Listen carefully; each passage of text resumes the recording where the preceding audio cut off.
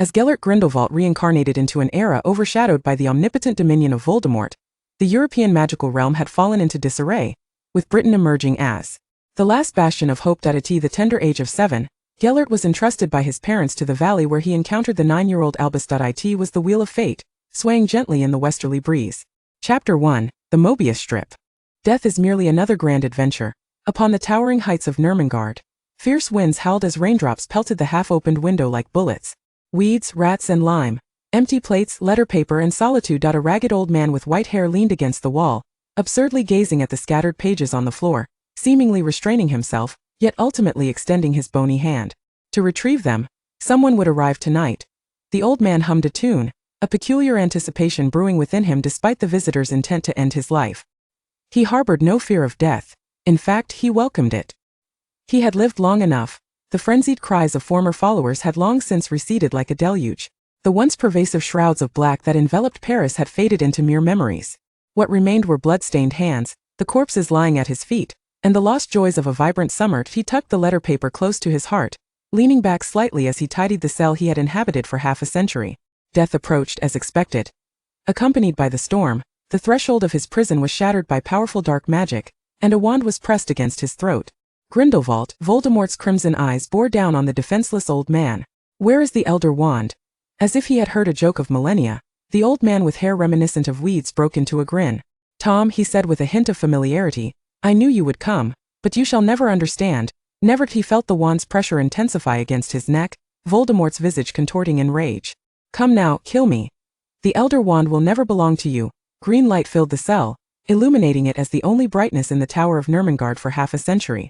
Grindelwald's frail body was hurled into the air from the corner and fell lifelessly to the ground. Consciousness began to fade, engulfed by darkness, akin to a cornered beast. All was silenced. As death the end?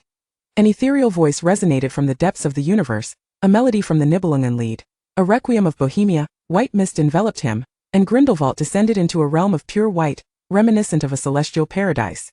Is this heaven? The notion of ascending to paradise was so ludicrous that Grindelwald almost erupted into mocking laughter. How absurd this was, deserving of the souls he held in his hands. In the distance, amidst the mist, flickers of red light began to emerge, and Grindelwald instinctively moved toward them, yet something invisible ensnared him. Death, is it the end? The ethereal voice surged once more from all directions. Whether it is the end or not, Grindelwald shouted furiously into the blinding chaos. I am already dead. No, it is oblivion. That is, the pure white realm, reminiscent of a heavenly abode, was suddenly swept away by a tempest, accompanied by thunder, torrential rain, and an everlasting darkness as if it sought to devour him. Images began to flash before his eyes like a revolving lantern. You are expelled, effective immediately, for the greater good, sir. How shall we handle the situation in Paris? The blood pact has been stolen, Scamander and his wretched Niffler. Grindelwald. Grindelwald. We are closer than brothers. Albus Dumbledore has declined the position of Minister for Magic. Do you have nothing to say? To me? To us. In 1945, Dumbledore defeated the dark wizard Gellert Grindelwald. Gellert, once Anna is better, we can travel the world after Albus graduates. Gellert, will you come tomorrow? Gellert. A sudden sensation of vertigo overwhelmed him, as the scenes before him began to tear apart, shatter and reassemble, until at last a glimmer of light broke through the boundless darkness, the surroundings stabilizing, and his consciousness began to blur once more. The lonely soul seemed to have finally found a sanctuary. Time passed, though he could not say how long. It felt as if he had been silent for a millennium. Grindelwald felt himself enveloped in warmth. In fact, it was almost hot. His recently awakened mind struggled to comprehend the unfolding changes. Am I dead? He pondered suddenly. It must be so, for otherwise why could he not move?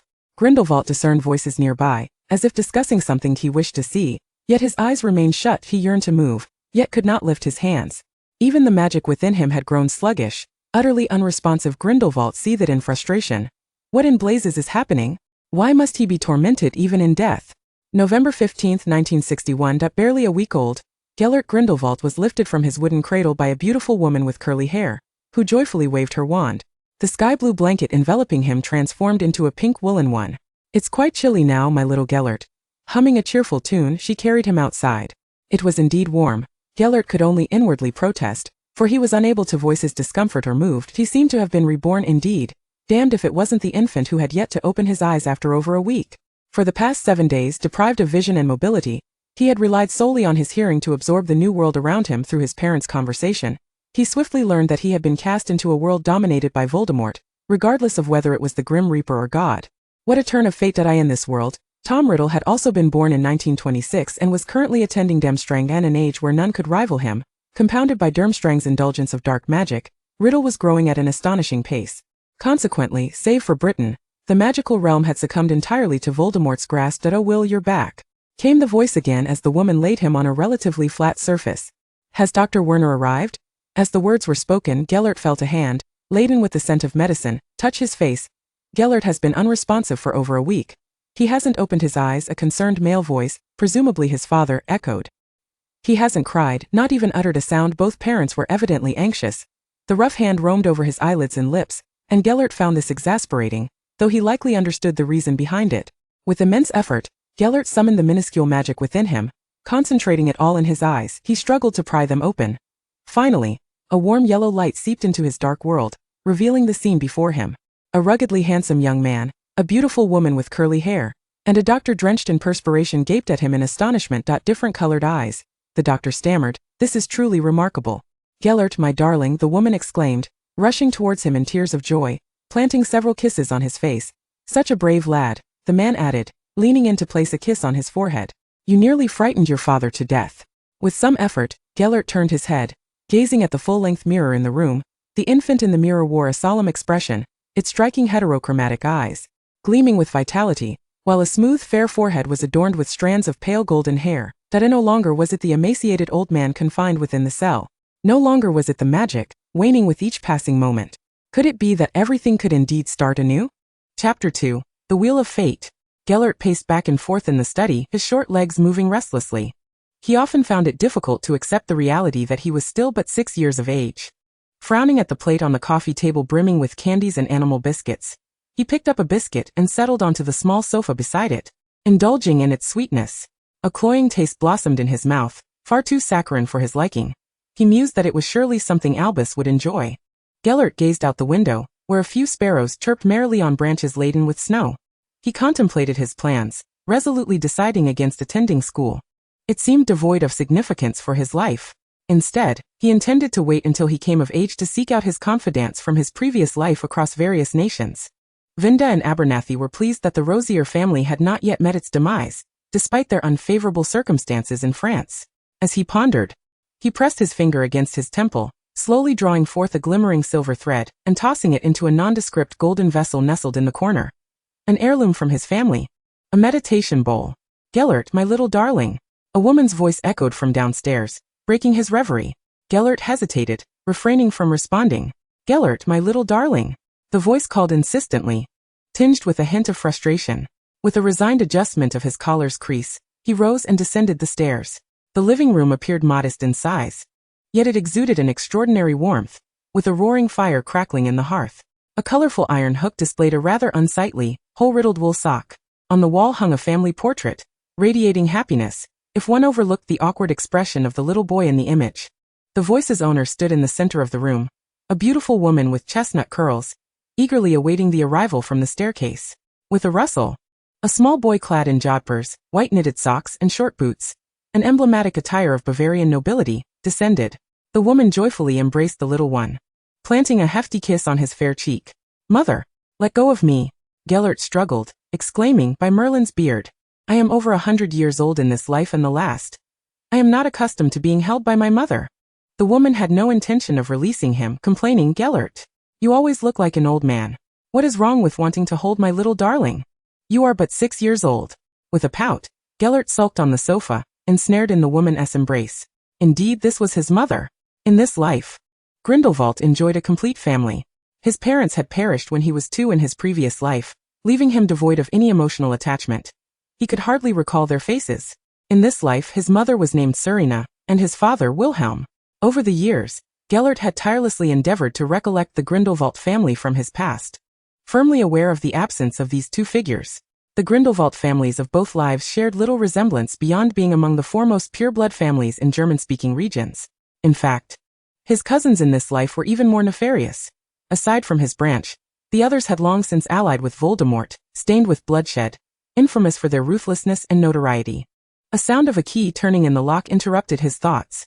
The woman released Gellert. and they both turned towards the rather foolish-looking oak door adorned with a Christmas wreath. Gellert raised an eyebrow, harboring a dislike for the door. He had suggested to his parents that they decorate their home in the Gothic style he adored, only to be met with a merciless refusal. Serena had scolded him. "That is far too dark, Gellert."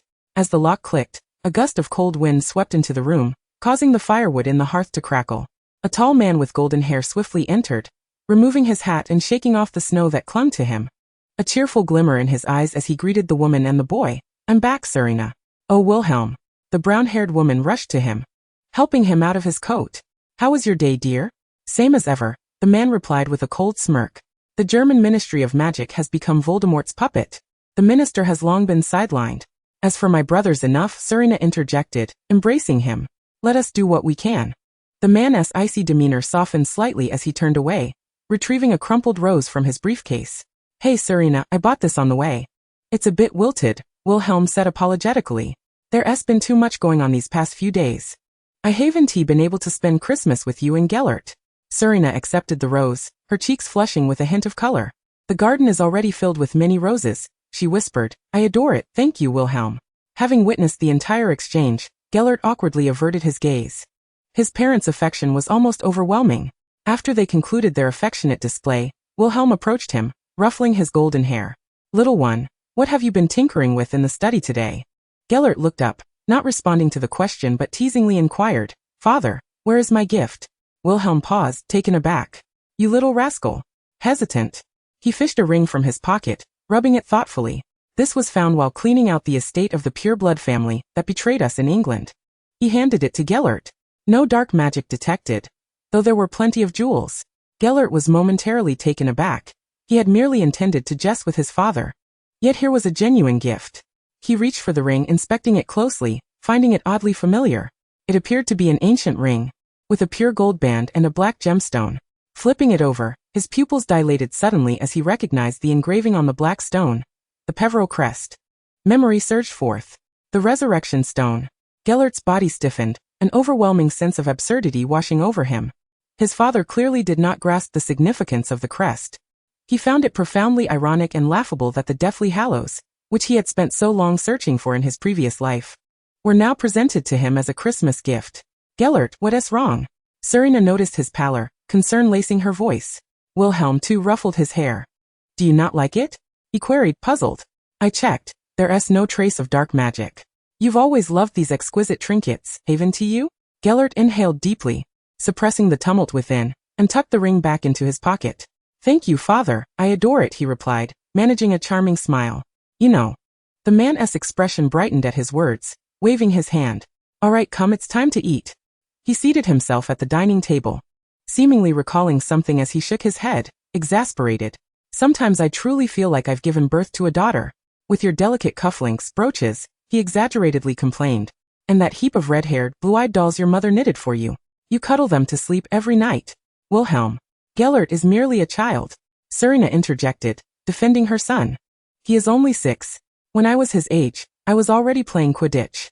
I never played with dolls," the man retorted.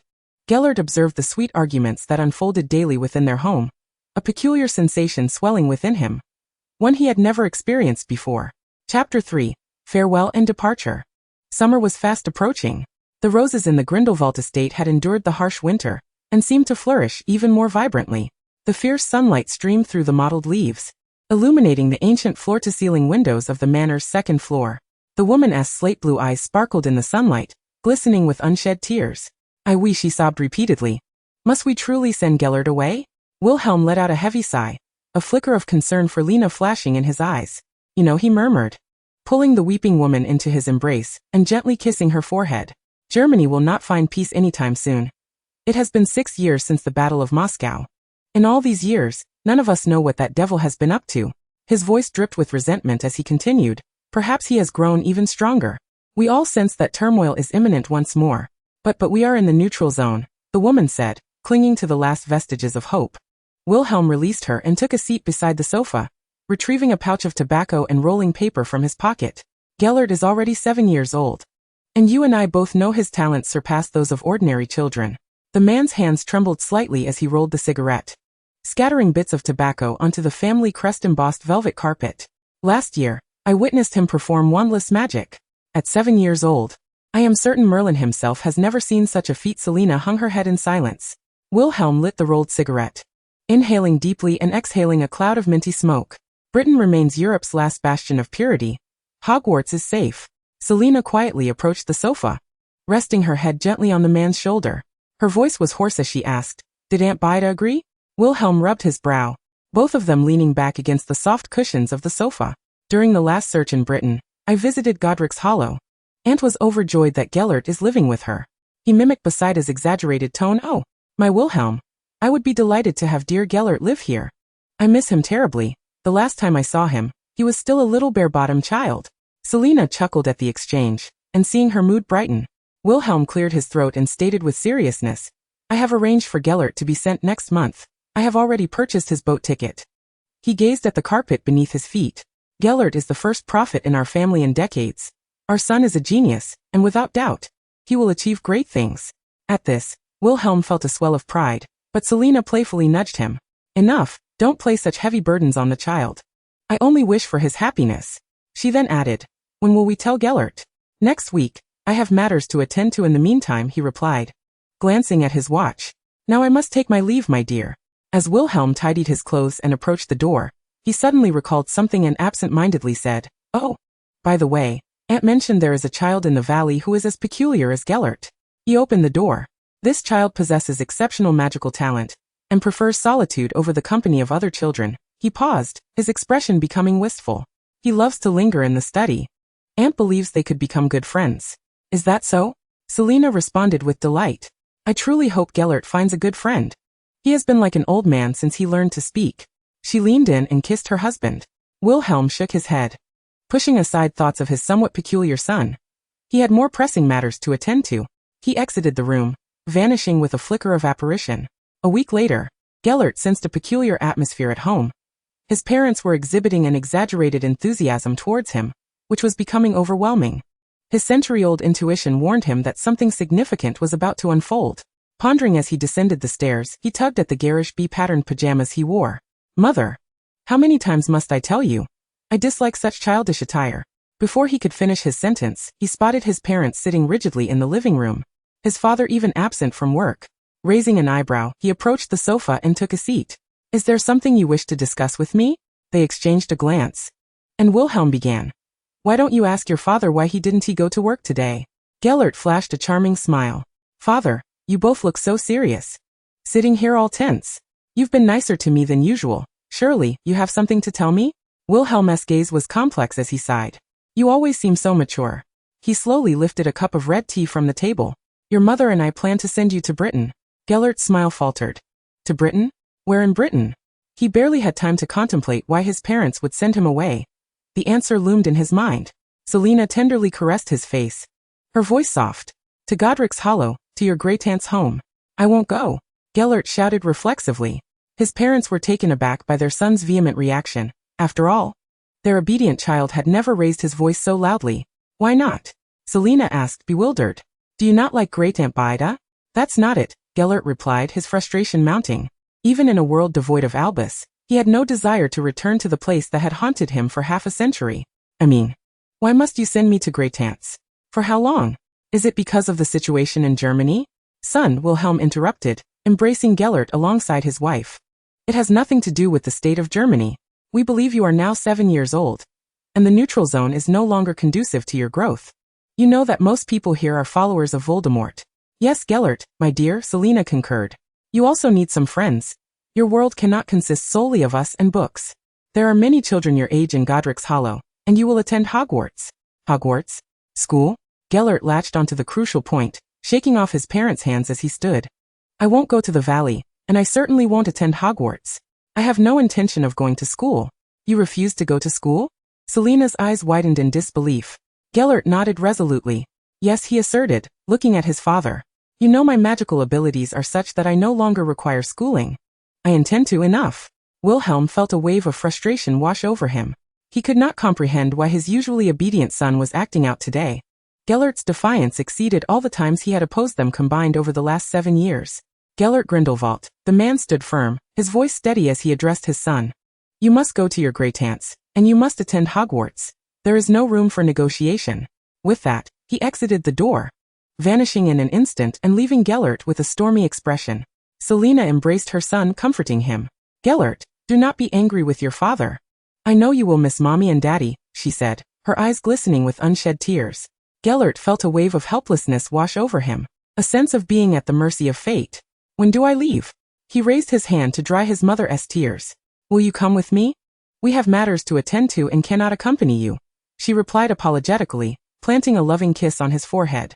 This weekend, your godfather will take you to the valley. In the days that followed, the entire Grindelwald manor was enveloped in a melancholic atmosphere of impending departure, unexpectedly stirring feelings of sadness within Gellert. He sat on his bed, tossing what he deemed useful books into an expanded suitcase. His gaze fell upon several red-haired, blue-eyed dolls that his father had deemed unworthy, and he reached out to pick one up for inspection. Short legs, short arms, and a large head, it bore no resemblance to Albus at all. He pinched the doll's face. Gellert, my dear. Selina suddenly pushed the door open, witnessing the scene. She shook her head. Gellert, you really should spend more time playing with boys, perhaps engaging in a game of Quidditch. Gellert set the doll down, a smirk creeping onto his face. You think too much, mother. He tossed all the dolls into the suitcase, closing it firmly, and stood to adjust his attire. Are we leaving now? Selina nodded. Her gaze filled with affection as she took his hand and led him downstairs. I will apparate you to Bremenport. Your father and godfather are already waiting for you. As they made their way to the garden, she asked, Are you ready? Selina held her luggage in one hand while firmly grasping his other hand. Gellert nodded slightly, casting a final glance at the estate where he had grown up in this life. His father had always taken great care to maintain the garden filled with his mother's favorite roses, and the manor was perpetually enveloped in the fragrance of blossoms throughout the seasons. He pondered when he might return again. Chapter 4. Godric's Valley. Before him stood a diminutive church, constructed of red brick, its weathered walls bearing the marks of time that spoke to its great antiquity. Green vines spiraled from the corners, ascending to the church's pointed spire, while the stained glass rose window gleamed like jewels under the early summer sun. Two boys clad in Muggle attire burst forth from the church, their polished shoes echoing against the marble floor. Hurry up. There's a medieval opera in the square today. The Barbertots performance. One boy shouted, and before the other could respond, he found himself lifted off the ground. You're not allowed to cross here, the priest admonished, firmly grasping one boy, and no shouting in the church. The two squirmed, their dirty hands leaving chocolate smudges on the priest's starched white collar. The usually good-natured priest, fuming, tossed the boys onto the grass outside. May God bless you. Gellert observed the scene with amusement. Godric's Valley appeared largely unchanged since he first arrived in 1899. Even now, in 1968, England retained its nostalgia. Following Wilts along the cobblestone path, he meticulously traced the contours of this place that held his childhood memories. A few shops dotted the street, including a post office with a dark green peeling façade, its mailbox leaning precariously as if it might tumble at the slightest touch. A CAF ensconced in sage and sunflowers stood adjacent to a rather unwelcoming pub. Gellert recalled that the pub's owner was as foolish as Albus's dim-witted brother, a goat-like lad. Gellert, I'm going to ask for directions over there, all right? Wilt said anxiously, clearly unfamiliar with the valley's pathways. You wait here, don't wander too far. Gellert replied briefly and slowly made his way towards the church, peering through the open wooden door to glimpse the graveyard behind. Rows of gravestones stood solemnly on a pale blue silken carpet, etched with the surnames of ancient wizarding families. That summer, he and Albus often sneaked away to study the crest of the Peveril family on the gravestones, discussing the Deathly Hallows and their future plans beneath the valley's first rays of sunlight and the cool morning breeze. The handsome boy with striking red hair always wore a carefree smile, his cerulean eyes sparkling with excitement. Suddenly, Gellert felt a twinge of pain in his neck. Instinctively, he reached up to touch it. 2 small pebbles? He halted, glancing sideways to see a Muggle boy clad in suspenders and a striped shirt, beret perched jauntily upon his head, aiming a slingshot at him. Hey German, the boy taunted, eyeing Gellert's Bavarian attire. What's wrong? Did your country exile you to our land? Laughter erupted from the other children at his words. Gellert's expression turned as frigid as the Siberian winter. When the boy saw Gellert's lack of reaction, his bravado swelled, and amidst the jeers of his companions, he shot a few more pebbles at him. Gellert watched the stones fall to the ground from his chest, feeling something within him snap. Clenching his hand around the stones, he released them, and they began to levitate under the influence of his magic. The laughter ceased abruptly. The boy with the slingshot looked as though he had seen a ghost, fear etched across his face. Witchcraft. He can do magic. He is. Before he could finish, Gellert retaliated, sending the stones hurtling towards the boy's neck, leaving 2 deep crimson gashes. Ah! The boy screamed in agony, clutching his neck as he scrambled backward. The other children, terrified, collapsed to the ground in a heap. Gellert scoffed, flipping his palm, and cast a binding spell, ensnaring the boys and tossing them into a muddy patch beneath a tree. As the boys watched him approach, they uttered fragmented pleas, "Save us, help! There's a descendant of the Salem witches here. This devil wants to kill us." "Say one more word," Gellert warned, narrowing his eyes as blue flames ignited at his fingertips, "and you shall not leave here alive." An increasing number of muggles began to glance in their direction, and Wilts, noticing the commotion, rushed over, astonished by the scene before him. "My God!" he exclaimed, looking at Gellert. "What have you done? You can't, this is a muggle." Gellert pressed his lips together in silence. Wilts withdrew his wand, no longer inclined to debate with his charge, as muggles were approaching. He hastily cast a series of spells until the muggles could no longer perceive the situation, then crouched beside the injured boy, whispering, "It's all right. I will heal your wounds." He pointed his wand at the boy, invoking a healing spell. "Ugh." The boy spat, "Get away, you demon witch's descendant." Gellert couldn't help but chuckle at this. Wilts paused, seemingly at the end of his patience, and with a flurry of incantations, the muggle children's expressions grew dazed. He stood up, grasping Gellert's arm. "Let us go." Wilts walked briskly, the evening drawing near as the sun dipped behind the hills, casting an orange hue over the valley. Gellert trailed behind, his countenance still grim. "Wandless magic? Good lad." It seems Wilts was not exaggerating. "You truly are a genius," Wilts remarked after a lengthy silence. However, he pivoted, "But we must not misuse magic. They are merely powerless muggles. And children. I'm a child too," came Gellert's indifferent retort. Wilts faltered, somewhat vexed. "That boy's injury. I used an improved healing charm to treat it," he insinuated. "There must be dark magic involved." Gellert was taken aback, realizing for the first time that this godfather was not merely chosen by his father at random.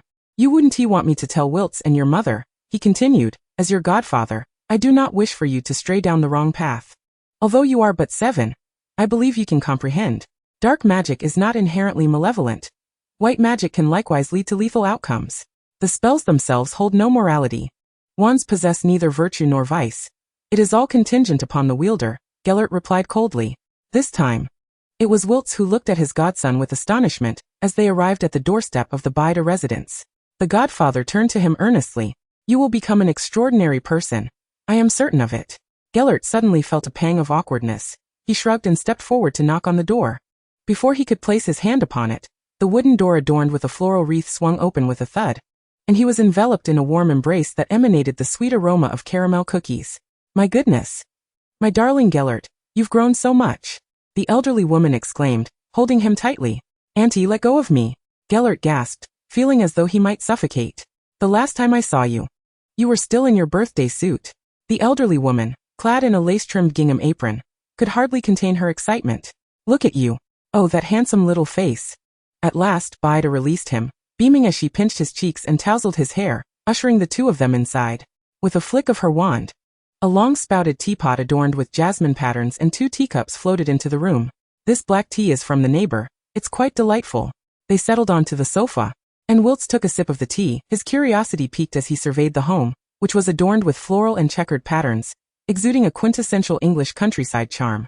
Gellert cast a few glances around. The place remained unchanged from his memories, save for an abundance of yarn balls. The house was decent enough. The old woman turned from the kitchen, smiling at Wilts, her voice resonant as she remarked, "I see you Germans are always so rigid, only knowing beer and sausages." Bida brought over a plate of freshly baked cookies, still steaming. "Do try them, just out of the oven."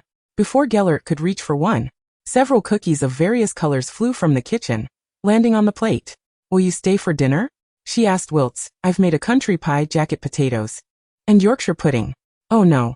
Thank you for your hospitality, Mrs. Bida," Wilts replied, setting down his teacup and rising hastily. "I must leave now. I have pressing matters to attend to back in London." "Is that so?" Bida lamented. "Young people are always so busy," she continued. "You must come back next time to try my Yorkshire pudding. It's truly delightful." "Certainly, I promise, Mrs. Bida," Wilts said, kissing her cheek, then donned his coat and embraced Gellert on the sofa. "Take care, lad. I trust you don't need me to remind you to look after yourself," he winked. "Goodbye. Godfather, travel safely," Gellert jested with a smile, Take care of yourself. Wiltz looked at him with a mixture of exasperation and fondness as he exited, vanishing into the ethereal. Gellert rose as well. Aunt, I'll head upstairs to pack my belongings. Very well, my dear Gellert. The room is at the end of the hall on the second floor. You know that, don't you? The old woman's voice wafted from the kitchen. Come down once you're done. Dinner will be ready soon. Gellert acknowledged her, knowing full well where it was. He ascended the stairs slowly, pushed open the familiar door to his room. The furnishings hadn't changed much, save for his aunt having downsized the bed slightly for his age. Gellert gazed at the tightly drawn curtains of the desk, almost entranced as he approached. He had arrived from the other side of the house earlier that afternoon. Hence he hadn't passed by the Dumbledore residence in this life. He gently tugged at the corner of the curtain, then let it fall back. Gellert felt a surge of agitation. Every time he encountered matters possibly related to Albus in this life, an unusual anxiety gripped him. Enough, he sighed, raising his hand to remove the entire curtain. Night had fallen, and the two-story building across the way remained shrouded in darkness. Gellert scrutinized the house. All the windows were boarded up, the walls peeling, and the garden overgrown with weeds, where a gnome merrily dug away.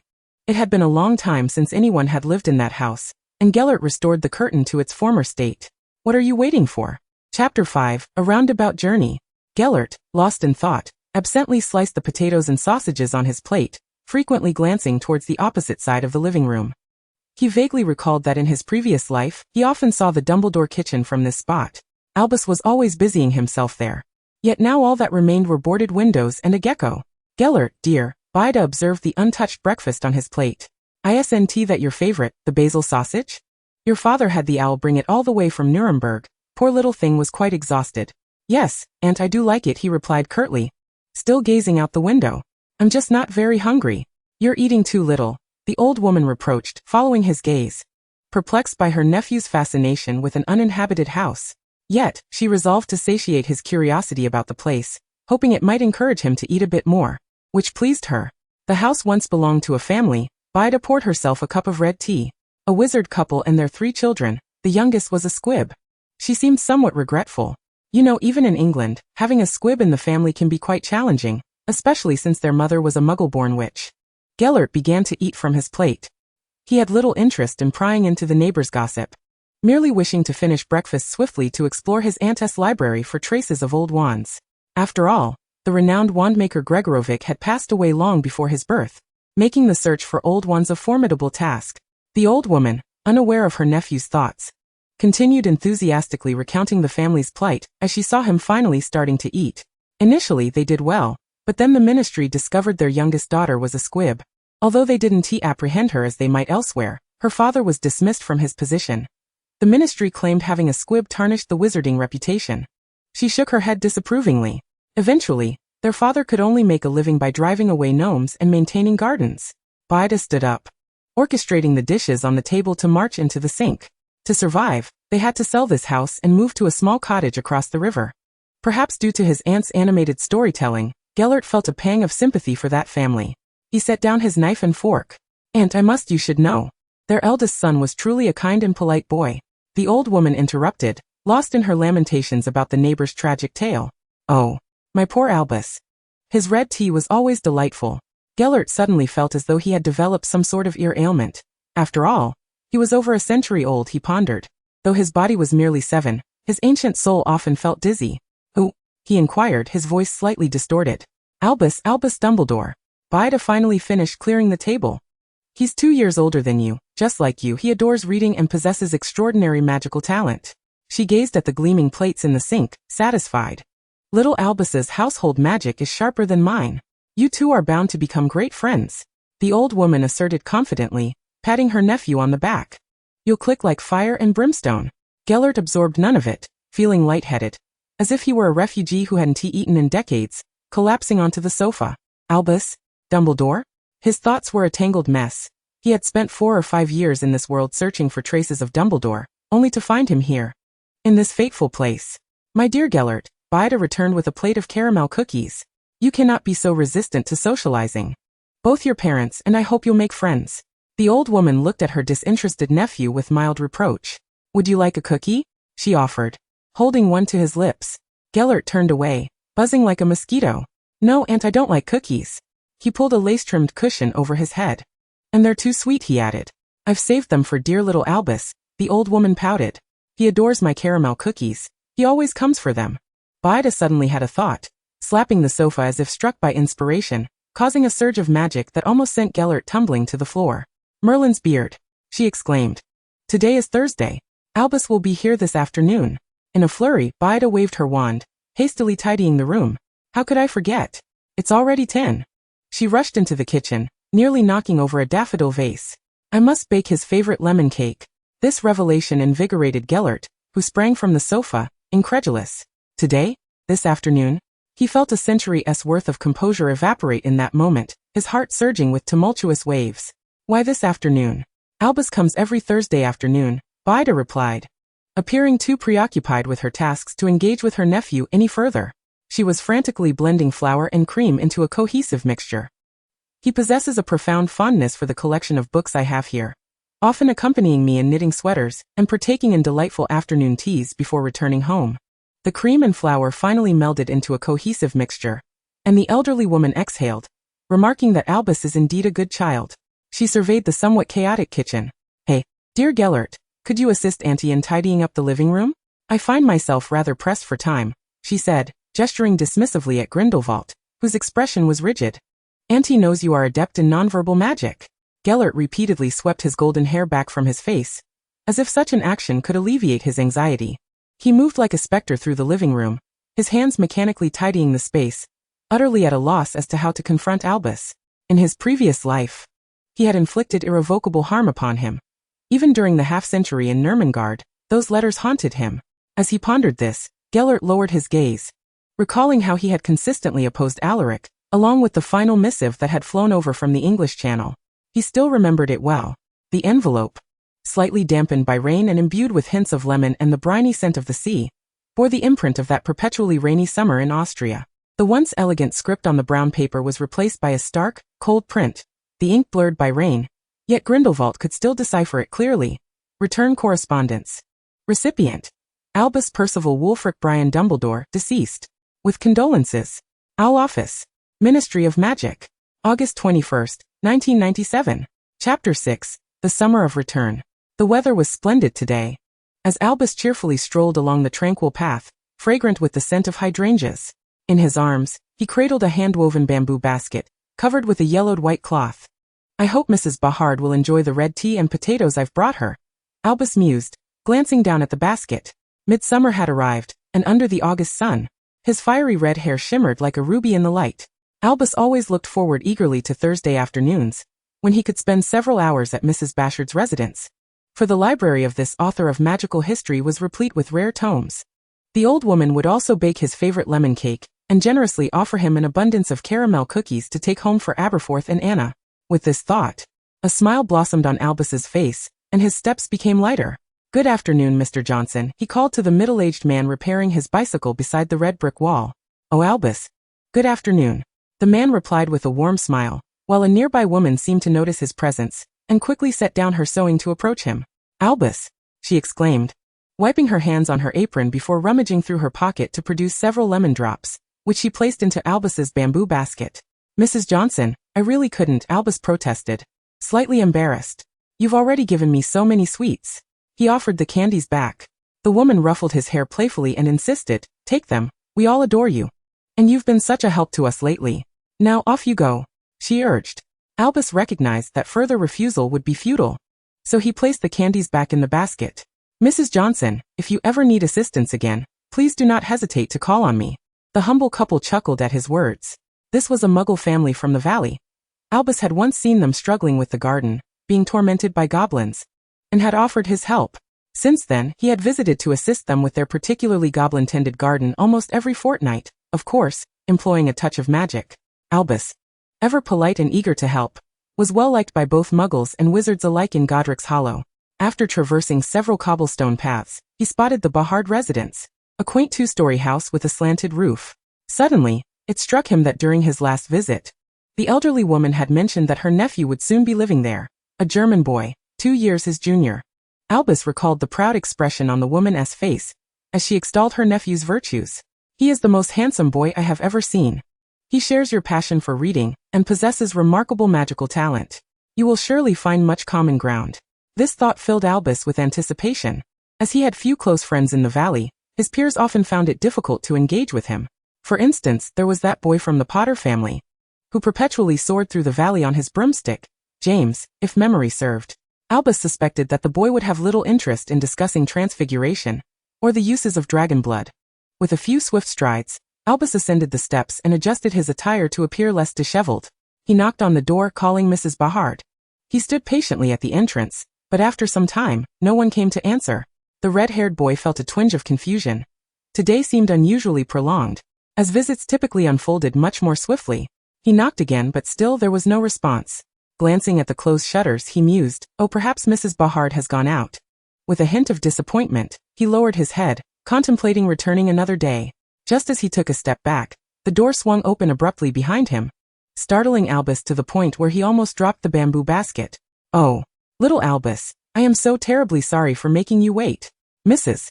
Bahard exclaimed breathlessly at the threshold, her appearance disheveled as though she had just emerged from a tumultuous battle, beads of sweat glistening on her forehead. "This is my nephew. Wouldn't he let me open the door?"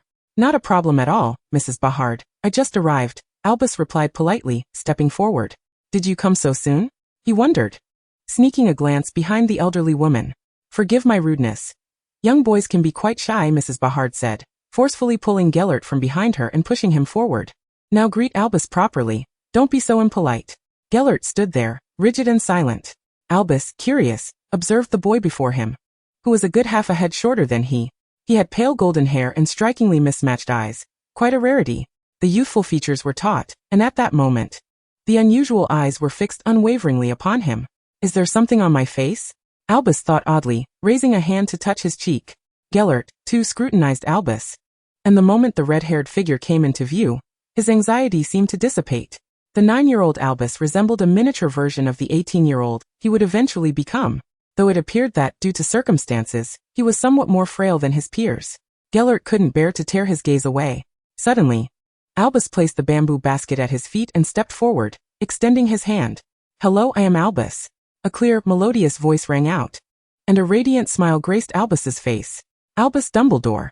Gellert found himself momentarily mesmerized by the blue eyes of the red-haired boy. Slowly, he grasped the hand that he had longed to hold countless times throughout the half-century spent enveloped in the chilling embrace of snow and winter. Chapter 7. Childhood Companions. November 1970.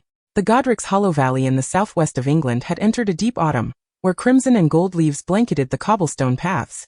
The Muggles of the valley were fervently preparing for the annual Bonfire Festival, one of the few traditional celebrations in England. Even some wizards joined in the festivities. For the Muggles, toffee apples and slow-cooked beef sandwiches were universally appealing to the human palate.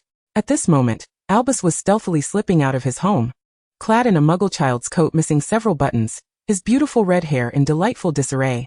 If one were to discern what sets him apart from other 9-year-olds, it would likely be the remarkable composure etched upon his countenance. Before long, he navigated past a cluster of deciduous trees adorned with lilac blossoms, and stumbled upon a somewhat concealed grove, where he beheld another figure reclining beneath a crimson maple tree. The boy's radiant golden locks framed a neatly tucked jacket that rested at his neck, impeccably fitted into his brown leather shorts. Albus's face blossomed with a smile that was quintessentially representative of his age. "Gale!" he exclaimed joyfully. The golden-haired boy, upon hearing the commotion, opened his eyes, revealing a hint of dissatisfaction in his mismatched gaze, though overshadowed by an undercurrent of anticipation. "You're late again." "I apologize, Anna had a bit of an upset stomach," Albus replied, pursing his lips. "I had to assist my mother with household chores." Gellert propped himself up and regarded the flushed cheeks of his companion, a look of tenderness crossing his features. "Oh, good boy, Albus. I'm certain that the goat boy would never do such a thing." "All right, Gellert," Albus said, settling down amid the pile of maple leaves beside him. The two boys nestled closely together. "You always have so many opinions about Aberforth." The red-haired boy squeezed Gellert's hand, a mix of nervousness and anticipation coloring his voice. "Gale, did you bring it?" Gellert gazed into those bright, clear blue eyes and suddenly felt a mischievous impulse. "No, I'm sorry." Father took it back. He feigned reluctance, a look of regret adorning his handsome face. Is that so?" The expectation in Albus's blue eyes dimmed. "Well, it is indeed quite precious." He relinquished Gellert's hand, only to have it grasped once more. The golden-haired boy abruptly enveloped him in an embrace, followed by a voice laced with mirth whispering in his ear, "Just kidding." Albus's fair face flushed with disbelief. The mischievous one produced a ruby ring from his leather shorts pocket, grinning as he handed it to Albus. "Is this the resurrection stone?" Albus gasped, barely concealing his excitement as he lifted the ring. "Gale, I can hardly believe it. We possess one of the Deathly Hallows." He held the ring up to the sunlight, scrutinizing the Peveril family crest with great care. Since the fateful encounter between Grindelwald and this world's Dumbledore 2 years prior, the Deathly Hallows had become the predominant topic of their discussions. Much like in their previous life, their bond deepened with each passing day. Grindelwald had to concede that whether it was the 10-year-old Albus or the 18-year-old Albus, Dumbledore would forever be the one person who truly understood him. "Keep it," Gellert suddenly suggested. Albus looked at him with a hint of confusion. "What?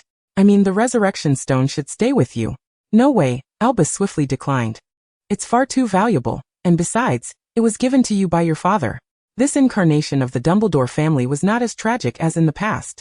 Although they lived modestly, they enjoyed a simple happiness. Ariana was not silent either. Placing the resurrection stone with Albus might indeed be a prudent choice. "Father, doesn't he know its significance?" Gellert shrugged dismissively. "Moreover, keeping it with me might lead to a day when I can't resist summoning the inferi," he joked. "Gellert." Albus shook his head disapprovingly, his expression turning serious. "All right," Gellert replied, shifting closer, nearly close enough to admire Albus's curled lashes. "You keep it." He maneuvered Albus's hand that held the ring into his own pocket, declaring it a means of safekeeping. Albus felt somewhat bashful under Gellert's gaze, as the latter's visage appeared exceptionally handsome under the warm autumn sunlight. He was about to voice a thought when a voice laced with irritation interrupted him. "What is this?" Gellert, having encountered several hard objects wrapped in plastic within his pocket, exclaimed, "You've eaten this much candy again?" He pulled out a few lemon drops, glaring at Albus. "Do you wish to have cavities at 9? My teeth are just fine," Albus thought to himself, though he refrained from voicing it. "This is for you, Gale." He flashed a sweet smile. "The basil sausages you sent last time were delicious. My parents and Anna loved them, except for Aberforth." Albus mimicked his brother's deep voice. "I absolutely refused to eat that horrid German sausage." Gellert's expression brightened slightly, conveniently ignoring the latter part of Albus's statement. "But you cannot hoard such a stash. Next time, I'll have to inspect it," the golden-haired boy declared indignantly. "Aberforth wouldn't he let you in anyway?" Albus retorted, unwrapping the beautiful packaging and shoving a golden-hued candy into Gellert's incessantly chattering mouth. "You can't resist me," Gellert mumbled around the candy. "Not too bad," he mused inwardly. "At least it isn't overly sweet." "I must head home now, Gale," Albus said, struggling to fit the remaining candies into Gellert's leather shorts. He glanced at the sky, now tinged with orange hues. "I still have to help my mother prepare dinner." Albus looked at him apologetically, and Gellert stood as well, somewhat resigned. "All right then, tomorrow afternoon." "Tomorrow afternoon won't work," Albus quickly interjected. "I have to help the Johnsons tend to their garden." The boy looked at him with hopeful anticipation. "We'll see each other at the bonfire tonight, right?" All right, Gellert sighed internally. His Al always had so much to attend to, and he truly did not wish to attend that Muggle bonfire. Yet he didn't want to disappoint Albus's eager expectations. "I will come, Al. After dinner. I'll come find you." Albus beamed and nodded, his somewhat scuffed shoes kicking through the leaves. "I'll head home now, see you tomorrow night." He ruffled Gellert's tousled golden locks and retraced his steps. Gellert watched Albus fade into the distance, exhaling softly. He resumed his seat, gazing at the sky now painted in hues of purple and red by the sunset. Last Christmas he had returned to Nuremberg. The neutral zone had not changed much, but conditions in other parts of Germany were far from optimistic. He reinforced the invisibility charms on the meditation basin in his bedroom to prevent his parents from discovering it. Though he had considered revealing his previous life to his parents, it was evidently not the right time. On Christmas Eve, Gellert received another piece of news. Wilhelm informed him that he would be attending Hogwarts 2 years early, having already corresponded with headmistress Minerva McGonagall. She had stated that Gellert's magical proficiency met the requirements for admission, granting him entry in September 1971. This meant he would attend Hogwarts the same year as Albus. Gellert readily agreed, not even inquiring about the reasons. It was as if the resolute boy who had adamantly declared he would never attend Hogwarts a year and a half ago was a distant memory. His parents were once again left in disbelief at their precious son's reaction. They had prepared themselves to persuade him, even knitting several different outfits for red-haired, blue-eyed dolls as Christmas gifts to win his favor. The couple believed they had made a remarkably wise decision. They even wrote to his aunt across the English Channel, thanking her for her influence on their nephew's education. The elderly lady was thrilled, baking cakes for Gellert for over a week, much to the boy's chagrin. Most of the cakes were sent to the Dumbledore household, of course, and he had magically reduced the sugar content. Chapter 8. Fireworks, Bonfire Festival, and Good Friends. On the evening of November 5th, Godric's Hollow was ablaze with lights and throngs of people. Gellert traversed the path leading to the Dumbledore residence, astonished that this place, which he had known for over a century, could attract such a multitude. The square featured small amusement rides he had never encountered before and various food stalls emitting enticing aromas. Gellert carried sausages, cookies, and a pork knuckle for the Dumbledore family, along with some sauerkraut lovingly brewed by Seraphina. At this moment, the food was enchanted with a remarkable preservation charm, quietly nestled within the basket. Ever since his parents became aware of his new companionship, an unending stream of owls bearing assorted delicacies from Germany had graced him with their presence. At times, he found himself pondering just how many owls the Grindelwald family possessed. As he traversed the stone bridge, the quaint wooden cottage of the Dumbledores came into view, and he placed the food as far from the nearby sheep pen as possible. Mrs. Dumbledore had already spotted him through the open window and promptly opened the door. "Are you here to fetch Al for the bonfire gathering?" Candela kindly inquired. "He's upstairs mending the bookshelf. Do come in and wait." Geralt nodded politely. "Mother, don't let him in." Just as Geralt took a step forward, a gruff voice erupted from behind Candela, as a short-haired boy glared at him with hostility. Candela gently patted his head. "Albus, you mustn't be rude to our guests." Disappointed by his mother's admonishment, the boy stormed out of the house, muttering, "Just wait until I have a wand, I'll make sure he is thrown out." Albus seemed to have noticed the commotion downstairs, darting down the stairs just in time to hear his brother's last remark. He flashed an apologetic smile at Geralt. "Don't mind Albus, Gale." Geralt raised an eyebrow and remained silent, hastily shoving the food into Candela's hands before whisking Albus away before Mrs. Dumbledore could refuse. They dashed through the bustling crowd. "Slow down, Gale." Albus tugged at the blonde boy, slightly out of breath. "All right, no more running, but you shouldn't carry so much." "A token of my appreciation," Geralt replied succinctly. Albus, unable to argue further, shifted the subject, gazing towards the festive banners hanging in the square.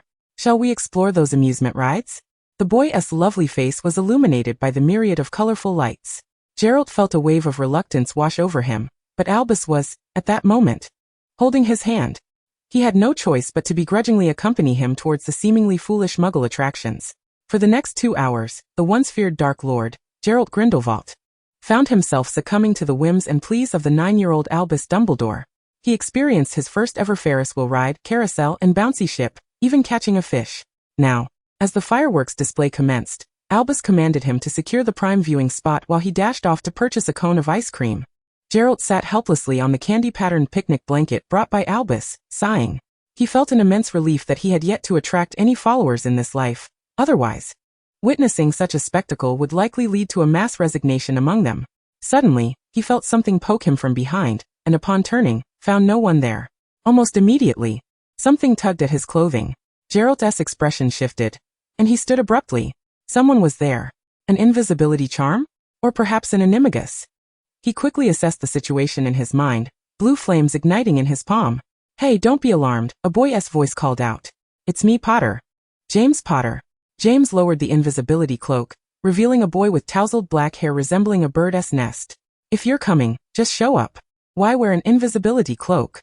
Geralt remarked, somewhat exasperated. James chuckled awkwardly. "There's a bit of a situation that requires discretion. You know how it is." He then shifted the topic. "Is Dumbledore with you?" "What's the matter?" Geralt responded curtly, not fond of the idea of a third presence intruding on his time with Albus. James, clearly aware of the unspoken rule, placed a hand on Grindelwald's shoulder. "Bro, I just came to ask if you want to join." "Oh, James." Albus approached with an ice cream cone in each hand, eyes lighting up with delight. "What brings you here?" Geralt grimaced at the mention of this name, his expression darkening momentarily. "Do you want some ice cream?" Albus offered James the untouched matcha-flavored cone that was originally intended for Geralt. "Thanks, Albus." James accepted without a second thought, having run over in the heat, relishing the chance for a cold treat. Geralt felt a surge of irritation. He leaned over, biting into Albus's ice cream while the boy looked on in astonishment. "What do you want? Spit it out." The boy with disheveled black hair finally seemed to recall his purpose. "So next month is Sirius's 11th birthday." He wiped his mouth. "He asked me to find out if you'd like to come to his birthday party in London." Of course, James added. I mentioned you two to him before. Oh, he knows about Grindelwald. However, Gerald had no recollection of this individual. Sirius? Which Sirius? Sirius Black, James exclaimed, finishing his ice cream. Yes, the eldest son of the Black family. A flicker of recognition sparked in Gerald's mind, if the prophet was accurate. This was a student favored by Dumbledore. He squinted, recalling that Harry Potter's godfather was in front of him, and thus, the boy who had stolen his ice cream was Harry Potter's father. Assuming he was to be born in this life, Gerald pieced together the connections. Remembering his father mentioning the Black family in passing, hinting at some peculiar dealings with them, stirring a sense of interest within him, Albus, the red-haired boy, appeared hesitant, as if contemplating a refusal. James, sensing the silence, pressed on, eager not to embarrass his friend. Come on, we'll all be in school together soon. He patted Albus on the shoulder, and there won't be any adults. All right then, the boy finally nodded, his kind heart unwilling to let others down. Gerald, witnessing Albus's agreement, offered no objections. Cool. James cheered, giving both of them a light punch on the shoulder. We'll see you then, and wear the invisibility cloak. I'll have an owl deliver the time. Father made a key, and we can go together. As James's voice faded, Albus gazed skyward. The fireworks had concluded, leaving them oblivious to the sudden visit from their neighbor. Oh, he sighed with regret. Observing the look of disappointment on Albus's face, Gerald suddenly waved his hand behind him. The dark sky erupted with explosive sounds, a candy-like firework bursting gloriously above the valley. Gale! Albus exclaimed, his eyes wide with amazement. The nearby muggles began to gasp in delight, while tired children begged their exhausted parents to remain for the spectacle. This is far cooler than the previous fireworks. What on earth? Do fireworks come with surprises now? Grumbled several adults who wished to return to their slumber. Albus joyfully leaped into Gerald's arms, exclaiming, "Thank you, Gale." Gerald let out a gentle cough, unable to suppress the burgeoning joy swelling within him. Chapter 9, Climbing Windows, Gifts and Albus's Goat. In the inky darkness of night, several crows flitted by, stirring flurries of white snow from the branches. December had arrived, and the valley was nearing the depths of winter. At this moment, clad in a cloak and burdened with a parcel, Gerald stood in a rudimentary courtyard encircled by a few wooden sticks, engaging in a silent stare-off with the Dumbledore family's goats. "Do not bleat," he threatened. The goat seemed oblivious to the golden-haired boy's words, misinterpreting his intentions, and immediately began to bleat in chorus. The dimly lit cottage, previously tranquil, was now filled with a cacophony of sound, leaving Gerald exasperated and silently distressed. The pitiful bleats of the goats were abruptly stifled, as if in defiance, as they jostled towards Gellert, indiscriminately rubbing their woolly bodies and dung-smeared hooves against him. Gellert had never felt so disheveled in his life, yet he knew he could not afford to create any further commotion.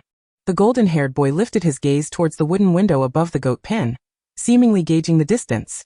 After a brief moment, Gellert scrambled up the chimney track beside the house, his hands and feet working in unison. The frost-laden beams of the wall grated painfully against his palms. Within his bundle was a custom-made cloak for Albus, crafted by the family tailor at his behest. That evening, he was well aware of Albus's hesitation. In ancient families like the Blacks, the 11th birthday celebrations of children were always grand affairs, requiring formal attire. He had no desire to cause any embarrassment to Albus. After climbing for a bit, he found himself slightly breathless, reflecting that a 16-year-old's body was indeed more resilient. At last, he reached the window, gripping the platform. The window was firmly locked, but in the dim glow of the moonlight, he discerned that the red-haired boy appeared to be asleep. Gellert freed a hand to rap on the window, but after a while, Albus showed no sign of awakening. Alhamra. The brass lock clicked open gently, and he braced himself against the windowsill, pushing up with force. Just as one leg crossed the threshold, a flash of red light surged towards him. Startled, Gellert instinctively raised his hand to shield himself, but was still knocked back by the residual force of a stunning spell, landing on the carpet beneath Albus's window with a dull thud. He let out a pained grunt, twisting his ankle, raising his head. He saw the red-haired figure sitting at the edge of the bed, wand in hand, clearly not as soundly asleep as he had imagined. Gellert? Albus flicked on the bedside lamp, his expression shifting to one of confusion. "What are you doing here, climbing through my window at this hour?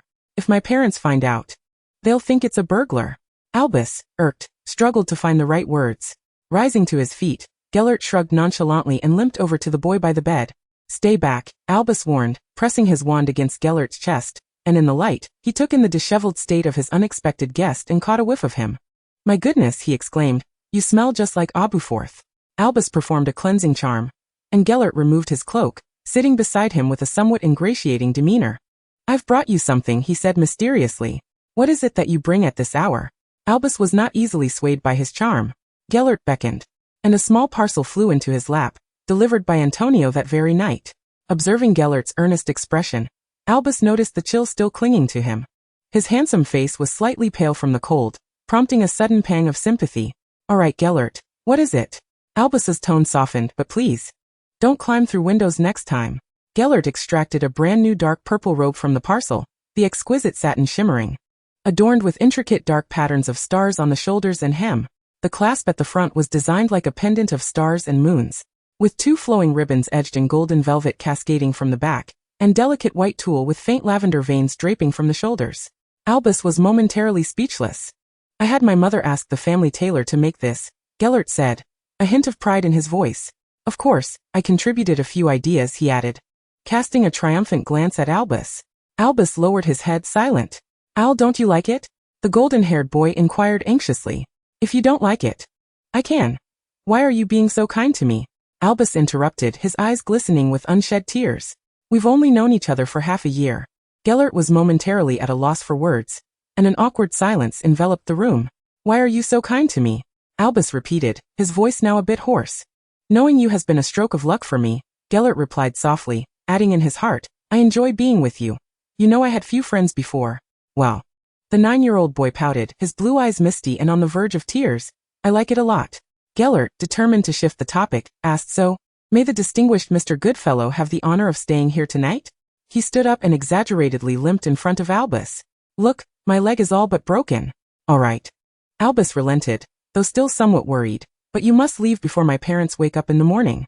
You wouldn't want Mrs. Bashir to discover your absence, would you?" Gellert remained silent. The boy set aside the robe, quickly rummaging through Albus's wardrobe for other sleepwear to change into. Then, with the agility of a seeker catching the golden snitch, he leaped onto the bed, moving as if he had lived there his entire life. "I'm afraid you'll have second thoughts," Gellert said, hands clasped behind his head, leaning back against Albus's star and moon-patterned pillow, brazenly. "I really should ask you why you're so familiar with my home," Albus sighed. "And I haven't even asked where you got your wand." Gellert began to divert the conversation. "Mums," Albus replied, rolling over and crossing over Gellert, who was sprawled across the bed, settling into the wall side. "Hey, move over a bit," Albus complained, "it's too cramped. And you have so much space on your side." The boy ignored him, turning off the light. "Go to sleep." Albus felt Gellert's breath on his face, carrying a hint of lamp wick mixed with citrus. For some reason, that scent brought him a sense of comfort, and before he knew it, his eyelids began to droop. A dreamless night followed. Both boys undoubtedly enjoyed a good slumber, if one could overlook the rude awakening caused by Albus's piercing scream the following morning. "Mum!" Albus's cries echoed through the dawn of Godric's Hollow. "My goat won't bleat." Chapter 10. A Visit to the Black Family Manor. In the northwest of London. At number 12 Grimald Place. Amidst a veil of grey mist, four figures suddenly materialized in the seemingly unremarkable quiet square. Leading the group was a tall man with round glasses, his unruly black hair sticking up at the back. Trailing behind him were 3 boys around 10 years old, one resembling a miniature version of the man. The other 2 sported shoulder-length striking red hair, and notably pale golden locks that stood out even in the fog. At that moment, the trio engaged in hushed whispers. "Merlin, I really don't like this key," James urged. "Dad, hurry up, I need water. I'm about to be sick." Albus nodded, agreeing with the first part of Potter's statement. "This is my first time in London," he remarked to Gellert, who seemed unfazed by the situation. Before the 3 boys could utter more, Mr. Potter waved his wand gently. The ordinary Muggle houses before them began to part, revealing a large door painted black, adorned with intricate designs. The silver doorknob was shaped like a coiling serpent, and the door bore no keyhole or mailbox, only a bronze doorbell. The neatly arranged pine-framed windows looked quite historical, with hydrangeas growing abundantly beneath the stone windowsills. James eagerly approached to ring the doorbell. "Hey, wait, James." The dark-haired man stopped his son, lifting the disillusionment charm from the 3 boys. "You always get ahead of yourself." As the spell lifted, the boys' Muggle clothing transformed into robes. James pressed the doorbell, his expression one of nonchalance. After 3 evenly spaced chimes, a woman's voice shrieked from behind the door. "Guests have arrived." "Oh.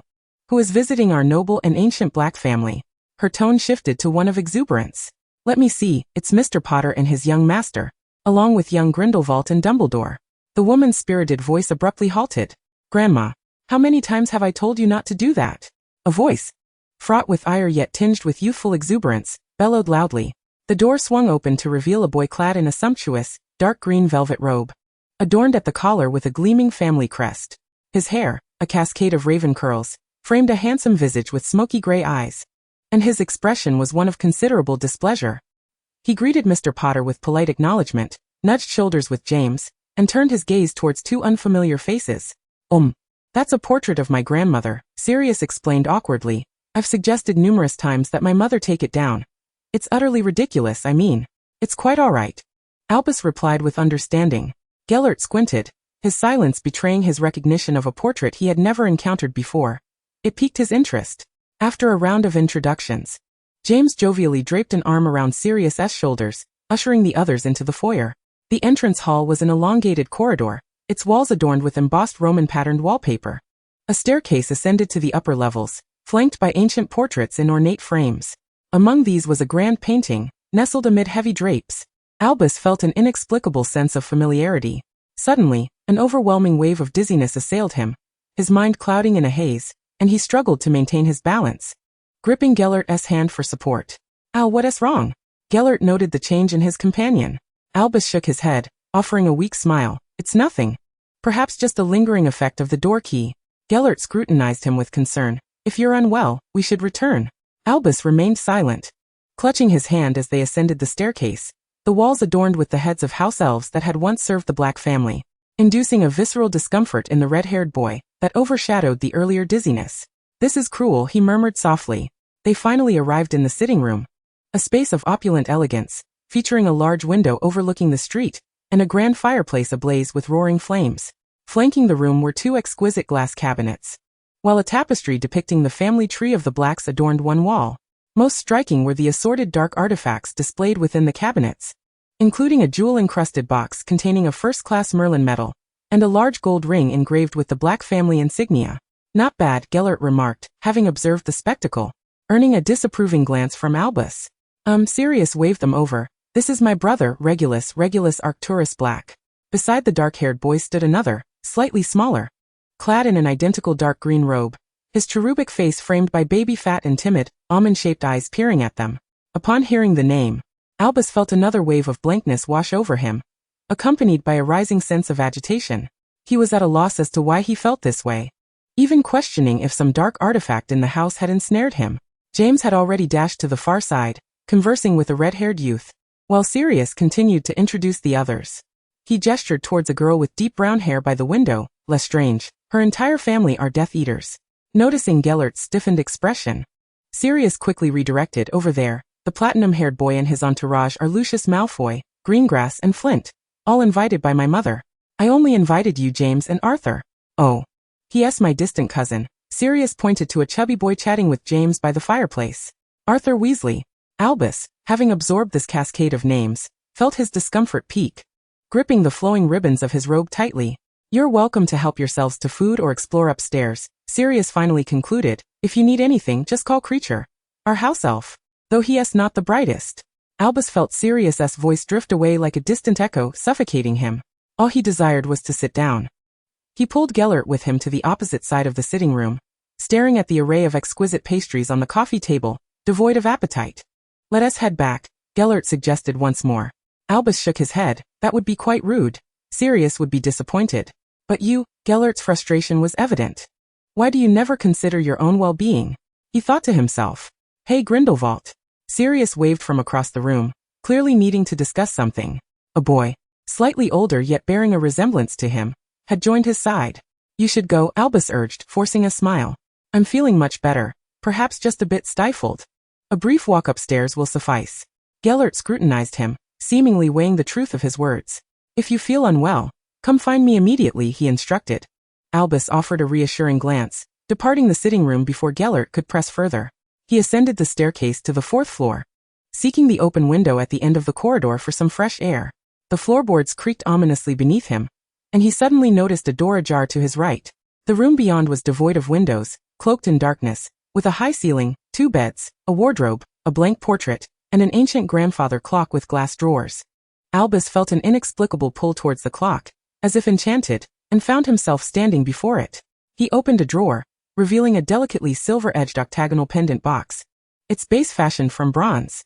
It was etched with runes and the emblem of Slytherin, and a small snake made of green gemstones coiled at its center. A searing pain struck him, as though 100 trains collided within his mind. Beads of sweat formed on his forehead, and the room around him seemed to dissolve, replaced by a cold, damp cavern. Glass containers filled with potions surrounded him, while the cries of drowned souls echoed, piercing his eardrums. Mingled with the desperate pleas of the elderly and the frantic shouts of youth, Albus, bracing himself against the counter, knocked over a silver cup and collapsed to the floor in agony. In the sitting room below, the gathered crowd paused their conversations, exchanging glances. Gellert's expression shifted dramatically, and before the Black brothers could react, he vanished from the room, racing to the fourth-floor chamber. Upon entering, he found Albus on his knees, sweat-soaked red hair clinging to his forehead. "No, don't," the boy mumbled incoherently. Gellert rushed forward, enveloping him in an embrace. The struggling figure clung to him like a lifeline. "Please no, I beg you," Albus murmured. "It's all right, we'll stop, I'm here," Gellert soothed him gently. "It's me, Al, we'll forget it." Albus seemed to finally find some semblance of calm, and Gellert gazed at his pale countenance with a complex expression. Chapter 11. An Owl's Letter. Half a year had elapsed since the events at the Black residence. The valley had endured the harsh depths of winter, now flourishing in vibrant greenery, heralding the impending arrival of a long summer. The weather had turned quite warm.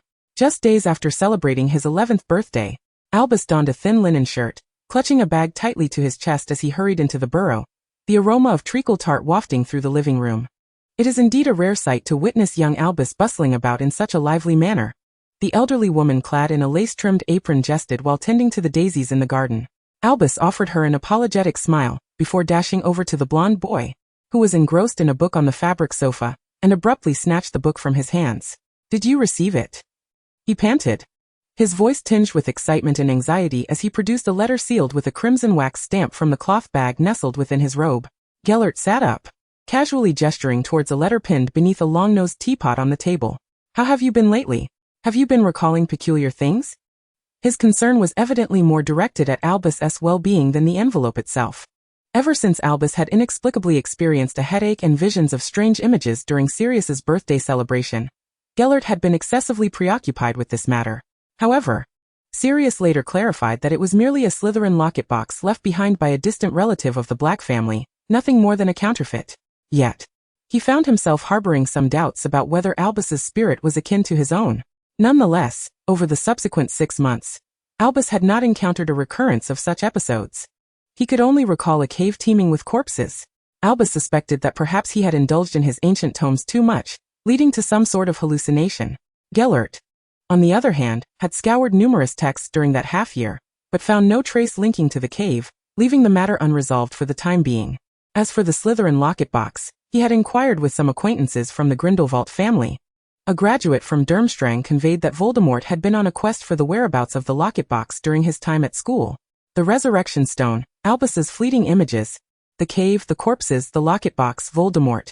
These elements seemed to be intricately connected, yet he was utterly at a loss.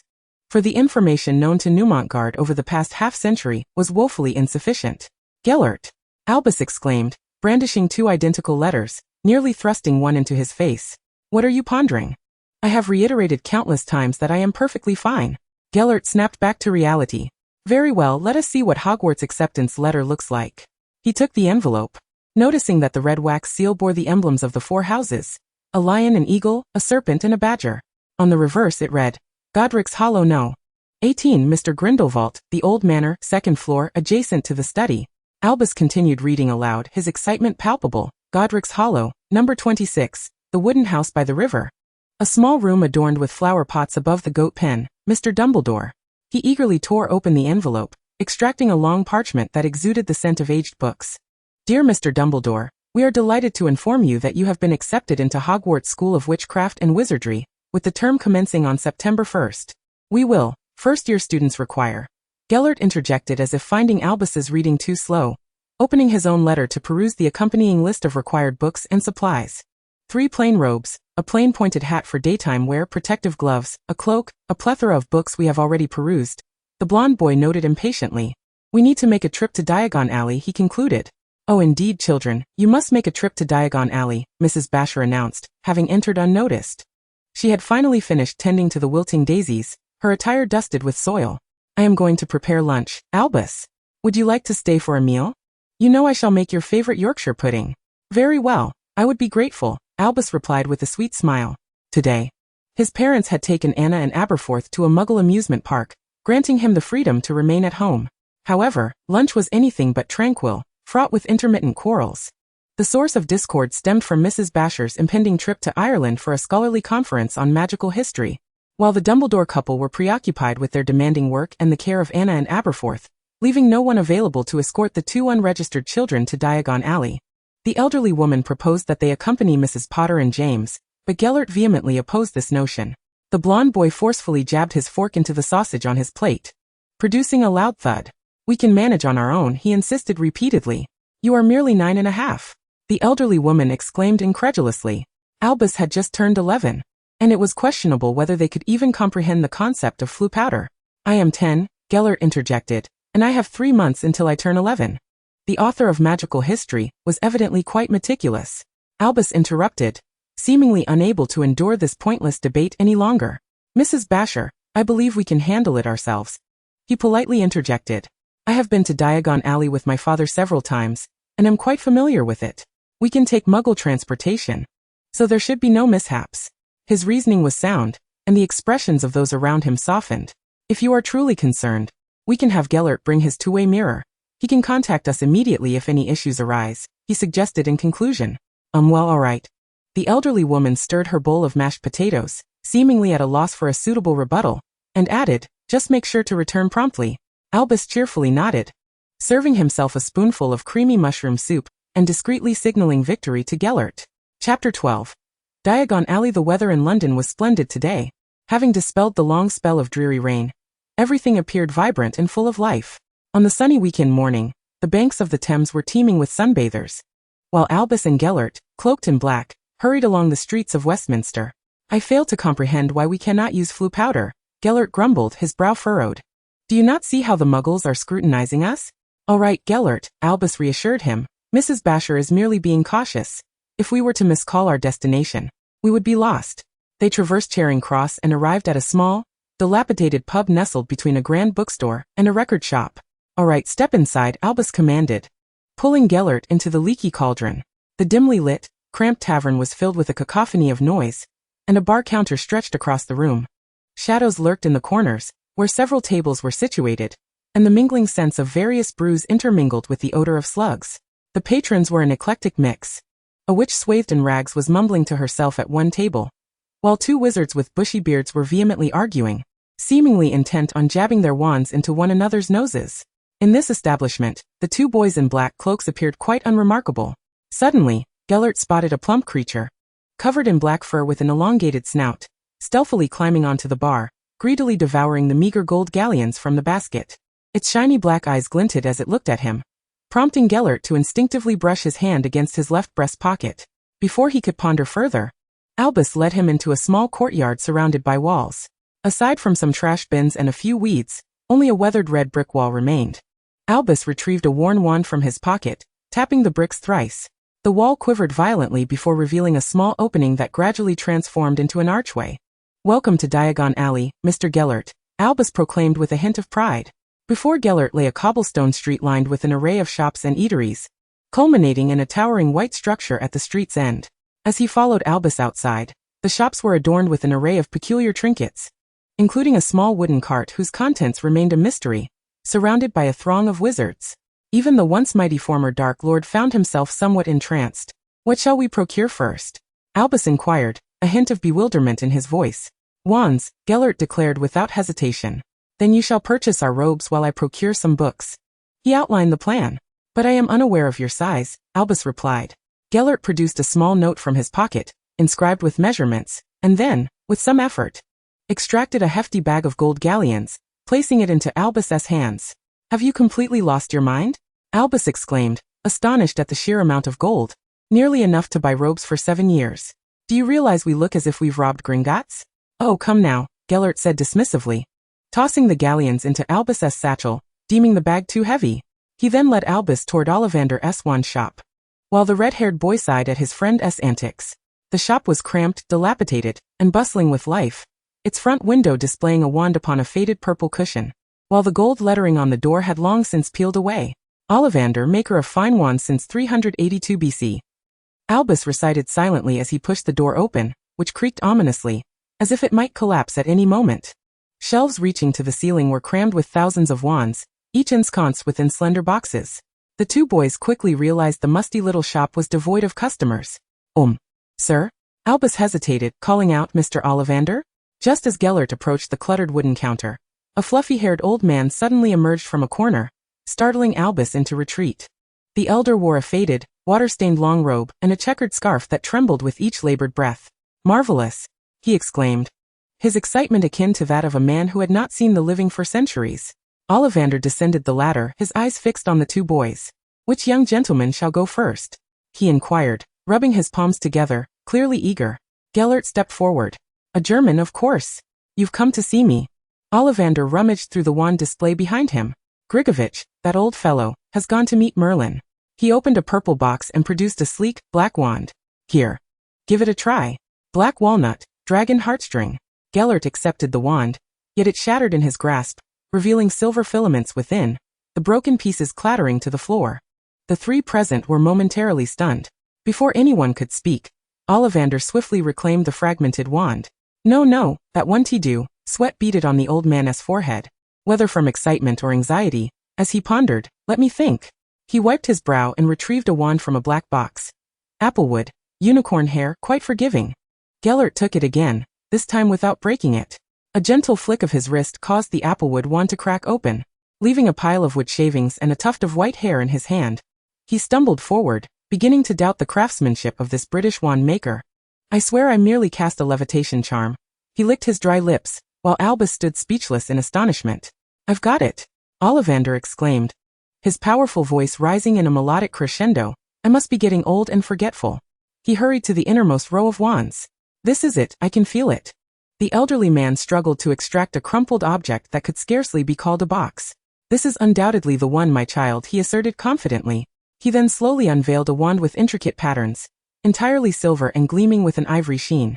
For a century, no one has taken it from me. Ollivander presented the wand to Gellert. You would, thestral tail feather, 13 1/3 inches long, his voice trembled with excitement. You would, remarkable prowess in spellcasting. Its wielder often possesses a strong mind and unwavering will, adept in dueling, the old man added, clapping his hands in delight. The thestral tail feather. Quite difficult to master yet grants superior spell enhancement, a perfect match. The moment Gellert grasped the wand, an overwhelming sense of familiarity engulfed him. No need for adjustment, a powerful spell enhancement, rapid magical transmission. He had experienced this only once before with the Elder Wand. Pointing to the two recently damaged wands, he cast a restoration charm. And miraculously, the wands returned to their former glory, nestled back into their respective boxes. See? I knew it! Ollivander exclaimed with evident joy, but his expression suddenly shifted. Caution! My boy! This is the wand of a revolutionary. Gellert faltered, retreating slightly, as the memory of his earlier wand-testing experience seemed rather grim. Albus appeared hesitant as well. Yet, before he could ponder further, Ollivander was already addressing him. Come now, my dear British gentleman. Albus stepped forward. Oh, this is quite simple. The old man seemed far more composed this time. Obvious, the family of the Phoenix. He approached the spot where he had just procured Gellert's wand, and produced a dark green box shrouded in black gauze. Aside from you, no one else can claim it, Ollivander mysteriously declared, winking at a bewildered Albus. Neither in the past nor present. He retrieved a slender black wand, its base entwined with gnarled branches and featuring a handle adorned with silver rings, engraved with runes. My child, it has been waiting for you. Ollivander handed him the wand. Rowan wood phoenix feather, 13 inches long, quite supple, and filled with protective qualities. As Albus accepted the wand, he cast a cleansing charm, and the once chaotic and dilapidated shop began to restore itself at an astonishing pace. Within moments, they stood in a brand new room, and the two wands Gellert had just restored gleamed even brighter. Ollivander marveled. Ah, indeed, unlike Elder Wand, the Rowan wand is drawn to the Yew wand, while the Yew wand and Rowan wand share an unparalleled compatibility. What a wondrous and joyous day, Ollivander mused. I must record this. The two boys were ushered out, and the renowned wand maker did not even charge them for their purchases. Albus therefore slipped 20 galleons through the door crack. The sun was now high in the sky, mercilessly radiating heat. We spent an entire morning merely acquiring wands, Gellert remarked. That's just you, Albus retorted, distancing himself from the comment. He felt fatigued. Not to mention the oppressive heat. Merlin, he had stood for hours, his mind filled with thoughts of sugar balls, waffles, and ice cream. I shall buy robes. And you can procure books and other items. Let us meet in 20 minutes at Florian's ice cream shop, he instructed. Gellert nodded, understanding Albus's weariness. Indeed, it had been a rather exhausting day, and he decided to oblige his friend. As he turned to head to the bookstore, Albus's voice floated back to him. Don't think about raiding Nocturne Alley, the boy warned, or you shan't have a word to say to me before school begins. Gellert absent-mindedly touched his nose, contemplating the need for more effective strategies in the future. Chapter 13. The Hogwarts Express. On September 1st at King's Cross Station. This quaint station, nestled at the junction of Camden and Islington in the heart of London, stands as the most significant transportation hub in all of Great Britain. It is steeped in rich historical ambience and bustling with a multitude of people, particularly today, on this day of the new academic year. Nearly everyone is clamoring to ensure they do not miss their respective trains. A party of 5 navigates the crowded throng with remarkable ease, a feat attributable to the large trolley being pushed by the 2 boys at the forefront, towering nearly to their height. It is precariously piled high with paper bags and boxes, stacked haphazardly, threatening to topple with the slightest jolt. Mother, why do we have to send the German off to school? Aberforth bellowed in frustration, having voiced his complaints throughout their journey. Before Kendra could address her irascible younger son, a golden-haired girl she was holding retorted immediately, Brother, you are being exceedingly rude. We are here to send Albus off to school as well. Ariana, lollipop in hand, bounced along energetically. Gellert turned to glance at the girl who was defending him. It was his first encounter with Anna in this lifetime. Due to her muteness, 7-year-old Ariana had attended a Muggle boarding school. Gellert felt a tumult of emotions, as he had always harbored guilt for the girl who met her tragic fate in their previous life, due to their quarrels. The haunting image of that stormy night, Albus's anguished cries, Aberforth's frenzied shouts, and the sight of the girl collapsing like a marionette with severed strings, had lingered in his mind for decades. And you only agreed to come because Mother promised to take us to see an opera after sending Albus off.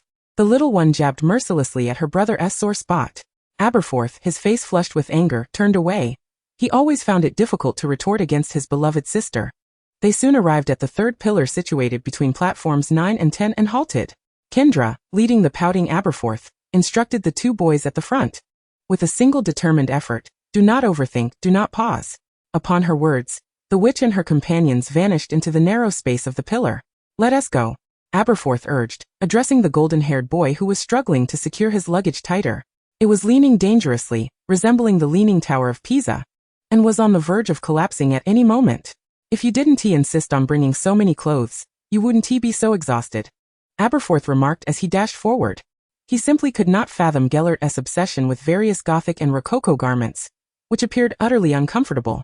As the clock at Big Ben struck 11, 2 boys finally boarded the Hogwarts Express, panting heavily. Goodness, there are so many people, Gellert exclaimed, his frustration palpable. I have never been crammed into a vehicle with this many individuals before. Of course, had he been the Dark Lord of his previous life, these people would have already been discarded by the saints. You must learn to adapt, Albus replied, patting his shoulder. I only hope we can still find a compartment that accommodates us. The expression on the red-haired boy's face was not particularly optimistic. The train set off with a hissing of steam, and the scenery outside rapidly transformed, the rhythmic clatter of the wheels providing an apt accompaniment to the cacophony of the carriage. They struggled to weave through a sea of unfamiliar faces, nearly being splattered by an ill boy's motion sickness as he almost vomited at Gellert's feet. Thankfully, salvation arrived in the form of Aberforth's call. Albus Gellert. A boy in the distance waved at them. It was James, his unkempt hair unmistakably conspicuous. You're incredibly slow, James exclaimed, exasperated. I thought you weren't coming to school. Come on, we have room with us. Why wouldn't we come to school? Albus queried, intrigued by his remark. Following James into the compartment, they discovered that, in addition to Sirius, another boy with brown hair was present. Hey, I'm your neighbor, James declared, seemingly perturbed by Albus's questioning. I've seen you cast spells plenty of times while I was wobbling on my broom. I can't even manage a flickering light. That's your problem, Gellert silently added in his mind. After greeting Sirius, they settled down. Gellert appeared utterly fatigued, resting his head on Albus's lap. The three boys opposite them exchanged puzzled glances before redirecting their attention. "This is Remus Lupin," Sirius announced, realizing he had neglected to introduce their new companion. The brown-haired boy exuded an aura of elegance and politeness, engaged in an animated discussion with James, and upon hearing the introduction, flashed them a smile. "Albus Dumbledore." Albus introduced himself, gesturing to the boy with his finger. "Gellert," the boy murmured, his voice muffled, hesitating to continue. "Grindelwald," Albus completed the introduction. Is this how you two always are?" James finally interjected, unable to contain himself. "How so?" Albus asked, somewhat perplexed. "I mean," James scratched his disheveled hair, making it even messier, "I wouldn't he be lying on Sirius's lap?" Sirius nodded emphatically in agreement, and the compartment fell into a brief silence.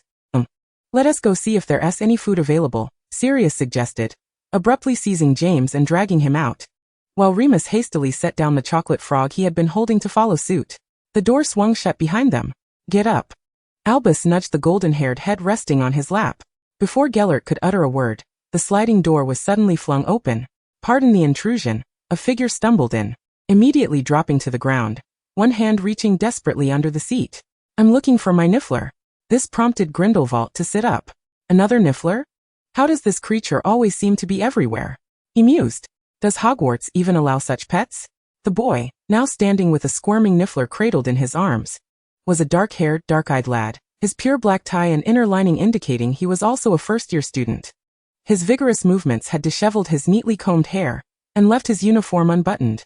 Albus noticed a pouch and a jade pendant hanging from his waist, and with a glance, he recognized the distinctly Eastern features. The red-haired boy turned an inquisitive gaze toward Gellert. "Chinese?" The boy looked up apologetically. "I'm terribly sorry," he asked, quite mischievous. His obsidian-like eyes conveyed a hint of embarrassment. My English isn't very good yet." He extended his hand unkishily. Albus took his hand. "Hello? It's all right." The red-haired boy, with impeccable Mandarin, introduced himself. "I am Albus Dumbledore, and this is Gellert Grindelwald." "Oh, you speak Chinese?" The dark-haired boy's eyes widened in surprise, followed by a smile of delight. "It's wonderful to meet you." He attempted to say more, but it seemed someone was calling for him from outside. "Friends are looking for me." "I'm so sorry about today," the boy expressed regretfully, soothing the Niffler in his arms. "I'll see you next time." He closed the door gently behind him. Finally, peace enveloped the compartment. Gellert regarded Albus with newfound curiosity. "You speak Chinese?" "I also speak Merfolk and Elvish," Albus replied nonchalantly, his mouth full of pumpkin pasties. "Then why can't you speak German?" Perhaps I'm waiting for someone to teach me," Albus mused, finally swallowing the pasty and enunciating a name in German that someone had taught him throughout the summer. Gellert Ludwig von Grindelwald. Chapter 14. The Sorting Ceremony and the Dormitory of Two. As dusk settled, a throng of first-year students chattered excitedly while crossing the grand oak doors of the castle, ascending a magnificent marble staircase in a single file. The impending sorting ceremony undoubtedly filled these wide-eyed children with trepidation. Some newcomers clutched their robes tightly, fervently reciting snippets of Hogwarts' storied history. Others boisterously recounted tales of their brothers battling trolls during their own sorting ceremonies. Gellert languidly trailed at the back, maintaining a noticeable distance from the main group, quietly mocking the naivety of these youngsters. Meanwhile, Albus sprinted ahead, animatedly conversing with James and Sirius. A voice, ethereal and haunting, suddenly pierced through the air. Gellert turned to see a girl with silvery hair and violet eyes materialize behind him. "But you should see nothing now, should you?" she mused, seemingly lost in her own thoughts. Whether it was her striking hair and eye color or her peculiar words, an unsettling aura surrounded her. Gellert soon recognized something, and the warmth in his gaze turned icy. Was she an innate legilimens? The silver-haired girl offered no reply, merely toying with her hands. "Your mind-blocking technique is quite impressive," she said cryptically. The atmosphere grew palpably tense, silence enveloping them. "Hey Gel," Albus called, bounding down the staircase with a hint of urgency. "What are you doing here? We need to head into the Great Hall. The sorting ceremony is about to commence." The girl lifted her gaze towards the approaching red-haired boy, her expression morphing into one of confusion. "You are like him," she hesitated, seemingly uncertain, "but your soul is not quite." Gellert abruptly pulled the bewildered Albus behind him. "Did your mother not teach you not to pry into others' thoughts?" he said, narrowing his eyes at the silver-haired girl, whose collar bore a celestial globe badge, "and to refrain from misusing your magic as well." "Leia." A somewhat familiar voice broke the standoff. It was the Chinese boy from the Hogwarts Express, panting as he hurried over. Apologies for the delay. Sniffles is still peeking out from my hood. The silver-haired girl appeared to have waited for him, promptly pulling him away before he could speak, while the dark-haired boy, tugged at the sleeve, could only wave at them with a smile. They entered the great hall, where thousands of candles floated in midair, the enchanted ceiling mirroring the night sky outside. For long tables were filled with chattering students, their respective house colors evident in their ties and robe linings. The two boys had arrived late. Other first years had already lined up at the front, curious gazes directed towards them. Gellert, however, was too preoccupied to notice. His brow furrowed at the unusual number of strange students this year. Are you referring to Albus? He inquired, glancing at him. An innate legilimens? Gellert nodded, recalling the celestial globe badge, which might not hold much significance in Britain but was widely recognized across the European continent, especially in the north. She was an astrologer. Albus seemed a bit excited as they reached the back of the line, but an elderly man with fey blood interrupted his thoughts. Ah. It appears our new students have all gathered. He unfurled a long parchment scroll, his voice brimming with enthusiasm. I am your deputy headmaster, and the head of Ravenclaw House, Phileas Flitwick.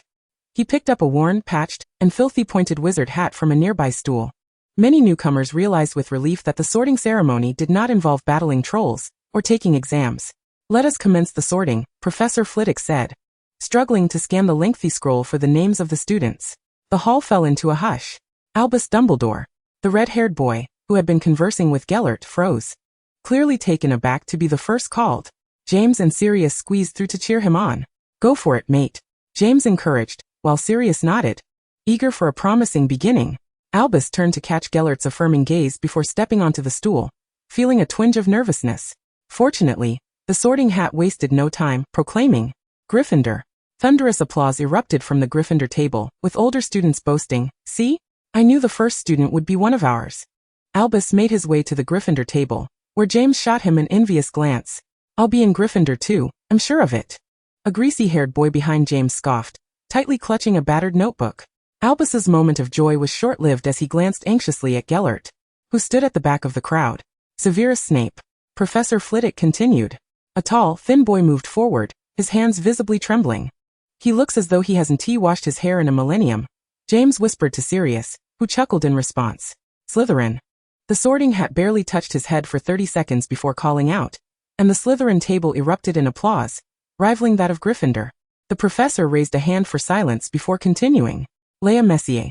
The silver-haired girl bounded up the steps. Oh, she is truly beautiful, isn't she? Sirius remarked, while James was distracted by another red-haired girl. Perhaps, he replied absently. Before the hat could even graze her head, it bellowed, Ravenclaw. The sorting continued, with Lily Evans, James Potter, and Remus Lupin swiftly being sorted into Gryffindor. Hey, this year's Gryffindors are far too numerous. Murmurs of discontent arose from the Slytherin table, with some Ravenclaws echoing their sentiments. At least you'll have a black in Gryffindor, came a chuckled retort. Just then, the next name was called. Sirius Black. With a disgruntled expression, Sirius made his way to the front, and many at the Slytherin table were poised to applaud. However, their hopes were dashed as the moment he settled onto the stool, the hat called out, Gryffindor. What? The Slytherins were taken aback. Is the hat losing its mind? He is from a family of Slytherins. Many continued to pound the table in discontent. Professor Flitwick stilled the commotion once more, as two students remained standing. With the dark-haired, dark-eyed Chinese boy sorted into Hufflepuff, only one remained. Whether out of hunger or a desire for the sorting to conclude, the crowd grumbled, casting glances at the last standing blonde boy. Professor Flitwick, appearing fatigued, stifled a long yawn. Gellert Grindelwald. Instantly, the hall buzzed with renewed energy. The previously raucous atmosphere silenced in an instant, followed by a flurry of whispers. Grindelwald?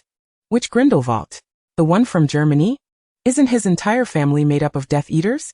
Their influence nearly decimated the 18th arrondissement of Paris. Friedrich Grindelwald is said to be one of Voldemort's most trusted lieutenants, with hundreds of lives claimed under his hand. He hoisted the Death Eater's banner on the Arc de Triomphe. Isn't the Grindelwald family only supposed to attend Durmstrang? Why are they here at Hogwarts? He didn't even appear to be 11 years old yet. The cacophony from the four long tables grew increasingly louder, as the witch at the teacher's table, adorned with a tall hat, rapped her golden goblet and commanded silence. She cast an amplification charm. The very presence of Mr. Grindelwald at the school indicated that he, along with his parents, had no affiliations with the mysterious individuals And moreover, Mr. Grindelwald's magical prowess met the requirements for enrollment. Headmistress McGonagall adjusted her glasses, stating, "I do not wish for the students of Hogwarts to engage in baseless accusations." The murmurs below diminished significantly, though a number of students continued to grumble in dissatisfaction. Galatea walked up with an expressionless demeanor, her attention solely focused on the boy at the Gryffindor table, whose face was etched with worry. Galatea offered him a reassuring glance, and as the tattered hat made contact with his hair, an ancient voice whispered in his ear, "Oh, my child, this is indeed a challenge." The Sorting Hat began its incessant musings. "You possess ambition, courage, and sufficient wisdom. To which house shall I assign you? Undoubtedly. You are suited for all the houses. Oh, except Hufflepuff. But I still feel. I shall only attend Gryffindor," Galatea interrupted, fixing her gaze on Albus, whose eyes were filled with tension and anticipation. "I warn you, if you wish to avoid missing the next sorting ceremony, it would be prudent not to cause any trouble." The hat's aged voice turned astonished and cheerful, "The first of Hogwarts history, truly courageous." "Very well." The Sorting Hat followed his gaze. "If you wish to be with your dear friend, then Gryffindor." As the last controversial first year was sorted, the expressions of the Slytherin table shifted between gloom and elation, while only one student at the Gryffindor table fervently applauded. James, unable to suppress his amusement, joined in the applause, followed by Sirius, Lily, Remus, and Arthur. The young Gryffindors, witnessing their prefect commence the welcoming, gradually joined in the cheer. Galatea took a seat at the Gryffindor table, and Albus immediately grasped his hand, his eyes sparkling with joy. "I am so thrilled, Gale. I thought you would be sorted into Slytherin." A magnificent array of delectable food appeared on the table, and Galatea placed a generous portion of roast beef onto Albus's plate. "Do you truly doubt my confidence in you?" Of course. He did not wish for Albus to discover that his confidence stemmed from a threat to the Sorting Hat. After dinner, the newly sorted students, sated and content, followed Arthur to the Gryffindor Tower. The Weasley prefect advised the nearly drowsy first years, "This is the entrance to our common room. The password is Woolly Socks." He shook his head, leading them into a cozy circular room filled with plush armchairs. "I hope you can remember that for tomorrow." "I love this password," Albus remarked, curiously examining the medieval night-themed common room, while rubbing his stomach. "I am so stuffed," he grimaced. "If you hadn't indulged in so much ice cream, syrup pancakes, chocolate muffins, wine-soaked fruit jam pudding, strawberries, and rice pudding," Galatea rattled off a lengthy list of desserts, "you would feel much better." "Gale, I am quite pleased that you recall them," Albus said, pulling him along as they ascended the spiral staircase. This year, with 6 boys in Gryffindor, James, Sirius, Remus, and Peter were fortunate to share a room on the top floor. As they reached the 4th floor, which was rather cramped with only one tall window, they stood before the door, barely enough space to stand. The metallic nameplate read, "Room 401. Albus Dumbledore. Gellert Grindelwald." Albus felt a surge of excitement as he pushed the door open. This room was half the size of a typical 4-person dormitory, with a slanted ceiling. On the left side were 2 4-poster beds draped with deep crimson velvet curtains. In the center stood a bedside table and a small shelving unit, while on the right was a large semicircular window, offering views of the Black Lake and Forbidden Forest. The room also contained 2 desks and a wardrobe, with their luggage already delivered. Gellert extracted his wand from his robes and waved it, merging the 2 4-poster beds together, while tossing the bedside table and shelving unit into the corner. "What are you doing?" Albus exclaimed incredulously, his eyes wide.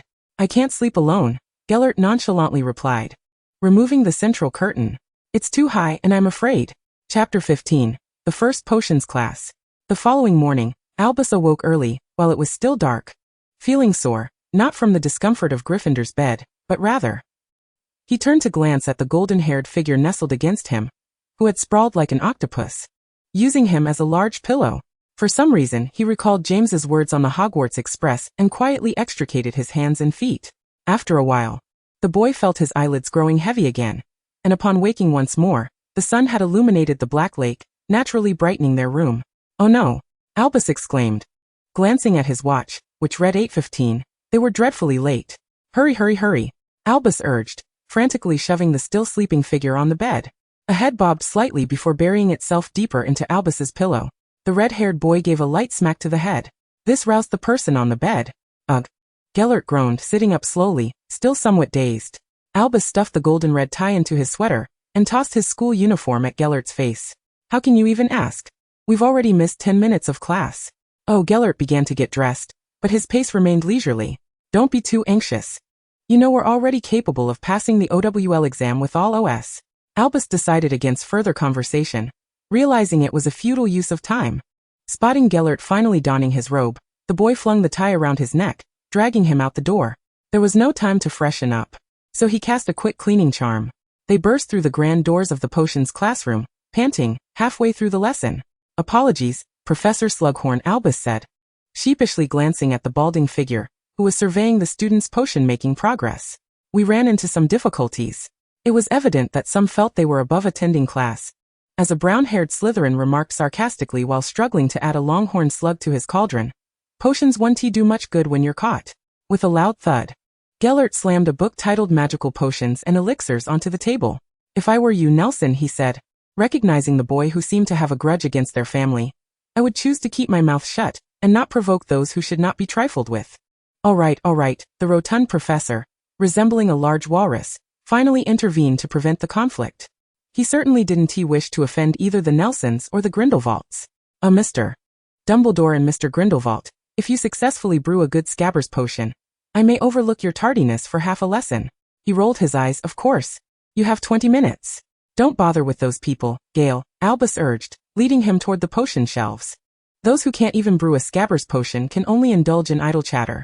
The red-haired boy retrieved a double portion of distilled water, porcupine quills, snake fangs, and longhorn slugs from the shelf, handing them to the frowning Gellert. Let us get started. 20 minutes later, the damp, chilly potions classroom was filled with an assortment of steam and peculiar aromas. Professor Slughorn's furrowed brow undoubtedly reflected the potion-making skills of this year's first-year students. The pitiful rotund professor gasped as he passed by the tables of James and Sirius. Their cauldron contained a murky substance, neither liquid nor solid, emitting a nauseating stench. With a flick of his wand, he emptied their cauldron, muttering that it seemed Mr. Potter and Mr. Black needed to exert more effort in potions. As he grumbled his complaints, he moved to the next table, only to suddenly pause in surprise. The potion's master surveyed the gloom before him and remarked, "This potion is quite impressive." He turned to the red-haired girl before him. "What is your name?" "Lily," the girl replied obediently. "Lily Evans, Professor." "Oh, splendid," Slughorn nodded approvingly. "Miss Evans, your potion is exceptional. 10 points to Gryffindor." Lily's face flushed with joy, and the tall, dark-haired boy in the front row waved at her. James rolled his eyes at this display, muttering about snotty-nosed kids. Slughorn continued his rounds, arriving at the table of Albus and Gellert. "Let me see how the two latecomers are faring," he said, scrutinizing the clear liquid in their cauldron. Quite commendable as well." The rotund professor ambled to the next table, satisfied that this would offset any deductions for the day. He finally approached the table of the tall, dark-haired boy. "My word! How astonishing!" Slughorn exclaimed. "You must be Severus Snape, correct? I am certain you are a potions prodigy." He picked up a small vial from the table, examining it closely. "I swear I have never seen such a flawless Scabbers potion." 20 points to Slytherin. The professor was overjoyed, tucking away the potion vials from Lily, Severus, Albus, and Gellert into his pocket. A smile blossomed on Severus's overly pale face, and he unconsciously rubbed his hands around his diary, beads of sweat forming on his forehead due to the surge of emotions. Why does he always carry that diary? Albus wondered aloud during the sorting ceremony. As the two boys exited the dimly lit dungeon, following a swarm of students towards the Great Hall for lunch, Gellert replied, "I'm not sure. But that diary is a dark magical artifact. I can feel a powerful dark magic aura emanating from it." As they settled at the Gryffindor table, Albus took a sip of pumpkin juice, hesitating to speak. "There are many peculiar students this year," Gellert emphasized once more. Just then, they noticed two individuals from their earlier discussion, classified as peculiar students, approaching and seating themselves across from them. "Kiera sent me over to apologize," the silver-haired girl stated as she began to eat a Cornish pasty. The boy beside her, adorned in a yellow and black tie, nodded sheepishly. "Dumbledore, Grindelwald," Albus interjected, waving his hand dismissively. "All right, Albus." Kiera glanced at the other person, who was preoccupied with stealing excess fried jam donuts from Albus's plate, seemingly indifferent to how he addressed Gellert. "I truly apologize for yesterday. Leia's abilities are still somewhat unstable. I cannot control them well, whether it be legilimency or astrology." The silver-haired girl wiped her mouth. "So, I'm sorry, it was not intentional." "Not a problem." Albus pushed the plate away, losing interest in the dessert dispute that had persisted for 3 years. He intended to ask Leia about astrology, but a plush creature suddenly standing on the plate clearly did not wish to comply. Upon seeing the creature, Gellert's displeasure was palpable, even from across the English Channel. Though Albus was uncertain why Gellert detested Nifflers so intensely, he did not wish to exacerbate the situation. He picked up the Niffler and handed it to the dark-haired boy across the table. It always runs amok, Kiera remarked. This was given to me by my master last year. It doesn't listen to me very well, the dark-haired boy said somewhat disheartened. Your master? Albus inquired curiously. Upon hearing the question, Kiera's excitement was evident. Scamander.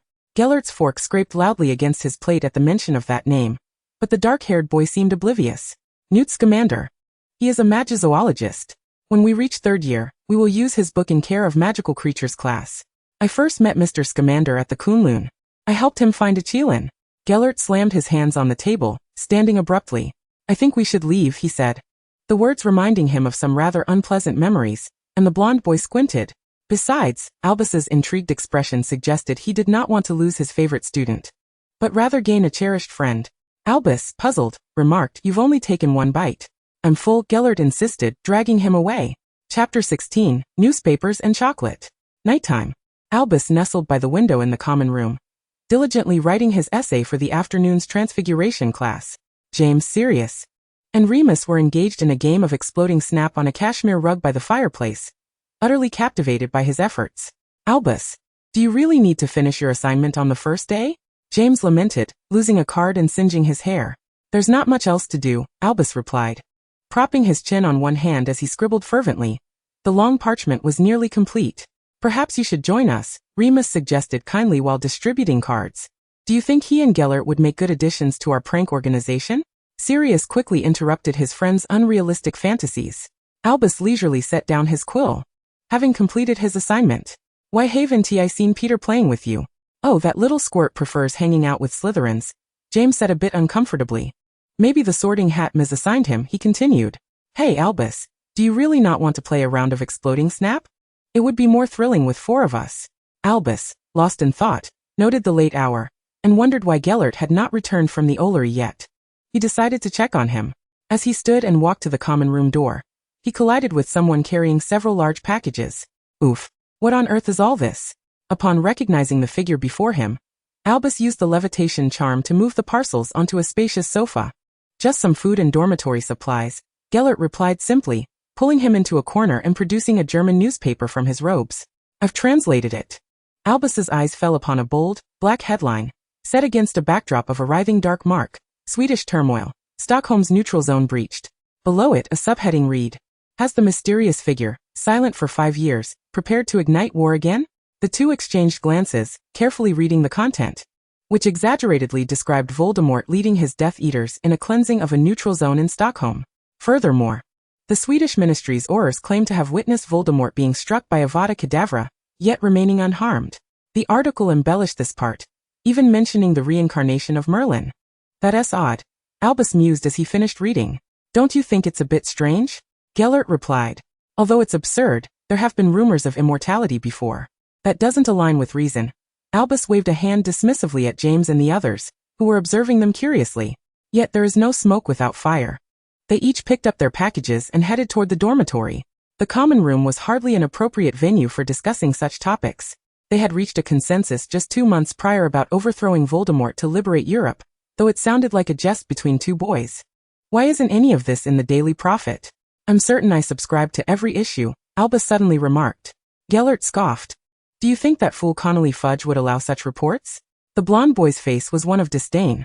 It is estimated that even if Voldemort were to invade London, he would insist that he was merely there for a holiday, and 6 months prior, the UK had been unceasingly intercepting owls arriving from Europe. In my view, that old relic should have stepped down long ago, he concluded. Albus wholeheartedly agreed, pushed open the door, and unceremoniously tossed several parcels onto the floor before bounding onto the bed. If Voldemort truly possesses immortality, it must be intricately linked to extreme dark magic. He turned to observe the individual on the floor unwrapping the parcels, and found it peculiar. All the items. The boy paused, his gaze fixating on Snape's diary, which he found oddly familiar. Gellert was orchestrating a multitude of books to leap onto the freshly assembled walnut bookshelf, prompting a question. Do you recall anything? Albus shook his head, discreetly fiddling with something at the edge of the bed. No, it's just a feeling of having seen it before. The red-haired boy produced a piece of chocolate from seemingly nowhere, preparing to unwrap it when suddenly a figure pinned him down onto the bed. You still want to eat chocolate before sleeping? Gellert squinted. All right, you can have it, the boy said innocently, blinking as he pushed against the weight on top of him, which was surprisingly heavy despite being of similar height, making it difficult for him to breathe. Albus pushed him off and proceeded to unwrap the packaging, thoughtfully offering the chocolate to Gellert's lips. The moment the boy bit into it, he swiftly broke off half and popped it into his own mouth with astonishing speed. 1 half for each, Albus cheerfully declared. Chapter 17. This conflict must take place today. Had it not been for the impending Quidditch match, Albus and Gellert might have entirely forgotten that the school year had already approached its 3rd month. Aside from attending classes and completing assignments, they were engrossed in unraveling the mystery of Voldemort's immortality and refining new spells. Their days were spent either in the library or the common room, until today when James insisted on dragging the two of them to watch the afternoon Quidditch match. In the words of that boy with perpetually unruly dark hair, as their friend and neighbor, they could not allow themselves to waste their first year buried in books. Moreover, today marked the semi-finals of the Quidditch Cup for this academic year, with disgruntled Quidditch enthusiasts and Sirius each carrying someone, and it was Gryffindor against Slytherin. I can walk myself, Gellert shrugged them off. He felt somewhat disgruntled that Albus had agreed to join the match. Even if he wished to stroll and bask in the sun, he could have gone alone to the Black Lake. As they took their seats in the Gryffindor stands, Gellert maintained a sulky expression, making it seem as though Gryffindor had already suffered a disastrous defeat. Gale, you cannot lack a sense of house pride. Albus waved a gold and scarlet flag, noting that they were leading by 60 points, and added, and James and the others are our friends, aren't they? All right. His brother always had a way of convincing him. Yet Gellert truly could not fathom what was so captivating about this absurd ball that stirred such excitement in others, such as the Gryffindors around him who were hopping about in frenzy. He fixated on the figures darting across the sky, suddenly recalling his father's frequent complaints about his refusal to play Quidditch. Gellert chuckled softly. It had been 2 years since his last visit to Nuremberg. Perhaps he should return this Christmas. As he drifted into thought, the stands erupted in a cacophony of cheers, with James's exuberant shouts seemingly capable of piercing through the Quidditch stadium. He first joyfully embraced Sirius, then excitedly tugged at Gellert's hood, attempting to climb onto his back, only to retreat just in time before Gellert could retaliate. Sirius and I will go grab some snacks from the team. Their essay celebration later. So you two should come back early, he exclaimed, disappearing in a flash. Albus seemed to be swept away by the lively atmosphere, happily taking Gellert's hand, which brought a sense of comfort to the blond boy as they slowly made their way through the crowd towards the courtyard. The autumn in the Scottish Highlands appeared distinct from that in Godric's Hollow. There were no swirling leaves, yet the sunset was breathtaking, casting its golden hue over the vast mountains. The ancient castle appeared even more majestic bathed in the orange glow of the setting sun. With no classes that evening, students gathered in the courtyard in small groups, enjoying the evening breeze, watching the sunset, or playing gobstones. Albus led Gellert to a spot where they could sit, and Gellert looked up at the castle. He had to admit that Hogwarts was far more beautiful than Durmstrang, which seemed perpetually blanketed in snow for 10 months a year. Gale, Albus tugged on his hand, glancing toward Snape's direction. The Slytherin boy appeared even more frail and pallid, clutching his diary tightly as he traversed the courtyard. Do you think he is not well? That dark magical artifact, Gellert squinted, must possess some sort of. Are you talking about that Slytherin boy named Snape? Leah and Kishi appeared beside them, having materialized from nowhere. Since the last time the silver-haired girl had come to apologize, they had become increasingly familiar, even qualifying as friends. Kishi was not nearly as bothersome as Scamander. Of course, this was Gellert's unilateral opinion. Albus had always held a favorable impression of the Chinese boy, especially after tasting the sweet red bean pastries he had offered. Yes, Albus nodded. We've sensed something was off about him since day one. Why do you always appear out of nowhere? Gellert frowned, interrupting, and feeling disgruntled at Kishi for offering Albus another Chinese treat. My brother. Leah gently patted Kishi's soft black hair. He's quite shy and doesn't interact much with strangers. Your brother? Albus exclaimed in surprise. Though they did not know each other well, it was evident that the two bore no resemblance whatsoever. His father is my stepfather, Leah replied, taking a piece of peach pastry from the dark-haired boy. We are nominal siblings. The three of them savored the pastries, cheeks puffed out as they watched Gellert. Gale, are you really not going to have a piece? Chinese food is truly delicious. Albus passionately recommended the savory, not sweet. What is it? I want to eat. Gellert had not yet finished speaking when a hand reached in, snatching away a piece of pastry, followed by two dark heads squeezing in. It was James and Sirius. with Remus awkwardly trailing behind them. You really are quite familiar with everyone, Gellert remarked dryly, recalling how James had attempted to climb onto his back in the stands. Aren't you supposed to be preparing for the celebration with the team? Albus inquired. James shrugged nonchalantly. They can manage without us. The boy chewed noisily on his food. We three happened to overhear you talking about slugs. The trio simply introduced themselves to Leah and Kishi, warmly declaring that Albus and Gellert's friends were also their friends. So, how could we possibly miss out on the slug story? James huffed, clearly annoyed. Lily cares about him so much, so tell us, what's the gossip about slugs?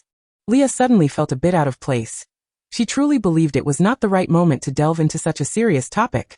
However, confronted with 6 pairs of eyes fixated on her, the silver-haired girl had no choice but to speak up. The Slytherin boy is indeed a bit different, Severus Snape. I noticed him since the sorting. She paused, glancing at his diary. Are you talking about Severus?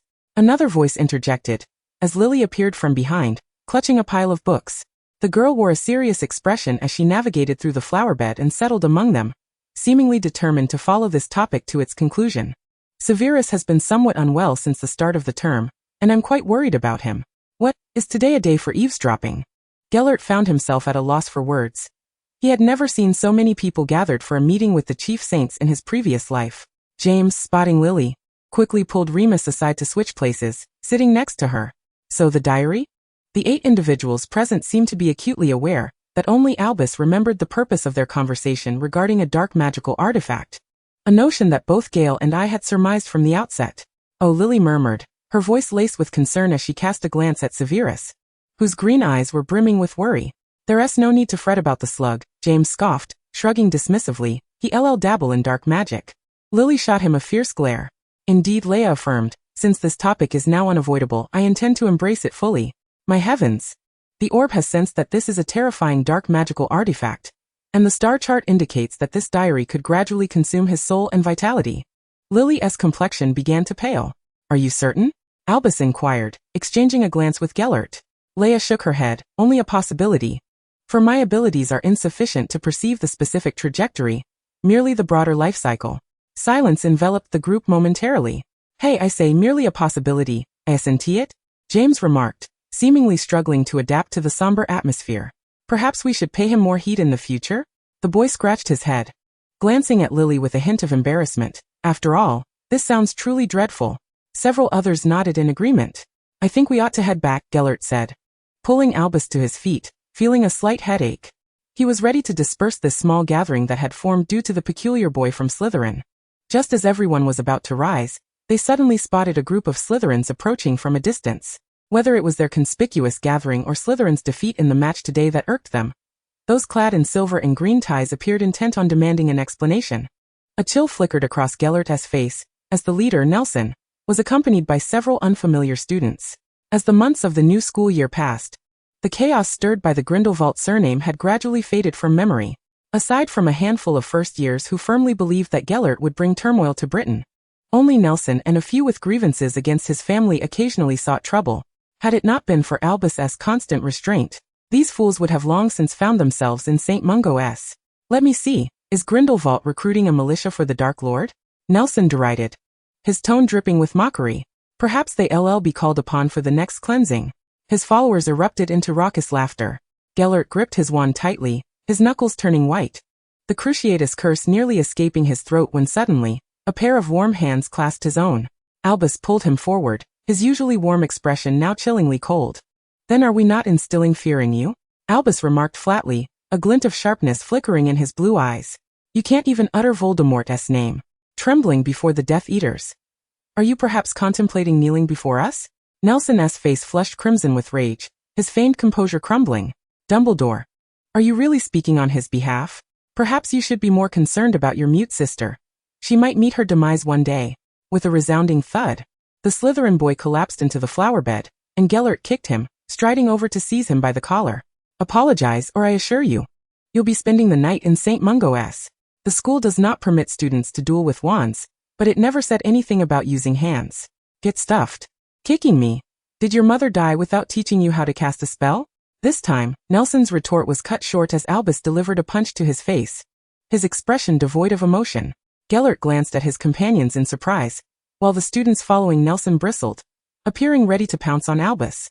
Gellert shoved Albus backward, pivoting to confront them, delivering another kick. Observing the growing number of opponents, James cursed under his breath, discarding the wand he had been clutching and charging forward. Seeing this, Sirius followed suit, tossing aside his wand and robes to join the fray. What began as a minor skirmish had escalated into a full-blown melee, with dozens of students clad in black robes clashing violently in the courtyard, while an excited crowd gathered in layers to cheer them on. Lily stood atop the flower bed, covering her mouth in shock. Albus attempted to intervene, but found himself entirely blocked by the throng, with many upperclassmen rushing over to witness the chaos. Meanwhile, Leia was searching for the wands that had been discarded by several boys, hoping they would not be damaged in this brawl. Chapter 18. Punishment and Friends. As the moon hung in the pitch-black sky, the Scottish Highlands fell into a profound silence, yet the headmaster's office at Hogwarts buzzed with commotion. A dozen boys stood in a line before the desk, nearly every face marred by injury. Their ties and robes were askew, and the black uniforms had become a disheveled gray, resembling inmates escaping from Azkaban. Gellert leaned against the wall with his eyes closed, hands shoved into his pockets, signaling that he would not utter a single word that night. Professor McGonagall's face was ashen with fury as she inhaled deeply, repeatedly rapping her knuckles against the desk, while simultaneously silencing the chattering portraits that were clamoring to witness the spectacle. You truly know how to bring honor to the school, don't you? They insulted Albus's sister first. James could no longer contain himself.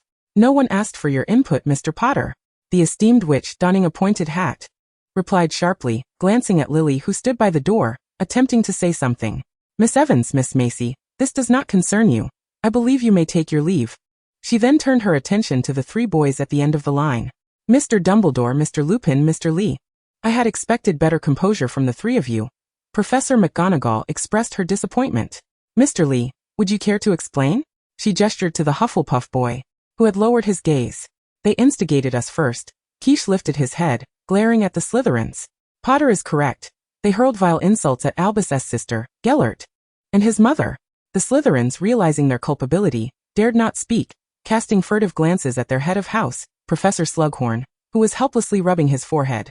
Even so, this does not justify your actions. And Mr. Grindelwald, I expect you to correct your attitude. The stern witch expressed her dissatisfaction towards the blonde boy leaning against the wall. Albus, noticing this, squeezed Gellert's hand, while Gellert snorted and straightened his posture. Mr. Nelson, Professor McGonagall approached him, scrutinizing him from head to toe. I believe your father at the ministry would hope you could learn something beyond insulting others and stirring up trouble while at school. James and Sirius erupted in laughter, only to be silenced by the witch's fierce gaze. Enough. Slytherin loses 30 points. McGonagall adjusted her glasses. You lot will report to the Forbidden Forest every Friday afternoon to assist the centaurs, by the end of the school year. I hope you will have learned not to cause disturbances. The witch sat down behind her desk, exhaling deeply as she regarded the cluster of Gryffindors. You as well. Each of you loses 30 points. She then turned to Quiche and the Hufflepuffs. You too, 30 points. She pointed her quill at the 6 of them. Adjusting her pointed hat, the witch rifled through the papers on her desk, seemingly searching for something. After Christmas, she pulled out a sheet of parchment. Every weekend evening, you will report to the 5th floor corridor to assist Mr. Filch in repairing the portrait frames. You may finish when the work is complete. And I hope this will teach you patience. James and Sirius let out a wail. Every weekend evening? All right, it's late. Professor McGonagall began to dismiss them, eager to avoid any more troublemaking boys for several weeks to come. Professor Slughorn and Professor Sprout waved to the two deans who had remained silent at the back, instructing them to take their students to see Madame Pomfrey, and then return to the common room. As for the rest of you, she began to grade papers without looking up, suggesting that she did not wish for you to be wandering about the castle outside the common room, and the infirmary an hour later. A group of students exited the headmaster's office. After a brief farewell, Quiche had already been escorted back to the Hufflepuff common room by Professor Sprout, with only a minor scrape that did not warrant a visit to the infirmary. The remaining Gryffindors meandered toward the infirmary along the stone walls. I am sorry, said Albus suddenly, feeling a pang of guilt for the injuries and the punishments you all received, along with the lost points. The evening breeze swept through the castle's windows, tousling his red hair, while the boy lowered his head, appearing quite sorrowful. Gellert felt somewhat awkward, as the incident stemmed from him. I apologize, he said softly, but you really didn't have to. What are you talking about? James interrupted. You know I will always stand by you, brother. The boy attempted to pat his shoulder, inadvertently causing Gellert to wince as he hit a tender spot. You and Albus, Sirius nodded in agreement. Remus and I will always support you too. Gellert was momentarily taken aback by their words, and gently turned his head, repeating his apology. Chapter 19. The Warm Sun of Winter. After Gryffindor lost a substantial 150 points overnight, the vast Hogwarts castle seemed notably calmer. Even Gellert, for the first time, volunteered to answer several questions in class, thus earning some points. As Leia remarked, if he and Albus did not exert themselves, this year's House Cup would undoubtedly fall into the laps of Ravenclaw. For instance, Gellert's theories on how to merge the shield charm with defensive spells left Professor Mellis of the Defense Against the Dark Arts class momentarily speechless. The elderly professor, who had taught at Hogwarts for decades, stroked his chin, seemingly contemplating the possibility. Today Hufflepuff and Gryffindor were in class together, and the entire classroom was filled solely with Gellert's confident voice. Therefore, I believe that by incorporating your weapon into the shield charm's immediate casting, one can better defend against highly aggressive spells, like the Cruciatus Curse. However, this combined spell necessitates a stable output of magical energy, and an exceptional mastery of spellcasting. Professor Mellis mused, stroking his long beard. But it is indeed a commendable idea. I shall have to study it further. The old professor tidied up his books, awarding Gryffindor some points as he announced, class dismissed. Awesome, brothers! James exclaimed as he rushed over. We checked the hourglass this morning, and we've already regained half the points. Sirius chimed in maliciously. I bet Nelson and his gang are going mad. They have no ability to catch up with Slytherin. Remus nodded in agreement. Just as Gellert excelled in defense against the dark arts, Albus's talent in transfiguration was equally astonishing. Even Minerva McGonagall, the stern headmistress and professor of transfiguration, could find no fault in his work to deny him points. In Charms class, their performances left Professor Flitwick lamenting that they were not students of Ravenclaw. Even in History of Magic, a subject notoriously reviled by all students, they managed to contribute meaningfully, with Professor Binns inviting Albus to teach half the class. After class, the red-haired boy secretly complained to Gellert. It seems you were right about not wanting to attend History of Magic. Its content is less than a third as useful as Madame Pants's collection. With merely a week remaining until the Christmas holidays, nearly all the staff, students and ghosts, even the fat lady, were aware of the two prodigious first years in Gryffindor. Albus, under the gaze of students from various grades at the Gryffindor table, felt somewhat uncomfortable and tapped on the plate of the boy opposite him. Gellert, are we being too extravagant? Without lifting his head, Gellert focused intently on cutting a piece of roast pork. This is quite nice, I assent it. Don't say you don't like it. Albus kicked him hard beneath the table. Gellert, startled, accidentally dropped the piece of pork he had speared with his fork onto the floor, his mismatched eyes filled with a hint of grievance. Hogwarts rarely serves German cuisine. Perhaps sensing that he had been somewhat excessive, Albus walked around the table and took Gellert's hand. He had discovered that this gesture was very effective when Gellert was angry, upset, or displeased. Sure enough, Gellert's expression brightened considerably, and he quickly finished the large piece of beef that Albus had just placed on his plate, wiped his mouth, and said, "Let us go for a walk." As Christmas approached, afternoons were often devoid of classes, and the two boys left the Great Hall, walking through the courtyard towards the covered bridge. Hogwarts was already imbued with festive cheer, adorned with Christmas trees draped in colorful lights and wreaths bearing woolen stockings. Albus gazed at the decorations on the walls and suddenly laughed. I remember the Christmas gift you gave me in my second year, Gellert. He cheerfully recounted. A pair of holy woolen socks. Gellert scoffed, that took me a good 2 months to knit. Leaning against the bridge, with the light snow gently falling on the afternoon of late December, Gellert shrank his neck, feeling a bit chilly. You never wear a scarf, Albus sighed in exasperation. Loosening half of his gold and red striped scarf from around his neck, and wrapping it around Gellert's bare neck. Feeling the warmth against his skin, Gellert smiled, taking Albus's somewhat icy hand and slipping it into his robe's pocket. You never wear gloves either. The two fell into a comfortable silence, watching a group of students below, carelessly engaged in a snowball fight. Perhaps due to their conspicuous dark hair against the white snow, they quickly recognized James and his friends. Since their last encounter, the camaraderie among James, Sirius, Remus, and Kishi had blossomed rapidly. Before long, the trio had transformed into a quartet, with Leia often complaining that they were leading Kishi astray. Albus chuckled at the sight of James tumbling face first into the snow and eventually mused. Perhaps we should build a snowman or have a snowball fight. Sometimes Sirius is right, we are too unlike first years. Gellert squeezed Albus's hand in his pocket. Actually, I can play Quidditch. Albus's face registered disbelief. My father always complained that I spent too much time in the study. Gellert continued, conveniently omitting Wilhelm's grievances about his dolls. Later, I would often accompany him for a game, though I'm not as good as James. I'm not too shabby either. Then you must play for me next time, Albus mumbled.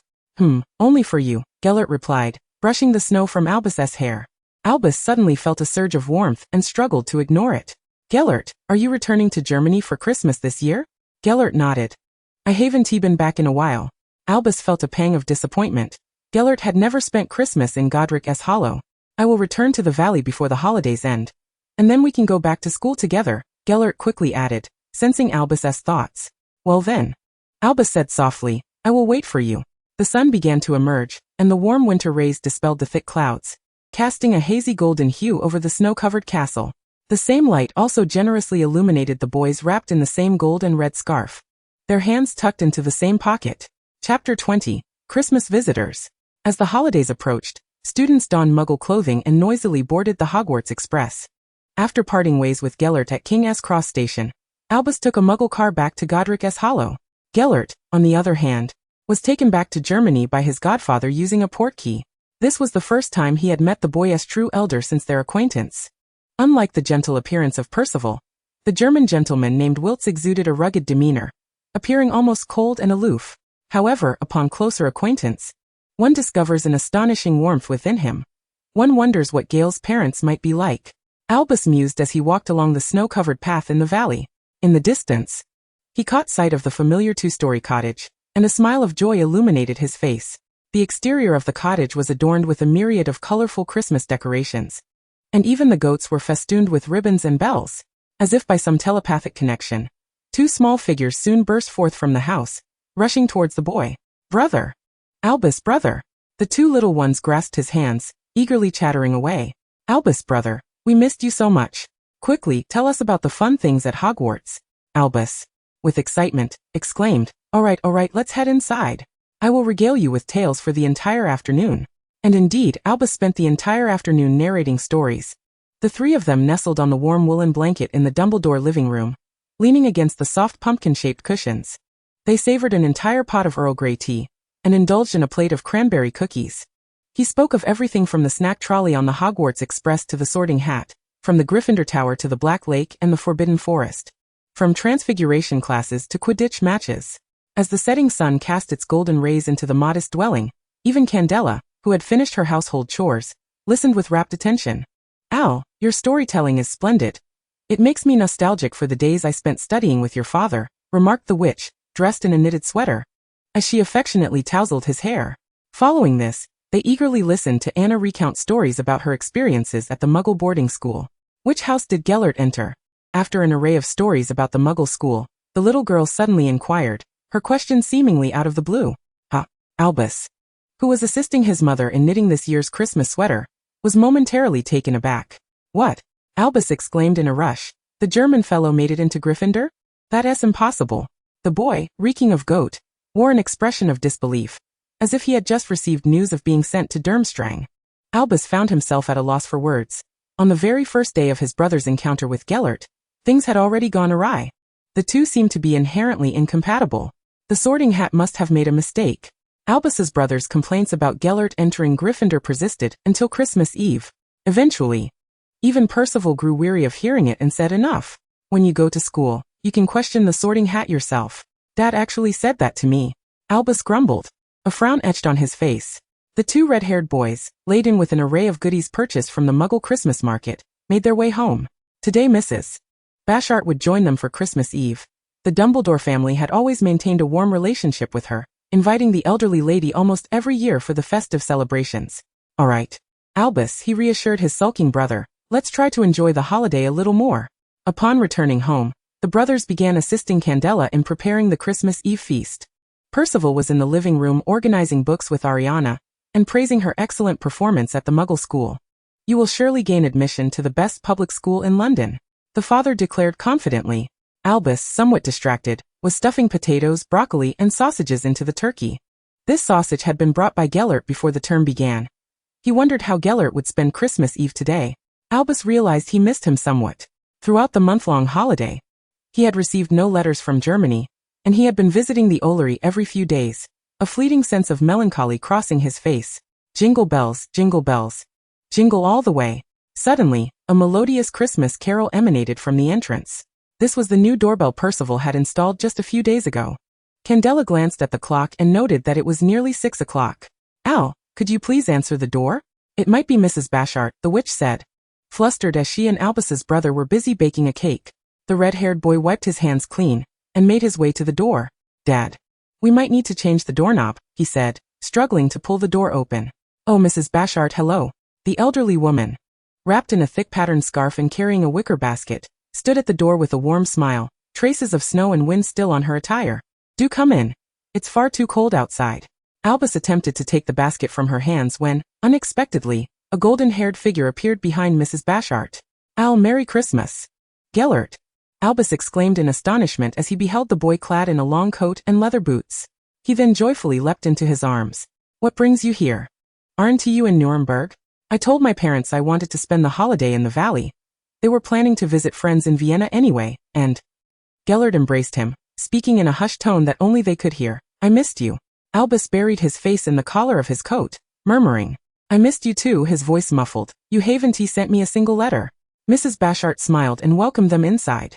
These two children share a wonderful bond. Candela and Percival showed no signs of surprise, clearly aware of this development. Only Albus's brother stared wide-eyed in disbelief, about to voice his thoughts when Percival silenced him. No impoliteness allowed. The little boy still harbored a fear of his father, huffing as he sulkily sat on the pumpkin cushion. Gellert was in high spirits today and had no desire to create conflict. He politely greeted Candela and Percival before sitting down with Albus. Percival and Mrs. Bashart ventured into the kitchen to assist, allowing the children a moment to relax. I brought you Christmas gifts, Gellert announced, rummaging through a bag that seemed to have been enchanted to expand. After some time he pulled out a small, fluttering, flower-sprinkling sprite and handed it to Anna. Merry Christmas. Anna. Thank you, Gellert. The little girl exclaimed, her face lighting up as the sprite danced around her, showering her with petals, eliciting delightful giggles. Wait. Gellert waved his hand again, producing a large colorful box. And this? Is that Lego? Albus and Anna stared at the box bewildered. It's a type of Muggle toy. I'm not very familiar with it either, Gellert explained, a hint of disdain in his tone, though he made an effort to hide it. It was purchased by my family. It should be quite popular at Muggle schools now, the boy continued. Anna and Albus gazed at him with gratitude, and Albus's brother's discontent seemed to dissipate considerably. For you. Gellert then produced a moving goat figurine, and handed it to Albus's brother, who sat on the pumpkin cushion. Thank you, Albus's brother muttered, inspecting the figurine with barely concealed delight. Gellert, you've been so thoughtful, Albus said, pulling him in for a hug, his eyes glistening with unshed tears. I haven't even prepared gifts as thoughtful as yours, he admitted, lowering his gaze, feeling somewhat inadequate as an older brother. I've never given them gifts before. Gellert sighed, buried in his coat. However, your Christmas gift will have to wait until after school. I've been busy with this. Which is why I couldn't send you a letter. Gellert lifted his head, locking eyes with Albus's clear blue gaze. You will love it. I will cherish whatever you give me, Albus replied, running his fingers through Gellert's shoulder-length golden hair, now and always. Chapter 21. A Discovery in the Library. Following the conclusion of the Christmas holiday, everything returned to a mundane normalcy, and no one seemed inclined to stir up trouble. James, tousling his messy black hair, remarked, perhaps Nelson and his gang truly learned their lesson from working with the centaurs in the Forbidden Forest, feeling regretful about the punishments that awaited them. It is worth noting that every weekend evening, I am obliged to assist that old curmudgeon, Felch, in repairing the picture frames, a rather unenviable task. The entire castle is well aware of the meticulousness of this administrator, and the 5th floor alone boasts several hundred frames. We estimate that we shall be engaged in this endeavor until the academic year concludes, and we cannot resort to magic, James lamented. Albus gazed out the window. Hogwarts had embraced March, and the thick blanket of snow was gradually receding under the gentle warmth of early spring sunshine. Several migratory birds fluttered past the plaid windows of the library, while the 6 of them sat at a long wooden table by the window, poring over the parchment laid before them. It was undoubtedly a peculiar sight. Albus and Gellert were assisting the quartet in their studies of transfiguration and the history of magic. To be precise, it was Albus who was doing most of the teaching. Gellert harbored little interest in instructing others in magic, and was engrossed in a tattered tome as thick as a brick. You could ponder how to transform a matchstick into a needle, without adding an extra piece of wood during the time spent on repairing the frames, Albus remarked, gently tapping James's beginner's transfiguration guide with his quill. Concentration is key, and the wand movement must be precise. Up, down, then encircle. Albus retrieved his exquisite Rowan wand to demonstrate. The angle of the wrist must not be too pronounced, and the incantation must be clear. Transfiguration spell. He pointed at the matchstick on the table and softly uttered the incantation. Instantly, the crooked matchstick transformed into a gleaming silver needle, leaving the 4 boys across the table utterly astonished. In truth, you are quite capable of learning. If you were to invest half the effort you devote to pranks into your studies, I am confident you would achieve commendable results, Albus added. The group felt a twinge of shame at this. Remus cleared his throat. Albus, I believe you will undoubtedly become an exceptional professor one day. The other 3 nodded vigorously in agreement. Meanwhile, Gellert, who had remained silent throughout, suddenly let out a few light chuckles, which echoed rather conspicuously in the otherwise quiet library. The others cast him inquisitive glances as the blond boy, seemingly to mask his lapse, picked up the assignments of his peers. Not bad at all, Gellert observed, scrutinizing the scrawled handwriting on the parchment. However, this transfiguration spell is not very effective. It could use some destruction. Albus abruptly slammed the book shut. That will be enough for today. You may all return. Gellert and I shall remain for a while longer. Albus, having caught wind of the mention of dark magic, hastily ushered them out. It is indeed perilous to allow Grindelwald to teach others. Oh, very well. The boys did not ponder further, gathering their belongings. Thank you for today. Do remember not to miss the gathering tomorrow night, James remarked, wearing a mischievous grin. Kish has managed to procure a plethora of delightful treats from the kitchen. And the prefect is none the wiser. Arthur certainly won't say a word. With that, they hastily departed. Albus shook his head in exasperation, propping his chin on his hand. Under the leniency of Prefect Weasley, they had frequently engaged in activities that contravened school rules, resulting in a continuous flow of deducted points. With those 2-point generating machines bolstering Gryffindor, students from 1st to 6th year had been rather indulgent in recent months. Al, why don't we simply allow them to copy our assignments? Gellert suggested, as if recalling something. Providing these little rascals with tutoring consumes far too much of our time. Much to Grindelwald's dissatisfaction. Albus, upon hearing this, unceremoniously kicked him beneath the table. Ouch, Gellert gasped. Why do you always take issue with my legs? He limped over, squeezing him beside him. What on earth? Albus inquired. The armchair was meant for one, and their close proximity was quite cramped. He caught a whiff of the boy's hay and citrus scent. Ever since he discovered that Gellert unconsciously leaned against him while sleeping, the red-haired boy had insisted on adding a curtain between them, adamantly refusing to let it be removed. Gellert draped an arm around him, shifting the tattered book he had been examining closer. The History of Dark Magic. Albus glanced at the title, disapproving. How can there be such a book? I brought it back during the Christmas holiday. My godfather acquired it at Durmstrang, Gellert replied, shifting his hand to a particular passage. Look at this. If one is willing to sacrifice their soul to bargain with Satan, perhaps they could transcend their mortal form and escape the clutches of death. Albus furrowed his brow. Are you implying that? Gellert squinted, sunlight glinting off his beautiful golden lashes, lending him an air of sharpness. I believe Voldemort's immortality is connected to the soul. Sacrificing one's own soul? Albus tapped his fingers lightly on the table. Indeed. He is capable of such a thing. However, the dark magic concerning souls is the most enigmatic and malevolent. Almost no one knows how it is accomplished, as I recall. They exchanged a glance, both simultaneously uttering, revealing the secrets of advanced dark magic. They reminisced about Gellert's first summer in the valley, when the 2 boys had lazily sprawled on the wooden floor of the Basiata family study, flipping through the pages of ancient historical documents on a July afternoon. They distinctly remembered a page chronicling the revealing the secrets of advanced dark magic. An anonymous author, regarded as one of the most nefarious tomes in the annals of magical history.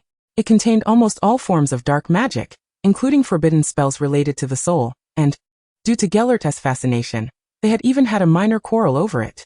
Durmstrang no longer possesses this book, Gellert declared with certainty. Long ago, during my previous life there, I heard it was deemed too wicked and was destroyed. In this life, even if it exists, Voldemort would have long since taken it. Hogwarts? Albus shook his head. I am uncertain. Even if it potentially exists, it would be in the restricted section. Perhaps we should take a look, Gellert proposed. Given our performance, the professors should be lining up to grant us access passes. The day had darkened, and Albus suddenly felt a pang of hunger, prompting him to gather his belongings. Have you forgotten that since Voldemort's rise, students must register and have their books approved by professors before entering the restricted section, unless... Albus teased, glancing at him. The invisibility cloak? Gellert chuckled as well, and the two of them walked side by side towards the exit. Chapter 22, Gifts After the Gathering. The following day, Albus observed that Gellert appeared somewhat distracted, refusing to divulge any details when questioned, merely evading with promises of a surprise that evening. Albus suddenly felt an unusual sense of apprehension, wondering if this would be a fright. Perhaps he should mentally prepare himself. After the afternoon's defense against the dark arts class, Gellert declined the invitations from the Gryffindor crowd, resolutely refusing to attend. He mysteriously wandered off, seemingly placing great importance on the matter. Albus found this increasingly intriguing, as he had only witnessed Gellert exhibit such fervor for the Deathly Hallows. In reality, he had no strong desire to attend the gathering, but if sweets were involved, that would certainly change matters. At this moment, Albus was wholly captivated by the assortment of confections that James and the others had spirited back from the kitchen, delicacies that were typically absent from their lives. He soon forgot about Gellert and for the first time, completely cast someone from his mind, considering how strictly Gellert monitored his sweet intake. The red-haired boy nestled in the armchair by the fireplace, indulging in lemon cakes with great satisfaction. After finishing the cakes, he idly watched a throng of students in the common room fiddling with a new prank product until he began to feel drowsy. It's really quite dull without Gellert. The boy sighed, glancing at the clock. It was nearly 10, and he still had not returned. Albus contemplated venturing out to search for him, but was overwhelmed by fatigue. So after a brief farewell to James and the others, he resolved to ascend to bed, attributing his weariness to having consumed too many cakes. After a brief wash-up, Albus found himself in a drowsy reverie upon his bed, quickly succumbing to slumber beneath the cozy warmth of his blankets. The night had fully enveloped the world outside, and the castle lay in a deep, tranquil sleep, save for a solitary figure who stealthily returned to the dormitory. A closer inspection would reveal that the boy's robes concealed something, a tattered cloth bag. Gellert, slightly anxious, steadied it with his hand. Albus. Gellert gently shook the sleeping form on the bed. Albus emitted a sleepy hum in response, but made no further acknowledgement. Gellert placed the bag on the bedside and settled down beside Albus, seizing the opportunity to caress the boy's face. The occupant of the bed finally stirred awake. How cold! Albus rubbed his eyes, half awake, and then beheld Gellert, draped in a black Gryffindor cloak. Gellert, why are you back so late? It must be nearly midnight. He grasped Gellert's somewhat icy hand. The March nights in the Scottish Highlands were still quite frigid. Albus sat up, unfastening Gellert's cloak, which still bore a chill, and enveloped him in his own blankets. Don't catch a cold. Where have you been? As Albus spoke, a thought seemed to dawn on him. It wouldn't be my surprise. Would it? Gellert tucked Albus's tousled hair behind his ear. A belated Christmas gift. The golden-haired boy's face glowed with excitement in the moonlight as he cautiously retrieved the bag from the bedside. He recognized it as the one used for gifts for Albus and Anna at Christmas. Watching Gellert's animated expression, Albus felt a surge of curiosity. What's this? After a considerable amount of fussing, Gellert extracted an egg, slightly smaller than a quaffle, shimmering in a pale gold hue adorned with delicate red patterns. A phoenix egg. Gellert presented it before him. Albus was at a loss, utterly unprepared for such a remarkable Christmas gift. Is it truly a phoenix egg? Can it hatch? He queried, a mix of worry and anticipation in his tone. Others may not be able to, but you certainly will. The phoenix is the guardian symbol of the Dumbledore family. Gellert placed the phoenix egg between them. What? Albus had never considered that his family could be linked to a phoenix. Didn't your father ever tell you? Gellert looked at him, puzzled by his bewilderment. Whenever a member of the Dumbledore family faces peril, a phoenix appears by their side. The golden-haired boy replied. But that's perhaps just a legend. Albus remained skeptical. Gellert shrugged. We must at least try. All right, the boy said, cradling the egg in his arms, tracing the patterns on its surface. Thank you. You must have exerted considerable effort. Albus cast his eyes down, a flicker of conflict crossing his face. I'm just glad you like it. Gellert reclined on the bed, pulling his outer coat aside to reveal a knitted brown sweater underneath, which bore an embroidered golden on the chest. He then pointed his wand at the letter, and a redded slowly stitched itself beside it. Now it's perfect, in Gryffindor colors. Don't ever say I lack a sense of belonging to the house. Albus, clutching the phoenix egg, burrowed into the other side of the blankets, ignoring him. His ears flushed with warmth. Sleep now, he murmured softly, closing his eyes without drawing the curtain between them. Chapter 23. Gellert can also yield. As the gentle afternoon breeze swept through the Scottish Highlands in April, the the boys finally commenced their lengthy punishment. Under the watchful gaze and shouts of Argus Filch, the Hogwarts caretaker, and his peculiar cat, Mrs. Norris, they endured several weekends of torment. The first-year Gryffindors discovered the multitude of portraits on the 5th floor, a place they had scarcely visited since the beginning of term. The 5th floor of Hogwarts housed only 3 areas: the restricted section, the lavatories, and a locked, long-abandoned, dilapidated classroom. Whenever the boys approached this classroom, Mrs. Norris emitted a terrifying shriek, perhaps in defense of her beloved cat food. Remus sat on the floor, painting the corners of a frame with a brush, indulging in rare humor. I must find a time to throw some rotten eggs inside, he jested. James and Sirius were collaborating to prop up a restored frame, attempting to hang it on the wall. Their expressions were filled with indignation, as if they might kick the frame at any moment, while Filch glared at them menacingly. Kish, meanwhile, was attempting to evade Mrs. Norris, who was particularly unfriendly towards him, and nearly tore his robes. Albus and Gellert nestled at the far end of the corridor, in a spot unseen even by Filch, oblivious to the boys' chatter.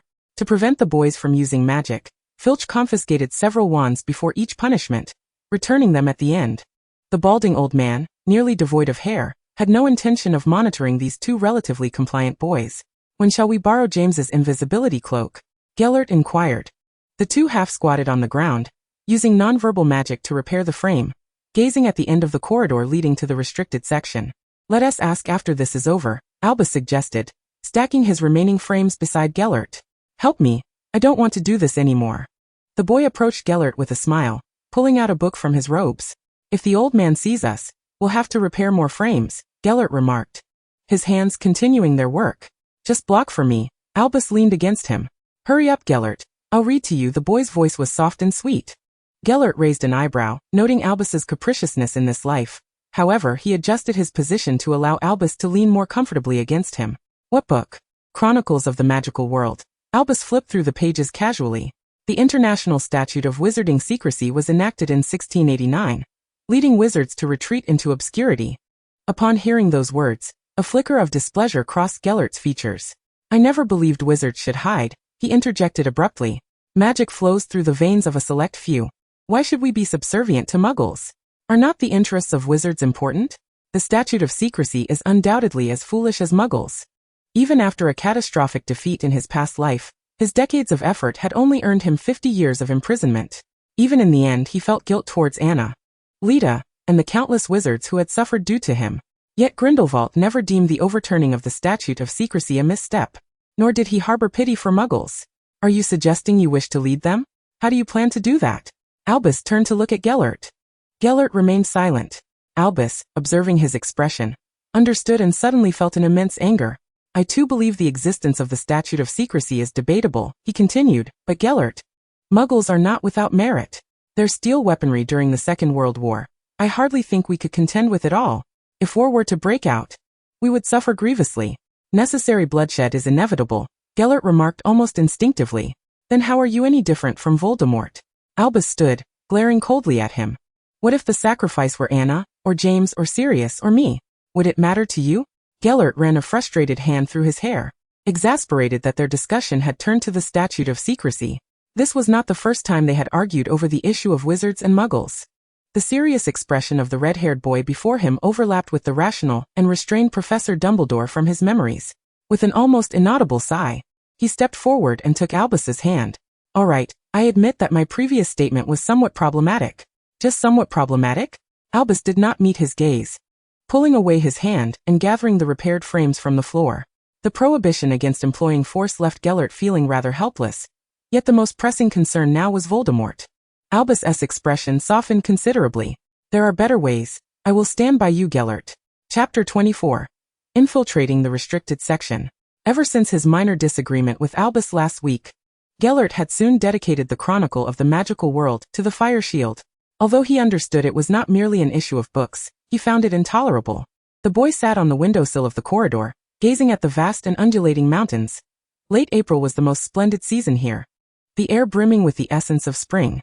A gentle breeze tousled his radiant golden hair. Yet Gellert's demeanor remained rather grim, as one tends to conjure more ominous thoughts when in a foul mood. I hate Paris, he muttered to himself. Why do you hate Paris? Leia, having appeared behind him, inquired with curiosity. Have we French offended you? Gellert did not turn, responding brusquely. Keep your mind reading to yourself. Your thoughts are written all over your face. The silver-haired girl leaned against the brick wall behind her. Though I am unaware of what transpired in your previous life, not everyone is afforded a second chance. She toyed with a celestial globe badge. There is an ancient Chinese proverb. One should not step into the same river twice. But both times present the same problem. Gellert replied indifferently. Problems do not always have a singular solution. If one cannot relinquish something, one must learn to amend it, Leia remarked pointedly. I can see your feelings for him. They have been steadfast, have they not? Sometimes I wonder if you two have lived two lives. Gellert said as he leaped down from the windowsill, heading towards the castle. The stars will always provide us with answers, the silver-haired girl's voice echoed ethereally. You will come to understand. He hastened towards the transfiguration classroom on the other side, where Albus was waiting at the door, having stayed behind to assist Professor McGonagall with grading assignments. It is worth noting that this beloved witch was exceedingly busy. She was not only the headmistress but also the head of Gryffindor and the transfiguration professor. Albus had mentioned that the headmistress often lamented the need to hire a new transfiguration professor for the following year. If child labor were permissible, she would have even considered having you teach the lower years, he mused. Gellert had evidently reached a level in transfiguration that would allow him to pass the newts without standing. He quickened his pace, and Albus, clutching a stack of books, awaited him at the entrance. I feel so tired, Gellert, the boy yawned widely. You have no idea. The students' assignments are truly bizarre. Although I have endeavored to award them high marks. Gellert expertly took the books from Albus's arms, thinking to himself, not awarding them high marks would not be you. Having reviewed several of Dumbledore's students' assignments in his past life, he had often wished to incinerate those scribbles. I do not wish to dine in the Great Hall, Albus pouted. Then let us return to the dormitory. We still have to visit the restricted section tonight, Gellert suggested, taking his hand. They had borrowed an invisibility cloak from James, and were preparing to explore that evening. The two ascended the spiral staircase towards Gryffindor Tower.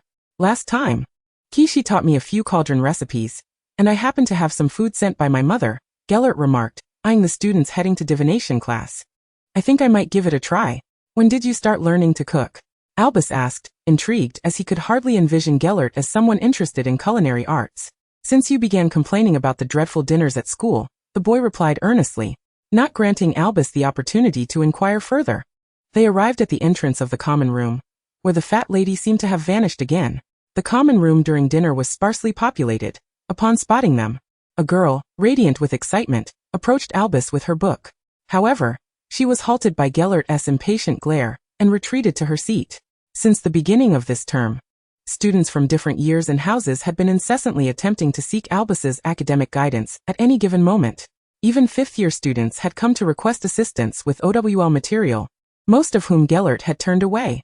His tolerance for Albus's eagerness to teach had thus far only extended to James and his friends. Albus, feeling somewhat apologetic, waved at the distressed student. Ellie, I will explain it to you tomorrow. Then he poked Gellert in the side. Can't you be a bit kinder to your classmates? Gellert remained silent as they stepped into the dormitory, only to be greeted by the sight of the phoenix egg rolling swiftly from the bed into Albus's arms. Since he had brought the egg to the dormitory, it had always been drawn to him whenever he was present. Gellert's irritation reached its zenith as he plopped down onto a stool. So many of your students adore you. He could not fathom how Dumbledore managed to be so likable, both back then and now. And this egg. Albus chuckled at the sulking boy, cradling the egg as he leaned down to nuzzle his ear. Come now, Gellert. Don't be so petty. What delicious dish are you preparing for me? His striking blue eyes sparkled. Gellert felt his anger dissipate under the weight of that gaze. What do you call it? Stew. He mused, explaining that one merely needed to chop potatoes, carrots, and meat into chunks, toss them into the cauldron, cast a few cooking spells, let water flow over the ingredients, and finally light a fire, waiting half an hour. Can that truly work? It sounds too simple. Albus expressed skepticism, having perused several cookbooks himself, knowing that Candela was often overwhelmed with tasks. However, 40 minutes later, they undoubtedly proved him wrong. England truly is a culinary wasteland, Albus remarked, relishing his meal made from paper and a pen. He had originally thought that the green dumplings Kishi had given him were the pinnacle of cuisine. The entire dormitory was infused with delightful aromas, compelling Gellert to open a window for ventilation. Germany is not far behind, he reluctantly admitted. Regrettably, the culinary gods had evidently not favored them, perhaps having eaten too much. Both boys felt a bit queasy as they stealthily slipped into the restricted section under the invisibility cloak in the dead of night. Albus took a deep breath. Let us make this quick. Gellert nodded, and they swiftly traversed the corridor, passing the 5th-floor painting, until they reached the iron door at the end. Alohomora, Gellert whispered. And they pushed the door open, slipping inside hastily. Lumos, Albus drew forth his wand. The restricted section appeared less foreboding than anticipated, though it seemed uncharacteristically vacant. As if arranged that way intentionally. They cast a detection charm and advanced along the rows of shelves, encountering titles like Powerful Potions and Dark Art Spellbooks. Gellert frowned. Not only are there no revelations regarding advanced dark magic, there is not even a single book related to it. It seemed they would return empty-handed today. Albus attempted the summoning charm but received no response after a while. Indeed, perhaps the professors have already reviewed this section since Voldemort's rise, he reflected, glancing at the bookshelf to his left. Suddenly, a wave of dizziness washed over him. In a fleeting moment, he seemed to see a tall figure in a long wizarding robe reaching for something on the shelf. The sensation made him feel nauseous. The queasiness he had barely suppressed surged back. Gellert, I need to head to the restroom, he said, clutching his stomach tightly. Cast an invisibility charm for me. I'll find you in a bit. The golden-haired boy did not think twice and simply replied. His attention was drawn to a tattered tome on the farthest shelf. This could be it, Gellert mused as he approached slowly, the title gradually becoming clear. He raised his hand to caress the cover, finding a depression where he could lift it. Blood magic. The ancient golden letters on the crimson cover came into view, confirming his suspicions. A smile crept upon Gellert's lips. In this lifetime, during his childhood at Grindelwald Manor, he often found himself reminiscing about the Blood Pact. Although the incantation and the procedure of the Blood Oath were etched into his memory, the intricate magic circle from the book was indispensable for its completion. At that time, he believed that the world was devoid of Dumbledore's presence, and did not exert himself in the search, only to inadvertently stumble upon it in the restricted section of Hogwarts. After all, this tome was as rare as revelations of cutting-edge dark magic. Gellert felt a flicker of joy as he tucked the book into his bag, enhanced by the undetectable extension charm. Perhaps the professors of Hogwarts did not anticipate that a student could master such magic. The complex magic circle was beyond the capabilities of many seasoned aurors, let alone the lengthy incantation and the heartfelt, complete devotion of 2 individuals. While Gellert was still wandering in the restricted section, Albus emerged from the lavatory, rubbing his stomach and feeling significantly relieved. Yet, he pondered why Gellert had not yet arrived. Perplexed, the boy cast an invisibility charm upon himself, and made his way back to the restricted section. Given their current magical prowess, the charm could only last for half an hour, and was easily detectable by the professors. He had to quicken his pace when a sudden glimmer caught his eye. Albus turned towards the source of the reflection, which emanated from a long-abandoned classroom, its door ajar, seemingly pushed open by the wind. Peering through the gap, he beheld a tall mirror, its golden frame reaching the ceiling, supported by 2 claw-like feet, an imposing sight indeed. That familiar sensation returned. Unlike the dizziness he experienced earlier in the restricted section, this allure beckoned him closer. Akin to the moment he first laid eyes on the locket box in the Black family manor, Albus shook his head vigorously and left, his only desire being to locate Gellert. A voice echoed from the end of the corridor, followed by hurried footsteps as a hand pulled him into the invisibility cloak. What is it? You look rather unwell, Gellert remarked, brushing his fingers against Albus's face. It's nothing really, Albus replied, embracing him. Chapter 25, Prelude to Whispering. Since returning from the restricted section, Albus had been somewhat distracted, a state that persisted for at least half a month, even diminishing his appetite for the daily post-meal desserts. Gellert observed Albus, who was idly toying with the omelette on his plate. If something's troubling you, feel free to share, he offered. It's nothing, Albus replied with a charming smile. Perhaps Fox has been particularly raucous at night, which has interfered with my sleep. Fox, the name the boy had given to his unhatched egg, was indeed fitting. The phoenix egg had taken to resting upon Albus's stomach during the nights. Yet, Gellert knew this was not the true cause. Albus was reluctant to speak, and Gellert did not wish to pry further, acutely aware that something had triggered his memories. To reassure him, Albus finished every last bite of his meal, despite his lack of appetite. For the past half-month, the mirror from that dilapidated classroom had haunted his thoughts relentlessly. He was certain he harbored some unresolved issues. Continuing in this manner was untenable. He could not bear to keep secrets from Gellert. Ever since he had begun to drift off, the blonde boy had been by his side almost incessantly. After lunch, the two ambled toward their afternoon herbology class. Recently they had not frequented the library much, opting instead to linger in the common room or their dormitory. As the academic year drew to a close, The library and study rooms were perpetually overcrowded, with even James and his trio mysteriously absent. The quartet often jested that they were the only ones at Hogwarts unconcerned about the impending final exams, free from the burden of revision. Gellert.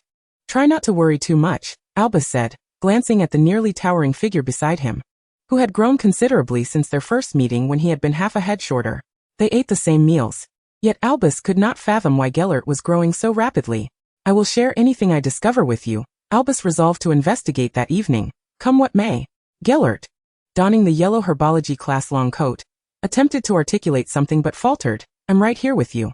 The greenhouse, close to June, was hot and stifling, with students struggling to repot the vervain.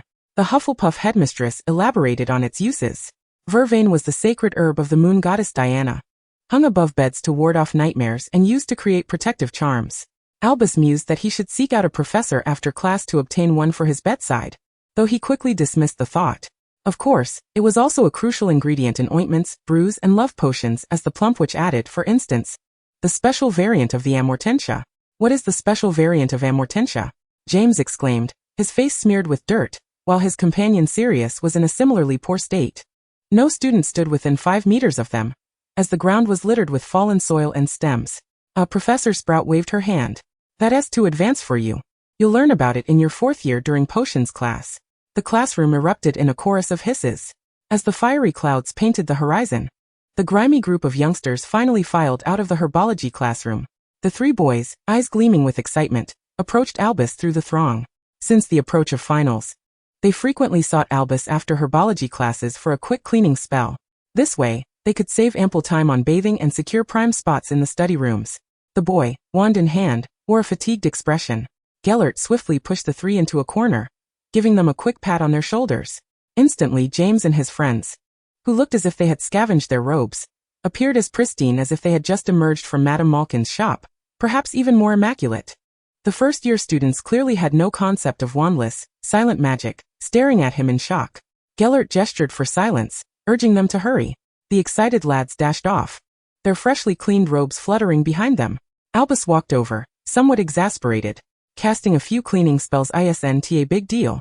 But now we'll have to endure at least 40 minutes of questions from James and the others tonight, because you showed off wandless magic in front of them. Gellert touched his nose, suddenly feeling a tad impulsive. As it turned out, the red-haired boy was correct. That evening, the 2 nestled into the corner of the common room on a plush sofa, Gellert perusing a book while Albus leaned against him, a tassel pillow adorned with a griffin resting on his lap, as he penned an essay. Amidst the shrieks of the fat lady, James and his gang burst in, depositing a veritable feast of chocolate cakes, meat pies, chicken legs, and even a jug of chilled pumpkin juice onto the small table before them. Thank you for bringing food and drink for our evening tea gathering, Albus remarked, casting a glance at them. The group settled into the armchairs opposite. Was that wandless magic? James inquired excitedly. Gellert nodded affirmatively. How cool. This is highly advanced magic. The dark-haired boy exchanged glances with his brothers. I doubt anyone in the ministry can wield it with such finesse. Sirius and Remus appeared more composed, yet their eyes sparkled with anticipation. You cannot learn it now, Albus interjected, cutting off their unrealistic notions. He picked up a meat pie from the table and tore off a piece, offering it to Gellert. Not until at least 5th year. All right, James said, somewhat deflated, loosening his tie and signaling for Sirius, who was sitting closer to the table, to pour him a glass of pumpkin juice. The handsome dark-haired boy shot him an exasperated glance. Hey Sirius, what's the matter? Just pour me a glass of juice. James fumed, directing an accusatory finger at the individual who was serving cake to Gellert. Look at Albus. Get lost, Sirius retorted without a hint of mercy, reclining languidly in the armchair with his legs crossed. Upon overhearing this exchange, Albus paused momentarily, feeling a twinge of embarrassment as he skewered a piece of cake with his fork and handed it to Gellert, then pretended to engross himself in a paper. I think I'll head back to the dormitory for a rest. Gell, do you want to join me? Gellert remained absorbed in his book, his head not once lifting throughout the evening. I'll wait a bit longer, he replied. Don't stay out too late, Albus advised.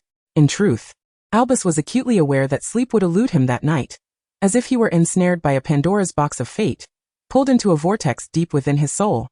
He lay in bed, caressing the phoenix egg before him, listening to the sounds of the golden-haired boy entering the room, washing up, and settling into bed. Ultimately, the night air transformed into a soft murmur of breaths, and he glanced back. The moon shone brighter than usual, its silvery light illuminating Gellert's slumbering visage.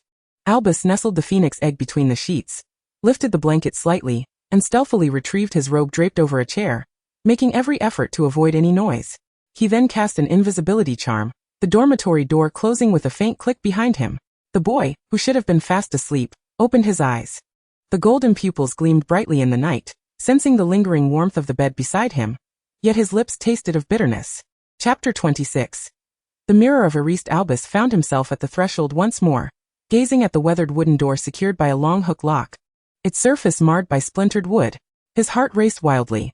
Before him stood the magnificent and ornate mirror, remaining steadfast in its position. He deftly performed an unlocking charm, and the ancient door creaked open slowly, accompanied by a harsh groan. As Albus surveyed the surroundings, he noted that this vast, dilapidated classroom, teeming with dust and various insects, held nothing but the mirror. Silence enveloped him. The rhythm of his heartbeat echoed like Mozart's inaugural overture, drawing him irresistibly closer. Like a bee entranced by the sweetest honey, step by step he approached the mirror. Aristra haquetubicafruatang guohis. The mirror of Erist had the power to reveal one's deepest and most fervent desires. Albus bit his parched lips, his fingers nearly soaked in perspiration as he gazed into the expansive, reflective surface illuminated by the bright white moonlight. In the mirror, the anxious boy, wand in hand and clad in Gryffindor robes, slowly began to fade. He beheld a dilapidated barn, somewhat different from the one etched in his memory. This barn was devoid of ample provisions. Instead, books, papers, and a few cauldrons lay scattered across the floor. Albus's anxiety gradually morphed into curiosity. Gradually, the mirror revealed new changes. Two young men, appearing to be around 16 or 17, materialized in the scene. They were dressed in garments reminiscent of the last century, their collars slightly undone, and their hair tousled. Both bore flushed faces. Albus's expression suddenly froze absurdly. He wished to laugh, yet it felt as if a hand had clasped tightly around his throat, rendering him breathless. The resplendent golden hair, the handsome visage, and those unique eyes he had gazed upon for 4 years. There was no mistaking it. This was Gellert. And there he was too. The two youths in the mirror, without hesitation, drew their wands across their palms. Albus recognized the Rowan wand, identical to the one he now held, while Gellert's was an unfamiliar object, resembling a gnarled tree branch. Blood seeped from their palms as they resolutely pressed their hands together, fingers entwined, fervently closing their eyes. 2 drops of crimson floated from their joined hands, slowly forming an exquisite pendant with a slender silver chain, diamond-shaped, punctuated by a small silver rod. At its center lay a translucent amber stone, within which the mingling blood was faintly visible. Albus grasped the significance of this pendant almost instantaneously. The Deathly Hallows. The mirror returned to its original state, and a memory surged into his mind, causing the boy to stagger backward, collapsing against the grimy wall. Please, Severus. The elderly man with silver-white hair, clad in a purple robe adorned with stars and moons, implored the dark-haired professor before him. This is something only you can accomplish. The elder wand must not fall into Voldemort's hands. Severus gazed at his charred, emaciated right hand. For those with a clear mind, death was merely another grand adventure. The elder smiled as he returned to his desk, unwrapping a lemon sherbet and popping it into his mouth. Trust in Harry, he is our hope. A wave of dizziness washed over Albus. He felt like a solitary ship amid a tempestuous sea, only to be followed by another memory invading his consciousness. It's the astronomy tower. Call Severus Harry. He is hiding downstairs, Harry. Even in his advanced age, Albus recognized himself frail, weary, and on the brink of death. Do it. His courage faltered, mirroring that of his father. Severus. The aged man appeared utterly exhausted. I beg you. Avada Kedavra. A flash of green light surged into the old headmaster's body. No. Professor Dumbledore. Accompanied by the cries of those hiding below the staircase. He saw himself tumble like a broken doll, akin to a kite severed from its string, plummeting from the tower, leaving behind a room steeped in bitterness. The memory concluded, and the boy curled up on the ground in agony, tears streaming down his face. No. He gasped repeatedly. As astute as Albus was, it seemed he had unraveled the peculiarities of his existence. He possessed the memories of his past life, and it appeared they were gradually resurfacing. No. To whom he uttered this he could not tell. The red-haired figure clutched his chest tightly, mechanically repeating the words. The night wind howled, flinging open the window panes, caressing Albus's face, dampened by either tears or sweat. It was about to rain. He sat there throughout the night, accompanied only by the roar of thunder and the deluge, until the sky lightened with the dawn. Albus finally trudged back to the Gryffindor common room, his robe soaked through. Since coming to the realization of his previous life as Hogwarts headmaster, he found the walk back through the now familiar castle to be rather absurd. As for Gellert, Albus's emotions were a tumultuous mix. Based on the visions from the Mirror of Erist, he could ascertain that the two had known each other long before in their past life. Yet, why did he find it so arduous to push open the dormitory door? Gellert stood by the window, watching him, the dark circles under his eyes and the weariness etched across his face betraying a sleepless night. Where have you been? The boy's voice was hoarse. He had never seen Albus in such a disheveled state. Hair unkempt, his robes coated in dust and creased, his face streaked with tears, and his blue eyes tinged with redness. Albus leaned against the wall as he closed the door. Do we know each other? He rubbed his reddened eyes. Or have we known each other for over a century? Albus seemed disinclined to grant Gellert the opportunity to speak. The Mirror of Erist, I saw our past selves in the Potter's Barn. The color drained from Gellert's face as Albus spoke. We forged something akin to an oath. And then I recalled a memory. Albus's voice grew fragmented and pained. The astronomy tower, with Severus. I had him kill me, plummeting from the tower. And then there was Harry. I don't know who he is, though he bears some resemblance to James. Gellert pulled him into an embrace. And together they tumbled onto the armchair, as if someone had cast a silencing charm upon him, rendering his once proud silver tongue utterly ineffective. Albus bit his lip incessantly, striving to suppress the tears that threatened to spill. Gellert's fingers brushed over his lips, and the boy's torn wound gradually mended beneath his touch. Indeed. He lowered his gaze, scarcely daring to look at him. They had known each other in their youth, in the year 1899, and in this life. From the moment of his birth, he possessed all the memories of that past existence. What had transpired between them subsequently? This time, Gellert did not respond to his inquiries. The boy noticed his hands trembled uncontrollably. So we have been reborn into this world in 1959, Albus remarked somewhat derisively. Voldemort has changed everything. Yet it feels as though nothing has altered at all. Are you not going to tell me? Albus pressed. About me, about us. His feigned composure was on the verge of shattering. Yet all that met him was the oppressive silence of the room and Gellert's ashen visage. I simply do not understand, he murmured, as tears finally streamed down his cheeks. Why weren't you there? He sobbed. Since we had known each other in our youth, why did you not remain by my side in the end? Was it because you had already perished, or had we long since parted ways? The unspoken words lodged painfully in his throat. Gellert reached out, encircling the boy who knelt before him, a half-century's worth of guilt and regret threatening to engulf him. I am sorry. Gazing at the equally pallid face before him, Albus had already discerned the answer. A bittersweet sensation surged within him. Gellert had never before displayed such vulnerability. He suddenly found himself deeply unsettled by the reality of possessing memories from a past life. At that moment, he wished fervently for it all to vanish into oblivion. Albus met his gaze resolutely. In this life, we shall remain by each other's side, regardless of what has transpired before. His voice, though hoarse, was imbued with an unprecedented conviction. I am that person. Yet I am also the person I am now. I will watch over you, Gellert. Gellert felt a painful tension in his eyes as he gently rested his forehead against Albus's shoulder. Very well, he heard himself reply. Whatever may happen, I will be here. Chapter 27. A busy summer and the new academic year. Throughout the month of July, the Dumbledore household was enveloped in an unusual atmosphere. Undoubtedly due to the presence of a certain golden-haired German boy. At the end of the last academic year, he had rejected the key sent by his parents from Nuremberg, insisting fervently on returning to Godric's Hollow with Albus. His aunt appeared quite disheartened. Albus sat on the wooden floor of the living room, consuming the Chinese delicacies Gellert had recently learned to prepare, mumbling indistinctly. Gellert had put away the two-way mirror. I can return in August, at least to celebrate your birthday with you. Ever since the incident with the Mirror of Erist, Gellert had been excessively kind to him. Each day of the summer, he would knock promptly at 9 in the morning, bringing with him an array of cakes and cookies baked by his family. Initially, the Dumbledore couple would sternly refuse. But eventually, even Albus became adept at opening the door for him. The golden-haired boy possessed a remarkable ability to charm. Albus was reluctant to ponder too deeply over what had transpired between them in their past life. In truth, what was meant to arrive would eventually come, wouldn't it? He observed the boy beside him, diligently studying the recipes. Yet he found himself somewhat overwhelmed by Gellert's kindness. Gellert would even engage Albus in a few rounds of exploding snap and, on weekends, accompany the family to Muggle amusement parks or musical performances. Albus found this decidedly absurd. On the first day of August, a bright sunny morning, the red-haired boy finally pushed him out the door. You should return to Germany. Al, you're sending me away. Gellert stood at the door, looking somewhat forlorn. Albus ignored him, expressionless as he closed the door. See you on the Hogwarts Express. However, the consequence of his actions was that throughout August, the Dumbledore household received dozens of letters and numerous packages sent from Nuremberg. As he departed the cottage with his luggage, he overheard his brother muttering behind him, I won't have to collect letters anymore. Albus could tell that his brother had developed a slight aversion to letters.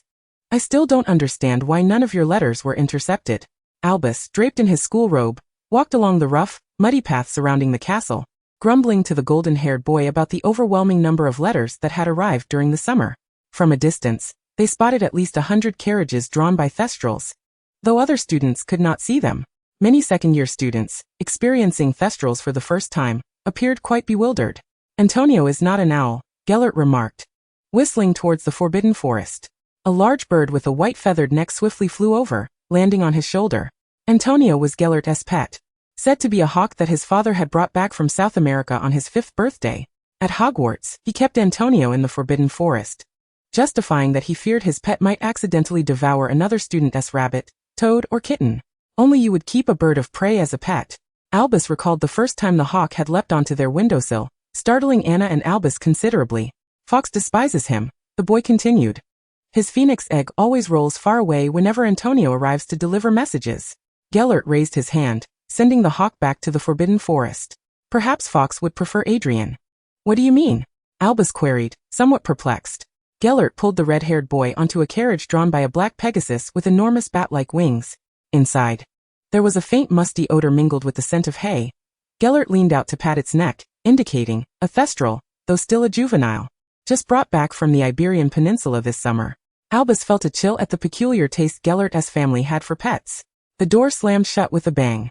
Moments later, as the carriage jolted violently, it rolled down the path leading to Hogwarts Castle, splashing water in all directions until it arrived before the grand entrance. Filch, with a scowl, urged them to hurry. The two rushed into the great hall, where James and the others were already seated. You always arrive late, the dark-haired boy teased. After a summer apart, the boy's hair seemed even more disheveled. My word, you've grown so fast. Sirius stood up and moved aside, making room for them. He noticed that Gellert was among the tallest of the boys. Does the German air promote faster growth? You're a year or two younger than us. Perhaps I eat more than you do, Gellert replied nonchalantly. I would choose to eat meat rather than sweets. Albus, listening to this, gave him a sharp kick under the table as he sat down. The sorting is about to commence. This year's sorting appeared considerably more normal than the last, with the number of new students being only half that of their year. Regulus will be starting next year, Sirius said eagerly. I hope he gets into Gryffindor. Then your grandmother's portrait will have to demolish the Black family home, James said awkwardly, tapping on the table, clearly unimpressed by the portrait. Laughter erupted among them. Albus will be starting next year too, Albus chimed in, following closely, but I'm more worried about whether he will receive his acceptance letter. If he doesn't, I can find someone to send him to Durmstrang. Gellert propped his chin on his hand, boredly surveying the scene. The boy had never had the slightest interest in these ceremonies and speeches. He noticed an empty spot at the staff table. Meanwhile, a curious older Gryffindor girl overheard this, and inquired about the current state of Durmstrang and Beauxbatons. Unexpectedly, Beauxbatons was faring worse. Gellert nodded in acknowledgement to the new students being sorted, many of whom bore distinctly French names. Following France's capitulation, Burbage had been directly seized by the Death Eaters. It was less a school and more akin to a training camp for them. They had abolished the age restriction for admission, allowing any wizard wishing to join the Death Eaters upon graduation to enroll. Families from the Francophone regions sent their children to Hogwarts, while a select few ventured to Beauxbatons, and other wizarding families simply opted out of education entirely. As for the half-blood and muggle-born wizarding children, the boy seemed reluctant to elaborate further, and at the Gryffindor table, silence prevailed, punctuated only by the monotonous sound of polite applause. What about Durmstrang? Someone dared to inquire. The news from the European continent was scarcely reported in Britain. Well, Gellert cleared his throat, not exhibiting any annoyance at their curiosity. They have retained many of their original faculty members, and have not instituted draconian oversight. At least it still functions as a normal school, if one overlooks the fact that first years are brazenly studying the Cruciatus Curse in class. There are still many families from the German-speaking regions who send their children there, and they do not perceive the study of dark arts as inherently objectionable. Amid Gellert's lengthy discourse and the collective silence of the audience, this year's sorting ceremony concluded. Gryffindor had only welcomed 2 boys and 1 girl, marking an unprecedented low. A fourth-year student could not refrain from complaining, perhaps there are just too many French students. Almost all of them went to Ravenclaw, and the remainder are in Slytherin. You had a whole 10 last year, came an immediate retort from a couple of gifted students at the adjacent table. This matter has not yet settled, Albus lamented, poking at his empty plate, wondering why the food was so tardy this year. Soon, the witch seated at the central position of the staff table addressed his concerns. The calm and composed Professor McGonagall deftly tapped her golden goblet, and the entire hall echoed with the sound of a resounding bell. I apologize for the delay.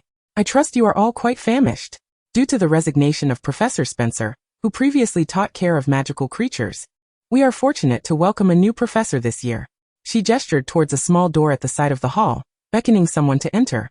With heavy footsteps, a hulking figure squeezed through the doorway.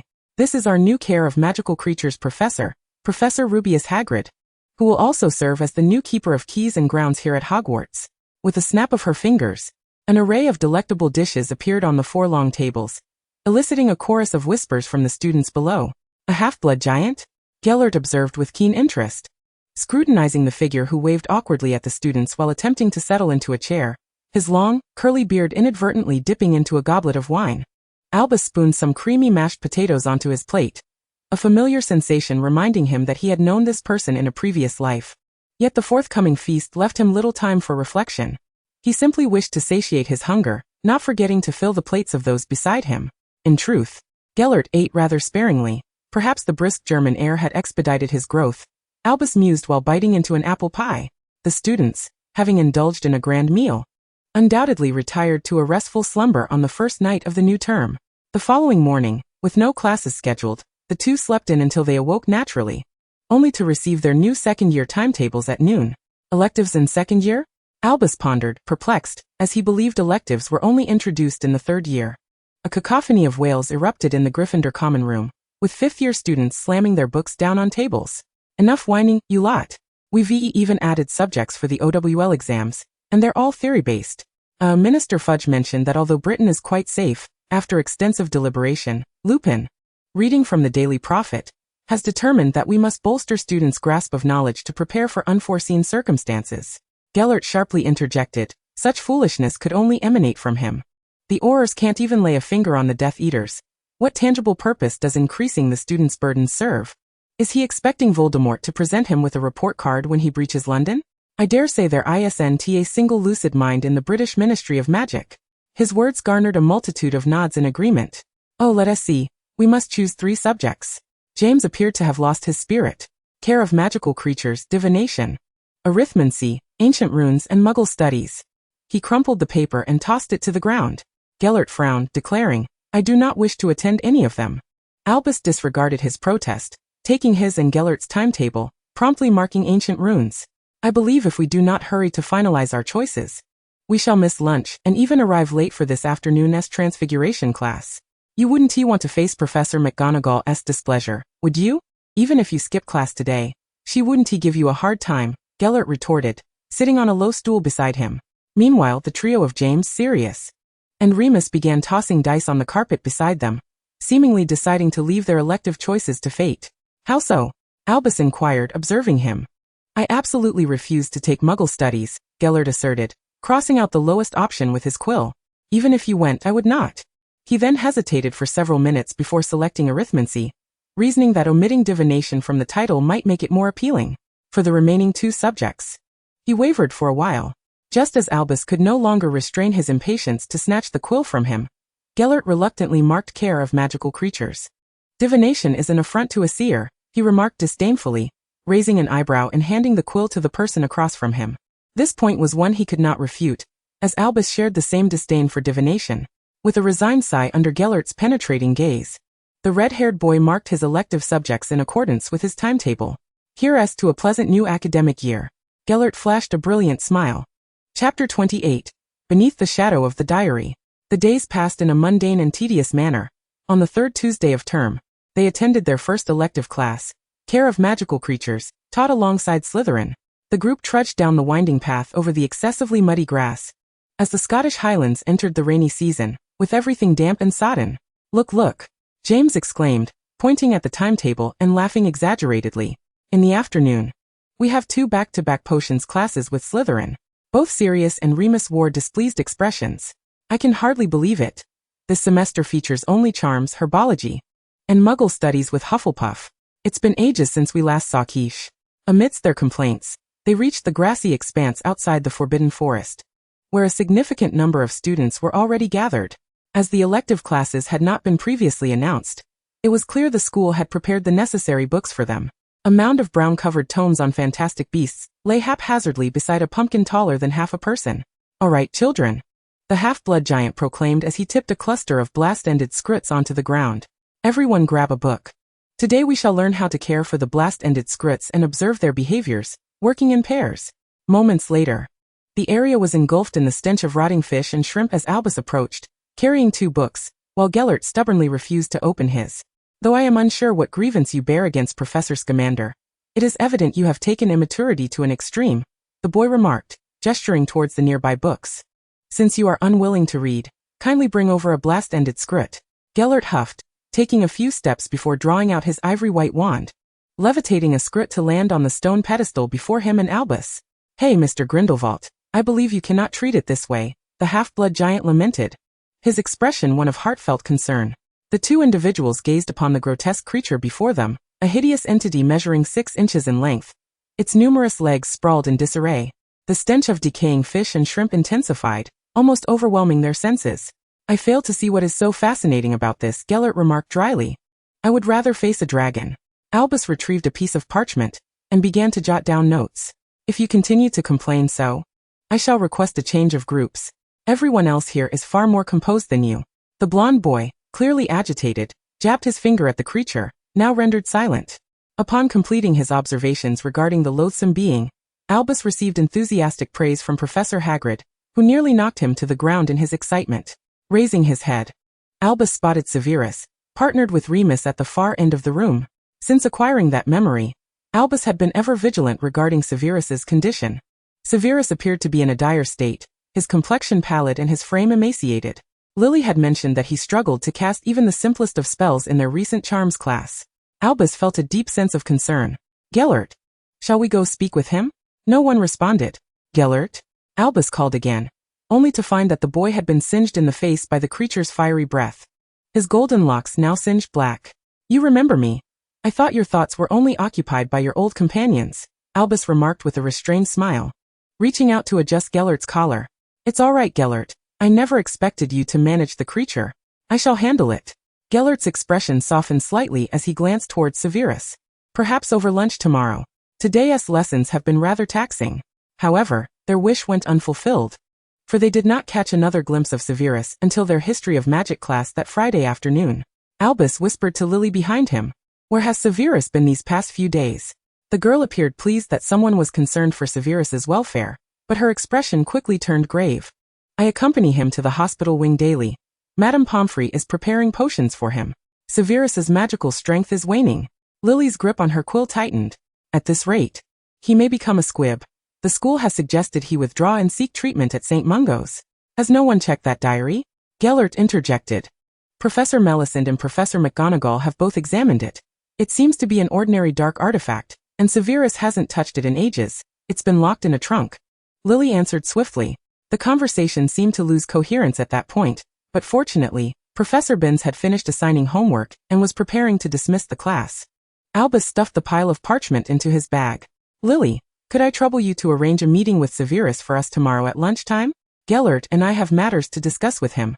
Including his diary, Gellert added.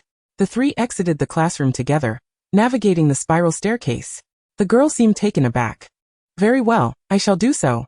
Lily appeared to understand their intentions. "I thank you on Severus's behalf. I truly hope you can assist him." They bid farewell to Lily before heading to the common room to scrounge for something to eat, then off to the library. "It still relates to the diary," Albus asserted. He didn't seem to exhibit signs of magical decline previously. "It appears that Lyo's astrological predictions were only half accurate."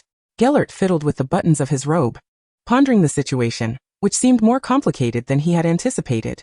"I should be able to investigate further. We shall see what unfolds tomorrow." The two climbed the ever-spiraling staircase to the Gryffindor common room on the 8th floor. How did I not realize how exhausting this was? Albus remarked, feeling a sheen of perspiration forming. You must eat more, though not sweets, Gellert replied succinctly. They returned to their dormitory, casually tossing their robes and bags onto a bench.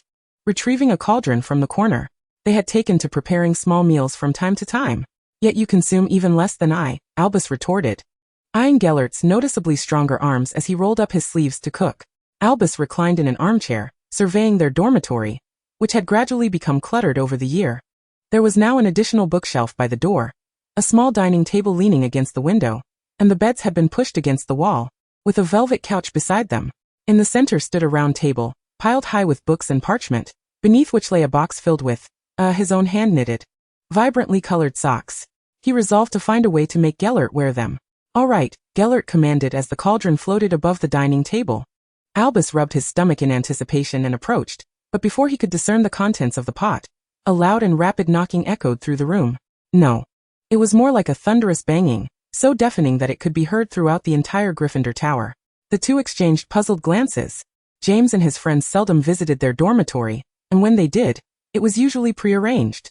Albus, Gellert, a tearful voice called from the other side of the door. It was Lily. They barely had time to ponder how she had entered the boys' dormitory, when an instinctive dread informed them that something was amiss. Albus rushed to the door, flinging it open to reveal Lily, her face streaked with tears, gasping for breath. Severus has collapsed in the boys' lavatory on the 3rd floor. We had just finished dinner, and were on our way to the study room. She wiped her tears from her face. He suddenly felt sick and needed to use the restroom, but he hasn't returned for quite some time. I went in to check on him, and then... Albus felt it was inappropriate to linger any longer. He swiftly pulled Gellert and dashed outside. Lily followed closely behind, her words tumbling out in a rush. I used basic diagnostic magic. Severus has barely any heartbeat left, I couldn't move him, and I couldn't find a teacher. The trio raced through the corridors, colliding with several others, too frantic to offer apologies. They sped down from the 8th floor to the 4th, passing the armor corridor, where they spotted some familiar figures. It was James and his friends. They seemed to have just finished dinner, laughing and joking as they ascended, but their expressions shifted to shock upon witnessing the trio's urgent demeanor and Lily's tear-stained face. What happened? Gellert suddenly recalled something and abruptly pulled James and Sirius aside. Grab your invisibility cloak and head to the Slytherin common room. Find Severus's diary in his trunk and bring it to the boys' lavatory on the 3rd floor. No matter what it takes. Immediately. He then turned to Remus and Kish. You two come with us. Chapter 29. Under the shadow of the host. The quartet appeared startled by his seriousness, refraining from inquiring further, and almost immediately acquiescing. They parted ways without further exchange. Moments later, they arrived at the lavatory on the 3rd floor, where Albus spotted a figure collapsed on the ground. You two stay at the door. Do not allow anyone in except for James and his friends, not even the headmaster, he instructed Remus and Kish. Albus knelt beside Severus, drawing his wand and pressing it against the boy's chest, channeling a cascade of healing spells into his prone form. Gellert crouched down as well, gliding his hand along Severus's neck down to his wrist. Something is siphoning his magic. Gellert's expression darkened. Underage wizards cannot withstand such rapid magical depletion. It leads to exhaustion of the heart, and his soul is dissipating. Lily visibly paled at this revelation. But Severus hasn't touched the diary in ages, she murmured, her complexion nearly matching that of the boy sprawled on the floor in a puddle of water. Sacrifice, an exceedingly terrifying dark magic, Gellert spoke grimly. And Albus felt a sense of rigidity. To hear Gellert describe something as frightening was a clear indication that the situation had escalated to a level that even they found daunting.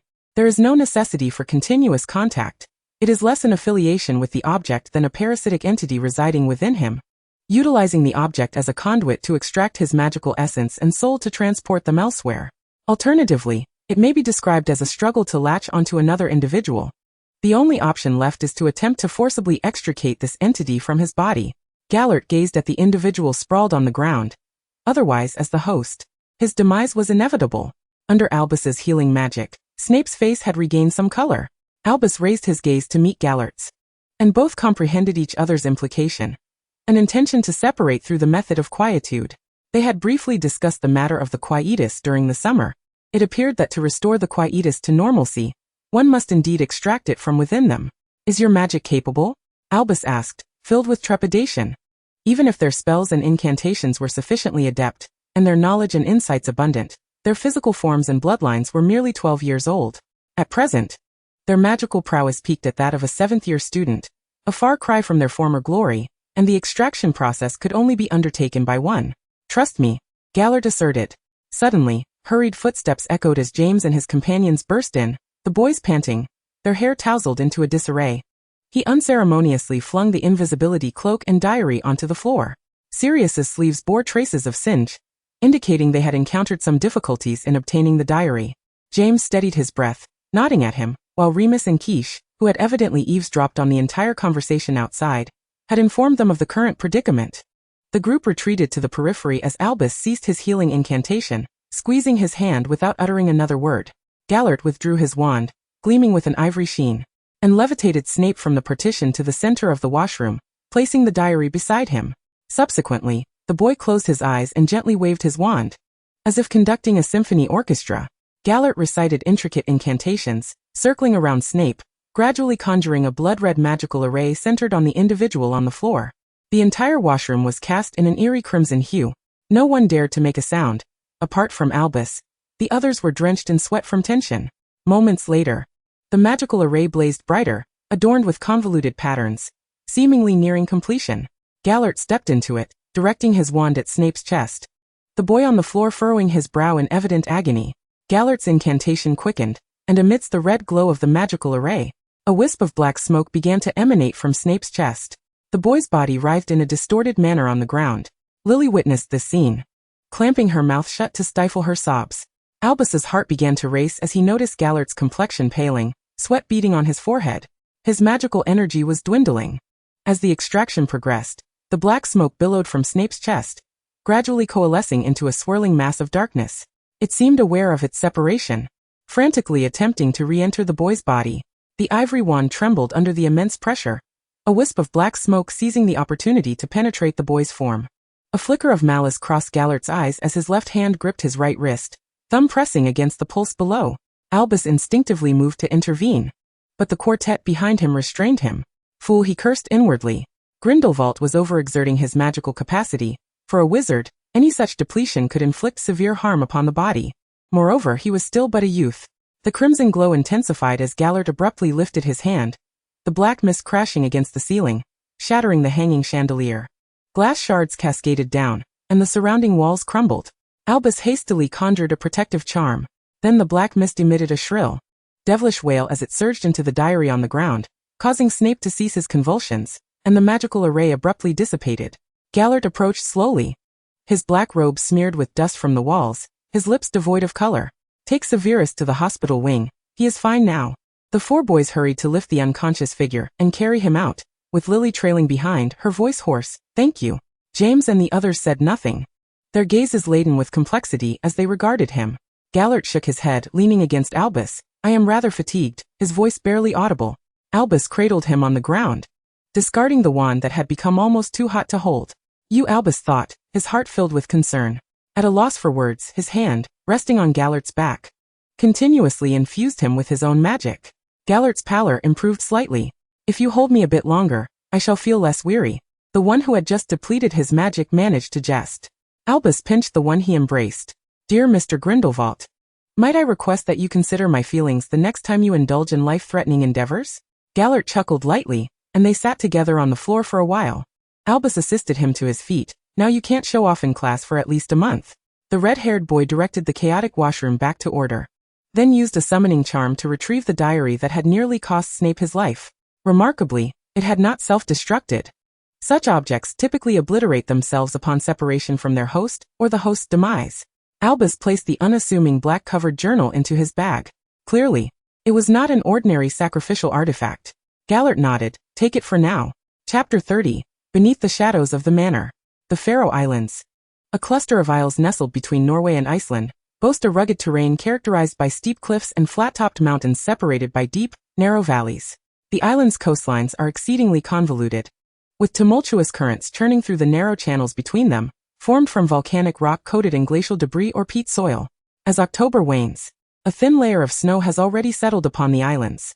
Such a location is evidently unsuitable for human habitation, even if it is the reputed dwelling of Valhalla, from Norse mythology. The The few structures present on the island maintain the architectural style of the Viking era from the 13th century.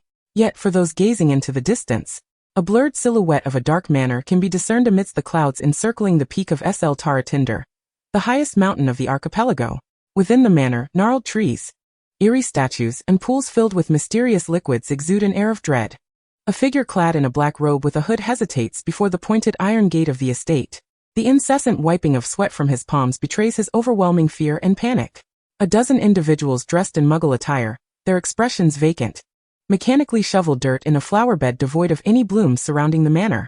A middle-aged man with a scruffy beard seems to lose his grip, causing a shovelful of soil to tumble onto the feet of the robed figure. The sweat-drenched man suddenly erupts in fury. Avada Kedavra. A flash of green light, and the man with the shovel collapses to the ground. Yet the others remain unresponsive, continuing their monotonous task. Raffle, did they not inform you? A voice devoid of emotion echoed in his ears, though no one was visible within the manor. There are no muggles on this island to hinder our use of the imperious curse. The robed man was drenched in cold sweat, Master, my lord. After the voice faded away following those two words, the ominous iron gate creaked open before him, emitting a chilling sound. The man known as Ravel hesitantly stepped inside, only to discover that the eerie statue had been watching him ever since he entered the estate. A shiver ran down Ravel's spine as he hurried up the steps and pushed open the door, which was cloaked in cobwebs. The interior of the house was nothing short of despairing. Aside from a few dilapidated items that could hardly be called furniture, numerous figures dangled from the ceiling, bodies. To be precise, in the first room on the second floor, the voice returned to his ear. Trembling, Ravel ascended the staircase, which was gnarled with roots resembling those of trees. It was then he noticed that each of the hanging corpses was attached to a similar root, leading up to the room above. Some substance flowed within the roots. He swallowed hard and opened the door to the room. It was nearly devoid of furnishings. Apart from the roots sprawling across the floor and walls, there was only a solitary black chair hovering in the center of the space. He could see a figure with black hair seated, their back turned towards him, with all the roots converging to connect at their shoulder. First time here? The figure on the chair slowly inquired. Ravel bowed his head, stammering, Yes, master, I am Italian. Ah, Rome is a fine place. The chair turned, revealing a gaunt man cloaked in black. Were it not for the profoundly eerie atmosphere, Ravel might have found him somewhat handsome.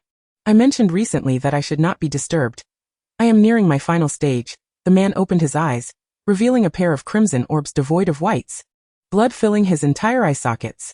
Has something happened at the headquarters in Rovaniemi, or have my incompetent subordinates caused yet another disaster? No, master, Ravel muttered, his gaze fixed on the ground, gripping his hands tightly. A sense of dread washing over him as he feared that revealing the news would seal his fate like those below. It is your Horcrux, the diary, he managed to say. Ravel caught a glimpse of Voldemort's impatient expression, his voice trembling. Its parasitic connection has been severed. Upon uttering the final word, half the wall collapsed with a thunderous roar, exposing the garden's withered grass and blackened branches. Ravel was overwhelmed by a surge of dark magic, causing him to kneel. Just last week he kept his eyes tightly shut, bracing for his fate. They said you might not feel it for another fortnight, so I came to inform you early, to avoid disturbing your process. Surprisingly, the man did not unleash the anticipated killing curse or the Cruciatus curse upon him. He appeared too preoccupied to pay Ravel any heed. Fascinating, Voldemort gradually revealed a dreadful smile, his dark fingers tapping rhythmically against the chair. It has been 5 years, and I have replaced each Horcrux's host numerous times. Oh, these good children have been sacrificed until the very end. The diary's host, was it Severus? Voldemort's voice carried a hint of regret. His immense darkness and insatiable thirst for dark magic.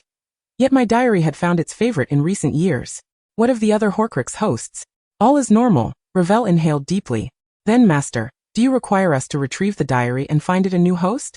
Not necessary, although they are not as potent as the hosts of the Horcruxes. Voldemort licked his lips, a dry smile stretching across his face. The souls downstairs are quite delectable. Contemplating the hellish scene below, Ravel felt an uncontrollable sweat break out on his brow, but fortunately, Voldemort graciously permitted him to leave. He departed with the swiftest pace of his life, breathing a sigh of relief as he exited the estate, only to hear the voice echo again in his ears. Be cautious, Hogwarts. It seems a formidable presence has arisen. Have Fenrir and the others stationed deep within the Forbidden Forest to ensure the safety of the Horcruxes. Yes, master, the man replied succinctly, promptly disapparating away in haste. Chapter 31. Merlin and King Arthur. At Hogwarts Castle, Located merely 310 kilometers from the Faroe Islands across the sea in the Scottish Highlands, Halloween decorations were already in place. The Great Hall's ceiling was no longer adorned with a starry night filled with floating candles. Instead, it was festooned with charming pumpkins of various sizes, some of which featured small creatures peeking out. If those animals were real, Gellert observed the little bunny and hamster waving at him. They must be Antonio's favorite snacks. Albus was busy portioning turkey legs and roasted pumpkin.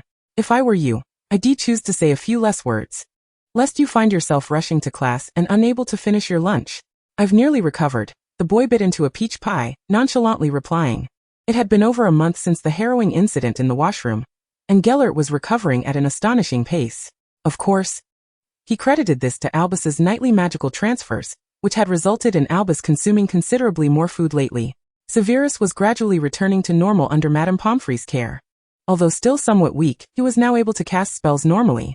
According to James and the others, Madame Pomfrey had been furious upon seeing Severus that evening. The kindly witch, her head wrapped in white cloth, had scolded them severely, claiming that today's students engaged in far too many dangerous activities. And she had shooed them all away, declaring that no one could disturb Severus until he was fully recovered. She also planned to write to the headmaster to explain the situation, advising him to allow Severus a period of rest in the hospital wing. Thus, the poor Severus had lain in the infirmary for a full fortnight. The first thing the boy did upon leaving the hospital was to seek them out to express his gratitude, growing increasingly close to Albus, much to Gellert's chagrin. As for the diary, they had inquired with Severus, but shockingly, he had no recollection of how it had come into existence or how it had been parasitized.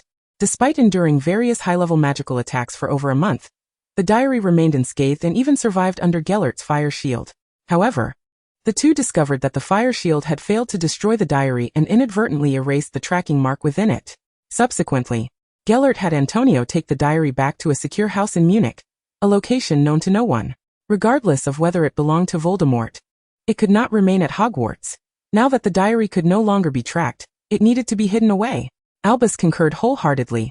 Even performing advanced transformations on an ordinary diary and recreating the tracking mark, instructing Antonio to place it in the abandoned old house of the Dumbledore family.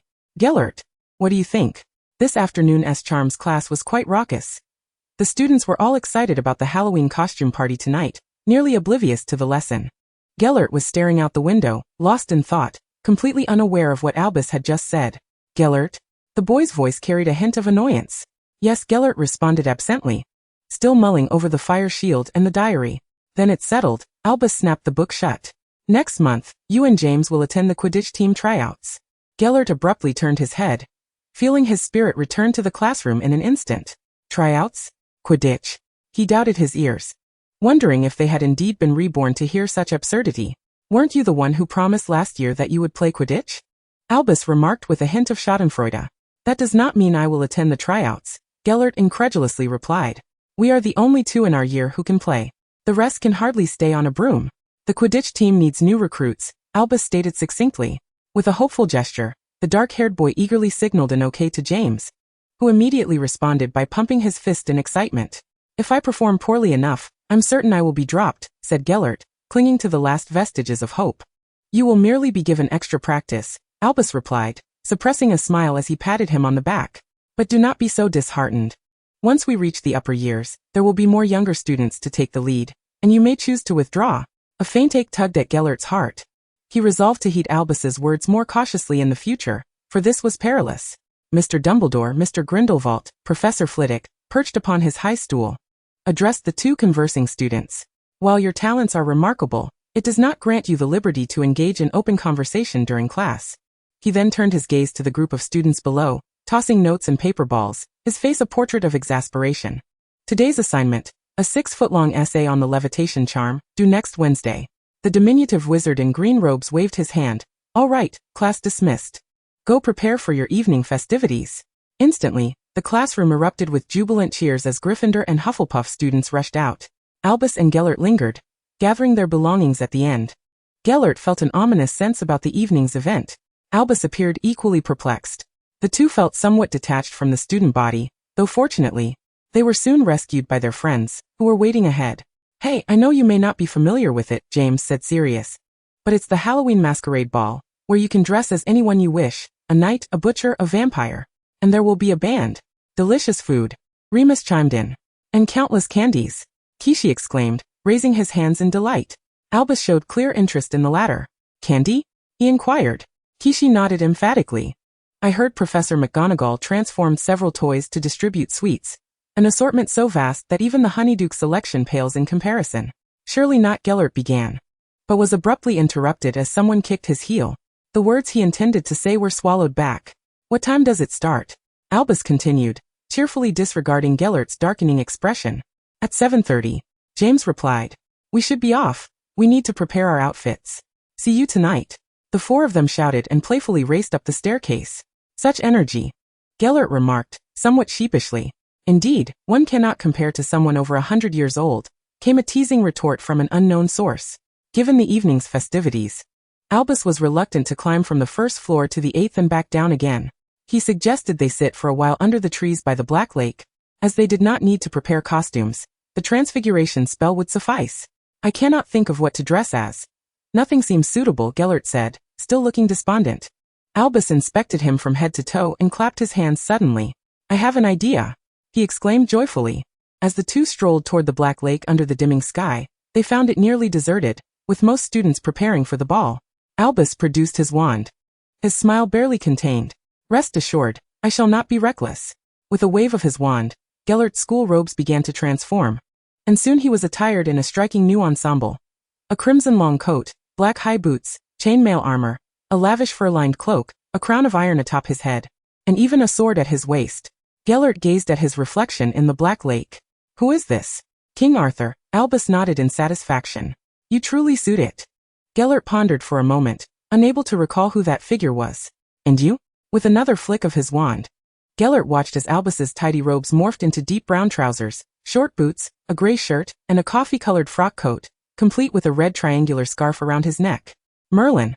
Albus looked up at him. At that moment, Gellert recalled his own character. Why am I the Muggle King while you are Merlin? I do not possess golden locks, Albus replied, his voice brimming with mirth. Chapter 32. Animagus on the second Wednesday of November. A fortuitous event unfolded in the Gryffindor Tower's fourth-floor dormitory. Albus discovered that the phoenix egg had been exhibiting considerable activity lately, indicating that the little creature would likely hatch within the week. Let us not have Antonio deliver anything to our dormitory for now. He may go wherever he pleases, but not here, Albus cautioned the boy seated across the table, who was laboring on his essay, gently cradling the phoenix egg. Gellert, engrossed in critiquing numerous laws for his history of magic paper, acknowledged him without looking up. Understood. I can step outside if needed. Albus found Gellert's attachment to Fawkes delightful, especially as the weather grew colder. He had even knitted a little sweater for the phoenix egg. Speaking of which, Albus shifted his position with the egg. Have you noticed that James and the others have been scarce since Halloween? The boy pulled a piece of chocolate from his pocket and offered Gellert a piece. I do not know. You know I only focus on you, Gellert replied candidly. Do not keep shoving sweets into my mouth. You risk giving me cavities. Not a chance, Albus declared with conviction. I am at least 115 years old, and have no cavities. Gellert raised an eyebrow, realizing that persuading Albus was always a formidable task. The two rose to gather their things, preparing to head to the Great Hall for dinner. While they often dined in their dormitory, on Wednesday evenings, they would consistently venture to the hall for a meal, for it featured Albus's favorite, Yorkshire pudding. At the Gryffindor long table at 7:30, they spotted a few familiar faces that had seemingly vanished for some time. Two Gryffindors and Kishi approached them, their expressions downcast. Well, more like a face of despair, Albus noted, slicing into his pudding and exchanging a glance with Gellert, sensing there was trouble. James and Sirius plopped down across from them, pouring each of the boys a glass of syrupy sour plum juice, thoughtfully adding a sugar cube to Albus's drink. Gellert could no longer contain himself. He set down his utensils and wiped his mouth. Let it be known that we have a favor to ask of you, he stated firmly. We have something to discuss. James hesitated, taking an apple. We were just kicked out by Professor McGonagall and received quite the scolding. Gellert narrowed his eyes, feeling a surge of frustration rising within him. We want to learn to become animagi, Sirius blurted out, and Albus halted his meal, tapping his plate. Do not refuse us just yet, James urged, his expression filled with urgency. We know it is difficult and dangerous, but we are willing to put in 100 times the effort. Sirius added resolutely. We are prepared to dedicate a year or two to achieve this. Yet Albus still felt inclined to decline. Fifth-year students may not even master Animagus transformation, and should anything go awry, they might never revert to human form. Why? Gellert interjected, surprising Albus with his interruption. James's eyes lit up before dimming again. It's Remus, he is a werewolf. The boy hung his head in sorrow. We only recently learned, Sirius said, his tone heavy with disappointment. Every full moon, he transforms into a wolf. Professor Slughorn has been providing him with Wolf's Bane potion to help him maintain his senses during the transformation, but the process is excruciating. We witnessed it that day. James bit into his apple, his voice somber. Sirius, Kishi, and I have always stayed by his side. We saw everything. Remus suffers greatly. In unison, they declared. We want to be with him. Only by learning to become animagi can we transform into animals to accompany him. Albus and Gellert were both taken aback. Albus astonished that they wished to accompany Remus, while Gellert was surprised by the revelation that Remus was a werewolf. In a previous life, when organizing the Saints' army, he had contemplated recruiting werewolves to his ranks, but upon his first encounter with the species in the Siberian forest, he had promptly dismissed the idea, perceiving them as a pack of uncontrollable beasts. Pleading earnestly with the two before him, Albus found it difficult to refuse, conceding with a reluctant very well. Gellert nodded in agreement, acknowledging that while becoming an animagus was indeed challenging, it was not insurmountable, and there remained hope for younger students to gradually master it. You should first study the relevant theoretical knowledge. We can discuss the next steps once you have passed Albus's assessment, Gellert stated without hesitation. Albus winked at them, promising, I will provide you with 2 books. The palpable sadness of James and Sirius evaporated instantly, and they jubilantly declared, we must share this wonderful news with Quiche. By the way, don't forget about Saturday's Quidditch tryouts, James reminded Gellert, fearing the Gryffindor Quidditch team might be deprived of a strong player. Their interruption had already dampened Albus's appetite. He added a sugar cube to his juice, and drank it down under Gellert's disapproving gaze. Shall we take a stroll? He suggested, pulling his companion along. Since the start of the semester, Albus had developed a habit of taking evening walks, often leading Gellert across the Tower Bridge, or through the courtyard after dinner. Occasionally, they would sneak off to Hagrid's hut, where the half-giant held a fondness for Albus, who effortlessly garnered everyone's affection. Today, however, they would not visit the giant, as Gellert recalled the pie that was as hard as stone. Can't you just address the professor by name? Albus inquired, slightly dissatisfied yet too weary to argue. Fine, I was just going to ask about Fawkes anyway. Professor Hagrid is always keen on various creatures. The two fastened the buttons of their robes, feeling the chill of late November as they descended the Tower Bridge. Albus suddenly recalled something intriguing. What is your animagus form? His curiosity piqued. Animagi take shape according to one's personality and weight, differing from patron uses that may evolve due to intense emotions. An animagus maintains a singular form throughout their life. Gellert remained silent. You haven't changed, have you? Albus probed further. Out of curiosity, Gellert admitted, I transformed once, as he bounded down 2 steps, standing on the lower step to gaze at Albus. You know, I don't particularly need this. He could almost transform into anyone he desired. Animals were not within his realm of necessity. As for me, Albus, with fragmented memories, struggled to recall his own animagus form, but his intuition whispered, a phoenix. Gellert concluded his thought with a hint of finality. Is that so? Albus retrieved his wand, pointing it at his chest. Amado, animo, animado, animagus. No sooner had he spoken than the red-haired boy transformed into a fiery phoenix chick, chirping excitedly. Well, that's indeed the case, Gellert mused, as Albus's astonished voice echoed in his mind. Since their first year, they had occasionally communicated through thought using legilimency. The chick flapped its wings and took flight to Gellert's shoulder, pecking at his ear, signaling a desire to head toward the lake. Look at your form. Albus incessantly chattered in his mind, causing Gellert a throbbing headache. What's so fascinating? I could show you 10 forms if you wish, Gellert retorted mentally. That's not acceptable. Albus replied, reverting to his human form before reaching the lake's edge. Why are you so slow? The boy adjusted his robes, wearing a look that suggested he wouldn't return today unless Gellert transformed. A thestral? Or perhaps a griffin? Albus rapidly considered magical creatures in his mind, convinced that Gellert's animagus form was anything but ordinary. It can't possibly be a unicorn, can it? Gellert found himself at a loss once again. This time, he didn't even utter the incantation, drawing his wand to his chest. Moments later, Albus's eyes widened in astonishment.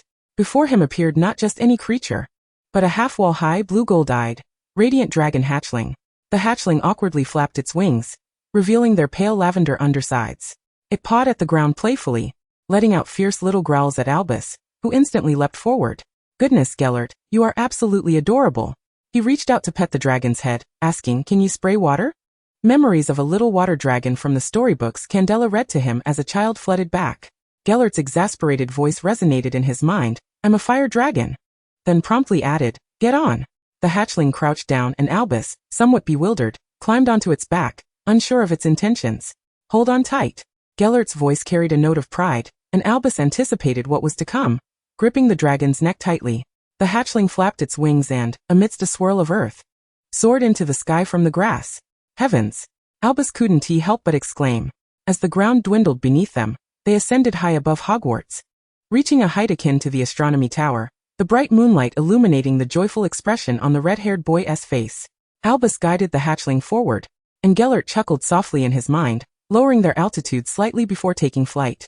They soared through the forbidden forest canopy, the cool night breeze lifting Albus's red hair and black robes.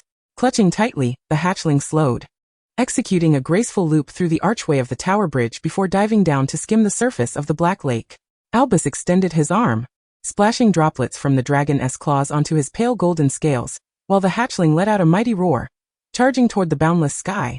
After a final spiral, they landed atop the astronomy tower, the highest point in Hogwarts. The hatchling transformed back into human form, and Albus cast a spell to level the tilted tower top into a small platform. They stood in silence, gazing down below, as if the entire world lay at their feet. Albus, we can do this, Gellert declared, surveying the distant city's silhouette. Albus nodded gently, his eyes radiating determination for a greater cause. Upon hearing these words after a century, Gellert felt a pang in his heart, hastily concealing his fluctuating emotions with a couple of discreet coughs. All right, let's return. We have classes tomorrow. Albus looked at him in surprise. I never thought you would be concerned about attending class. It's getting late, Gellert deflected, transforming back into the hatchling. Let us go. They flew back to the window of their tower dormitory, and Albus pushed the window open, leaping inside. He turned to the hatchling. How will you get in? This window hardly seems large enough for a dragon. The hatchling extended its foreclaw, signaling Albus to grasp it. When I say one, pull me inside. This seems perilous. Albus expressed concerns, but before he could finish, the voice of one echoed in his mind. Grabbing the dragon's claw, he swiftly pulled inward, casting a strength-enhancing spell on himself. With a thud, they tumbled haphazardly onto the dormitory floor, knocking over a tower of books and sending several cauldrons, previously perched on the windowsill, crashing to the ground. The poor cauldrons plummeted from Gryffindor Tower, disappearing from sight in no time. Oh no, we won't have dinner tomorrow, Albus lamented, and soon both erupted in hearty laughter. Albus rolled over to glance at the shelf by his bed, but suddenly his mirth ceased. Where's the egg? The platinum shelf, which had previously held the phoenix egg, was now empty. Gellert stood up as well, and the two began to frantically search the entire room. However, despite their thorough search, they found no trace of the egg. As Albus began to feel a twinge of impatience, a sudden chorus of chirps erupted from between the two beds. Gellert waved his hand to push aside the covers, revealing a broken phoenix eggshell and a vibrant red chick beneath. It bore a striking resemblance to Albus's animagus form, albeit slightly smaller and seemingly unable to fly yet. The little phoenix, swaying unsteadily, took hesitant steps towards Albus. Fox! Albus exclaimed with delight. The boy gently cradled the chick, which affectionately nuzzled against his palm. It's truly a reflection of you, not a doubt about it, Gellert remarked with a teasing smirk as he observed Fox's rather unappealing appearance. Before extending his own hand, what about me? Fox pecked him sharply, clearly understanding the preceding words. I brought you back, Gellert grumbled, rubbing his hand. You can't even walk steadily, yet you managed to bite quite painfully. Albus stroked Fox's head and transformed the platinum-colored stand that had once held the egg into a cozy nest of just the right size, complete with a nameplate bearing Fox's name, and carefully placed the chick inside. Out of the corner of his eye, he caught the gaze of the person sitting nearby. Filled with a yearning for attention and tinged with jealousy, Albus approached and embraced the golden head. Aren't you still young, Mr. Grindelwald? He said, affectionately ruffling the soft golden fur. Indeed, someone nestled in my arms shamelessly quipped, I'm only 11. Thank you for today, Gellert, I'm truly happy. Albus smiled at him. So, can you transform into a dragon a few more times? We'll see. Gellert found himself unable to refuse the owner of those enchanting blue eyes, hastily bringing the conversation to a close. Chapter 33, Quidditch Tryouts. With great reluctance, Gellert found himself preparing for the Quidditch tryouts. Although referred to as tryouts, it was merely an assessment of what positions the two newcomers might be suited for. Since the departure of two skilled 7th-year players 2 years prior, the Gryffindor team had been floundering. To compound matters, 2 players had been injured in the last match against Slytherin, leaving them without even substitutes. Not only were Gryffindor students voicing their grievances, but even Professor McGonagall had subtly indicated the need to bolster the team, as they were struggling against Hufflepuff as well. The new captain of Gryffindor was a stout, short-haired boy, currently scrutinizing the 2 youngsters before him. Being captain was indeed a burdensome task. "What positions can you play?" he inquired. Hoping these 2 lads would bring some much-needed luck to the team, at least they appeared to be in decent shape. "I'm a seeker," James immediately declared. Gellert, however, cast a disinterested glance towards the stands. Sirius, Remus, Quiche, Lily and Albus were all seated there, and even Snape and Leah had come. It was quite ridiculous. He thought to himself. It was merely a formal tryout, not an occasion for any significant speeches. "I'm Jack," the stout captain introduced himself, "a chaser." "Then you can go first," he gestured towards the eager James. Gellert stepped aside, watching as Jack retrieved a golden object from a small box on the ground. The golden snitch. Jack opened his palm.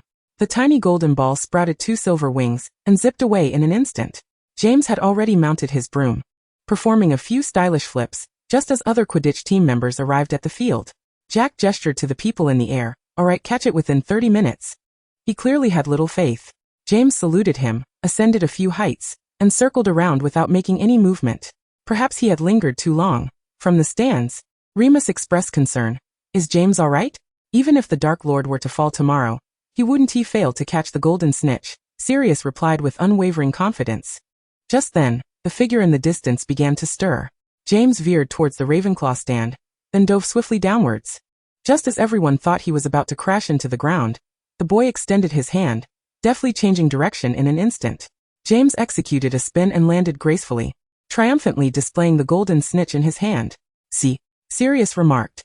The spectators were left in stunned silence, and Jack glanced at his watch, surprised to find that less than 10 minutes had passed. "Good lad," he exclaimed, excitedly embracing James. "I believe you will be the finest seeker in Gryffindor's Quidditch history. To catch the snitch in just a few minutes. My goodness, even the Irish professional team wouldn't achieve such speed." James was met with enthusiastic cheers from his teammates. Jack turned to the unimpressed blonde boy behind him, filled with anticipation. "What about you?" James's performance had evidently bolstered his confidence. "Whatever." Gellert merely wished to conclude this as swiftly as possible. In the past, he had always played multiple roles, given that his family was not large, and both his father and godfather were fervent Quidditch enthusiasts. Or rather, the entire Germany was enamored with the sport, though unlike in England, their style was far more ferocious and brutal. Wilhelm had once scoffed that the rules in England were excessively numerous, and many things they found amusing were considered fouls here, such as knocking someone off their broom. Jack pondered for a moment, handing Gellert a bat. "Why don't you try being a beater? We still need one more player." The nearby teammates exchanged worried glances. "Can a second-year student handle being a beater? He might get knocked off by a bludger." Jack scratched his head, signaling another beater. "Sam, you stay close by and keep an eye on him." The concerned captain had the team bring over several stands with circular targets. "Just aim in this direction. Of course, hitting the target is ideal," Jack patiently instructed. Gellert, expressionless, took the bat and soared into the air. "It was truly hard to imagine Gellert playing Quidditch," Quiche remarked. Albus agreed. "I think so too." "Yet, from the looks of it, he was flying quite well," Sirius commented. Sam followed Gellert into the air, circling above him, as Jack opened the box once more, and 2 black bludgers shot out, hurtling straight towards the 2 boys. Sam grew anxious as he noticed Gellert's lack of movement, wanting to fly over to intercept the bludgers. However, his concerns proved unnecessary. Just as the bludgers were about to collide, Gellert leaned to the left and swung his arm fiercely. The bludger immediately shot towards the target below. Then the boy spun around and struck the other bludger, and with 2 thunderous sounds, both bludgers struck the red targets. The stands, along with their frames, crashed down several meters away. Neither the players on the field nor those in the stands had time to react, as Gellert struck the returning bludgers one by one towards the remaining targets. All 5 circular stands toppled without exception, scattering across the ground. He barely moved, and amidst the bewildered expressions of the crowd, he accurately struck the bludgers into the 2 holes in the ground box. The brown box snapped shut with a resounding thud. Gellert returned to the ground and tossed the bat down. "Can we leave now?" he inquired, eyeing the captain, who was still in a daze. Jack rubbed his eyes. glancing at his watch. 6 minutes. The boy then looked at the scattered targets lying quietly on the ground, finally casting his gaze at the closed box. He felt a dryness in his throat. How violent. James excitedly rushed over. Whoa, that was amazing, brother. We're bound to win countless Quidditch cups. At that moment, no one among the team doubted the truth of his words. Our team is finally saved. A sixth-year girl with brown hair exclaimed, visibly moved. Let us go. The stout captain of the team finally regained his composure, gesturing for the two lads to leave, assuring them that they would be informed of the next training session. Jack hesitated momentarily and called out to Gellert. During the match, could you perhaps tone it down a bit? He harbored no desire to witness any unfortunate accidents involving opposing players being carried off to the infirmary. I'll adjust. I'm still getting used to it, Gellert replied, raising an eyebrow, while Jack, momentarily perplexed, failed to comprehend his words. You British chasers lack the necessary zeal. You're as feeble as if you haven't eaten. The boy concluded before departing with his excited companion, James, leaving the captain in a state of shock. Gellert, unusually permitting James to drape an arm over his shoulder, navigated through the corridors of the changing room toward the pitch, where the others awaited them. A few boys approached enthusiastically, as if they had already secured victory in this year's Quidditch Cup. Bro, you were incredible, Sirius exclaimed, his face alight with admiration. Indeed. It appears we possess the finest seeker and beater, remarked the typically calm Remus, equally elated. Kish and Leia also came forth to extend their congratulations, mentioning that they and Lily needed to make a trip to the library and would depart early. Lily, amid James's eager anticipation, simply uttered a word of encouragement, good luck, causing James to deflate like a punctured balloon. She turned to the last black-haired boy, Severus. Will you join us? Severus shook his head later, and the three of them made their exit. Now only 3 remained in the corridor. Gellert, drenched in sweat and feeling the oppressive heat of the day, yearned to take a shower, but Severus, leaning against the wall, clearly had something to say to him and Albus. He approached Albus, observing the black-haired boy before him, noting that his hair appeared less greasy. What's the matter, Severus? Albus inquired gently. Severus hesitated, though he was not one to dawdle. Earlier at the Halloween feast, I overheard you discussing something. Of course, I wasn't eavesdropping on purpose. I was merely behind you pouring juice. He fiddled with his fingers. I heard you mention the search for the dark art secrets. I have some information, though I cannot vouch for its authenticity. Albus and Gellert exchanged a glance, urging him to continue. I overheard some upperclassmen in the Slytherin common room mention a book that Professor McGonagall took to the headmaster's office. You know how they can be quite indiscreet. Both displayed expressions of understanding. It must be a rather nefarious tome, though I'm uncertain of your intentions in seeking it. Severus regarded them, a hint of embarrassment crossing his pale face. But you saved me, and we should now consider ourselves friends, he added, lowering his gaze, lacking confidence. I felt it necessary to inform you. Albus moved, patted him on the back. Of course, Severus, you shall always be our friend. He further encouraged, thank you. This information is invaluable to us. Albus signaled to Gellert, urging him to respond. Do not just stand there like a statue. Gellert, with a resigned nod, succinctly uttered, thank you. A flicker of happiness crossed Severus's face. I'll go find Lily and the others. Congratulations, you played remarkably well. He glanced at Gellert in his training attire before turning to ascend the stairs. So, are we now planning to boldly invade the headmaster's office? Gellert jested. I wonder if Professor McGonagall has a password akin to yours, perhaps chilled lemonade or buzzing honeydukes, to spare us from a confusion charm. The two made their way to the 8th floor bathroom. Albus shot him a disapproving glare, seemingly recalling something. You don't need my encouragement or congratulations, do you? Gellert emitted a non-committal sound, gazing at the wall of portraits, remaining silent, nearly taking a wrong turn at the spiral staircase. After a brief silence, Albus glanced at the person beside him, whose golden hair was sticking to the back of his ears, and reached out to smooth it back. You played splendidly, Gellert. Quite impressive. The golden-haired boy seemed startled, bouncing forward a couple of steps, and Albus noticed a faint blush creeping to his ears. Sometimes he found himself pondering the nature of their relationship in the previous life. He always felt they were closer than brothers. However, the 12-year-old boy, with only fragmented memories, struggled to comprehend it all, soon abandoning the thought as his mind filled with the delightful array of sweets expected at the evening's party. Shall we go shower together? Gellert posed another dilemma. Albus stammered, is that appropriate? This indeed reflected his internal thoughts. What's inappropriate? Are you a girl? Gellert teased, tugging at his Quidditch team uniform, feigning confusion. James and Sirius showered together as well. The two were nearing the 8th floor, and Albus struggled to conjure a rebuttal.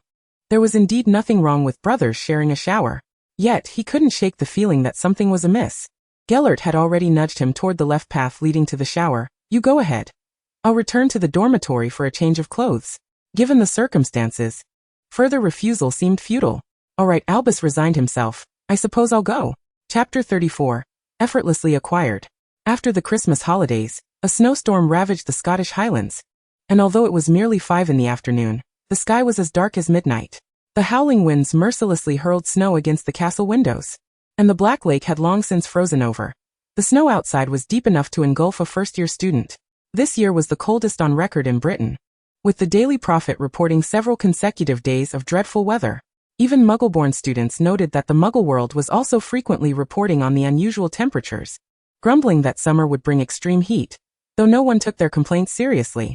The bitter cold outside, however, did not diminish the vibrant atmosphere within Gryffindor Tower.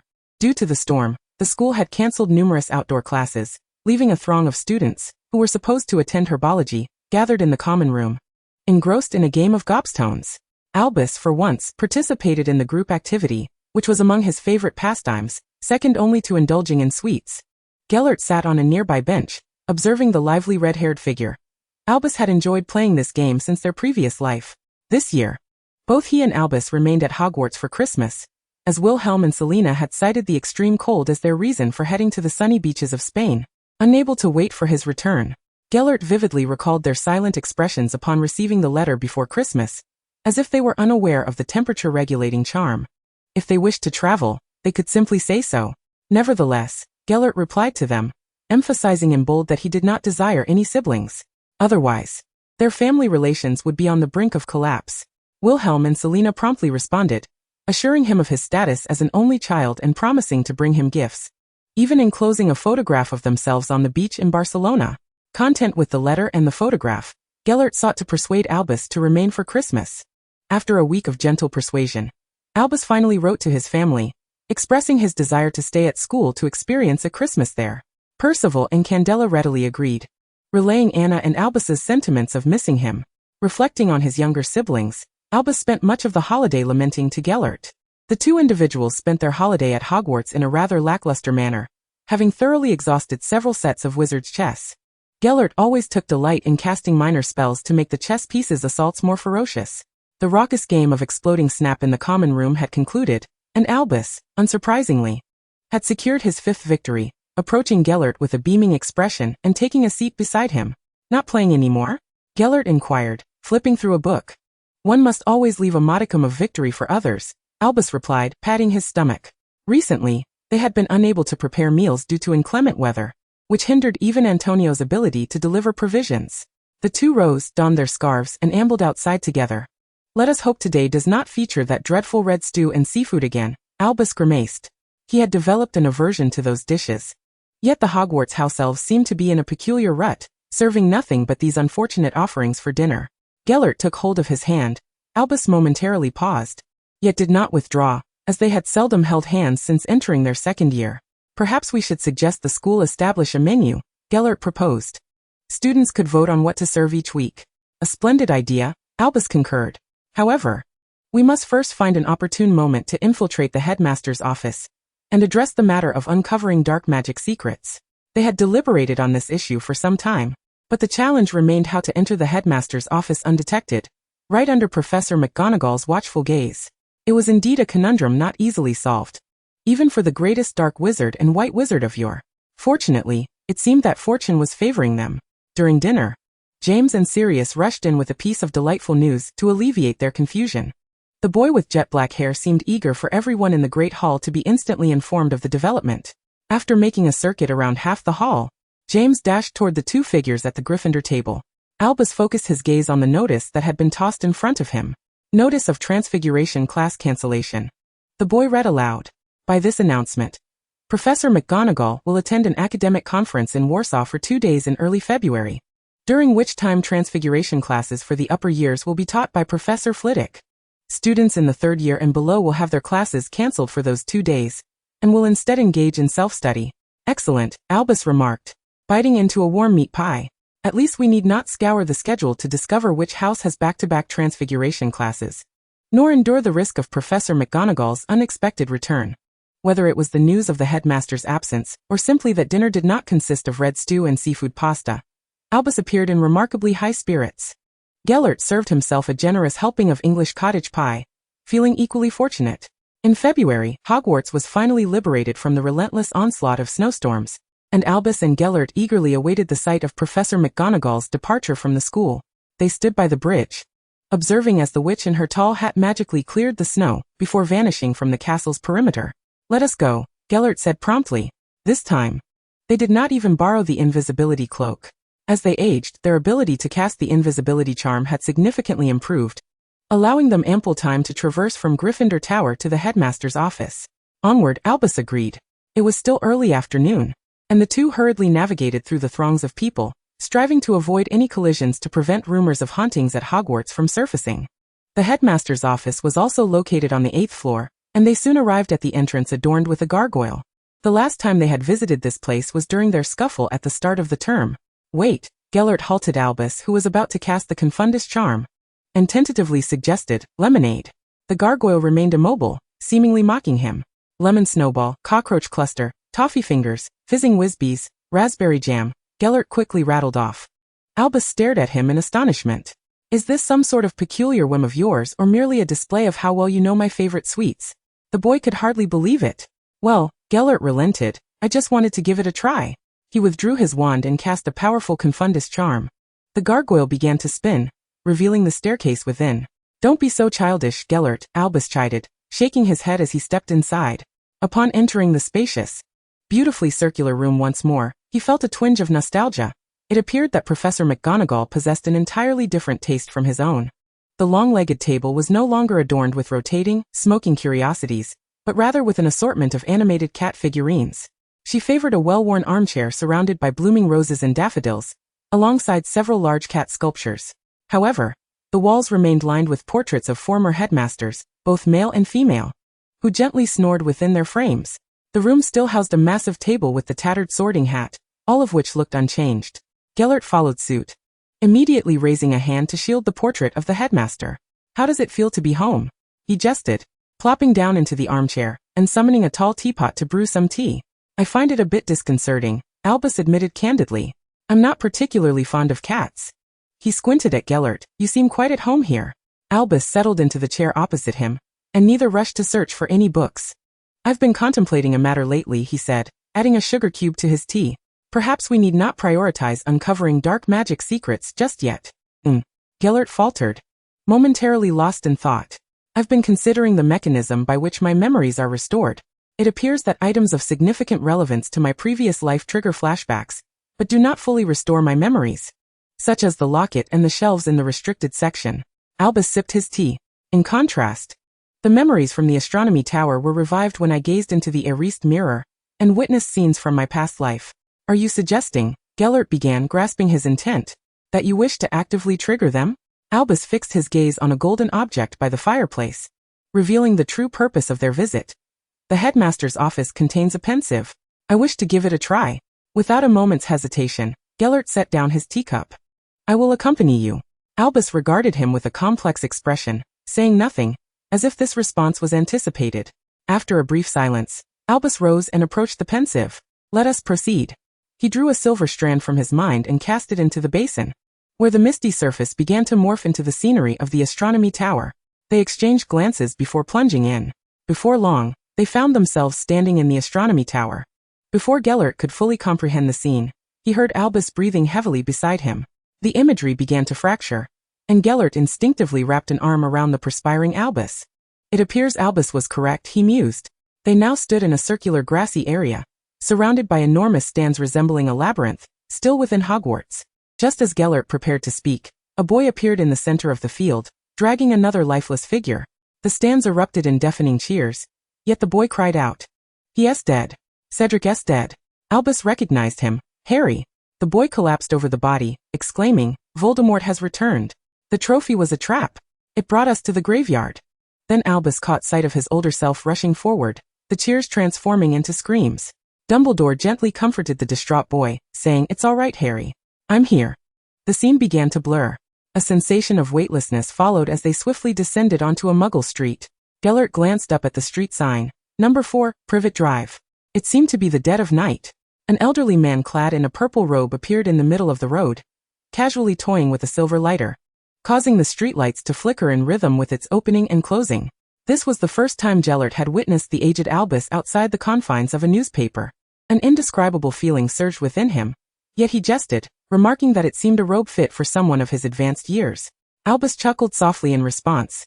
The old man lingered for a moment before a muggle's doorstep when suddenly, a motorcycle swooped down from the sky. It was Hagrid, struggling slightly. He parked the bike at the roadside, cradling an infant swaddled in tattered cloth. The half-giant let out a heart-wrenching sob. "Professor Dumbledore, Lily and James are dead," he exclaimed, handing the baby to Dumbledore. "Oh, poor little Harry, so young and already without parents, destined to grow up with muggle relatives." Upon hearing this, both Albus and Gellert, who were observing from the sidelines, turned pale, the gravity of the moment rendering them speechless. The scene then faded away. They found themselves in Hogsmeade next. Both were somewhat bewildered. It appeared to be the Hog's Head Inn. Albus once again beheld his own self, albeit looking somewhat younger, now already the headmaster of Hogwarts. Professor Dumbledore entered, accompanied by a witch wearing a headscarf. Although they had not enrolled in divination, they recognized her as Professor Trelawney. "Trelawney, I'm not suggesting you are inadequate," the middle-aged Dumbledore began, but before he could finish, Trelawney's pupils dilated dramatically. "The one capable of vanquishing the Dark Lord approaches. Born in a house that has withstood him thrice, at the end of July." The images began to shift more rapidly, and the fluctuations of memory grew increasingly intense, instilling a sense of foreboding in both men.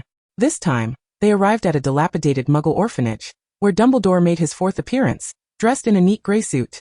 Gellert noted that this version of Dumbledore bore little resemblance to his recollection, causing his heart to race. It was evident that Albus's memories were being restored in reverse. Dumbledore pushed open a door to find a sullen boy sitting at a desk. "Oh, I presume you must be young Tom," the middle-aged Dumbledore remarked, blinking. "Good day, Mr. Riddle. I am Albus Dumbledore, a professor at Hogwarts." Suddenly, a dense shroud of black mist enveloped the space, plunging them into a realm of shadowy chaos. In the distance, flecks of white began to emerge from the dark fog. It was snow-capped mountains, accompanied by howling blizzards. The blurred outline of castle spires came into view. Gellert's pupils constricted sharply. It was Nurmengard. Albus let out a muffled groan as the surrounding space began to collapse rapidly. They were violently ejected from that realm, landing on the floor of the headmaster's office, followed by a tremendous sound. The pensive shattered. Albus lay on the ground, gasping for breath, while Gellert anxiously cradled him. "Are you all right, Al?" "It's nothing." Albus waved his hand dismissively, "just a bit fatigued. However, we must find a way to compensate the headmaster for the pensive." Gellert helped him onto the sofa and settled beside him, both lapsing into silence. After an eerie pause, Gellert felt compelled to break the quiet. Since entering the pensive, he had prepared himself for anything. He began, but Albus preempted him. "I recall everything that transpired after 1938. Gellert was not particularly surprised.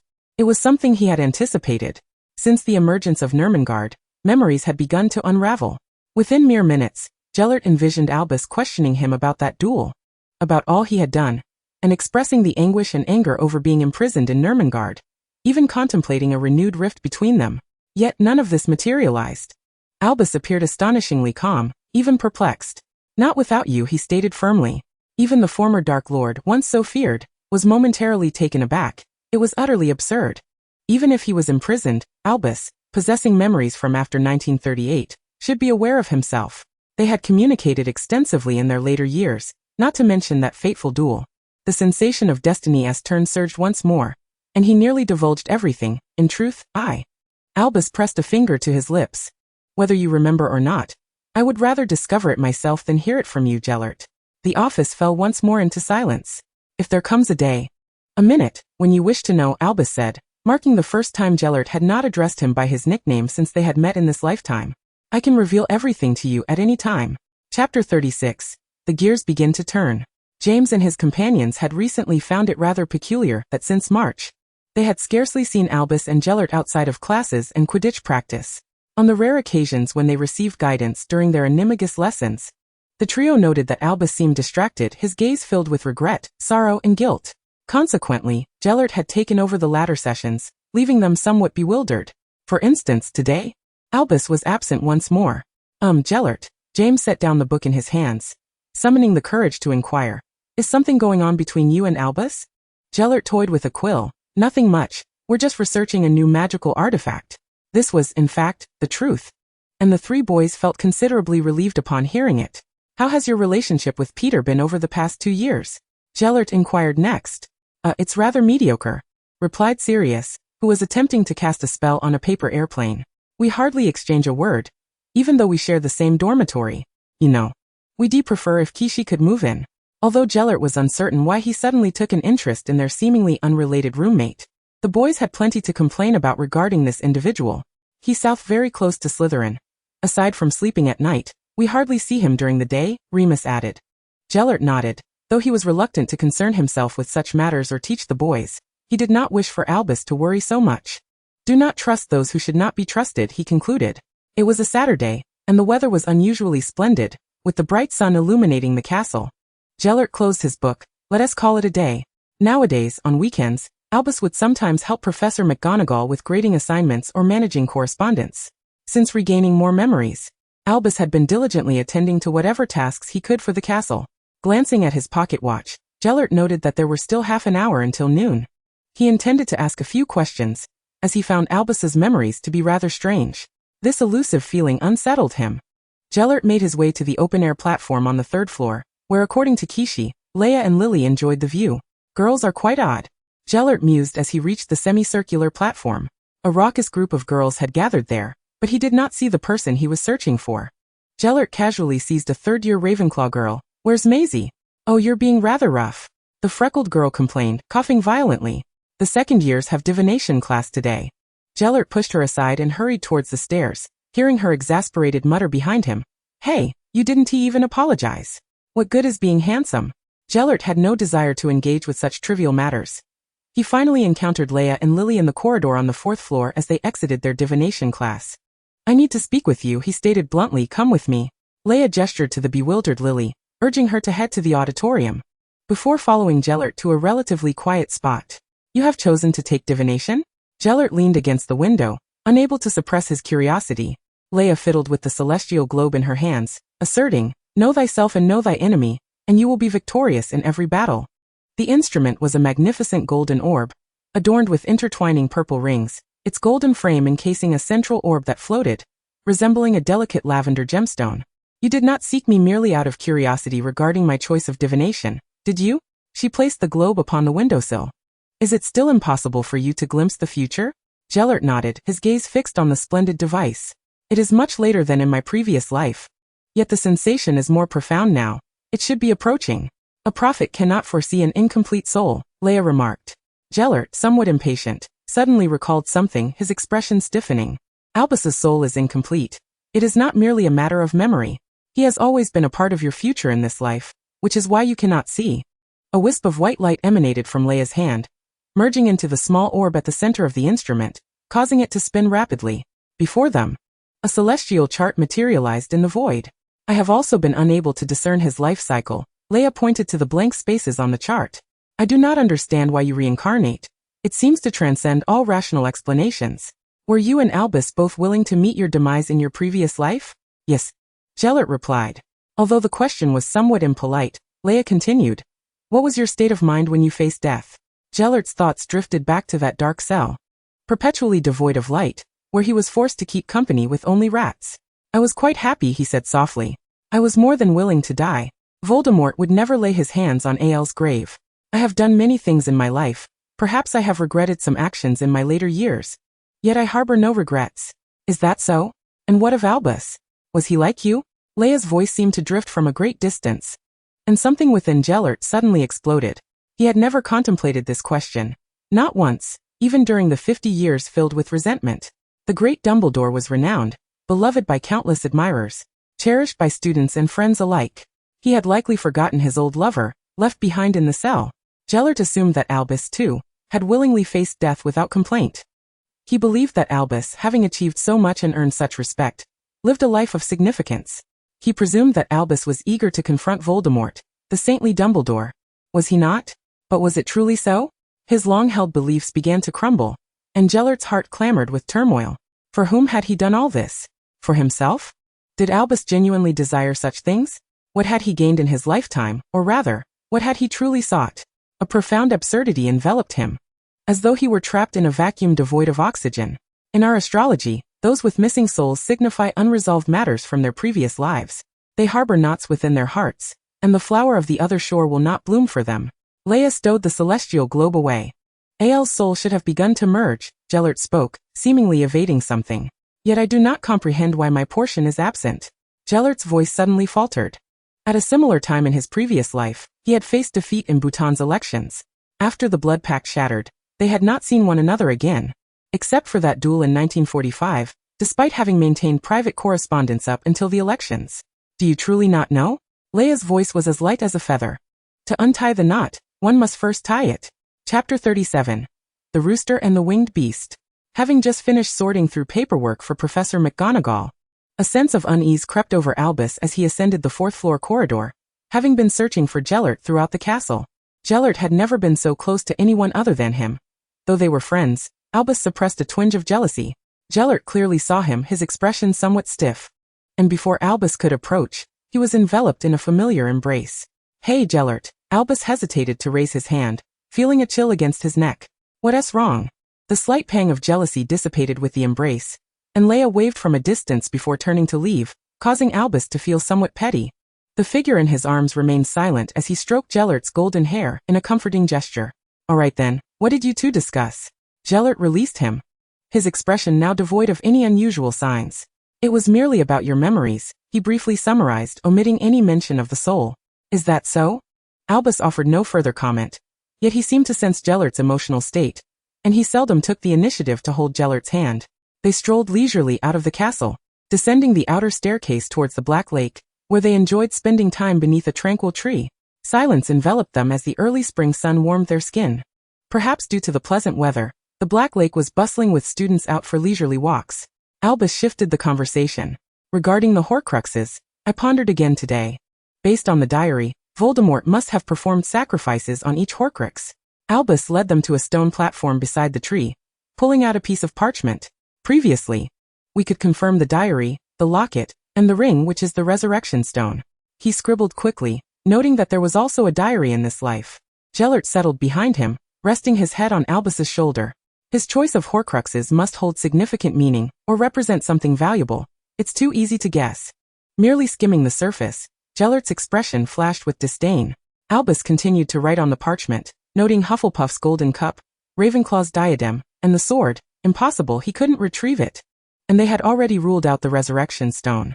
He poked Gellert's face playfully. Does Durmstrang have any legendary items? Considering Voldemort attended school there in this life. It does. Gellert replied. The German pronunciation of Durmstrang can be broken down into storm and pressure, said to be named after the founder, Nerlita Vakanova, who brought a two-headed eagle cub from the legendary Stormy Lands. The two-headed eagle has always been Durmstrang's guardian beast and emblem.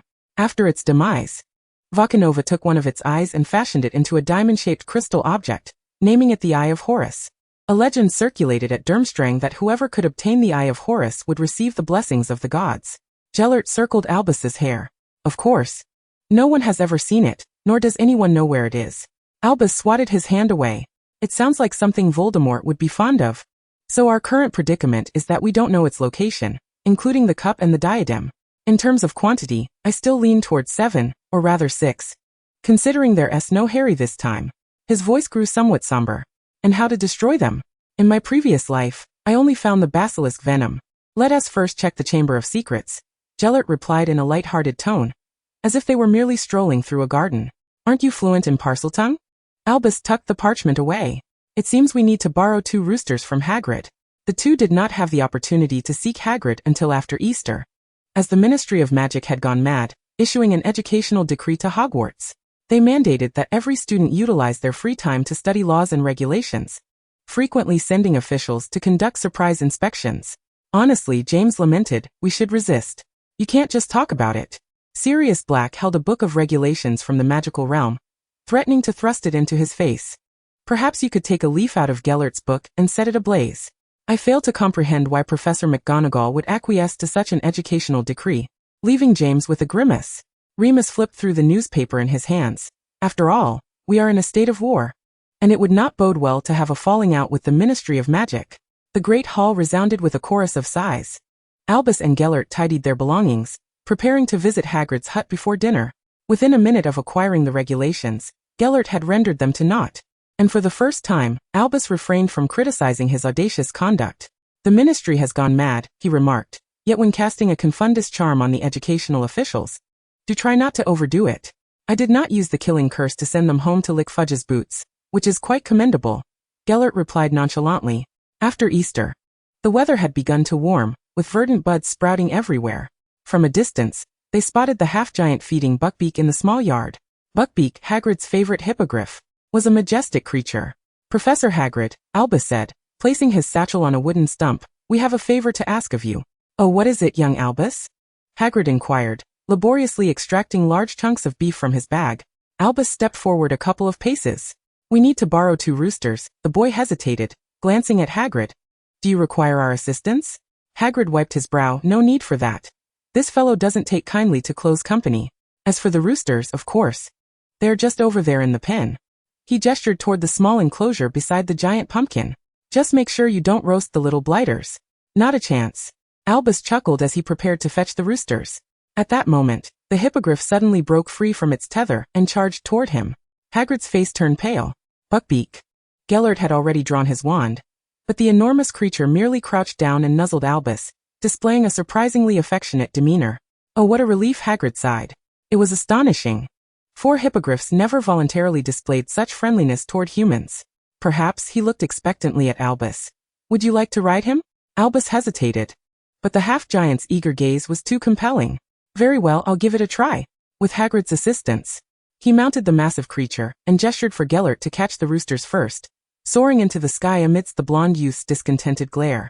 Gellert was left with no choice but to approach the pen, casting a couple of spells to ensnare the roosters, then lazily leaning against a tree.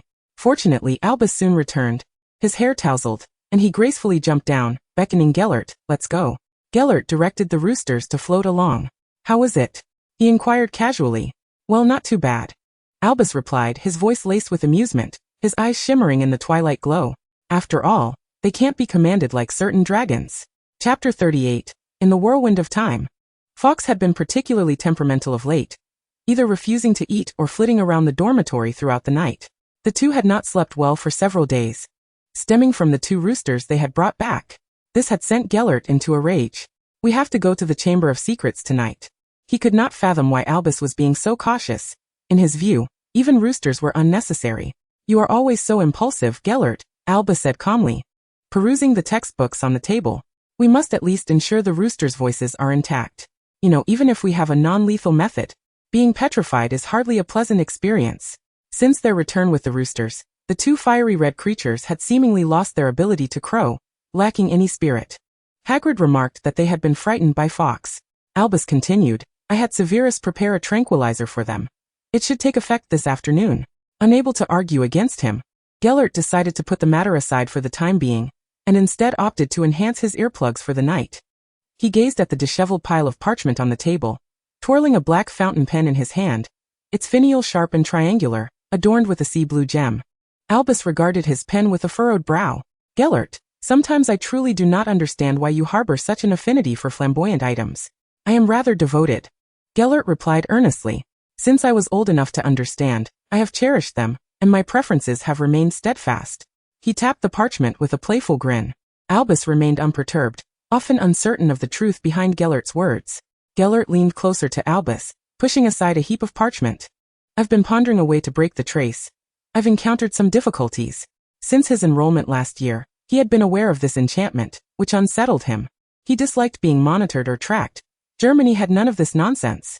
Albus became intrigued, studying the parchment on the table, as 2 heads, one gold and one red, huddled together amongst the clutter. This appears to be a spell for detecting underage wizards engaging in magical activities. Gellert circled a few phrases on the parchment. Rather than bearing a mark, that is merely a ruse. So I was pondering that if we could isolate or shield against such detection, it would suffice. I have integrated the shielding charm, the disruption charm, and a powerful confundus charm. It can provide temporary isolation, but the spell cannot persist indefinitely. Albus pondered for a moment. I am reminded of a Muggle device called a jammer. What is that? Gellert's expression soured slightly, yet he resolved to listen. Albus took his pen and sketched a small square next to a pile of spells. Anna mentioned that such devices can disrupt signals. We could experiment by blending the spells within an object. As long as the holder inputs magical energy, it would activate, allowing for prolonged efficacy. However, to withstand such high-level enchantments, we would need materials of considerable resilience. Perhaps phosphorite could suffice. Gellert ran his fingers over the book, appearing to accept the suggestion. Phosphorite is abundant in Bavaria. Any magical market there would have plenty. So, are you coming to Germany this summer? Just as Albus was about to respond, he noticed several individuals barreling toward them. We have completed the theoretical knowledge of animagi, James declared confidently, placing the book before them. His voice echoed loudly in the otherwise silent library, attracting a series of glances. The 4 boys settled down opposite them, and Madame Pants glared over with evident annoyance. Albus made a shushing motion. So soon? I hope you do not let this interfere with your end-of-term revision. He glanced at the moving calendar on the library wall. The exams were but a fortnight away. Of course not, the boys chorused. Failing would be of no consequence, Gellert remarked lazily from his perch by the window. If you cannot answer the regulations of the magical realm, the fools in the Department of Education will not spare you. However, I would not mind teaching you a few hexes to make those old codgers suffer. Albus noticed the glimmer of interest on the faces of the 3 boys opposite them. Clearly intrigued by Gellert's mention of hexes, he kicked Gellert's leg for the 4th time that year. If you are unwilling to contribute, then kindly keep silent. Gellert sheepishly opened his book, adopting a posture as if he were prepared to read for the entire afternoon. Then shall we begin? Albus handed each of the 3 boys a blank piece of parchment, reminding them they could only get 5 questions wrong. If you have ever encountered Albus Dumbledore, you would undoubtedly concede he is a remarkable teacher. This examination, more stringent than the OWL test, continued until it was nearly time for dinner.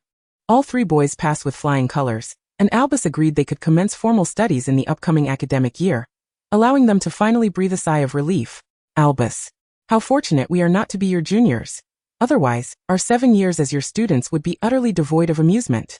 Just before James departed, he left behind a remark that elicited several minutes of laughter from Gellert, who was met with Albus's incredulous gaze. Finally, in the evening, they found a moment to pause. During the afternoon test, Kish had conveniently brought along Severus's potion, and the 2 of them, bearing the lively roosters, made their way to the girls' restroom on the 2nd floor. Albus stood before the hexagonal basin, adorned with exquisite carvings, hesitating to make a move. What is it? Gellert inquired, puzzled.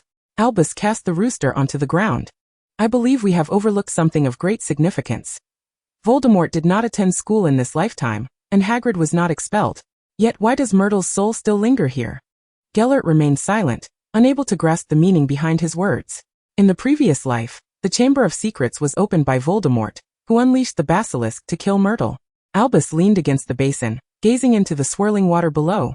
He then framed Hagrid's pet Aragog as the scapegoat, but in this reality, neither of those prerequisites exists. And yet Myrtle's soul persists. Yet we cannot possibly seek out Myrtle to inquire how she met her demise, Gellert shrugged. Nor can we uncover the terrifying legends that haunt the school. So let us proceed, he said, giving the basin a gentle kick. Albus nodded and inhaled deeply. The boy fixated on the silver tap of the basin, emitting a hissing sound. The expansive, antiquated washbasin rumbled, revealing a dark passageway. Gellert appeared impatient. Before Albus could utter a word, he leaped into the abyss with the 2 roosters in hand, prompting Albus to shake his head in resignation. After a moment, Albus heard a whistling sound from below and followed suit, descending into the darkness while casting a banishing charm around them. Sliding down the damp, sticky corridor, Albus was caught securely by Gellert at the bottom. He rose to survey this unfamiliar place, having never ventured here before, at least not since 1938. Chapter 39. The Illusion of the Chamber. The 2 surveyed their surroundings once more. It's freezing, Albus remarked, rubbing his arms. A pervasive chill enveloped them, far beyond what could be deemed comfortable. Gellert stepped on the frost-laden floor, and cast a temperature-regulating charm over both of them. Everything is frozen. He drew out his wand, feeling an unsettling aura. It seemed Albus shared his sentiment, and their eyes met, both growing cautious. The room was of moderate size, leading to a square passageway with a round door at the far end. Setting aside the frost and icicles, it appeared somewhat ordinary. This is snake skin. At least shed decades ago, Albus noted, gently squatting to touch the frostbitten snake skin. Gellert approached the round door, pondering aloud. I wonder if the basilisk can survive at such low temperatures. Albus remained silent, joining him at the door. Through the thick frost, he could discern the door's original form, with 6 serpent heads evenly spaced across its surface.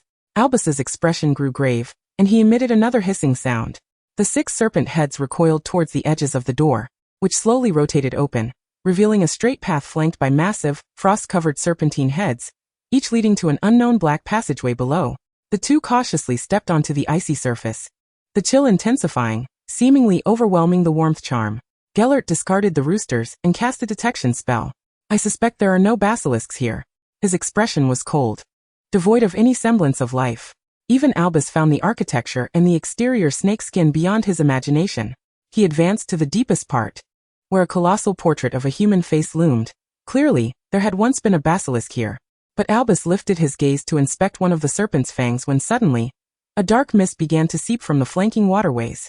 Unnoticed by the two as they scrutinized the serpent's head, as the black mist enveloped the chamber, Gellert caught a glimpse of a shadow emerging from the innermost serpent head. Someone. Instinctively he lunged toward Albus, just as a bizarre black curse shot forth from the shadow's hand, aimed directly at Albus's chest. The two slid into the icy pit at the center of the basin, and Gellert snatched up a wand that had fallen nearby, summoning a circle of blue flames around them. A fierce determination radiated from the boy's face, unlike any Albus had witnessed before. Albus drew his wand, erecting a protective barrier around them. From the serpent's head, a figure gradually emerged. It was a boy of about 14, with short, slightly curly black hair, clad in the robes of Slytherin House. Albus raised his wand, struck by a sense of familiarity. "Riddle?" he said, astonished yet perplexed. "No, it can't be." He quickly dismissed the thought. Though the hollow-eyed boy bore a resemblance to a young Voldemort, closer inspection revealed stark differences. "He is not even human," Gellert declared, casting a spell that passed straight through the boy's form, illuminating the nameplate emblazoned on his chest. "Gavatar? Who the bloody hell is that?" Gellert exclaimed, unable to suppress his expletive. Before Albus could respond, the previously motionless boy suddenly sprang to life like a marionette, clutching his head. "Help me!" A voice filled with anguish and despair echoed. "Please." The black-haired boy in Slytherin robes screamed in a frantic struggle against something unseen. "Help me! Help me! Help me!" His pleas grew increasingly hollow. "Demon of Satan, come!" The figure before them vanished abruptly with a spell. Gellert retracted his wand, determined to end whatever madness was unfolding. The frost and chill around them began to dissipate rapidly, and the chamber reverted to its damp, primordial state. It was an illusion, Albus stated gravely. A corporeal illusion. He grasped Gellert's hand, only to feel something warm and sticky. It was then that he noticed Gellert's left arm, marred with wounds, bleeding profusely. Good heavens, Gel. Albus attempted several healing spells, but none proved effective. "It's a curse." He recalled the withered, blackened state of his own right hand, his complexion paling. "We must return immediately." The illusion had completely vanished, leaving the chamber resembling a mere damp puddle, as if nothing had transpired, save for the presence of a tattered nameplate on the floor. Gellert summoned it to him, while Albus retrieved the 2 keys they had prepared, pulling him back from approaching to inspect it. In a whirlwind of motion, they found themselves back in their familiar dormitory. Fine, Gellert reassurd. Watching Albus frantically rummage for a cauldron and some parchment. "Shut up," Albus retorted sharply, beginning to add various ingredients to the cauldron. Gellert sat on the edge of the bed, examining the tattered nameplate. "It seems this world is far more intriguing than we anticipated." The potion maker remained silent, and after a series of bubbling sounds, Albus approached with a silver vial. He seized Gellert's bleeding arm and poured the contents over it, the myriad of intersecting scars slowly beginning to mend as the potion took effect. Albus exhaled heavily, relieved. "Thank goodness I remembered Severus's potion recipe. I doubt he could concoct it in this lifetime." The boy settled into an armchair. "Otherwise, you would have lost your arm." The sky had begun to brighten. It had indeed been an exceedingly long day. The two hastily tidied up and climbed into bed, mutually deciding to forego all classes that day, as it was merely review time leading up to finals. Tomorrow, the professors will undoubtedly exhibit rather grim visages. Albus feels his eyelids growing heavy. Once they peruse our papers and examination results, however, their countenances will surely brighten. Under Albus's rare consent, Gellert embraces him, not forgetting yesterday's inquiry. "Al, will you come to my house this summer? You have yet to visit Germany." "I shall not," Albus replies, his voice laden with drowsiness. "I did not return home for Christmas. I intend to stay with Anna and Ub." You can come in August, Gellert persists, still offering his conciliatory suggestion. The person in his arms has succumbed to tranquil slumber, and he waves his hand to draw the curtains, leaving the dormitory filled only with the sound of their steady breaths. In the ensuing week, the two scoured the castle in search of Moaning Myrtle, finally cornering her beside the statue of the one-eyed witch on the 4th floor after the charms exam. "Oh, what brings two handsome lads to me?" Myrtle floated around with a mischievous grin. "How did you meet your demise?" Gellert inquired directly. The ghost, who had been smiling moments before, suddenly halted. "How rude of you," Myrtle replied, drifting closer, her expression now tinged with confusion. "All I saw were a pair of yellow eyes, and then I died." "Do you know Gawain?" Albus pressed further. "I do not," the ghost replied, flitting to the Roman columns. "That is all I know." The two exchanged glances, both finding the situation somewhat absurd.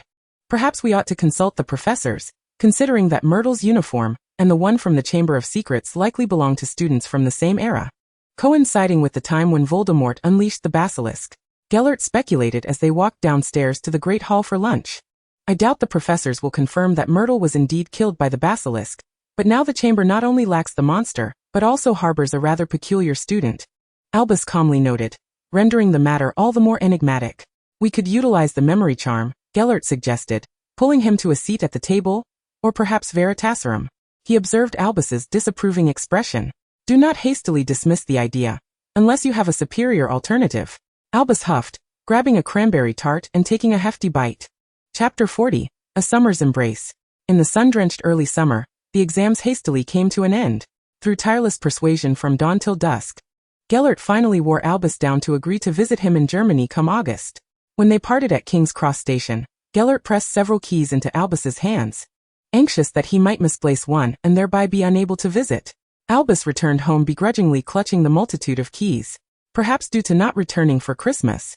It had been a year since they last saw each other, and both Anna and Aberforth had grown significantly taller. Percival had also secured a new position at the Daily Prophet, alleviating the burden of gardening for others. This brought considerable relief to the family, as Anna's tuition and Aberforth's textbook and uniform expenses were now covered. Albus felt a swell of joy. His original refusal to visit Gellert stemmed not only from a desire to spend more time with his siblings, but also from a wish to assist the folks in Godric's Hollow with some tasks to earn extra coin for the household. Aberforth was starting school this year, and Anna was soon to enter a new public school, increasing the family's expenses. The responsible eldest son always planned to contribute more to the family, yet often forgot about his own needs. Today marked Albus's birthday. Candela prepared a sumptuous feast, even ordering a lemon cheesecake, Albus's favorite, which made Aberforth's eyes gleam with delight. Early in the morning, Albus received his first gift. Antonio, clutching a package, timely leaped onto the windowsill as the sun began to rise. Gellert had sent him a phoenix-shaped two-way mirror. Albus was astonished to discover there were 5 mirrors in total, and the hastily scrawled note on the brown paper read, "Now you can stay in touch with your family at any time. Rest assured, come find me. Missing you, Gel." Albus, filled with mixed emotions, carefully tucked the mirrors away, smoothing the crumpled note, and placing it gently within a book. Unsure of how to explain the mirrors to his family. A single two-way mirror is priceless and rare, let alone 5 custom ones. Having known Gellert for several years, it felt as though he had seamlessly integrated into their lives, to the point that even Aberforth no longer referred to him as the German. Perhaps sensing Albus's thoughts, he discovered another crumpled note within the package. "Do not overthink, Auntie has already spoken to your parents. After all these years, you have treated her kindly.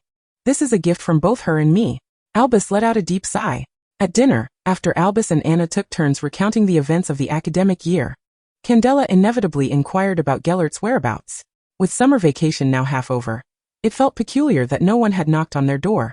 This situation left everyone feeling somewhat uneasy. Albus casually mentioned his plans to visit Germany next month, surprisingly met with no objections. "Knowing you, you cannot bear to be apart for more than a month," Aberforth mumbled before returning to his meal of braised pork knuckle. Albus felt an inexplicable flush at the comment, and hastily redirected the conversation. "Father, how did you suddenly find work at the Daily Prophet?" he asked, slicing into his cake. Percival took a sip of butterbeer. "Honestly, I was quite surprised myself. While tidying up the garden at the Russell household in May, I learned they were hiring at the Daily Prophet, so I submitted my resume." The red-haired man wiped his mouth. "Initially, I just wanted to give it a try, but a week later, I received an interview invitation. I went, and there were quite a few people there. Percival continued to recount his experience. The interview consisted of a few simple questions about the newspaper. And then I shared my previous work experience at the Ministry of Magic. I thought I had no chance, yet by the end of the day, I received a notification. The others at the table aside from Albus seemed indifferent. Candela was busy cutting cake for Anna, who was preoccupied showing Aberforth new trinkets she had brought back from Muggle school. Is that so? Albus mumbled. By the way, Percival continued, as if recalling something. One of the interviewers was rather peculiar. He kept asking about my family, and his accent did not sound quite British. He did not appear to be, I believe his name was Wilts. Albus's knife trembled in his hand, producing a jarring sound against the plate, and all eyes turned to him in confusion. While there are many Germans named Wilts, only one works at the Daily Prophet, and he sought to understand why his father had suddenly found employment. Albus sighed heavily once more. In the following days, Albus enjoyed a peaceful and joyous time with his family, visiting Muggle markets and shops in London. He marveled at the astonishing pace of Muggle technological advancement, further solidifying his belief that conflict with Muggles should never erupt. Before long, August arrived, and Albus began packing his belongings, sifting through his possessions. In recent days, he had received several letters from Germany urging his arrival, indicating that someone was eagerly anticipating their agreed-upon day. Finally, on a refreshingly cool afternoon, he bid farewell to his family and turned the key by the riverside near the Dumbledore cottage. If he delayed any longer, even Aberforth might urge him to leave, for his younger brother had developed an indelible aversion to the letters from Germany. Chapter 41. Grindelwald Manor. The experience with the key was rather unpleasant. Perhaps due to the distance, this time the turn of the key took longer than usual, leaving Albus feeling dizzy as his feet touched the ground. It took a while for him to fully comprehend his surroundings.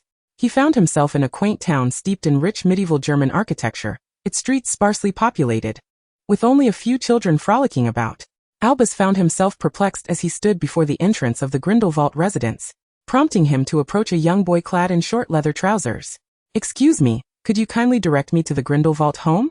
The boy remained silent for an extended moment, leading Albus to realize he had spoken in English.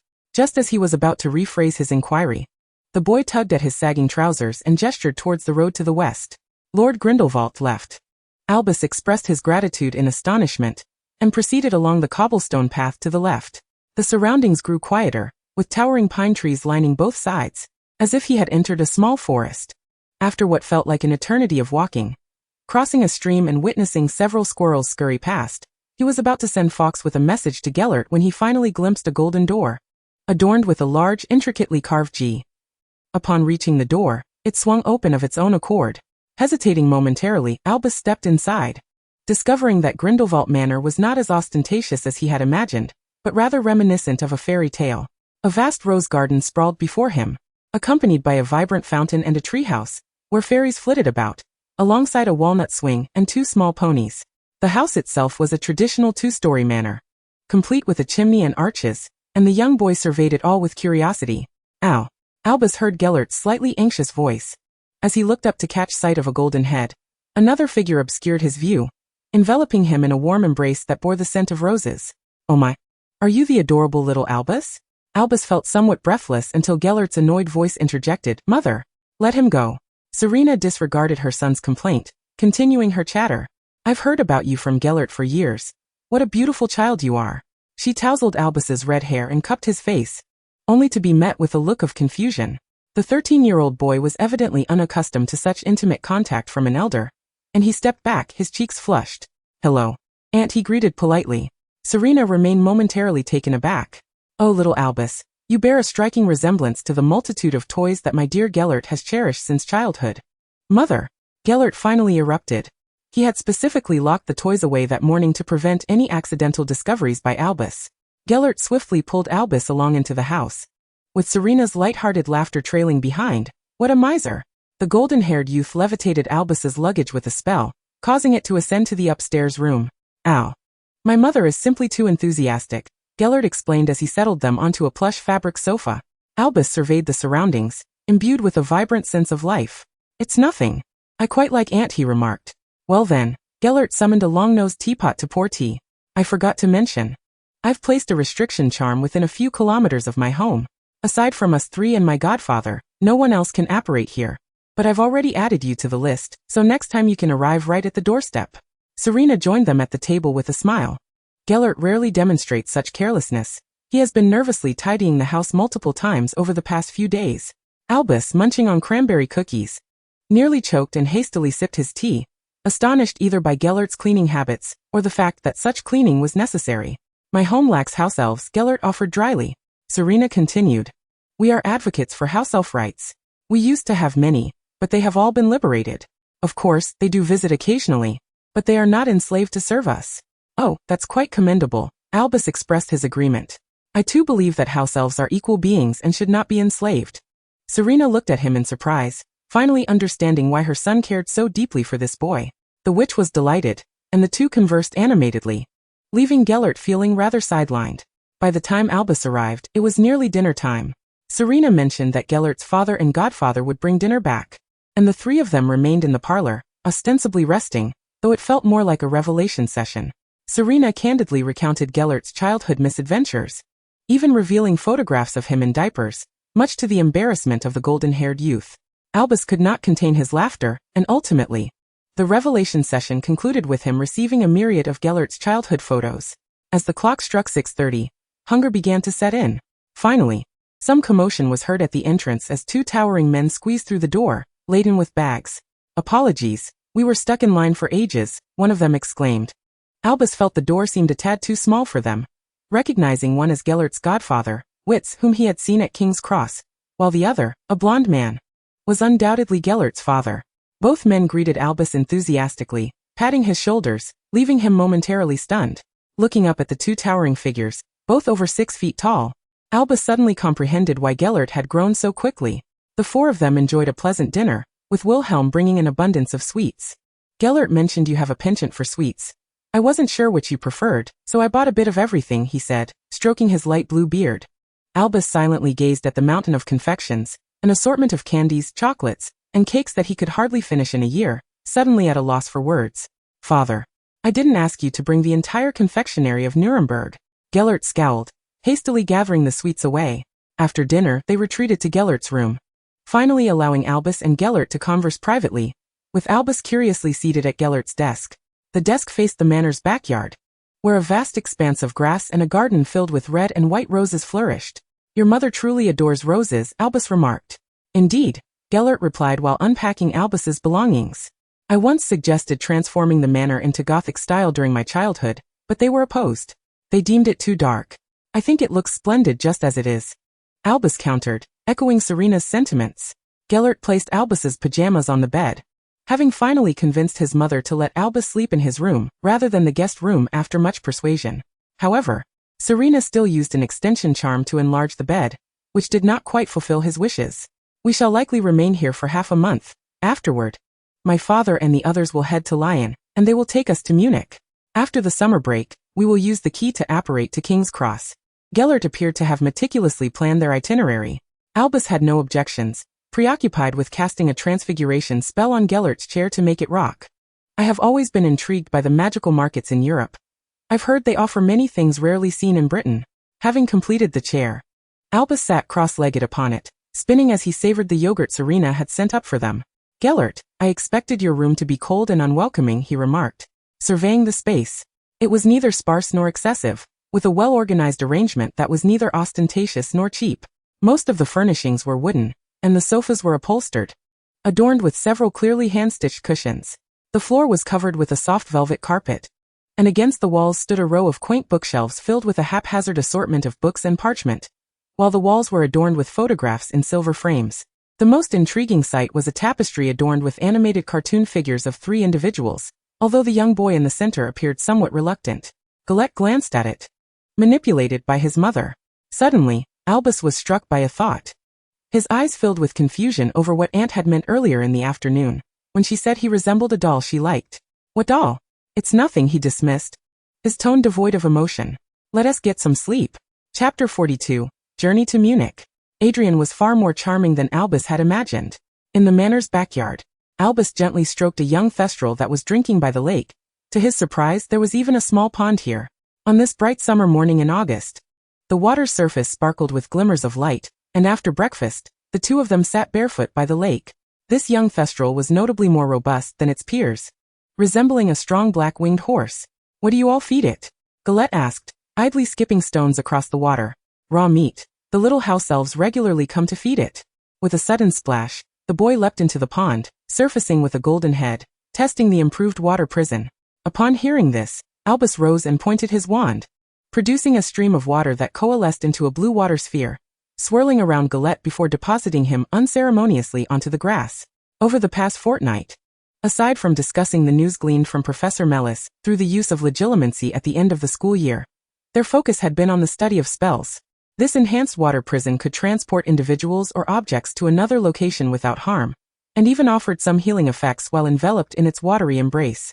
As for the strange boy in the chamber, Gavital was indeed a former student of Hogwarts, as Professor Mellis recalled. He had orchestrated the chamber incident almost concurrently with the events of the previous Voldemort, leading to the demise of Myrtle. The sole distinction was that he had been expelled for it, while Myrtle lost her memory of the event. However, they discovered that the professors were unaware of the basilisk's disappearance, and he and Albus were in agreement that the boy had taken the creature with him after his expulsion. Gellert had also sought information on this individual, but found that he had vanished from sight since his expulsion, with no news at all on the European continent. Gale. We should pack our things, Albus said, glancing at the still boy on the grass, as they would depart for Munich that evening. Gellert sprang up from the grass, still damp, and vigorously shook his head, splattering Albus with water, which earned him a disdainful look from the boy. As evening approached, they descended from the second floor, with Selina and Wilhelm already having prepared their luggage and awaiting them. Gellert was particularly fussy about his black t-shirt emblazoned with a large logo and jeans. Over the past 2 years, Selina had inexplicably developed a penchant for Muggle fashion, and had specifically brought them clothes in the afternoon, warning Gellert that she did not wish to see him wearing his cloak later on. All right, Gale, Albus consoled the sulking boy. Let us not upset Aunt. At least our travel will be much more convenient, and less conspicuous. Albus was clad in a white polo shirt and brown suspenders shorts. You both look so dapper. Selina exclaimed with delight. This is the latest from Hugo Boss.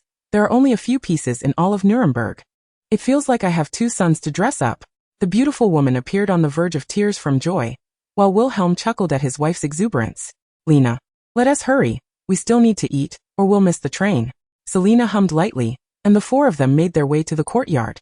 Reaching for a flower pot, with no discomfort, they found themselves instantly transported to the bustling streets of Munich. The streets were teeming with an unceasing torrent of people. What is happening? Albus inquired, perplexed. It's the beer festival, Gellert said as he led Albus, following his parents into a restaurant that was significantly quieter than the street outside. Why didn't your parents apparate to Lion? Albus asked, intrigued by another point. He had just overheard Wilhelm mention the train.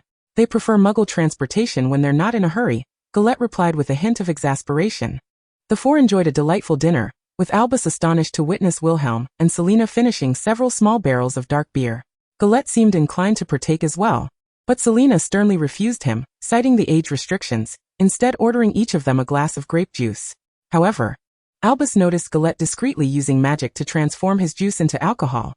He kindly chose not to expose him, observing how adeptly he wielded nonverbal magic. After dinner, they bid farewell in front of the restaurant, with Wilhelm and Selina hurrying away, while Gellert and Albus strolled leisurely down the street. Due to the beer festival, the streets were adorned with colorful lights and various beer decorations. Where are we headed?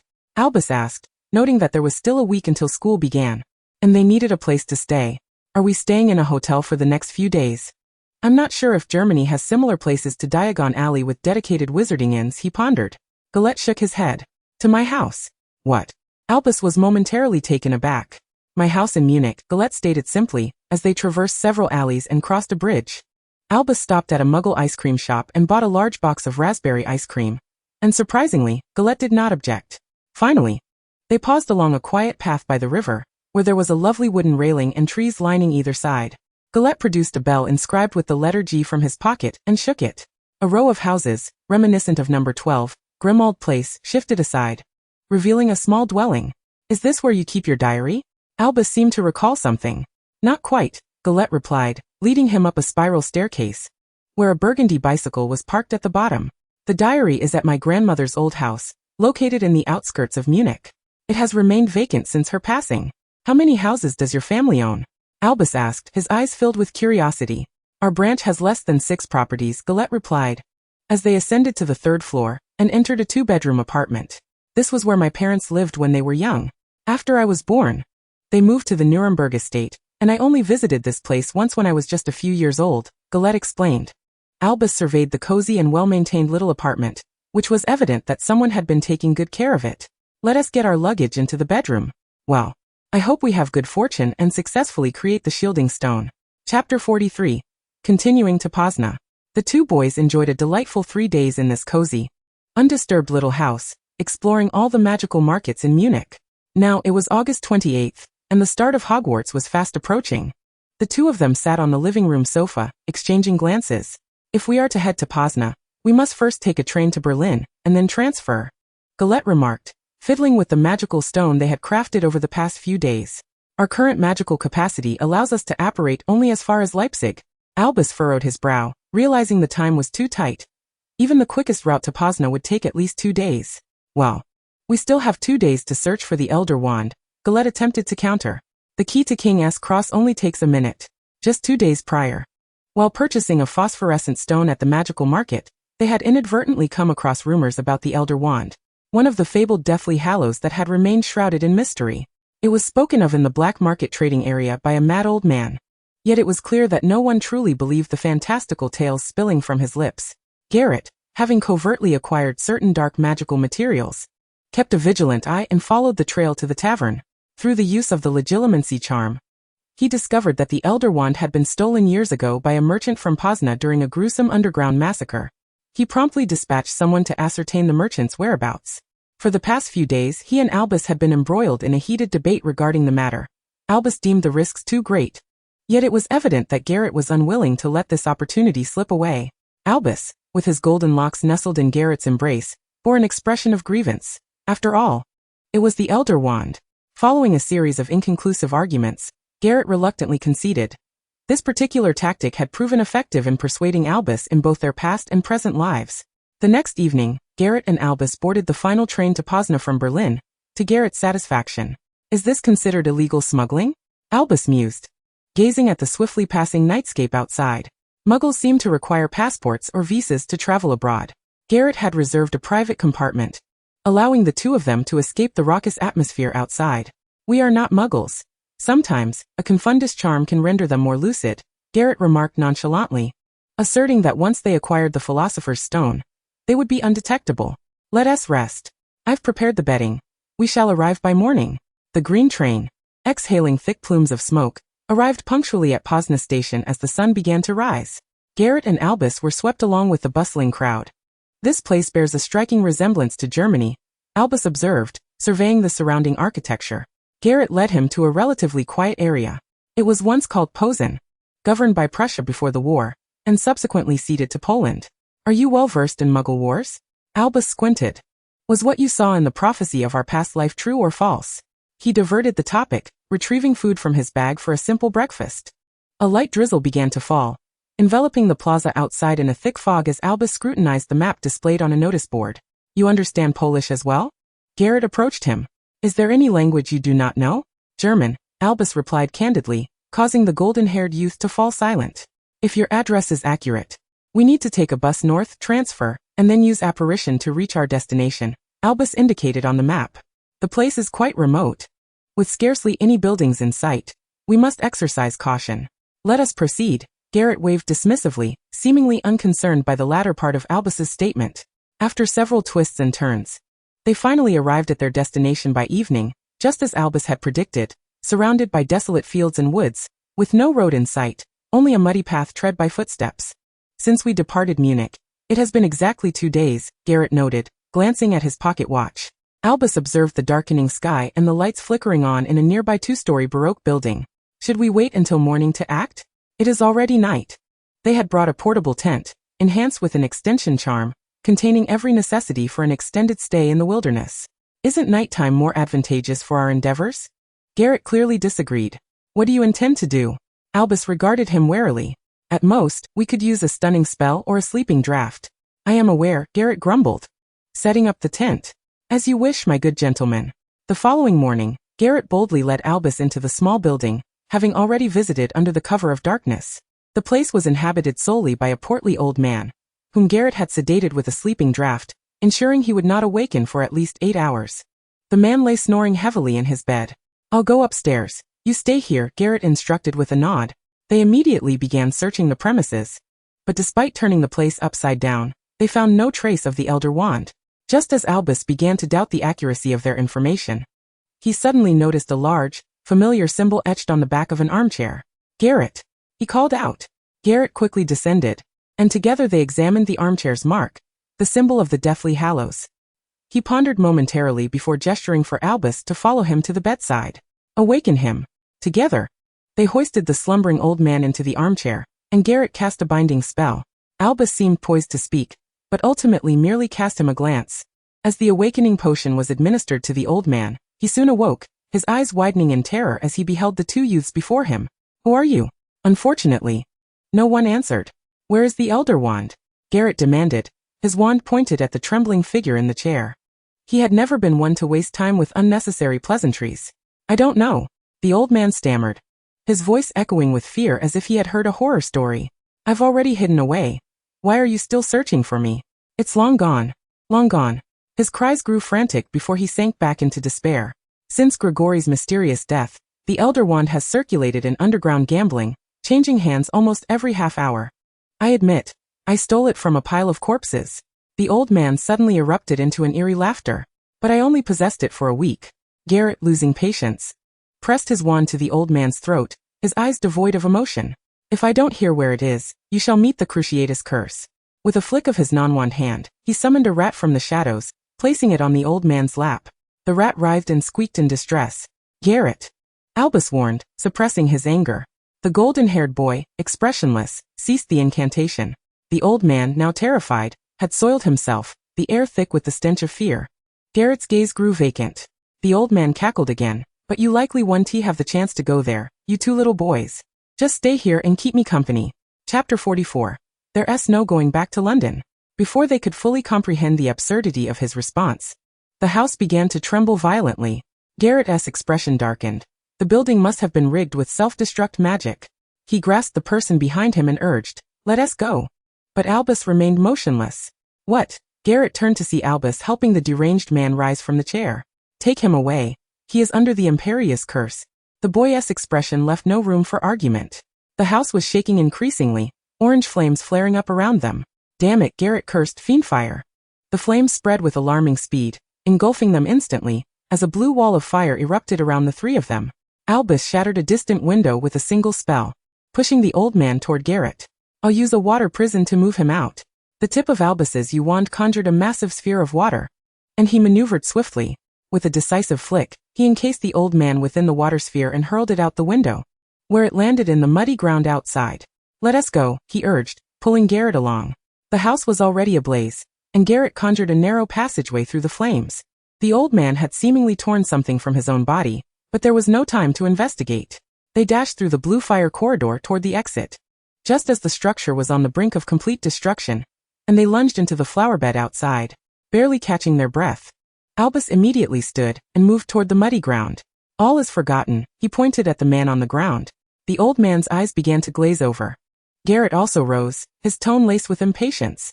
"All right, can we not concern ourselves with him anymore, my great saint?" Albus's expression betrayed his disappointment as the youth failed to respond to his words and turned away towards their tent. Gellert, feeling agitated, followed closely behind him, insisting that they could not endanger themselves for someone so inconsequential. The red-haired boy appeared reluctant to engage in a dispute. He recognized the validity of Gellert's argument, yet he could not bring himself to disregard the plight of a living soul. Upon entering the tent, they sank into the sofa, and Albus downed an entire cup of tea in one go. Observing each other's disheveled appearances, both felt a pang of discomfort, and the tent was engulfed in a heavy silence. It was Gellert who broke the stillness first, seemingly unable to tolerate Albus's prolonged silence. "Al," he said, approaching the sulking figure on the sofa, "you know I wish to shield you from any harm or threat. The situation we just faced was perilously dangerous." Gellert spoke earnestly. "Of course, I would gladly face death alongside you," he vowed. Albus appeared amused, the tension dissipating as he nudged Gellert away, finally recalling the pressing matter at hand. "Is the Elder Wand in Grindelwald? Am I hearing things correctly?" Albus reiterated, still incredulous as he munched on a biscuit. "In your house." Gellert sheepishly rubbed his nose. pouring himself another cup of tea. I believe he meant the town of Grindelwald in Interlaken, Switzerland. Albus nearly choked on the biscuit. Your surname is a place name? Indeed. Yes, it is, Gellert explained nonchalantly, though with a hint of reluctance. The Muggle world may not comprehend, but in the wizarding community, Grindelwald has long been the primary estate of my family. However, I am not well versed in these matters. I despise them. In both lifetimes, I have only visited once. It is the site of the Grindelwald family stronghold, a chaotic mix of branches and offshoots, and it's not just our family. There are thousands residing there. Why would the Elder Wand be there? Albus posed a question nobody could answer. Through the self-destruction of the house, the old man surely spoke the truth. Such a curse is only triggered when the bound individual speaks the truth. Gellert fell silent, recalling the last time he had been to Grindelwald, which was tied to his previous life's desire to reclaim the rights to a fief in Austria by building a fortress. In this lifetime, he was wholly unaware of the circumstances, having only heard fragmented remarks from Wilhelm. Never mind, let us return to London. After resting for a while, Albus decided to abandon the inquiry. Darkness had already descended. Tomorrow was September 1st, and if they returned now, they could still find lodging in Diagon Alley for the night. Perhaps even enjoy a fine meal. He had been famished after days of roughing it. Gellert nodded in agreement, reaching for his waist, only to suddenly freeze in a comical manner. What is it? Albus, packing their belongings, glanced curiously at Gellert's frozen hand, realizing something was amiss. Gellert's pouch, which he always kept at his waist, was missing. No way, he uttered in disbelief. Yes, indeed, Gellert chuckled lightly. I thought something had been ripped away by the old man, but it was too late to check. I suspect our key and my pouch perished in the fiend fire. A note of regret tinged his voice, as he seemed to care more about the pouch, a gift from Seraphina during his childhood, enchanted with an excellent undetectable extension charm. Wonderful, we're done for, Albus exclaimed, collapsing back onto the sofa and devouring 2 lemon drops in one breath. Indeed, we are, Gellert conceded. They were not the formidable dark wizard and white wizard of their previous lives, merely 2 exceptionally gifted underage students. The distance for apparition was insufficient, and it could not cross countries, let alone the English Channel. Furthermore, attempting to create and use an international portkey without registration would draw immediate attention from the Ministry of Magic, making it a certainty they would miss the start of term at Hogwarts. Their only option was to retrace their steps by train back to Berlin, then apparate to the nearest port in Bremen, from where they could take a ship to London, and finally apparate to the outskirts of Hogwarts. This lengthy journey could not be completed in a mere few days, and Gellert suddenly felt that he might end up as a dropout in this lifetime. Although they did not need to attend classes, Albus seemed to share his sentiment. If we become dropouts, Albus said, preparing for the worst, do you have any plans? First, we continue to Interlaken to find the Elder Wand. Gellert, thinking ahead, was abruptly met with a sharp jab from Albus, who was irritated and chose to ignore him. I am going back to London. You are free to do as you wish, Albus declared, turning away to apparate. Gellert hastily packed up the tent, gently grasping Albus's arm. All right, let's go. We need to think carefully about how to explain this to Professor McGonagall. I missed the sorting ceremony, Albus's glum voice echoed as he apparat, leaving behind his final words in that land.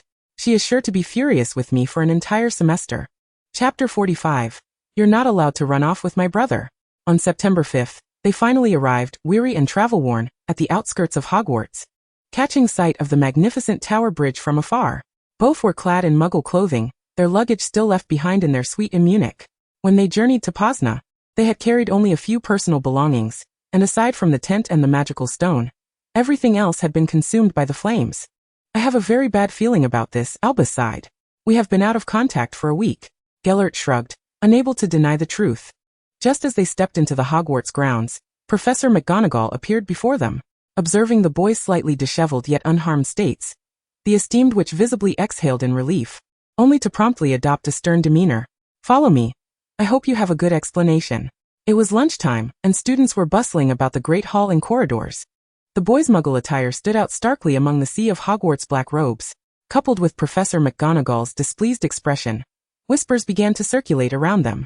Yet, Albus had no time to dwell on this, for he had just been informed by the headmaster that Candela was already waiting in the headmaster's office. As the trio passed through the gargoyle and into the office, Candela rushed forward. Oh wow! She inspected him from head to toe, spinning him around to ensure he was unharmed before finally relaxing. You worried your mother sick. Although your father is confident you are safe, Candela said anxiously. Albus felt a wave of guilt wash over him. Good boys will occasionally cause their mother's concern, a rough voice echoed from the corner of the office. He then noticed his brother, Alpheus, clad in Gryffindor robes, also in the headmaster's office. All right, Al.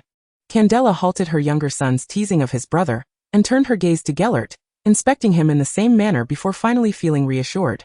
Your parents have been informed. They have chosen not to come to the school, and have asked me to convey their message.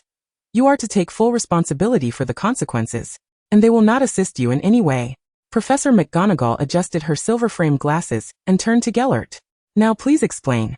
Gellert's expression shifted dramatically with those few words, rendering his emotions unreadable. Albus, noticing Gellert's unresponsive demeanor, felt compelled to speak. We went to Poland. The portkey was accidentally lost, he confessed. The first lie feeling somewhat uncomfortable for a diligent student. Candela gasped. What were you doing in Poland? How could you go there? Albus found himself momentarily at a loss for words, but thankfully, Gellert decided to take responsibility for the situation. It was I who invited Al to accompany me. I had heard a rumor regarding an ancient artifact at the magical marketplace, and my insatiable curiosity compelled me to investigate. You see, nothing can deter the adventurous spirit of a 12-year-old Gryffindor boy. He spoke with conviction. We had originally anticipated arriving at King's Cross Station punctually, but alas, our portkey was pilfered while we were aboard the Muggle train, which was unfortunate as it had been cleverly designed to resemble a gemstone ring for ease of transport. Although Professor McGonagall and Candela still disapproved, their expressions softened somewhat, for it indeed sounded like a mischievous and impulsive blunder perpetrated by a young lad. We departed from Munich on the 28th and, upon discovering the loss of our portkey in Poland on the 29th, we promptly returned. Gellert continued his discourse, evidently calculating the time with precision. However, you must understand that we were merely two unfortunate students, bereft of our portkey and unable to wield magic. We could only rely on Muggle transportation, traversing several countries from Poland to London without a single day's delay. Albus, upon hearing this, couldn't help but admire his remarkable ability to twist the narrative, while Candela was clearly convinced, acknowledging the rampant thievery among Muggle miscreants across the European continent. Professor McGonagall scrutinized them intently. Even so, such impulsiveness should not be tolerated. However, you ought to count yourselves fortunate that expulsion is not the consequence. Any which inscribing on parchment must also face repercussions. Assist me with grading assignments and responding to correspondence for a month. Gellert's lips twitched. For Albus had already been engaged in such tasks. It was evidently not a punishment directed at him.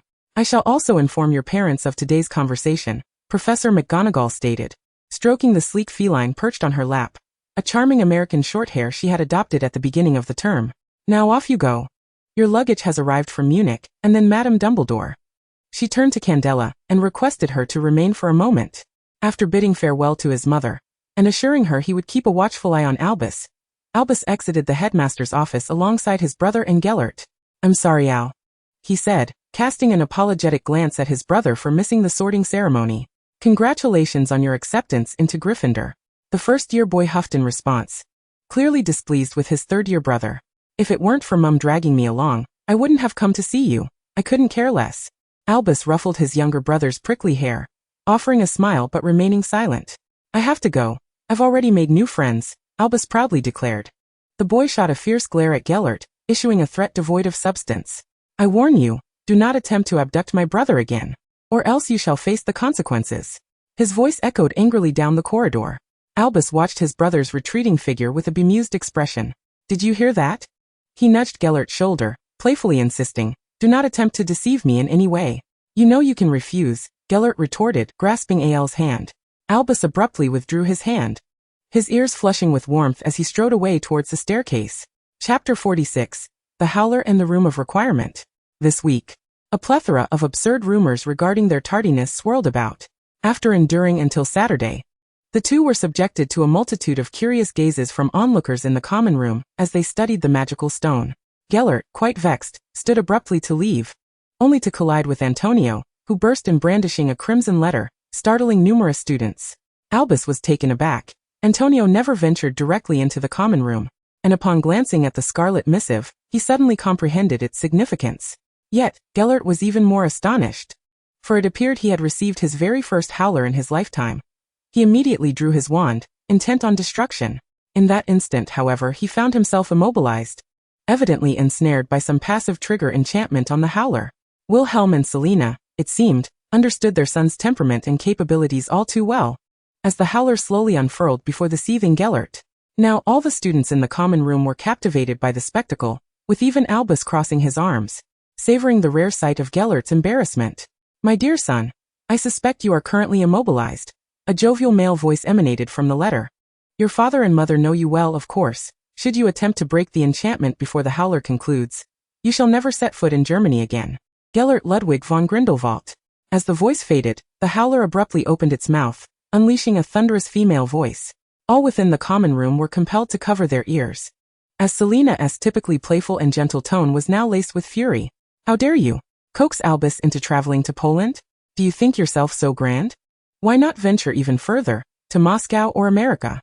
Do you think your father and I would believe such outrageous tales of adventure? I truly do not understand what possesses you. Arrogance. Hubris. You are merely a student. Do you believe that a modicum of talent allows you to navigate everything? You had better engage in sincere reflection. Do not attempt any clever maneuvers. If your father and I do not witness a genuine and earnest apology from you, you shall never return home." With the final exclamation, the howler disintegrated into shreds. The binding spell on Gellert was lifted, and his wand hand fell limply to his side. Not a soul in the common room dared to utter a word. Selena and Wilhelm spoke in English, evidently determined to thoroughly humiliate their arrogant son today. At that moment, the fragmented howler unexpectedly spat out a phrase in German, causing Gellert to flinch as an immense surge of magical energy radiated forth. The entire common room trembled as though struck by a minor earthquake, with some first-year students clutching their heads in discomfort. Albus could no longer remain a passive observer. He hurried over to embrace the golden-haired boy, who had lowered his head, obscuring his expression, calming Gellert's tumultuous magical fluctuations with his gentle magic. "All right, Gellert," Albus softly murmured in his ear, then took his hand, guiding him to a secluded corner where only James and a few others lingered.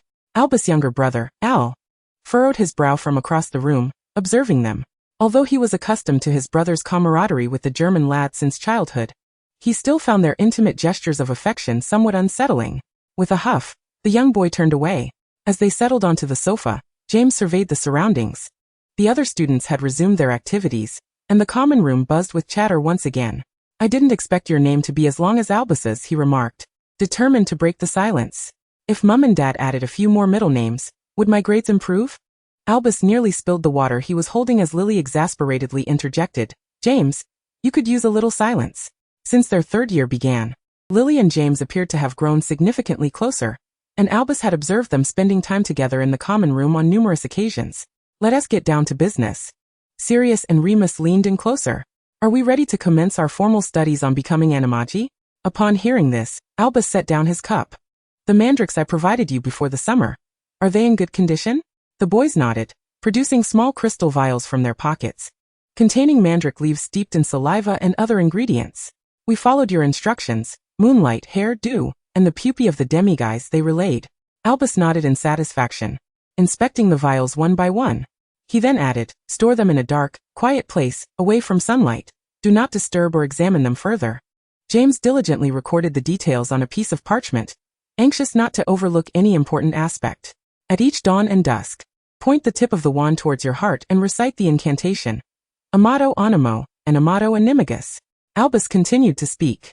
"If at any moment you feel a second heartbeat and a storm approaches, take the vial and seek us immediately. Do you understand?" Albus, with an air of concern, reminded them to recite it daily at sunrise and sunset, beginning from tomorrow. "No problem," several nodded affirmatively. The evening was drawing near, and the early autumn twilight was always enchanting. "Let us take a stroll," he whispered into Gellert's ear, though the boy's countenance still bore a hint of distress. Gellert sprang from the sofa, tugging him outside, prompting Albus to hurriedly gesture an apology to James and the others. The two departed from the common room. The aunt merely feared for Albus, assuring him that they would not hold this matter against him. Gellert's expression softened a bit as he noticed Albus leading him upward. "The astronomical tower," Albus said effortlessly. "It is a splendid place to watch the sunset." The tower was located on the opposite side of Hogwarts, quite a distance from Gryffindor Tower, and along the way, they encountered several familiar classmates. Albus released Gellert's hand, only to have it reclaimed almost instantly. "Gell. We are not children anymore," Albus thought to protest, feeling somewhat embarrassed at being seen this way by their peers. "There is nothing wrong with it," Gellert asserted, leaving no room for argument. Albus chose to remain silent. In truth, he did not mind Gellert holding his hand, but he felt a tinge of shyness. As the sun gradually descended, the evening light streamed into the astronomical tower. Albus gazed at this place where he had once ended his life, now bathed in a warm orange hue by the sunset, with the early autumn breeze tousling his auburn hair. It is truly beautiful, he mused. He circled around the enormous celestial globe sculpture, and settled cross-legged by the large window devoid of glass.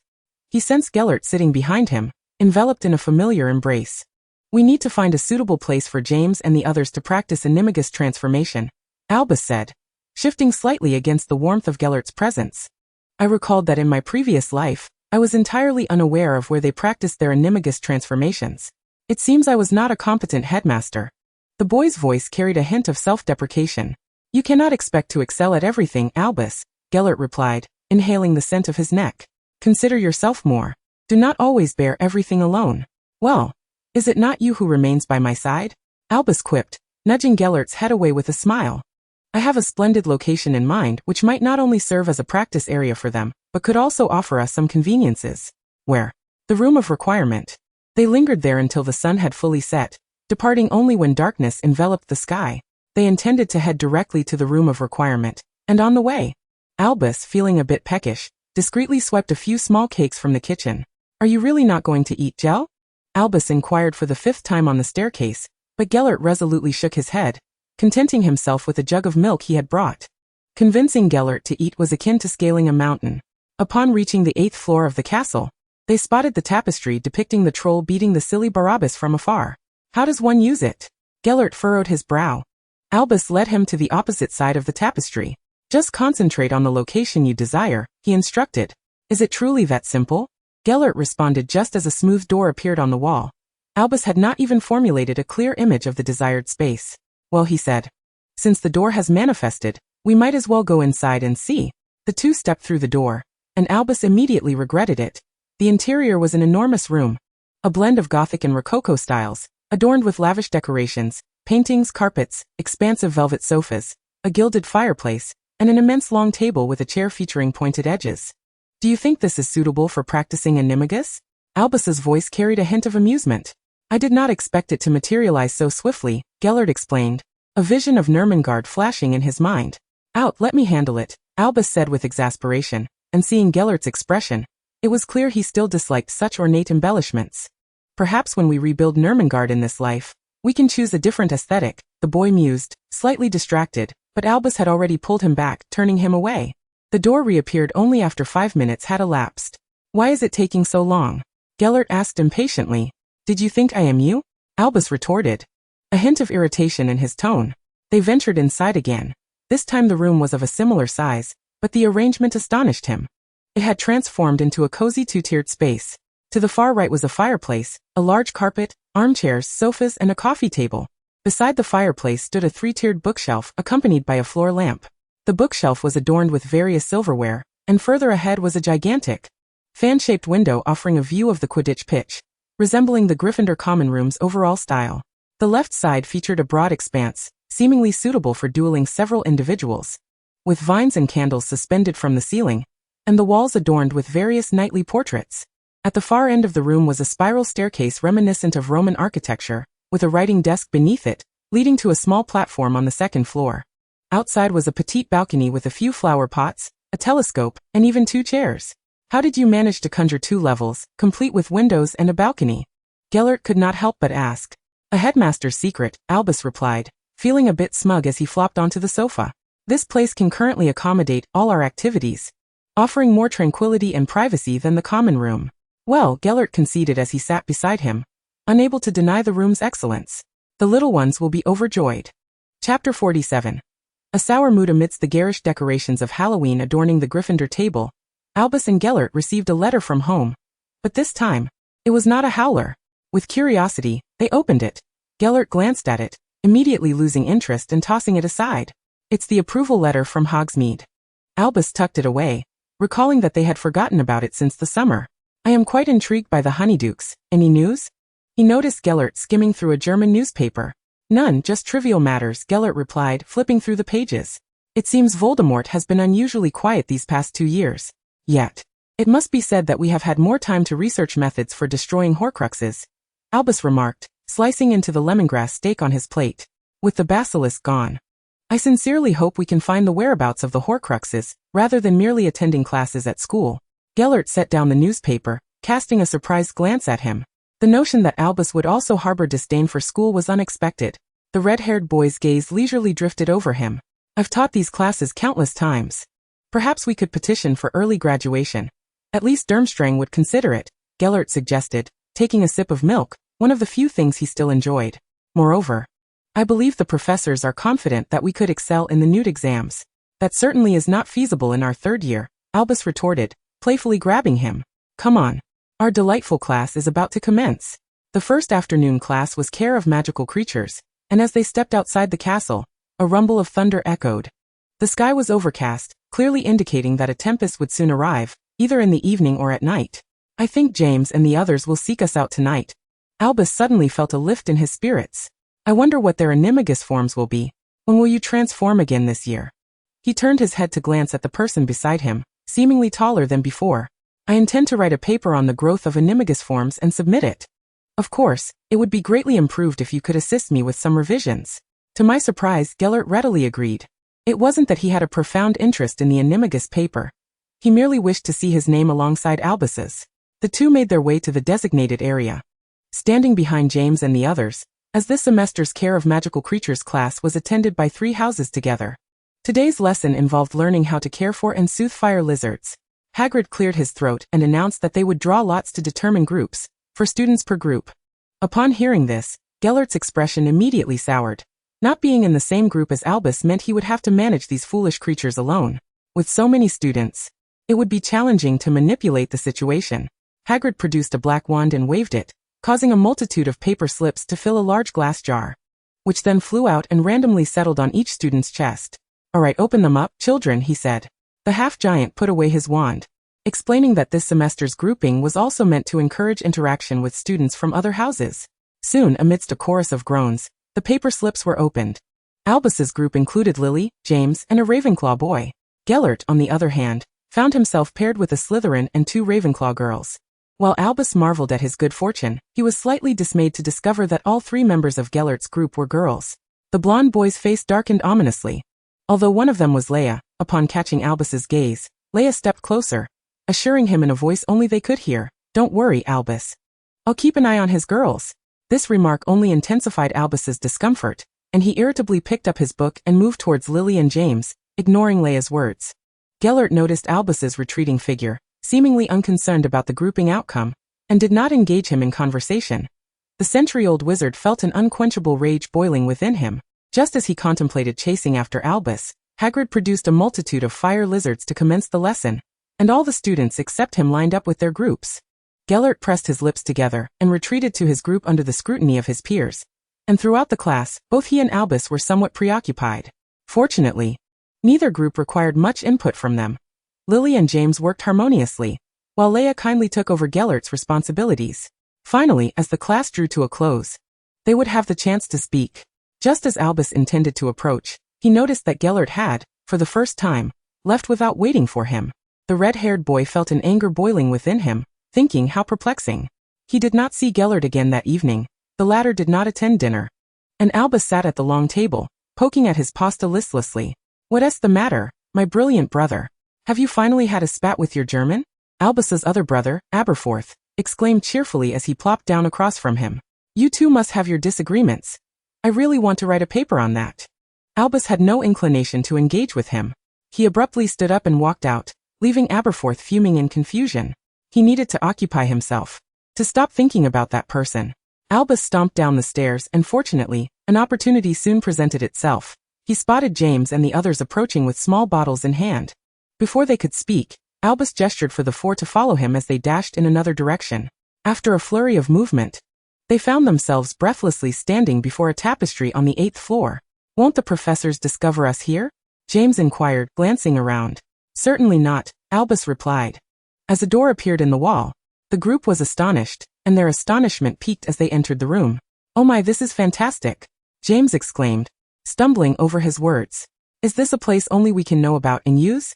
Sirius asked, attempting to maintain his composure. "It appears so," Albus said, a hint of amusement in his voice. He gestured for Remus to take a seat on the nearby sofa and turned to the others. All right. Let us not forget the task at hand. Shall we begin? Chapter 48. Night, Wind, and a Kiss. Albus pointed to an empty space beside him. Who will go first? Me. James volunteered eagerly. It's simple. Don't be nervous, Albus assured him as he led him forward. Point the tip of your wand at your heart. Recite the incantation, and then drink the potion. I trust you've practiced this motion many times. The dark-haired boy smoothed down his unruly hair and swallowed hard. Under the anxious yet expectant gazes of his friends, he aimed his wand at his heart. James muttered the incantation and resolutely uncorked the bottle, drinking down the blood-red potion. Don't be tense, relax, Albus reiterated. Before long, James's glasses and clothes began to meld into his skin, and hair slowly sprouted from his skin, limbs transforming as well. Within minutes, the figure that once stood before them had transformed into a magnificent stag. The young stag joyfully pranced about, calling out to them. Very well, Albus said, picking up James's wand and praising him. Before he could call for the next, Sirius stepped forward of his own accord. With his friend's demonstration, Sirius swiftly recited the incantation and drank the potion. In no time, the curly-haired lad had transformed into a majestic black dog, appearing to be the same size as James's stag. The stag, seeing the black dog, became excited once more, and the two animals began to frolic wildly in the room of requirement. All right, Albus interjected, moving to halt the commotion. Sirius's wand was now nowhere to be found. You're making it impossible for Kishi to have any space. The stag and dog calmed down a bit, running to the back to bark at Kishi, who approached, still performing the same actions and incantation. Gradually, he transformed into a plump, black and white creature. A bear? A panda? Remus exclaimed in astonishment. Albus was equally surprised. While a panda was not a magical creature, he had never encountered a record of anyone's animagus form being a panda. Perhaps it was undocumented in Britain, he mused. James and Sirius clearly had never seen one either. The stag and dog approached the adorable creature, sniffing and nudging it, but despite its cuteness, the panda was not easily intimidated, swatting them away with its hefty paws. Albus allowed the three animals to play together for a while before placing his wand in front of them. You can transform back now, he said, glancing at the clock. It was getting late. Imagine your human form as clearly as possible. The transformation back was evidently much smoother, and within 3 minutes, the three boys reappeared, albeit with slightly disheveled hair and clothing. Congratulations on your success. Albus smiled. James suddenly pumped his fists in the air and leaped onto the sofa, exclaiming, "This is amazing. Both the animagus transformation and this room." Don't go blabbing about it, Albus cautioned, believing it wise to remind them, for this was Hogwarts' secret, you know. Sirius had already dashed up to the small balcony on the second floor. While Kishi and Remus examined the bookshelves together, all of them thoroughly intrigued by the room. Can I bring Lily here? James asked, propping his feet on the armrest. What about Leia and Severus? Kishi quickly added. Of course, that's fine, Albus replied. Gellert and I will create a communication device for you. Whenever you have it, you can come in. Upon hearing this, James recalled something and tentatively asked, Did you have a fight with Gellert? I haven't seen him since Care of Magical Creatures class. Ah well. Albus found himself momentarily at a loss for words. James attempted to offer some strategies, suggesting that sometimes a good scuffle with Sirius would suffice. At that moment, Sirius descended from the second floor, exclaiming, Indeed. If you're feeling irritable, you should let it out. Albus could hear the distant voice of Kichi. Don't pay attention to their nonsense. If you're truly out of ideas, perhaps you should consult the girls. James and Sirius' brains are akin to those of trolls. Indeed. Remus concurred. Leia and Lily are sure to have some excellent suggestions. James suddenly hurled a few cushions at the two individuals by the bookshelf, urging, Come over quickly. Enough of this chatter. Let Albus see our treasure. What treasure? Albus inquired eagerly, desperate to shift the topic. James mysteriously produced a folded parchment from his pocket. We have named it the Marauder's Map. The other three gathered around. We've been working on it for over a year, James said proudly, pulling out his wand. I solemnly swear that I am up to no good. He pointed the tip of his wand at the blank parchment, and soon, ink lines began to stretch across the paper, revealing a map of Hogwarts. Well, Albus sighed inwardly, reflecting on his past as the headmaster of Hogwarts. How could he not be familiar with such a thing? The map gradually displayed the locations of everyone within Hogwarts and all the secret passages, complete with instructions on how to access them. What do you think? Quite impressive, isn't it? James exclaimed with pride, pointing to the map. Look. Peter is with a group of Slytherins again. He indicated the second-floor corridor. What's so interesting about that? Sirius remarked dismissively. Look at this secret passage next to the one-eyed witch statue. It leads straight to Hogsmeade. We went through it once. After which we never returned, Kichi added hesitantly. Last time we passed the Whomping Willow, Remus mentioned he sensed other werewolves in the Forbidden Forest. Of course, I'm not sure. It's just a feeling, Remus noted. Fiddling with his buttons. I felt it during the last full moon, and later, as we passed through Hogsmeade, I had the same sensation. Really? Albus pondered. Next full moon. We'll all accompany Remus. We're eager to investigate. The quartet's curiosity was palpable. I'll go with Gale and you all, Albus said, feeling somewhat uneasy. He knew he couldn't deter them, but he hoped that he and Gellert could keep an eye on the situation. Cool. James readily agreed, while Kichi scanned the parchment. Noticing Gellert was absent. Is he not in the castle? He inquired. I believe I know where he is. I shall seek him out, Albus replied softly. You all should return to the common room. It's quite late. The four of them glanced outside, realizing it was already night. All right, James said, pointing his wand at the map, causing it to revert to its blank parchment state. The group exited the room of requirement, encouraging Albus with pats on the shoulder. Albus chuckled, tightening his robes as he made his way down, the night wind fluttering the edges of his cloak. In the distance, he spotted the tall pine tree by the Black Lake, a favorite haunt of his and Gellert's over the years. Sometimes he struggled to comprehend why, despite having lived 2 lifetimes, this person could still exhibit such childishness. As expected, Albus soon saw a figure lounging atop the tree. He halted his steps. Are you planning to sleep here tonight? Gellert glanced at his watch. It's nearly 10. Have you spent enough time with your beloved students to finally think of me? In truth, he had stopped feeling angry since the afternoon, yet his words dripped with sarcasm. He was never one to master his emotions. You know perfectly well that James and the others would complete their animagus transformation tonight, Albus said, suppressing his annoyance while gazing at the figure in the tree. Come down. After a moment of silence, only the sound of leaves rustling in the wind filled the air. If you don't come down, I shall leave, I assure you. Albus raised his voice. Gellert waved his hand, seemingly riding the wind, landing gracefully before him, sending a flurry of leaves swirling. What's the matter? Albus asked, unable to mask his disappointment. You left for the creatures class without me, Gellert replied, his words faltering. I simply didn't like that grouping, he said hesitantly. Whenever it involved Albus, his actions and words inevitably took on a comical quality. But you seemed indifferent, not even speaking to me. You know I don't want to be apart from you at any time. Albus opened his mouth, momentarily rendered speechless. All right, let us head back, Gellert said, stepping forward to guide him back, wishing to avoid further entanglement in the matter. What did it matter, after all, that 2 individuals combined totaled 400 years? The night at Hogwarts was so quiet that only the faintest sound of footfalls could be heard. I feel the same way, Albus said abruptly. Gellert, momentarily confused, replied. What do you mean? I also disliked that grouping. I was quite upset, which is why I didn't speak to you, the youth admitted, his voice muffled and somewhat sulky. I didn't want to be apart from you, especially since you were with 3 girls. It made me unhappy. Gellert abruptly halted, as if struck by a stunning spell. His mind exploded with fireworks, his heart began to sing. He felt an overwhelming urge to act, and he was certain of one thing. Right now he would cast aside all concerns. And so he did. He pushed Albus against the corridor windowsill. The ledge pressed painfully against his back, yet there was no time to contemplate such discomfort. He felt the warmth of Gellert's body and the familiar scent enveloping him, followed by a soft, citrus-scented sensation pressing against his lips. Albus found his mind blanking, nearly short-circuiting, and astonishingly he did not recoil. He trembled and closed his eyes. Their breaths intertwined until a metallic taste filled the air, Gellert having bitten his lip, and only then did the youth realize what they were doing. Albus abruptly pushed the other away, his ears turning as red as his hair. What was that? His verbal faculties seemed to regress to a primal state.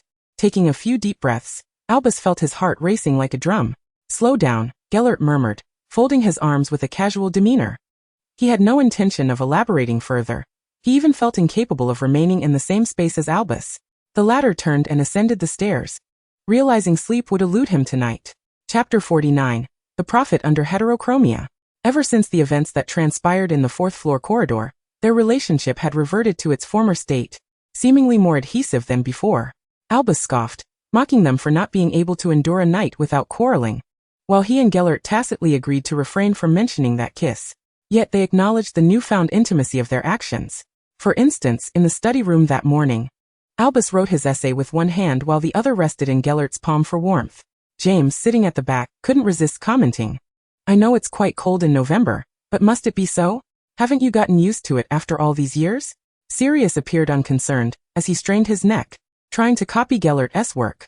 Gellert, seemingly weary of Sirius' efforts, tossed the parchment back at him. Your hair is almost falling into my neck. Hey Gale, Albus chided, casting a disapproving glance. Gellert adjusted the strands of Albus' red hair that had fallen over his ear, flashing a radiant smile. He'll find a way to copy it regardless. Besides, you'll be helping them catch up, won't you? Albus appeared unable to resist Gellert's smile, muttering under his breath without responding. Meanwhile, Remus, engrossed in his writing and sketching, lifted his gaze to the two ahead.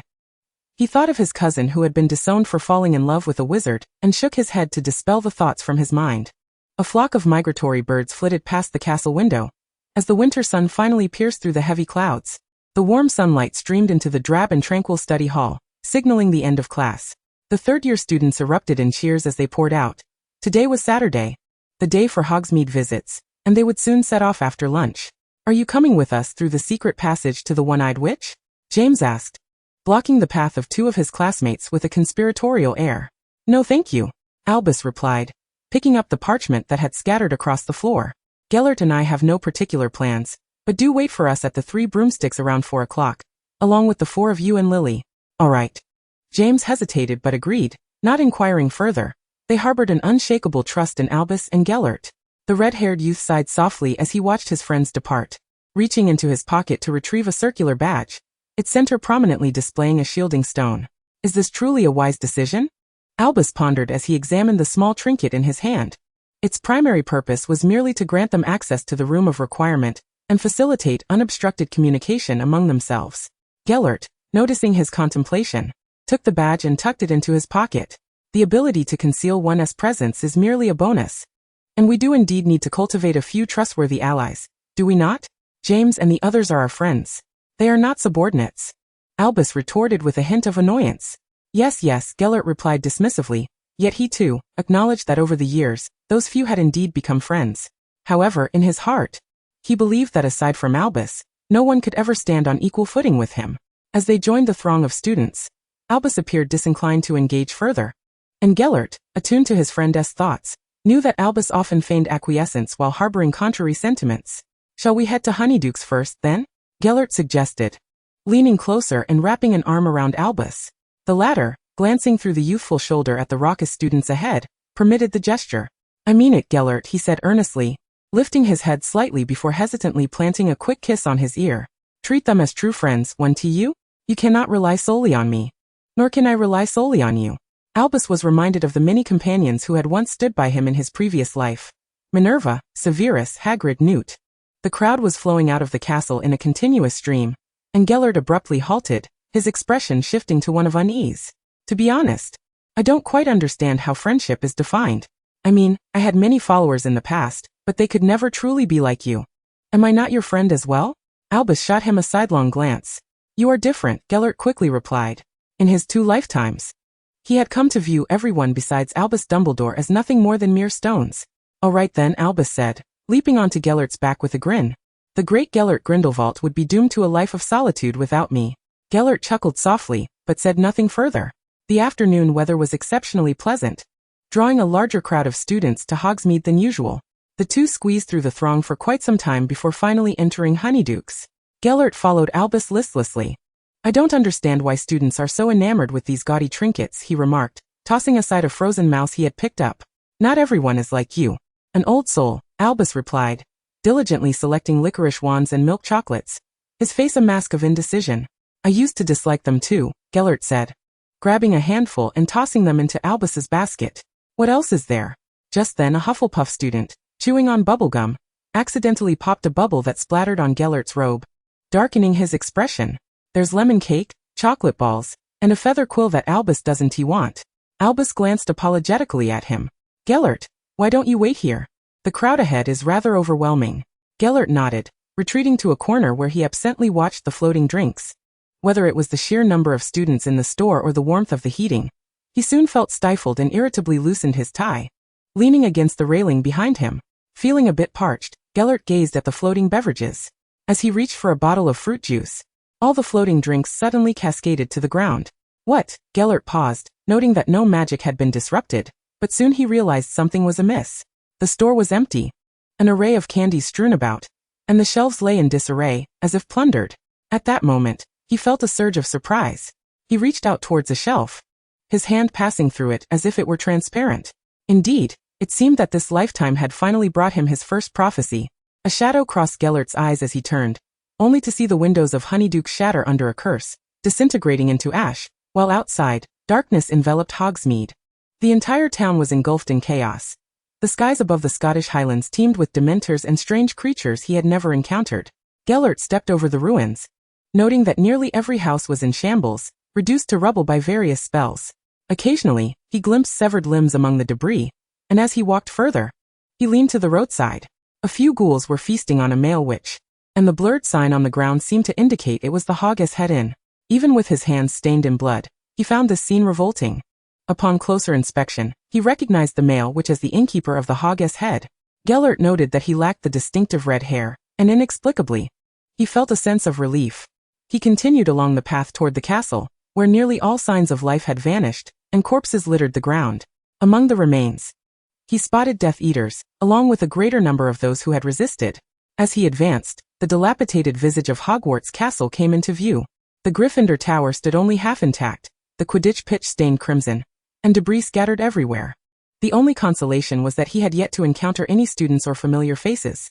Instead, he was surrounded by rampaging wolves, while the Great Hall was filled with vampires, goblins, and even sea monsters, creatures of malevolence known only in the north. He quickened his pace, aware that the prophecy was nearing its conclusion. Just as he was about to step into the defense against the dark arts classroom, a powerful force drew him back. When he regained his senses, Honeydukes was once more bustling with activity, and the sun shone brightly over Hogsmeade, filled with cheerful students. Damn it, Gellert muttered under his breath. He failed to discern the exact year, but a calendar hanging in the defense against the dark arts classroom indicated that it was close. He reached out to touch everything within his grasp, but no other visions materialized.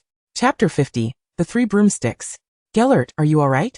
Albus finally emerged with his chosen candies, pulling him by the hand. Your hand is cold, and your face is pale. What's wrong? The youth inquired with concern. Gellert tossed a few galleons onto the checkout counter, and took Albus's hand as they exited. I just had a prophecy, he explained succinctly. Albus scrutinized Gellert's wan complexion and loosened tie, suspecting it was not a pleasant prophecy. Let us discuss it tonight. It's too noisy and crowded here. You're really cold, Gellert, Albus said, pulling him closer. Let us go have a butterbeer. James and the others should be waiting for us.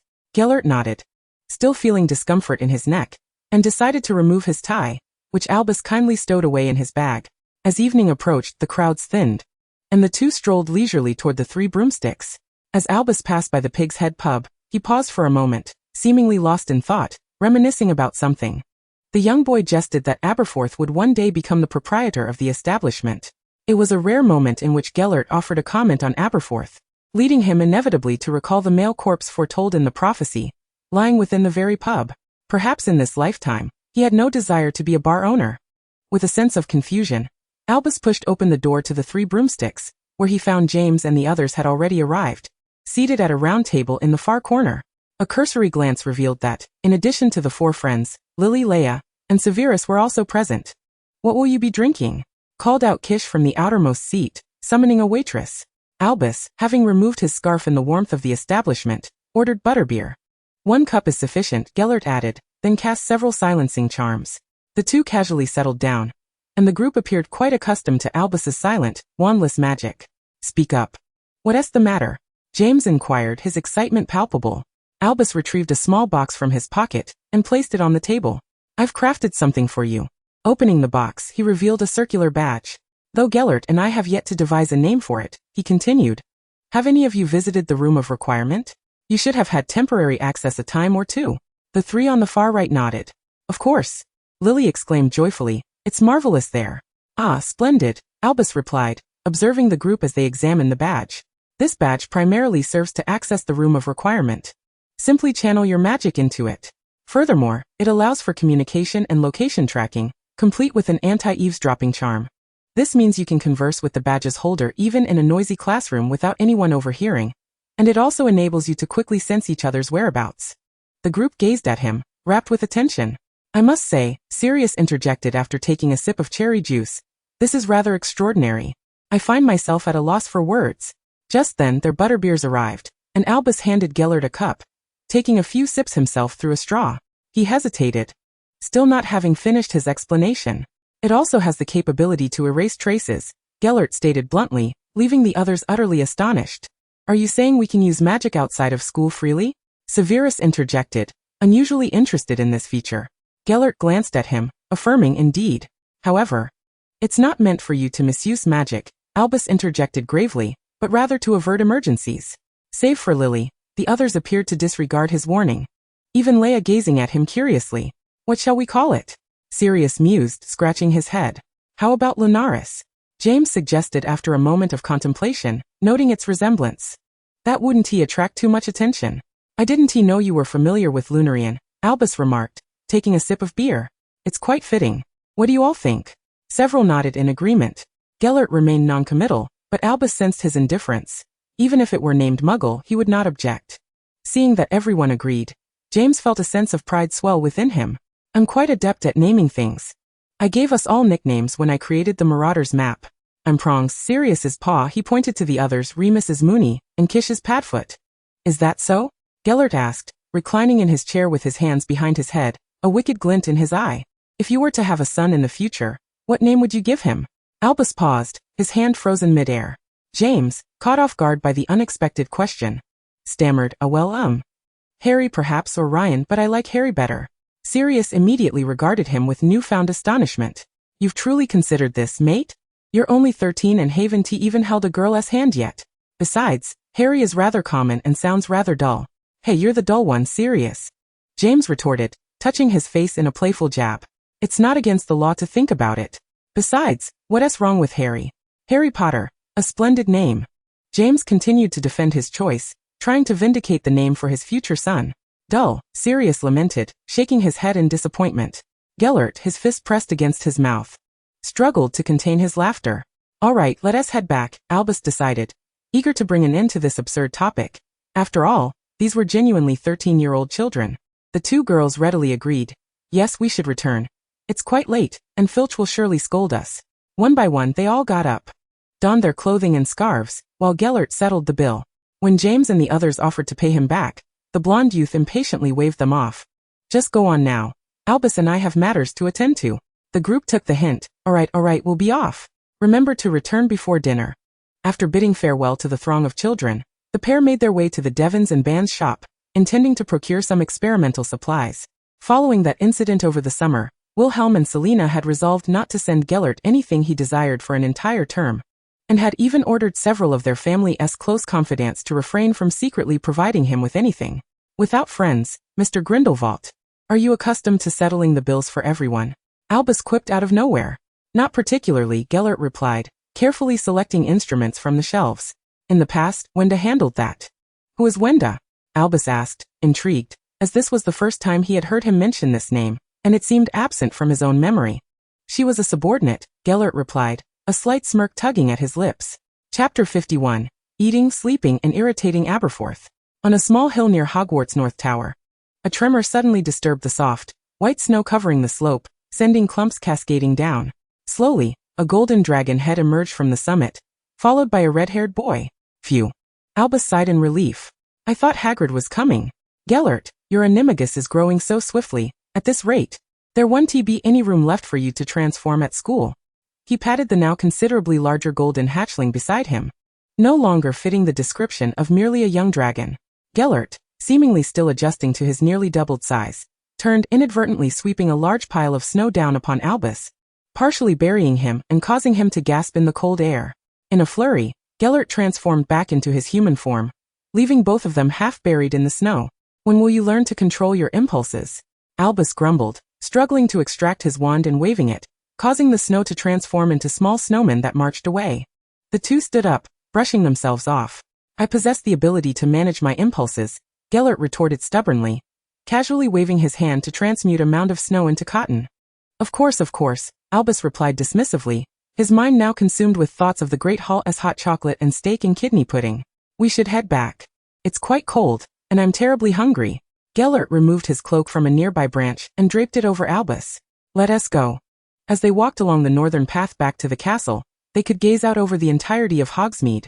With Christmas approaching, the village was aglow with vibrant lights and colorful decorations. Albus couldn't help but recall the prophecy Gellert had shared with him, that tragic yet unavoidable future. A hint of melancholy settled over the boy's gaze. They were born too late in this life. Suddenly, the person in front stopped abruptly, causing Albus, lost in thought, to bump into him, the chill of the contact jolting him. Gellert turned around. This world is unlike the one we once knew. It has rotted to its very core. Voldemort is not so easily vanquished. He cannot be defeated merely by the survival of a boy who has faced great peril. To bring an end to Voldemort's reign, we must endure the trials of war, and there will be sacrifices. Albus gazed complexly at the golden-haired youth before him, who always seemed to know his thoughts before he uttered them. It is not a matter of self-sacrifice or other trivialities, Gellert asserted with urgency and conviction. I will not. Albus wrapped his somewhat chilled body in the cloak, admitting, I do indeed fear war, but I have never contemplated sacrificing myself. If you have any thoughts, share them with me first. Gellert continued his relentless chatter. Why have you become so loquacious? Don't you realize that if I don't speak, you won't know? Albus smiled at him. Sometimes I truly wonder if you have placed a fragment of your soul within my body. Is that so? Gellert's fingers traced his face, from his ear to the nape of his neck, lifting his hood.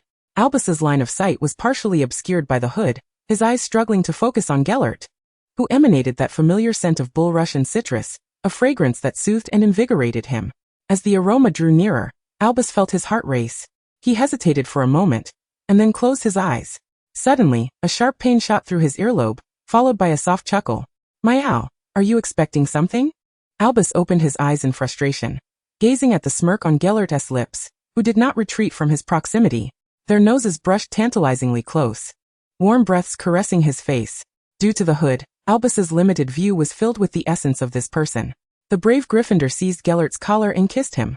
It seemed as though Gellert had been waiting for this very moment. His palm glided over Albus's neck, pulling him closer, and then he tenderly kissed Albus's soft lips. Albus, momentarily dazed by the kiss, still endeavored to respond, and Gellert, inspired by some unseen force, wrapped an arm around his waist, pulling him firmly against himself. As their lips entwined in a passionate embrace that soon echoed with the sound of their mingled breaths. Gellert, Albus struggled to catch his breath, pushing against the weight on his chest. Enough. Gellert, still reluctant, nibbled at the corner of his mouth, aware of the appropriateness of their physical ages.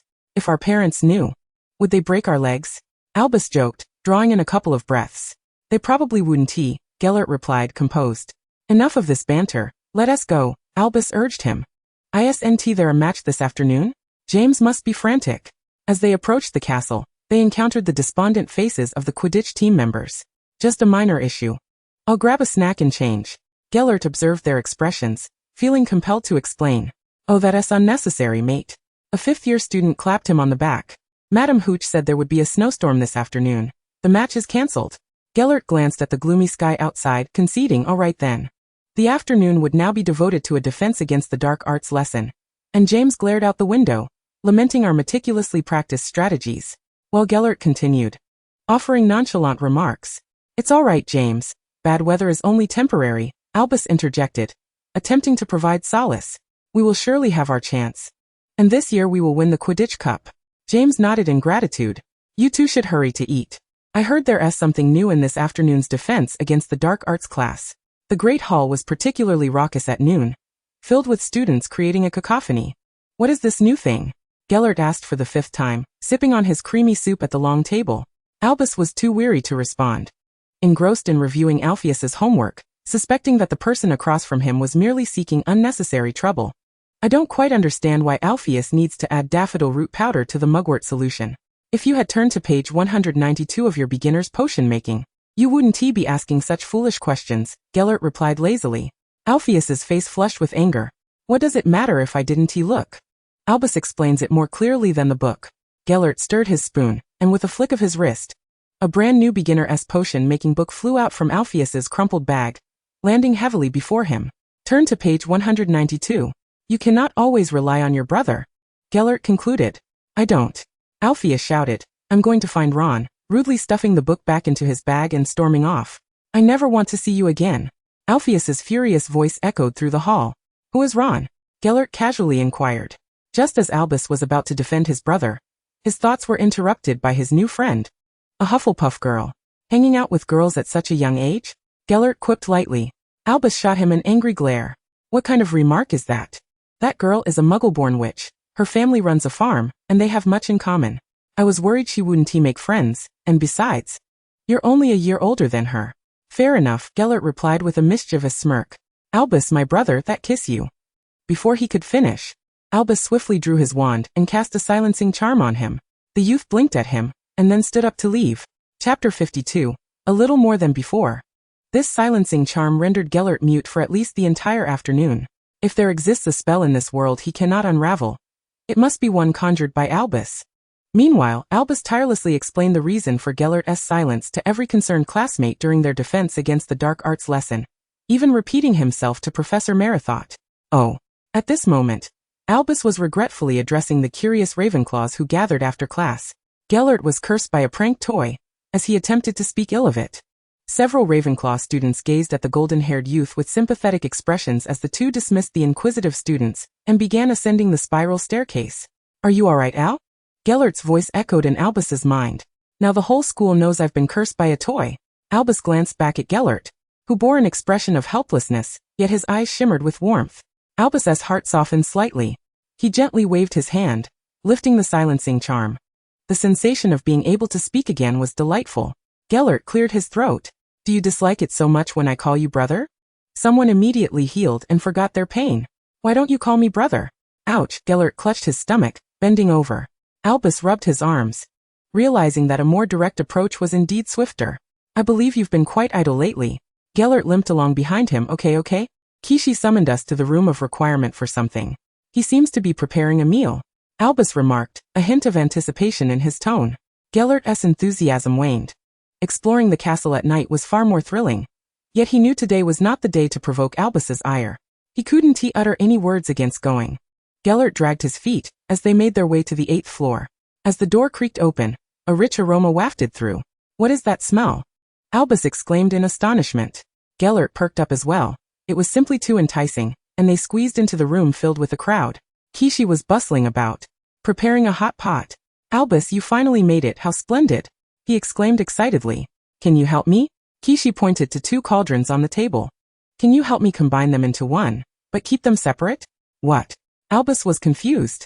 Kishi rummaged through the robe on the sofa and produced a crumpled piece of paper, covered in Chinese characters and depicting a peculiar pot. Transform it into this. It should pose no difficulty for you, right? Albus, though perplexed, chose not to inquire further, as he recognized that the transformation itself was indeed quite straightforward. He glanced at the parchment and, with a flick of his wand, 2 dark cauldrons morphed into a splendid silver pot. How marvelous! Kishi exclaimed with glee. This is called a yuanyang pot. The left side contains spicy broth, while the right side holds a clear broth. One is fiery, and the other is not. He surveyed the astonished faces around him. Just wait. Winter is the perfect time for hot pot. A few individuals, having been shooed away by the chef, ignited the fireplace and clustered around it. Albus then noticed the presence of a figure with dark, curly hair. Regulus? He scrutinized him for a moment, smiling as he remarked. You've grown quite a bit. The last time I saw this little fellow was a few years ago at Sirius's birthday party. Real insisted on tagging along, Sirius said, a hint of embarrassment creeping into his voice. Regulus appeared notably reserved, his demeanor starkly contrasting with that of his brother. After politely greeting them, he turned to converse with Severus. Albus observed that Gellert was keenly watching the 2 Slytherins by the fire. I wonder what my Patronus will be.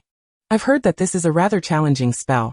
James's comment pulled Albus back to the discussion. What? Albus queried, his brow furrowing in confusion. You lot haven't been paying attention in class at all, James declared, tugging at a cushion. Professor Mellis said we'll start learning the Patronus charm next week. I suspect it has something to do with the recent emergence of Dementors across England, Remus mused, perusing his book. A Patronus usually takes the same form as one's animagus. Unless there's a significant emotional upheaval, Albus explained, glancing at Severus, who was staring into the fire. He genuinely wondered what Severus's Patronus would be in this lifetime. Do dark wizards lack patronuses? I've heard they cannot summon one, Sirius suddenly interjected. Not quite, 3 distinct voices chimed in unison. Albus and Gellert exchanged a knowing glance, both turning their attention to the figure by the fire. Seeing that they had no intention of continuing the conversation, Severus nodded. Indeed. There are Death Eaters who cannot perform the Patronus charm and may even suffer backlash. Theoretically, they have no need to, as Dementors are allies to their cause. However, not all dark wizards are incapable of conjuring a Patronus. It ultimately depends on what they hold dear in their hearts, or rather, the stance they take in using it. Magic is akin to this, Severus observed, noting the rapt attention of the crowd. He felt a surge of excitement. Dark magic isn't inherently malevolent. It can also be a means of salvation. That's true, James scratched his head. This lad is quite impressive. Gellert's intrigued voice echoed in Albus's mind. Do not entertain any unnecessary thoughts. Albus replied cautiously. Gellert propped his chin on his hand, having kept an eye on the saints over the years, and found them to be quite different from his expectations. None of them seemed to have been born in the same era as the last life. They all appear to be at least 20 to 30 years delayed. Take Abernathy. For instance, if the news is accurate, he is still a first-year student at Ilvermorny. Suddenly he recalled something. Kishi, how old is your master? Gellert inquired, directing his question at the person overseeing the cutting of vegetables. Kishi wiped the sweat from his brow, momentarily taken aback. Newt Scamander, Gellert continued. And Albus's head shot up. Oh. Though I've always struggled to keep up with their thought processes, I'll answer honestly. He is in his 30s. Born in 1938, the same year as my father. Is there a problem? None at all, Gellert replied dismissively. It seemed that those who were contemporaries of him and Albus were born at different times than in the previous life. How fascinating. Newt was born in 1897 in the last life. Is the discrepancy really that vast? Albus's voice resonated in Gellert's mind, as they had previously overlooked such details. You remember it remarkably well, Gellert retorted dryly. Upon hearing this, Albus felt a pang of frustration. Do you not find this troubling? What world is without its issues? Gellert sidestepped the question. Why do you remember so vividly, Albus decisively initiated a mental blockade, leaving Gellert unable to penetrate his thoughts. Very well, he sighed, crossing his arms in boredom, leaning back against the sofa. Chapter 53. My Patronus is born of you. After the Christmas holidays, the third-year students were, without exception, on edge. After more than a month of training, today marked the day of the Patronus charm assessment.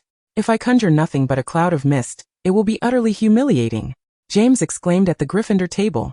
Isn't Gellert just a cloud of mist? Sirius offered in a futile attempt at consolation. James bit into a syrup-filled pie in frustration. That was intentional. I refuse to believe he can't summon a Patronus. The blonde youth being discussed approached, calmly taking a seat beside Albus. Seriously, what are you doing? Albus inquired, sipping his porridge while perusing the newspaper. Gellert was among those performing the worst in class. His Patronus charm consistently manifesting as wisps of blue mist. He was even outdone by James, who had at least begun to form a semblance of a Patronus.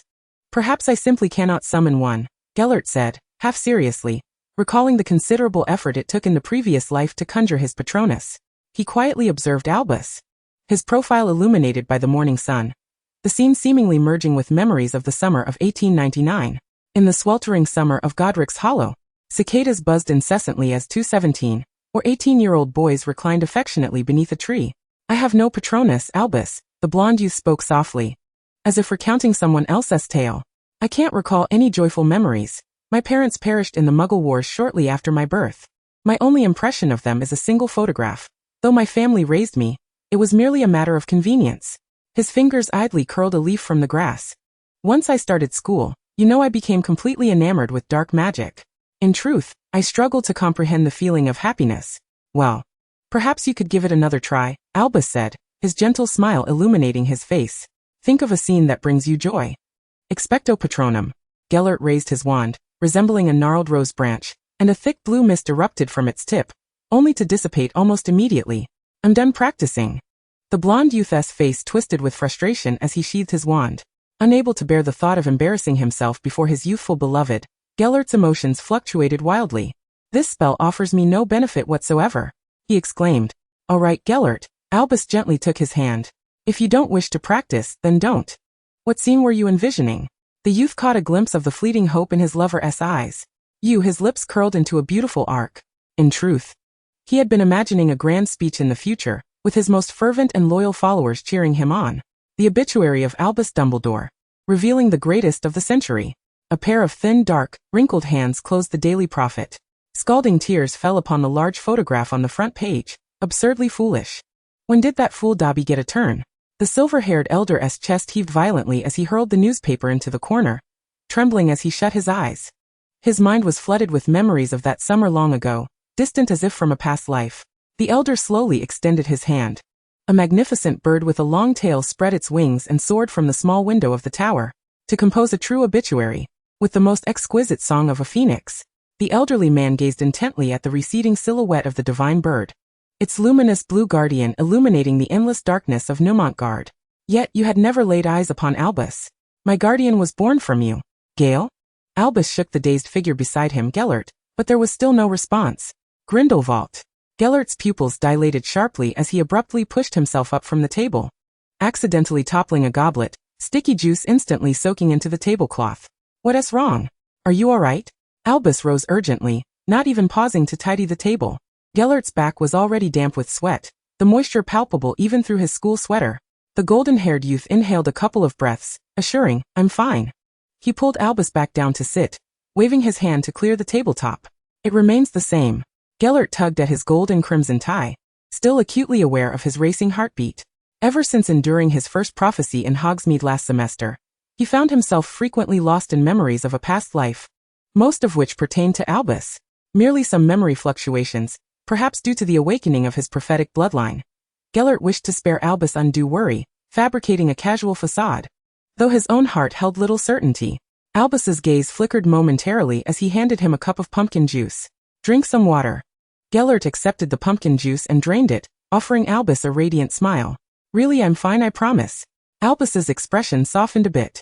"Let us tidy up and head to class." Chapter 54. The Phoenix Seeks the Phoenix. The two squeezed into the Defense Against the Dark Arts classroom in the final minute before the bell rang. The usual desks and chairs had been cleared away, revealing an open space in the center of the classroom. Today marked a rare occasion where all four houses gathered for a large class, and every corner of the room was filled with a cacophony of students. "All right, children," Professor Melisande clapped her hands, Hufflepuffs to the door, Ravenclaws by the window. She then brandished her wand, casting an amplification charm. Slytherins to the bookshelves, Gryffindors, or the elderly professor scanned the room, seemingly at a loss for space. "Come to me. Quickly now, move along, children, unless you wish to extend the lesson." A rowdy group of third-year students clamored toward their designated spots. Albus's keen eyes caught sight of a younger figure beside Professor Melisande, and it was evident others noticed too. "Who is that?" a Gryffindor girl exclaimed, her voice tinged with excitement.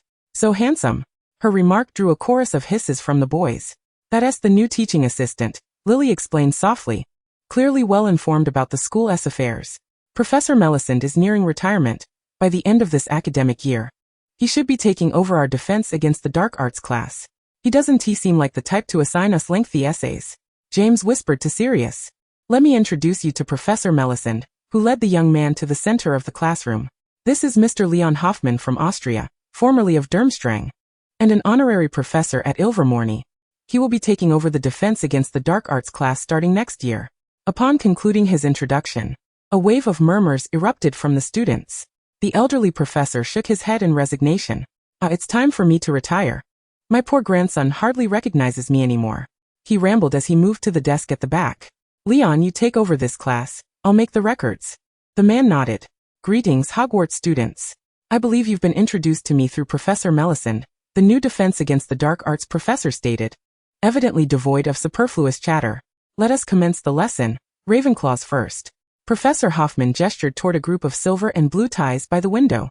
"If any of you fail to manifest a corporeal patronus in this lesson, you will be assigned detention every Saturday and must submit a 5-inch essay." "All right." James exaggeratedly made a face of misfortune. "I take back my words." The typically obedient Ravenclaws displayed their prowess, with every student successfully conjuring a corporeal patronus. However, the process grew tedious, as most students' patron uses were rather ordinary animals. Soon, Gryffindors began to fidget, grumbling about the next house being Hufflepuff, whose numbers exceeded Ravenclaw's by double.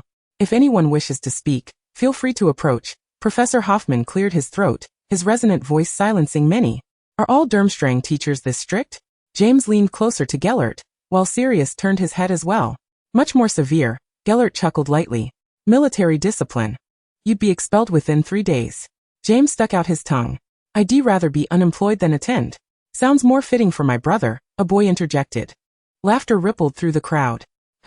I sense the little lions are eager to come up and test their skills. Professor Hoffman abruptly turned. He waved his hand, signaling the next Hufflepuff student to step back. Come on, let us see your abilities. His gaze fell upon the restless Gryffindors. Of course. If you fail to conjure a perfect Patronus, all Gryffindor students will be required to submit an essay next week. Who will bravely shoulder this burden? Students from the other houses, particularly Slytherins, observed with glee. James rolled his eyes, grabbing his wand, ready to charge forward, but Albus restrained him. I'll go, Professor Hoffman. The red-haired youth spoke with grace, and the classroom erupted with cheers and whistles. In the midst of the excited Gryffindors, Albus was pushed forward. At least 10 classmates patting his shoulder. He nodded politely to the young professor, retrieving his beautiful Rowan wand. Expecto Patronum. Unlike the chorus of voices from many students, Albus's incantation floated like poetry, and the tip of his slender wand burst forth with a tremendous blue mist. A magnificent bird, resplendent with a shimmering golden tail and elongated beak and claws, soared from the blue haze. The gust it created lifted the students' robes, and they heard an ethereal song. Is that a thunderbird? Or an eagle? Some students murmured. Others blinked in disbelief. How does it have a golden tail? Aren't Patronuses supposed to be blue? Incredible. A Hufflepuff girl exclaimed. Is that a phoenix? No way, really? Can magical creatures become Patronuses? The murmurs in the classroom swelled, and Professor Hoffman gestured, casting a surprised glance at the calm red-haired youth in the center. Impressive, he remarked, as Professor Melisande also lifted his head. Ah, Phoenix Patronus, how rare. I have taught for nearly a century and have never witnessed one. He excitedly scribbled notes on his parchment. After circling the classroom a few times, the phoenix transformed into a cascade of sparkling mist, dissipating throughout the room. Why do I feel my spirits suddenly lifted? A Ravenclaw student murmured. Me too. It feels like anything is possible, a Hufflepuff in the corner chimed in. The Song of the Phoenix possesses magic, Professor Hoffman briefly explained. Next, we will alternate among the other 3 houses. He signaled Albus to return. It seems your genius is well-deserved. Albus made his way back to the Gryffindor crowd. Absolutely brilliant. Mate, James exclaimed, shaking him excitedly. Numerous boys gathered around him, patting and embracing him, while several girls gazed at him in admiration. Albus keenly noted Gellert's troubled expression. Yet remarkably, he refrained from saying anything. The subsequent summoning became rather mundane and monotonous, with several Gryffindor students' patronesses failing to materialize, while the Hufflepuffs fared somewhat better. Nevertheless, a minor incident stirred some excitement. James's Patronus caused a stir. The source of the commotion lay in the fact that Lily's Patronus took the form of a doe, while James's one conjured a stag. A pair? Professor Hoffman stroked his chin. Such a phenomenon was rare but not unheard of. He observed Lily, who hung her head, and James, who wore a foolish grin. Albus deliberately scrutinized the reaction of the Slytherin crowd, particularly that of Severus, whose visibly dejected demeanor prompted a flicker of concern within him. Professor Hoffman continued to call names, and it was Gryffindor's turn again. Only Gellert and a girl remained. Gellert exchanged a cryptic glance with Albus before stepping forward, raising his ivory wand. Expecto Patronum. The incantation was so swift that many failed to catch it. In an instant, a bird similar in size to Albus's Patronus burst forth. Yet it appeared even more formidable than the previous one. One conjuration sufficed for Professor Hoffman, who looked up in puzzlement. Before he could utter a word, he beheld the blonde youth standing before him. It was evident that this was not the same Gryffindor who had summoned a Phoenix Patronus earlier. He raised his gaze to scrutinize the magnificent bird soaring through the air, prompting Professor Melisande to adjust her spectacles and approach. Another phoenix? The old professor voiced her uncertainty. It seemed so. Professor Hoffman squinted. The onlookers were once again captivated, their eyes glued to the celestial creature. Why did Gellert's Patronus differ slightly from Albus's? It appeared somewhat larger. That's a phoenix. A voice cut through the tension from the Hufflepuff crowd, belonging to Quiche. None of the students present grasped the significance. In the West, it is referred to as a phoenix, so the distinction might not be clear, the dark-haired boy explained. In truth, the phoenix is a pair. The male is referred to as Feng, while the female is Huang. In Chinese lore, we have a tale called Feng Qiu Huang, in which the phoenix tirelessly pursues its beloved Huang until death. Students from various houses were left speechless, gazing at the ephemeral Patronus still lingering in the sky. How romantic! Several girls sighed in unison. Albus felt a blush creeping onto his cheeks and took a couple of steps towards Remus, resolved to keep a distance from Gellert during this lesson. Professor Hoffman cleared his throat twice. Mr. Lee explains splendidly. Indeed, this is the case. Hufflepuff earns 10 points. The stout professor felt rather embarrassed. It was a rare occurrence for a Patronus to form a pair, and yet today, 2 pairs had manifested in class. One pair was not merely ordinary patronuses, but extraordinary creatures, a sight that had not been witnessed in centuries, and their conjurers were 2 boys. To describe this as incredible would be an understatement. It could very well be inscribed in the annals of Patronus history. As the sunset's rays streamed into the Defense Against the Dark Arts classroom, the amusing yet lengthy lesson finally concluded, and the students, utterly fatigued, clamored out of the classroom. Hogwarts students are truly fascinating, Professor Hoffman remarked while tidying up. Professor Mellison cheerfully directed the tables and chairs back to their original positions. As long as you enjoy it, Leon. The little rascals will be counting on you for care in the future. Chapter 55. The Crisis in the Forbidden Forest. Since the Patronus examination, Gellert had not been able to appear within 10 meters of Albus, except in the dormitory, for at least a month.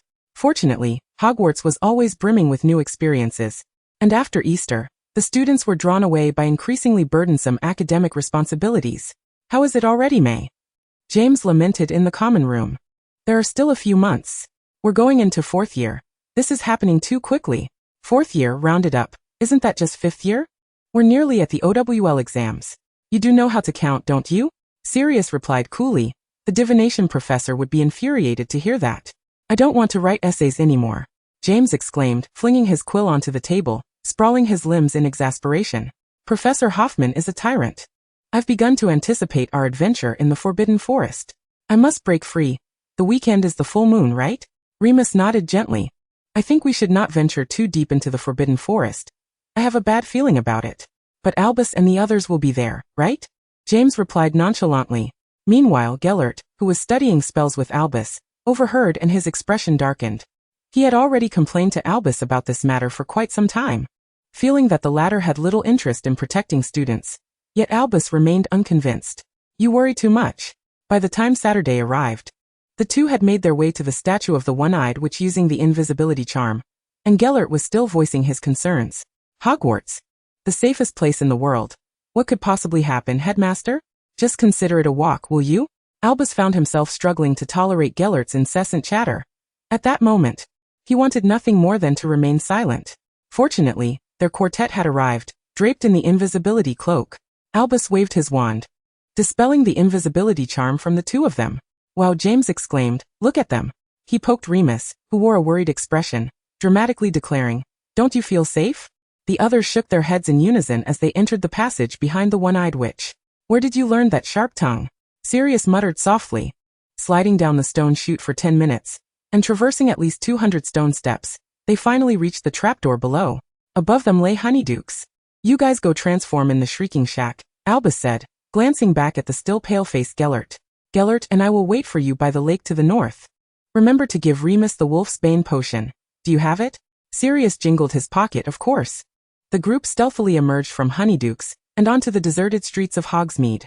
Albus waved his wand, and the 2 of them vanished from sight, donning the invisibility cloak once more. Don't let Madame Rosmerta catch you, he cautioned, glancing back at the 4 with concern. Seeing their confident nods, Albus took Gellert by the arm and turned down a narrow alleyway, making their way toward the forest. Gazing at the person beside him, Albus sighed inwardly. Are you feeling happier now? They had entered the Forbidden Forest, and he reached out to grasp Gellert's hand. The blond boy's expression brightened considerably as he looked up at the moon, which was still far from full. Let's explore. Do you think the Forbidden Forest is your backyard? Albus chuckled. Forenza certainly won't appreciate you.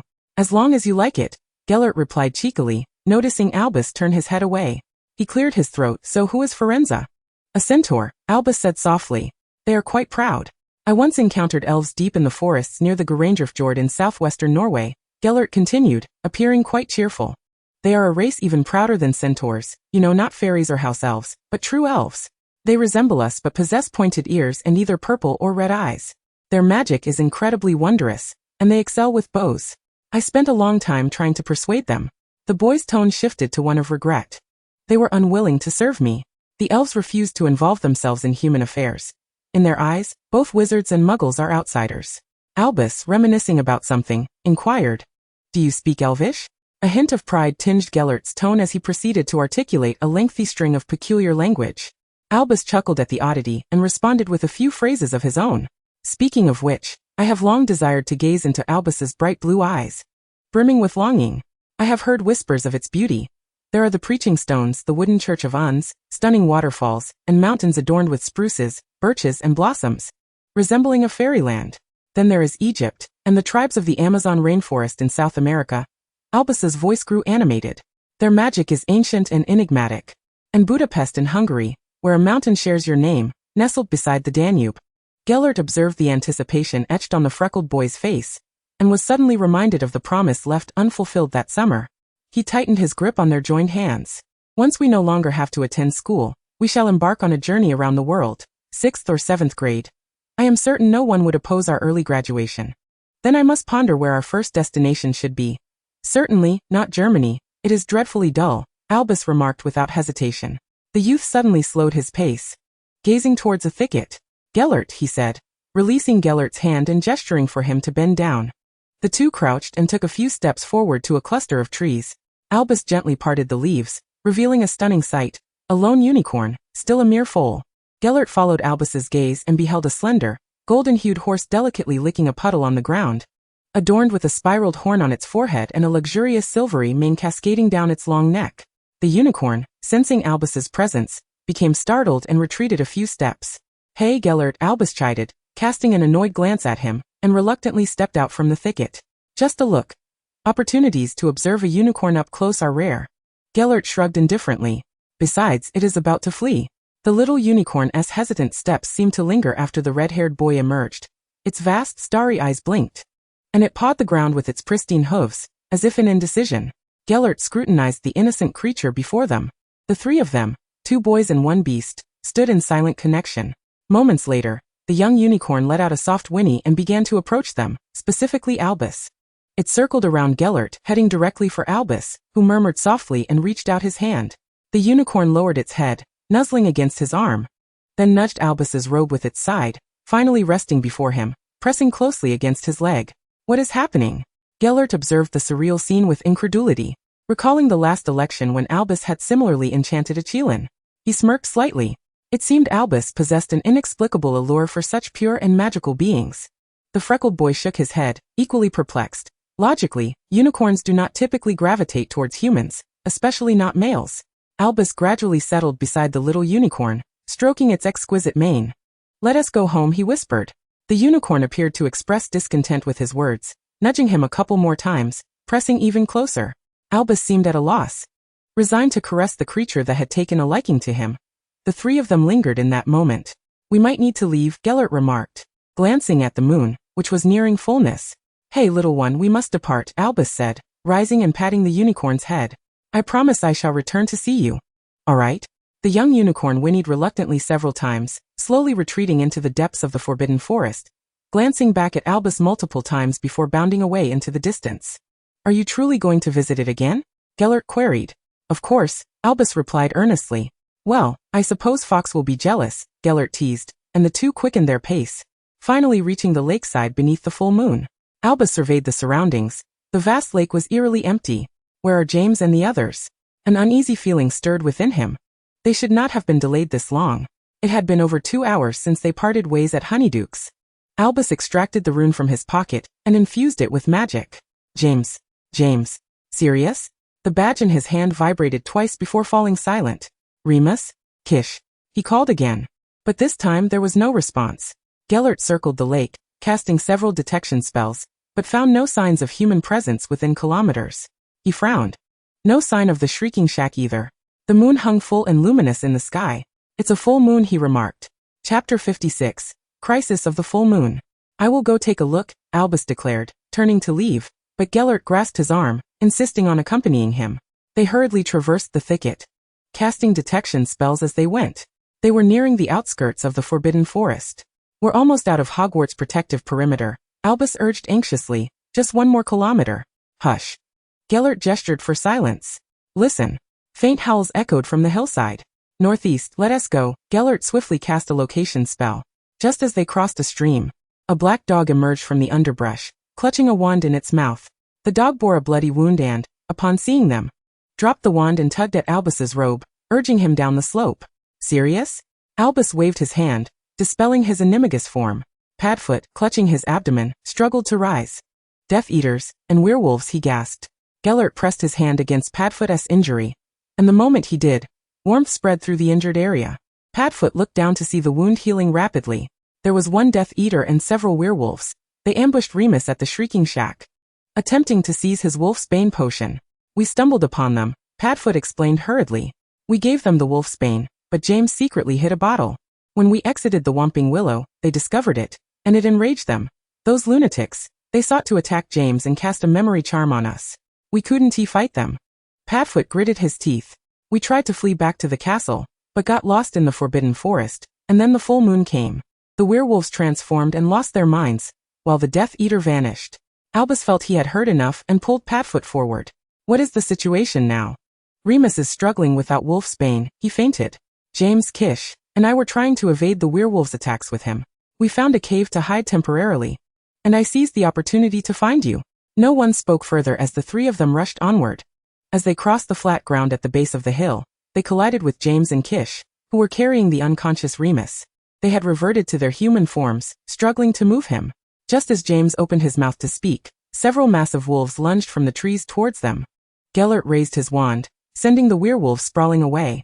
Let me handle this, you take them to safety. He glanced at the various wounds on the two. Albus nodded, maneuvering Remus to a hidden spot against a large tree, signaling for the three of them to gather around him. Albus pressed his lips together, remaining silent. His growing sense of unease had not dissipated, but rather intensified. The boy drew out his wand and began healing his companion's wounds. He felt a dull ache at the back of his head. Albus shook his head vigorously to clear his thoughts. James, how do you feel? He beheld the figure before him, whose pupils dilated with alarm as they gazed behind him, followed by the anxious voice of Gellert. Albus, be careful.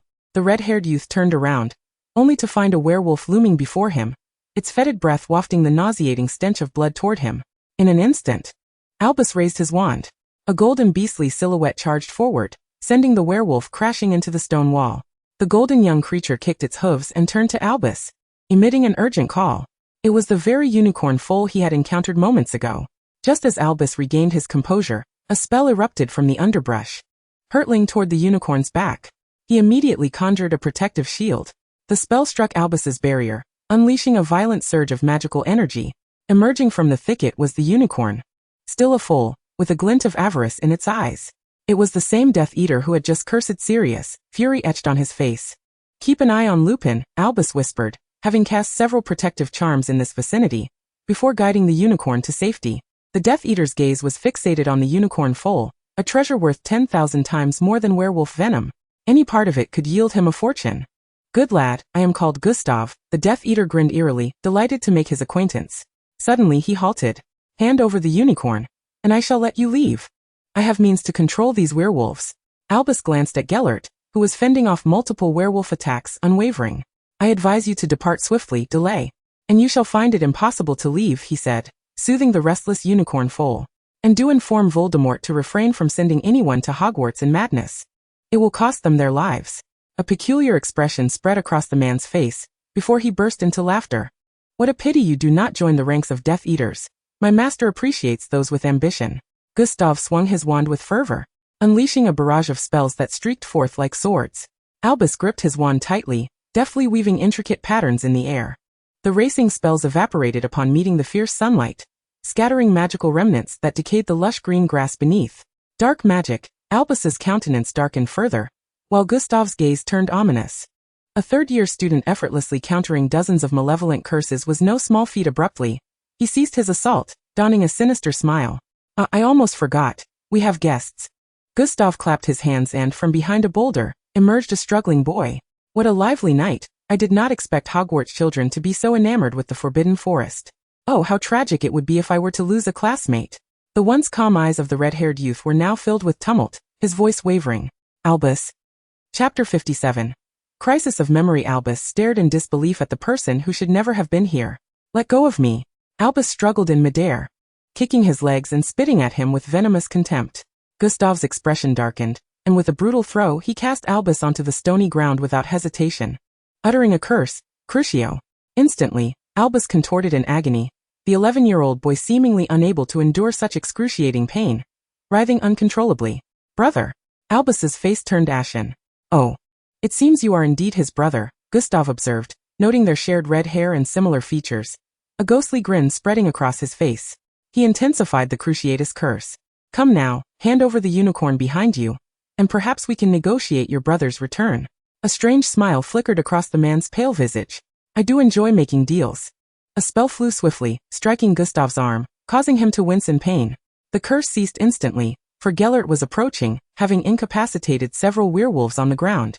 Gustav attempted to heal his arm with a charm, but to no avail. His left hand was decaying rapidly. Interesting. I did not expect the Hogwarts kids to wield dark magic. The Death Eater was thoroughly incensed. His visage contorted into a ferocious and deranged visage. I am curious to see if I will fall to 2 students today. In an instant, the entire forest was illuminated by a cacophony of overlapping spells. Albus swiftly conjured a water prison, moving the unicorn away from harm, as the previously flat ground was rent apart by a violent explosion curse. Albus's brother, under the relentless torment of the Cruciatus curse, had succumbed to unconsciousness, collapsed amidst the thicket. The red-haired youth hurriedly cleared the debris and drew closer to his brother, feeling his heart race and sweat pouring down his face. Several errant spells struck the ground again, further tearing the landscape apart and pushing Albus away. Damn it, Albus muttered, evading the alternating curses from Gustav and Gellert. The dawn was nearly upon them, the full moon waning. He glanced towards the other side, where werewolves began reverting to human form. A disheveled woman picked up a wand and turned toward James and the others guarding Lupin. James and Sirius gripped their wands tightly, displaying no fear, while Kishi protected the still slumbering Lupin. Albus watched helplessly as a red curse struck James, sending the dark-haired boy flying and crashing beneath a distant tree. The woman laughed maniacally. Fuck. Albus cursed for the first time, his face a mask of barely contained fury. Firestorm. A massive fiery phoenix erupted from the tip of his wand, sweeping toward the adversaries and engulfing a werewolf in flames. Fenrir howled in rage at his engulfed comrade, desperately evading the encroaching orange inferno. At that moment, a circle of blue flames erupted around Sirius and the others, preventing the attacking werewolves from advancing. The encircling orange flames entwined with the rising blue fire, merging into a fierce purple blaze. The unfortunate woman, who accidentally brushed against the flames, lost her right leg and screamed in terror as she beheld the gruesome sight of her mangled limb. Avada Kedavra. Fenrir completely lost his sanity. Fenrir. The master said not to take lives, shouted the short man. To hell with what the master said. These little brats want us dead. I don't want to die. The werewolves clearly sided with Fenrir's sentiments, quickly retrieving their wands. In an instant, green killing curses began to fly wildly, while Albus controlled the purple flames, encircling James and the others. At that moment, he had no time to ponder why he could still wield Gellert's fire shield. This newly formed flame could even devour the killing curses, but as they consumed more, the flames grew weaker. After a fierce struggle, several werewolves finally succumbed and lay unconscious on the ground, their fates uncertain, while the verdant grass was thoroughly soaked in blood. He could no longer afford to glance at the dismembered werewolves. Confirming James and the others were unharmed, Albus turned to make his way back. Gellert had finally propelled Gustav away with a tremendous explosion, leveling half the hillside. Both their magical energies were nearing depletion, and Albus felt a throbbing pain in his head, as if he were on the verge of splitting in two. He gasped for breath, feeling as though he were about to ignite. So hot, so warm. His wand of Rowan slipped from his grasp, and he fell to his knees. In the distance, Gustav spat blood and struggled to rise, blocking Gellert's advance. And once more, spells began to clash within the woods. His head felt as if it might explode. The youth clutched his red hair tightly, as if besieged by a myriad of ants gnawing at his mind. Albus, the figure of Aberforth, concealed within the thicket, seemed to awaken from a slumber unknown to him. Albus struggled to lift his head, feeling his consciousness blur, as if this entire scenario was a surreal fabrication. He beheld a golden-haired boy locked in a fierce battle with another. He saw a figure recklessly sprinting toward him. He witnessed spells soaring chaotically through the air. He gazed down into the reflection in the puddle below. There he saw his own powerless form, kneeling upon the ground. The pain was unbearable. Brother. He thought he heard the cicadas singing, a sound that should not exist in this moment, for it was not the height of summer. Was it? Brother. The boy's coarse voice softened into a delicate timbre. Brother. A gentle yet terrified feminine voice echoed. Albus strained to open his eyes. Ariana? He gasped for breath. His chest constricted with panic. The golden-haired girl, clad in a 19th-century lace dress, collapsed like a marionette severed from its strings under the weight of a crimson curse. Tears instantly filled Albus's eyes. Ariana. He rushed toward the girl on the ground, extending his hand, but she vanished as if 100 thunderclaps exploded within his mind. Albus. He heard his brother's voice once more. I must be losing my mind, the red-haired youth thought, forcing his head up, as Aberforth navigated the treacherous terrain beneath them. A green spell erupted from Gellert's wand, hurtling towards Aberforth's back. Albus felt darkness encroach upon his vision, everything blurring around him. I am so weary, let me be. He succumbed to an abyss of darkness. In the final moments before his consciousness faded, he perceived a golden figure shielding Aberforth. An ivory wand soared into the sky. This must be a dream, absurd and ludicrous. Chapter 58. Love for whom it chimes. It resides within the eyes of the beast. Albus felt as though he had been ensnared in a protracted dream, akin to a trapped creature submerged in the abyssal depths of the sea, enveloped in obscurity, devoured by despair, struggling with every ounce of strength, yet finding no driftwood to cling to. He plummeted endlessly into a void. He could not ascertain how long he had been falling until a sword-like shadow conjured by a wand cleaved through the air toward him. Albus lifted his gaze and beheld a middle-aged man clad in a black long coat, with short, nearly white golden hair and those familiar mismatched eyes. Grindelwald. Albus froze. Yet his body moved instinctively, feeling the immense power coursing through this familiar vessel. He raised his hand. A kaleidoscope of vibrant magic erupted toward the figure in the air, all of which Grindelwald deftly intercepted. An indescribable emotion surged within his heart. He intensified his assault, and after a series of clashes, Grindelwald's elder wand fell to his feet, both of them adorned with wounds. I hope you can truly repent. Albus heard his own voice, cold as ice. The void spread, and he began to descend once more. Fractured blood oaths, battles in Bhutan, the darkened Nurmengard, the speech at the grave of Father Laszlo, the snowy night outside the bakery. Fragmented memories became the only hues within the void. Albus absorbed these missing recollections, as if bullets derailed from their course had breached his mind, his heart convulsing, suffocating him. At last, a ray of light pierced through, and he found himself in the living room of his home. I do not want this. Albus's voice trembled with a sense of shattering. I remember everything. Do not let me see more. The void began to ripple, and he seemed to tumble into a patch of grass, the final memory embedding itself in his mind. It was a midsummer afternoon when a 16-year-old boy knocked on his door, his golden hair dazzling under the sun's rays. Hello, I am the nephew of Besida. She sent me to find you. The boy's smile was as wild and uninhibited as he was, like a radiant golden bird. My name is Gellert Grindelwald. It is a pleasure to meet you. Albus abruptly opened his eyes, the ceiling of the Hogwarts infirmary coming into focus. My goodness, Al. He heard his mother's voice. Air finally filled his lungs. Albus gasped violently as he sat up, surrounded by a throng of people at his bedside. He raised his hand to cover his face, tears slipping through his fingers. I want to be alone. I want to be alone. Albus coughed desperately, his palms brimming with tears. With a flurry of hurried footsteps, the infirmary fell silent. He lowered his hand. The fierce sunlight streaming through the castle windows rendered him unable to open his eyes. In that fleeting moment, he was uncertain of his own identity. Albus Dumbledore. The young man whispered softly, sitting in tranquil silence, his gaze fixed upon the reflection on the smooth, tiled floor. A youthful, refined visage began to merge with that of a steadfast, mature man. An overwhelming torrent of pain, shame, regret, and sorrow surged into his soul. Albus was suddenly engulfed by an immense fear. He had once known not how to love, even fearing it. His relationship with Grindelwald resembled a madness that shattered reason before the apocalypse. Exceptional magical talent and keen intellect offered no solace in matters of the heart. In his youth, he had never opened his heart to anyone, never bared his emotions, perpetually donning the mask of perfection in the eyes of others. An immature brother, a sister on the brink of madness. These burdens compelled him to conceal his dreams, ambitions, and everything about himself. He had to shoulder the weight of his family. Until that golden-haired boy arrived, illuminating his otherwise bleak 18 years with a beacon of freedom he yearned for. He succumbed. He could not resist the future that person depicted, nor the tender emotions whispered in his ear, nor the dazzling smile that radiated exuberance. At last, he resolved to offer his heart to Grindelwald. He had firmly believed that the boy who bestowed everything upon him would safeguard it. He was resolute, just as he had been during that long rainy night of summer, steadfastly believing that the boy would return. But he was mistaken. That boy, whom he had trusted utterly, had brought immeasurable pain and calamity to himself, to those he loved, and to the world he sought to protect. Dumbledore trembled, closing his eyes. He began to feel lost, even uncertain. If he had possessed all his memories from the start, would he have had the courage to choose differently? Yet he sensed in this life the formidable power of love. Parents, Anna, Aberforth and Grindelwald. To be reborn as a new person, he would inevitably fall in love with him once more. The youth felt the souls of 2 lifetimes beginning to merge. And at that moment, Dumbledore comprehended the profound strength of this bond. He had long emphasized love to countless others while evading it himself. Yet now, this sentiment resided within his body, within his soul, tangible and real.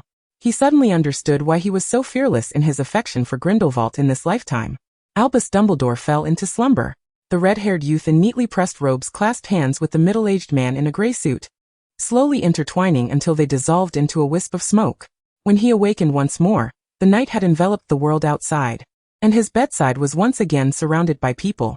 This time he did not shoo them away. Chapter 59, Longing for Whom It Chimes. Brother. Albus, Aberforth and James, along with a throng of others, surged forward, and he even caught sight of Lily, Severus, Leia, Regulus and numerous fellow Gryffindors. Each face bore varying degrees of concern, creating a cacophony of anxious chatter. At the periphery stood Candela and Percival, seemingly unable to push their way through the throng, a pang of bitterness rising within him. "All right. Everyone calm down," Madame Pomfrey called out, her voice ringing out above the din. "Let us not disturb the patient. One at a time. Family members first." She gestured for them to step back. Brother Aberforth was the first to reach his bedside, his tear-streaked, crumpled face betraying his distress, his eyes red-rimmed, as if he had cried himself hoarse. "I'm so sorry." Albus gently stroked his brother's prickly hair. "It's all right now. It's all behind you. You're safe." Yet upon hearing those words, Aberforth began to sob anew. "I overheard your conversation," he stammered. "I was curious and followed you. When I left Honeydukes, you and Gellert were already gone. I trailed after James and the others. There were werewolves and Death Eaters. I was terrified. I wanted to run back to school. But he caught me. I'm so sorry." "Enough, Al," Albus comforted, leaning closer to his distraught brother. "Don't cry. Aren't you Anna's bravest brother?" Aberforth clutched his hand tightly, falling silent. At that moment, Percival parted the curtains and entered with Candela. The couple appeared significantly aged, enveloping both Albus and Aberforth in a tight embrace. "You've been unconscious for an entire month. We thought." Candela's voice trembled. "Mother, I'm perfectly fine now." Albus attempted to lighten the mood. "You little rascal," Percival ruffled his hair, taking a deep breath. "You scared us half to death. Professor McGonagall and Madame Pomfrey both said your soul was in peril. We didn't know if it was due to the battle or what. They even summoned a healer from Street Mungo S. They claimed your soul was in a state of turmoil, dissipating for quite some time. And if you couldn't awaken on your own," his voice faltered, "you might never wake up." Albus managed a pale smile. "Father, I assure you, I'm quite well now." To demonstrate his recovery, he reached for a morsel of food at his bedside, despite being unable to taste it. "Take Aberforth home to rest. I wish to see James and the others." "I promise I'm fine," he insisted. Percival and Candela nodded, gently guiding the tear-stained Aberforth away. "Mother," Albus called after her, his throat tightening. "Could you come back in a moment?" Understanding her son's unspoken question, a flicker of panic crossed Candela's face. "All right," she responded after a hesitant pause. Albus flashed her a reassuring smile and remained silent. Moments later, a throng of students burst into the room. Albus and James exchanged glances, their expressions heavy with disappointment. "It's all my fault," Remus suddenly spoke up, his eyes glistening. "Enough, I'm not dead yet," Albus quipped, scrutinizing the downcast faces of his friends. "Are your injuries healed?" "Long since," Sirius replied, settling at the edge of his bed. "We were mostly fine by the next day. It was just you and Gellert." At the mention of Gellert, a pang shot through Albus's heart. "Thank goodness you're awake. You were unconscious for so long," James said, his mood somber. "We were terribly worried. No one has seen Gellert. We were knocked unconscious by that last wave of magic, and when we woke up, we were in the infirmary. We inquired about his whereabouts from Professor McGonagall, but she refused to say a word. The faculty is furious. They spent weeks cleaning up Hogwarts and the surrounding area, strengthening numerous protective charms," Lily chimed in. "Many parents protested at the ministry upon hearing of this. The news has spread like wildfire.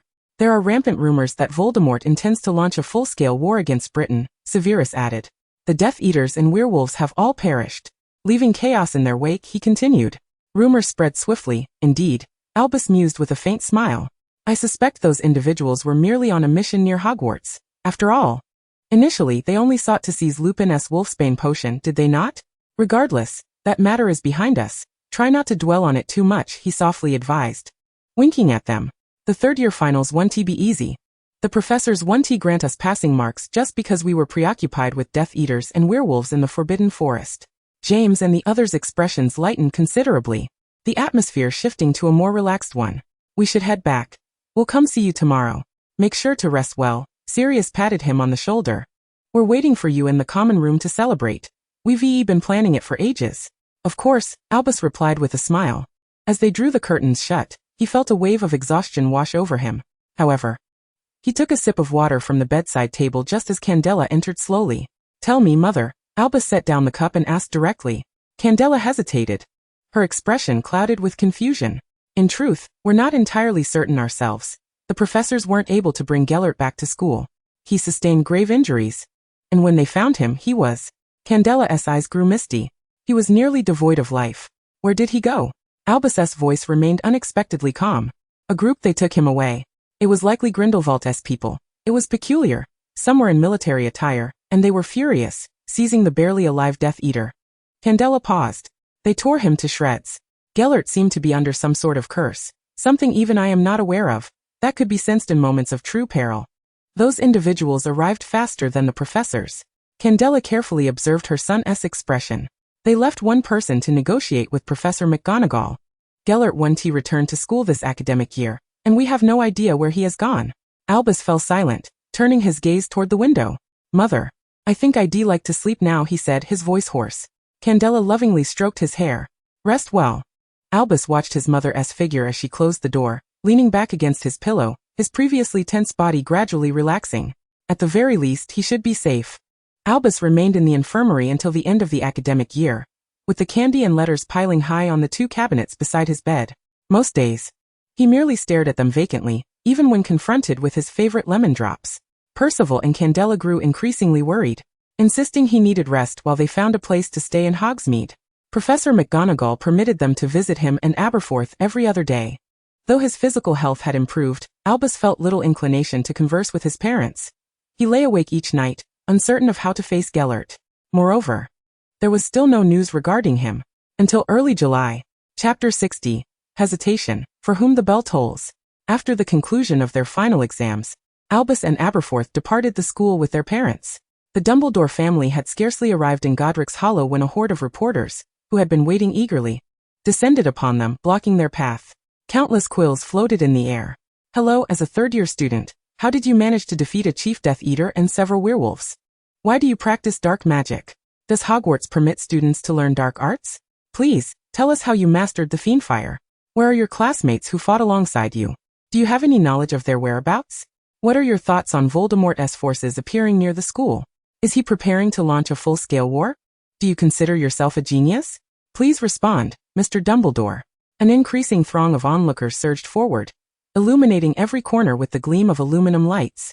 Albus bowed his head, his expression inscrutable. Aberforth cowered in fear within the embrace of Kendra. Get away, Percival, he roared, brandishing his fists. Leave my son alone, begone. The red-haired man brandished his wand, continually threatening the swarm of eager journalists surrounding them, while his other hand protectively shielded his family. Albus gazed at the protective figure before him, his eyes involuntarily moistening. You truly are a disappointment, Dumbledore, he mocked silently in his mind. Isn't this scene one with which you are most familiar? He inhaled deeply, pressing down Percival's hand as he stepped forward. I shall not answer any questions, Albus declared, his countenance as frigid as the Siberian winter. If you disturb me and my family again, I would not hesitate to meet you in the Wizarding Court. He forcefully pushed through the encirclement of people. Let us go, Father. The journalists were momentarily taken aback, yet none pursued them. Behind, the sound of clicking film echoed as the Dumbledore family quickened their pace down a narrow path. At last, we have evaded those reporters, Kendra remarked, shaking her head. Let us first visit the Besodder household to collect Anna. We have truly troubled her with our care. Upon hearing his sister's name, Albus felt a tightening in his chest, and the family arrived at the modest abode of Besodder just before the sun dipped below the horizon. An elderly woman answered the door, and Ariana immediately dashed into Albus's arms. Albus, brother, are you feeling better? I am well, Albus replied, his voice slightly choked. He held tightly to the lively, healthy, normal 10-year-old Ariana. Stepping back, he gazed at his sister repeatedly, as if fearing that a mere glance away would cause her to dissolve into smoke. Ariana's eyes were also glistening with tears, evidently having learned some troubling news from Besother. The girl then turned to Aberforth, and the two siblings embraced, bursting into tears. "Oh. Enough now, come inside," Besother sighed, then turned to the Dumbledore couple. "Stay for dinner, the children are hungry. You have been away for so long. And there is hardly any food in the house." The group entered the dwelling, where Percival and Kendra comforted their younger children on the sofa. Besother gestured for Albus to follow her upstairs, to Gellert's old room. "Sit down, child," the elderly woman said, her gaze filled with compassion. "You have suffered during this time." Albus surveyed the surroundings with mixed emotions, taking a seat beside the bed as Besother tremblingly opened a drawer and retrieved a letter, handing it to him. "This is for you." Albus accepted the envelope, the prominent wax seal on the back bearing the Grindelwald family crest. He touched it, sensing something hard within. The young man looked quizzically at the elderly woman across from him. "Gellert should be fine now," Besother said slowly. "Inside is a key, I know not where it leads. But if you wish to find him, it will take you to him." The woman's eyes seemed to perceive everything, as though aware of the events that had transpired. Albus grasped the envelope silently, and Besother did not press further as they descended the stairs, one following the other. As summer vacation drew to a close, Albus did not open the envelope. He assisted Kendra with household chores, meticulously pruning the flowers and plants in the garden. He and Aberforth tended to the goats, attended his favorite play, and accompanied Anna to the mall and amusement park, even participating in an open day at her school. Throughout the summer, the Dumbledore household resonated with laughter and joy. Yet it was only at night in the stillness that Albus would gaze at the envelope in the drawer, lost in thought, his fingers brushing over the wax seal before finally retrieving it. This was the countless time he had opened the drawer over the past 2 months. He tore open the envelope, revealing a door key shaped like a lemon sherbet and a note inscribed in elegant cursive. "Dear Albus, I hope your health has improved. If you have the time, would you come see Gellert? He has been clamoring to meet you every day since he awoke, and my husband and I are at our wits' end. He has not fully recovered, but he is driving us mad. With love, Selena." Albus's hand trembled as he numbly shoved the key and envelope back into the drawer. Just as he settled onto his bed, a knock echoed at the door, followed by the appearance of 2 heads. "What is it?" Albus said gently. "Come in." Aberforth held a book, while Ariana clutched a teddy bear, both scrambling onto Albus's bed. "Albus, brother, can we sleep here tonight?" the girl asked sweetly. "Of course," Albus replied, scooting over to make room. "We want to hear you tell stories," Anna said, settling into the bed with her bear. "How old are you, still wanting stories?" Albus chuckled, yet he took the book from Aberforth's hands. "The Tales of Beetle the Bard. What shall we hear?" he inquired, but found himself involuntarily flipping to the tale of the 3 brothers, from which an aged photograph slipped out. "How is there a photograph?" Aberforth exclaimed, picking it up. "Goodness, how chubby was I as a child?" Albus puzzled, taking the photograph from him, as Anna leaned in closer. The 3 crowded together to examine it. The crumpled photo depicted 4 children of only a few years old, animated in their play, he, Aberforth, and Anna. To the far right stood a golden-haired boy clad in velvet shorts, a long coat, knee-high socks, and shoes. "We were so small back then," Aberforth marveled. "You are still not that big," Anna chimed in, giggling as she pointed at the photo. "I still remember how we laughed at Gellert for wearing shorts in the dead of winter. I recall his legs turning red from the cold." As Albus listened to his siblings' chatter, he stared blankly at the photograph, which seemed to have been taken just before Gellert's first Christmas in Godric's Hollow, at his insistence. The red-haired boy, beaming with joy, tugged at the solemn-faced golden-haired boy, while Aberforth clutched a cotton candy, desperately trying to squeeze into the middle of them. Gellert, meanwhile, was grinning as he held a 4-year-old Ariana, her face smeared with chocolate. A single tear fell unexpectedly onto the photograph. The incessant chatter of Aberforth and Anna halted, their faces filled with concern as they gazed at their brother. The room fell silent for a long moment. "Albus, brother," Anna spoke hesitantly. "If you miss Gellert, why not go see him? Don't you have the key?" Albus bowed his head in silence. "You should go. I know you wish to. Stop being so coy." Aberforth interrupted. "Leave tomorrow, don't linger at home. Anna's favorite brother is almost becoming you." Aberforth lay down on the pillow, stifling a yawn. "Remember to thank him for me, he saved me. Next time let us play Exploding Snap. I'll let him win 10 times. The boy waved his hand dramatically. "I agree he can come to our house often, humph. And say hello to Gellert for me. He hasn't visited the valley in quite some time. We all miss him." Anna settled beside Aberforth, her voice growing drowsy. Before long, the room was filled with the soft sounds of breathing. Albus, silently tucking in his siblings, gazed toward the distant drawer, his eyes downcast. Chapter 61. An uncontainable throbbing. Albus stood frozen in place. Was the key faulty? Had it been switched by someone? Or perhaps he had stumbled into an alternate world. It was quite possible, was it not? None of these options seemed correct. So why? He now found himself before two individuals clad in Muggle military attire, who regarded both his wand and his sudden appearance here with no semblance of surprise. Albus stepped back cautiously, scrutinizing the steel object they were brandishing, which appeared to be a semi-automatic rifle. He had heard whispers of such terrifying weaponry before. One of the men cast a glance in his direction. Albus Dumbledore? The man spoke with a pronounced German accent. At that moment, Albus noticed the array of badges adorning the uniforms of the two men, one of which seemed to resemble the Grindelwald family crest. Suppressing his growing apprehension, he nodded lightly. Come with us. They have been waiting for you, the two beckoned, ushering him into a black car. You needn't be overly anxious, the passenger in the front seat remarked. His gaze fixed on Albus through the rearview mirror. Albus noticed the striking resemblance in their eyes and the handsome face marred by a long scar. I am Francis Grindelwald. That rascal Gellert is my nephew, the man stated, lighting a cigar and nodding towards the driver. His name is Felix. We are all Muggles, as you would term it in your magical world. Albus's eyes flickered momentarily. Surprised, are you? Francis chuckled, exhaling a plume of smoke. The Grindelwald family does indeed have Muggles. The thick scent of cigar smoke filled the car, prompting Albus to crack a window, allowing the damp air to rush in. He glanced at the firearm nestled between the two men. Is that a Garand M1? Have you participated in the war? Observant, aren't you? Francis evaded the question, retrieving two thermoses from beneath the seat and turning to face Albus. Can you conjure clear water? We could use some. Albus mused that the Grindelwalds were indeed rather eccentric. Yet he produced his wand and filled both thermoses with water. Moments later, the vehicle halted before a pitch-black door. You may enter on your own, Felix said curtly. We have matters to attend to. I hope to see you again, young lad. Francis, donning black leather gloves, gestured to him. Not many wizards are familiar with the Garand M1. The car departed amidst a cloud of exhaust, splattering mud across Albus's trousers. He shook his head and cast a cleaning charm on his pants before pushing open the door and stepping inside, resolutely concluding that this was not the Grindelwald estate.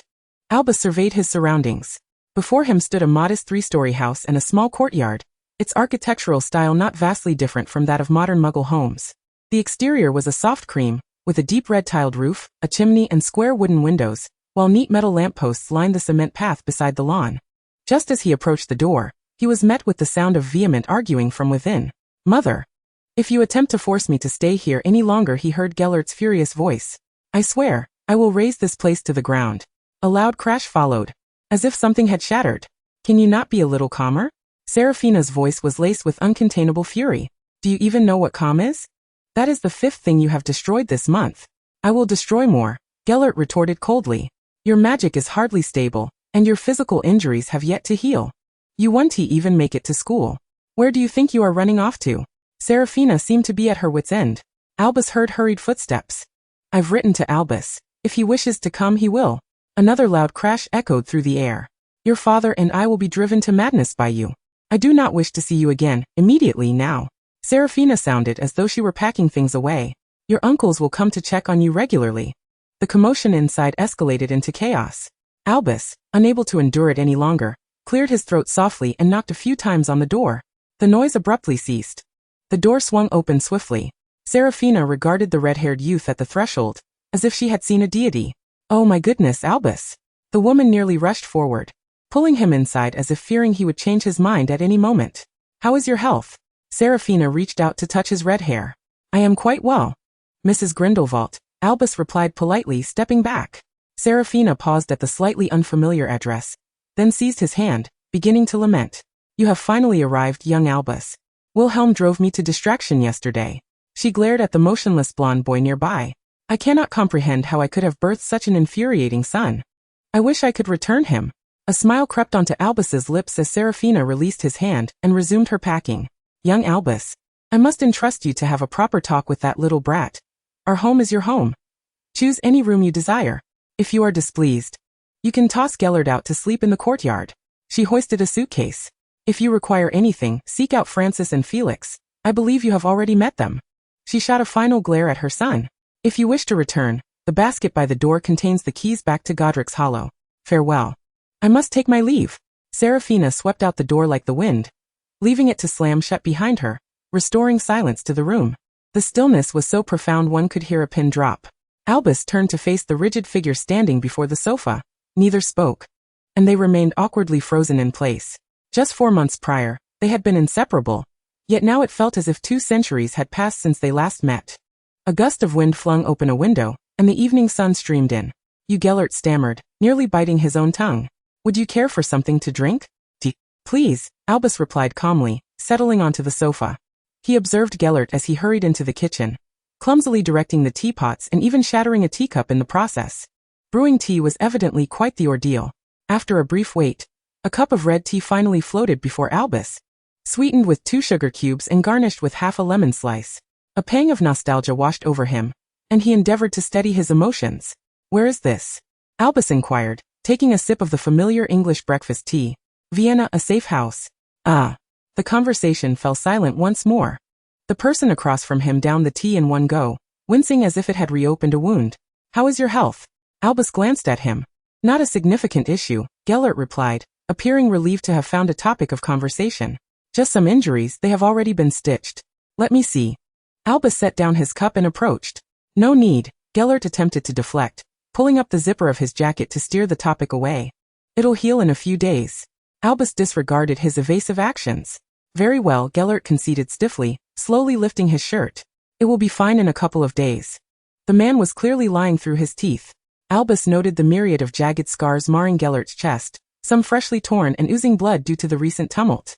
Albus pressed his lips together, placing his hand over the gaping wounds.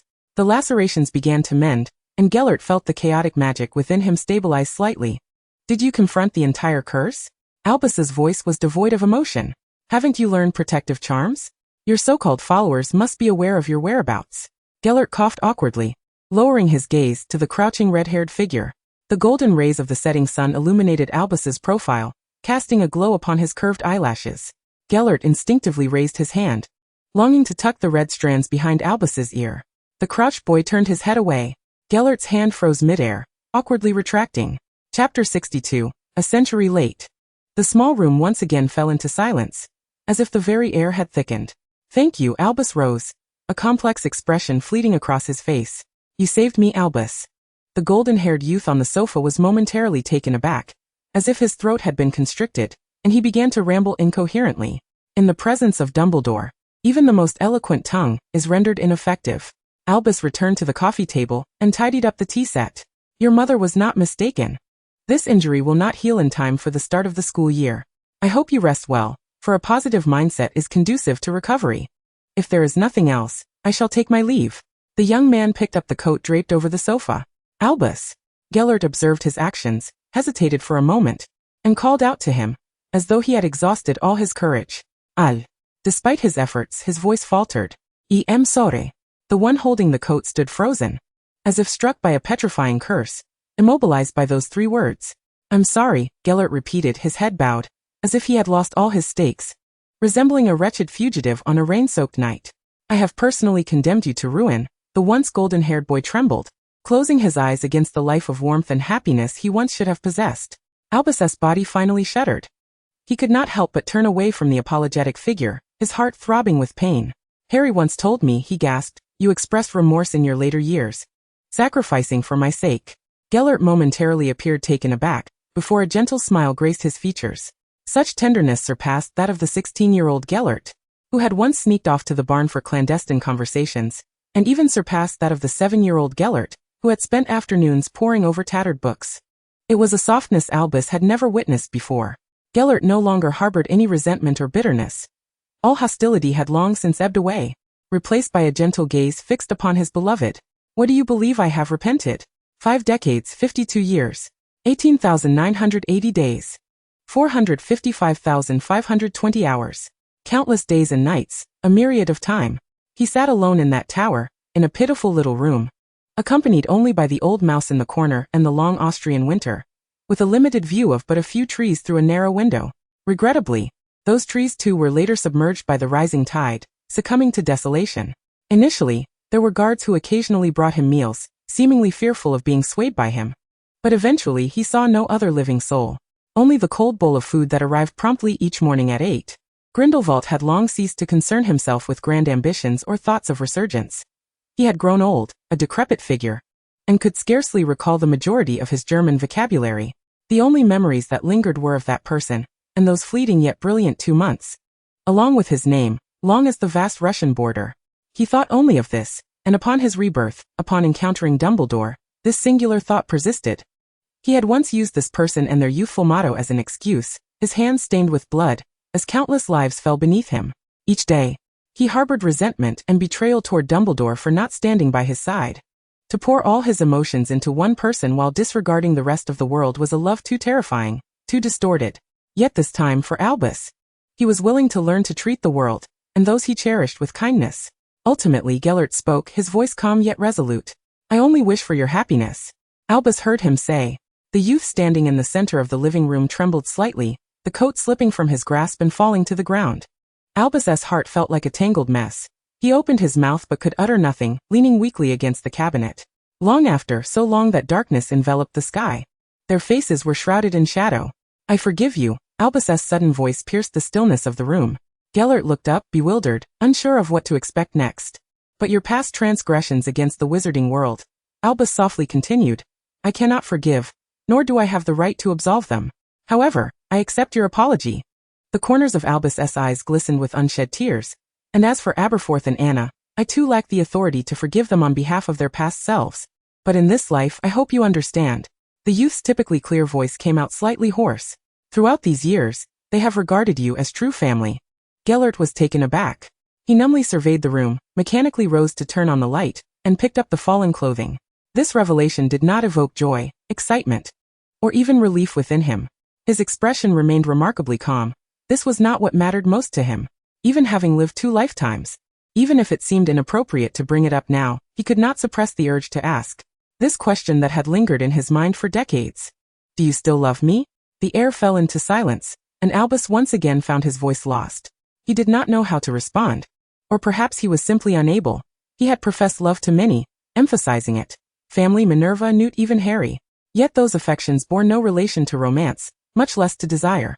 And now, faced with the only person with whom he had ever shared his body, his heart, and even his soul, he could not find the words.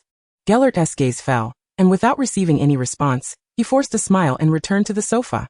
You no longer love me, we. Albus's voice was taut. Well, you once loved me.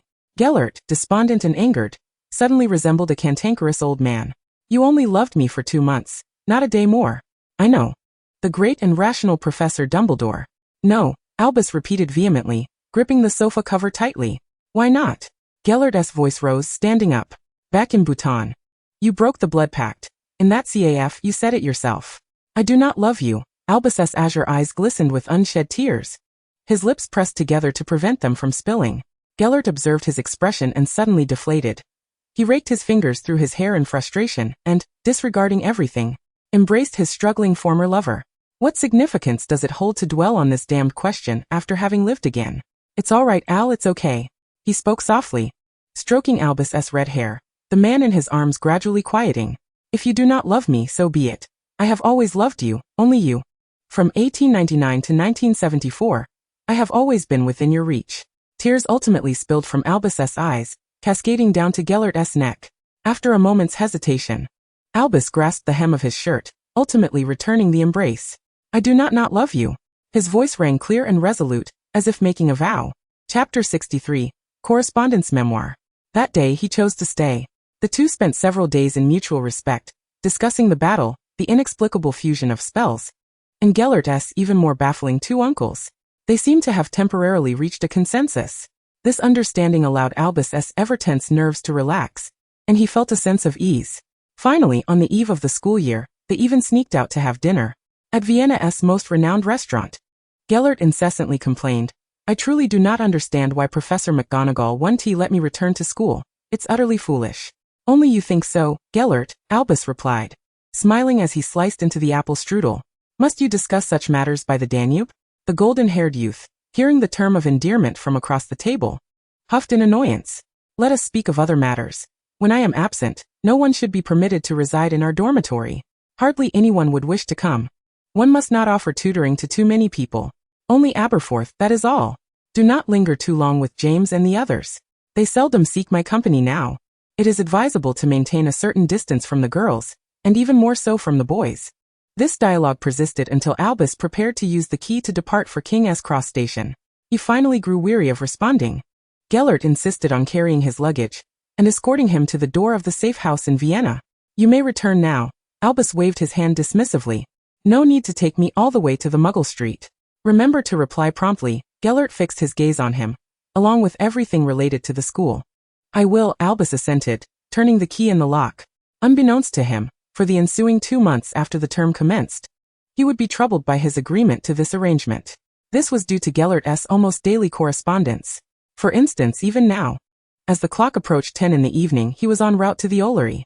Antonio, that valiant eagle owl, had been afflicted with an upset stomach, presumably due to whatever Francis and Felix had fed him, rendering him incapable of completing the flight from Vienna to Scotland.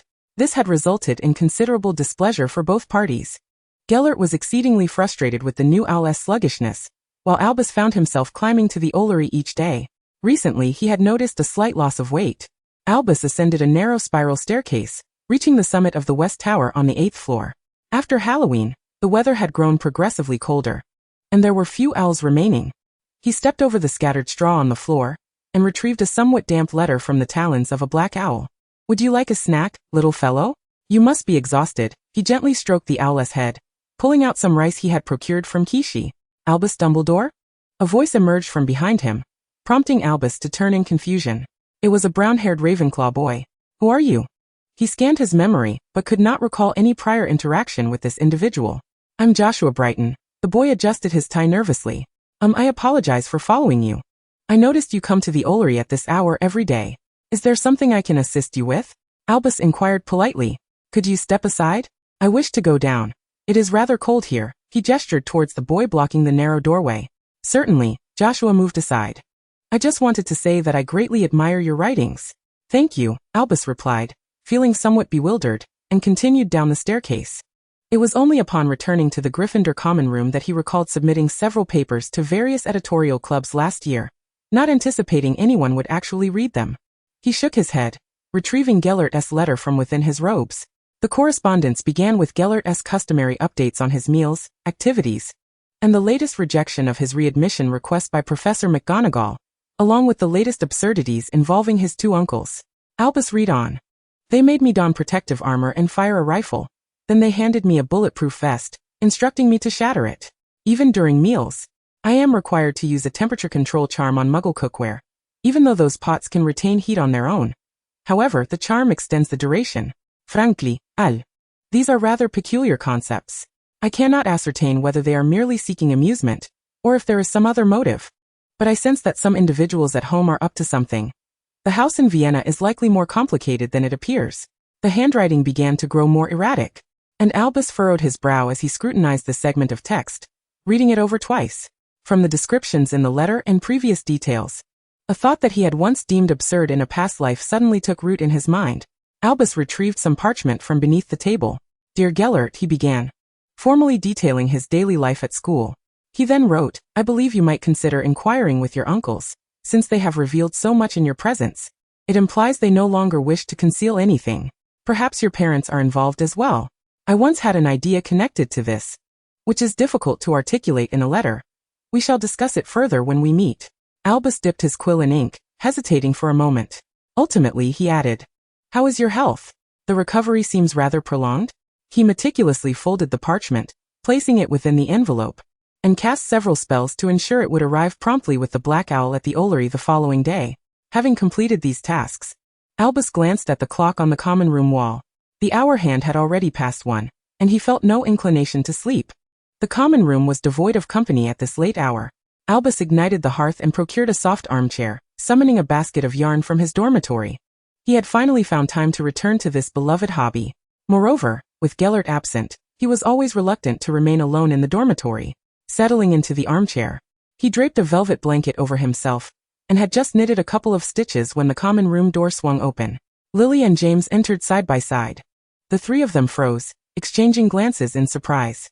Clearly, none had anticipated the presence of another at this hour. Lily's face flushed crimson, and without uttering a word, she dashed towards the girls' dormitory. The ensuing awkwardness between the two boys intensified. Despite Albus having dated for only 2 months, he was not oblivious to the implications. Albus fumbled for words, and given his scant experience, he was at a loss for what to say. "You two take care," he finally managed to utter. We just..." James stammered, his ears reddening, "went for a walk." He brushed back his unruly dark hair and added hastily, "You mustn't mention this to anyone, especially Sirius. If he finds out, he will make my life miserable." "Of course," Albus replied, touching his nose thoughtfully. Youth is a marvelous thing. For some reason, that thought surfaced in his mind. "I promise," James added, as though sensing the boy's unease. He then continued, "I know you're quite candid with Gellert. It's impossible to keep anything from him. By the way," he began ascending the stairs, "please send my regards to Gellert. You know, we haven't seen him in 6 months." "Not a problem," Albus responded, somewhat distracted. "Get some rest, Albus," James called back as he disappeared up the staircase. "There's an early class tomorrow. If you need anything, feel free to talk to us." Albus gazed at the vanishing figures, suddenly reminded of the ruckus caused by James and Snape over Lily, which had thrown the entire school into turmoil for quite some time. Truly a past life. Albus mused inwardly, resuming his soft humming while knitting the yarn in his hands. This year, he had prepared Christmas gifts for Aberforth and Anna. 2 knitted scarves, each adorned with cartoonish faces at the beginning. He had always been too busy to craft them by hand. The ministry and Hogwarts were rife with endless responsibilities, and by the time he finally found a moment, he had grown older. There was little energy left for such endeavors, and Aberforth had long ceased to wish to converse with him. As Albus reminisced, he glanced at the basket of yarn beside the sofa, where a ball of deep gray yarn, nearly black, lay. Clearly, it was not a color Aberforth or Anna would favor. Albus nonchalantly averted his gaze, his eyes feeling heavy. It was already 2 in the morning. He tidied up his belongings and returned to his dormitory. After 4 years, the metal nameplate on the dormitory door had begun to chip, with the latter letters of Gellert nearly worn away. Albus extended his hand to gently push the door open and stepped inside. The room, now devoid of one occupant, felt remarkably empty. Weariness enveloped him as he casually freshened up before lying on the bed, staring blankly at the ceiling. Sleep eluded him. Turning his head, Albus gazed at the adjacent bed, vacant and desolate, and let out a soft sigh as he rolled over to Gellert's side. Chapter 64. The Tepid Passage of Time. It had been a month since he had replied to Gellert's letter in the common room, and still, no correspondence had arrived from Vienna. Albus poked at the bowl of syrupy pudding before him. He wished to avoid dwelling on the matter, yet he found himself unable to resist reminiscing. Was his school life in the previous incarnation equally dull and arduous? Well, back then, there was still Dobby, even if he never truly understood what he was saying. Albus took a bite of the pudding and found it overly sweet. With Christmas approaching, he had settled into a routine of attending classes, dining, and reading since the beginning of the school year. It had become increasingly rare for him to see James and the others. Even Aberforth seldom clung to him, requiring him to search the entire castle for assistance with his studies. Gellert's letters seemed to be the only source of excitement. Contemplating this, Albus pushed aside his plate and resolved to take a stroll. It had been ages since he visited Hagrid's hut, but as he stepped out of the great hall, he collided with a frantic throng of students. "What's going on?" Albus politely stopped a Hufflepuff girl. She glanced at him, her freckled face betraying surprise. "There's a Quidditch match today, didn't you know?" Well, he certainly did not. Albus altered his plans on a whim, following the crowd to the Quidditch pitch. The stands, adorned in crimson and gold, were teeming with spectators. Gryffindor students always possessed an insatiable fervor for Quidditch. He squeezed his way onto the bleachers with some difficulty. The Gryffindor team had already taken to the field. Albus gazed skyward at the figures soaring through the air. Since the second semester of their 3rd year, Gellert had scarcely participated in matches, yet the team appeared to have welcomed promising new talent. As he pushed through a cluster of cheering students, Albus caught sight of a somewhat fatigued Sirius. "Sirius," he said, patting the boy's shoulder. "Long time no see." Oh, Sirius finally snapped back to reality. "Yes. It has been a while, Albus." Albus noticed the dark circles under his eyes. "You don't look well. Have you been sleeping?" "Fair enough," Sirius hesitated, casting a few glances, seemingly to confirm Albus's identity. "There have been some issues at home." The match commenced, and the atmosphere grew raucous. Albus listened vaguely as Sirius spoke. "During the summer, the Death Eaters targeted us, including Friedrich. Can you inquire about Gellert's situation for me?" "Of course. He might not know. The situation at his home is too convoluted." With each goal scored, the stadium erupted into a frenzy, drowning out their conversation. Both boys silently observed the players darting across the sky. The match concluded swiftly, with Gryffindor achieving a commanding victory of 250 points. Albus hurried after Sirius. "I'll ask. Don't worry too much." "Thanks." The handsome boy with dark hair flashed a grateful smile. "We're having a celebration tonight. Will you join us, Albus?" "Don't always be alone." "Of course," Albus replied. After bidding farewell to Sirius, he hurried to the Ollery, deciding to pen another letter to Gellert. Unexpectedly, upon reaching the 4th floor, he found himself unable to proceed, as a crowd had gathered ahead. "What's going on?" Albus inquired, pushing through the throng. "Antonio?" Upon reaching the front, he spotted the familiar eagle owl perched on the castle windowsill, a crumpled letter tied to its leg. The crowd murmured in hushed tones. Albus extended his hand, inviting the eagle to land. "How did you get to school? Are you all right?"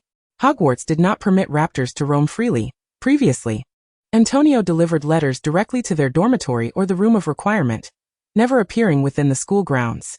Albus quickly guided the eagle to a secluded spot, where Antonio rubbed against his arm, extending its leg. Albus eagerly removed the letter and opened it. "Albus," the letter was evidently written in haste, lacking the usual updates on daily life. "I apologize for the delay in writing. I have been engrossed in some research. I pondered over your previous advice, yet they have not arrived here recently. However, I believe I am on the verge of understanding why the recovery process has been so sluggish. If my suspicions hold true, it will be apparent that they are indeed engaging in some peculiar activities. Concerning the fusion of our magic during that battle, I have perused numerous ancient texts, and it seems to relate to our wands.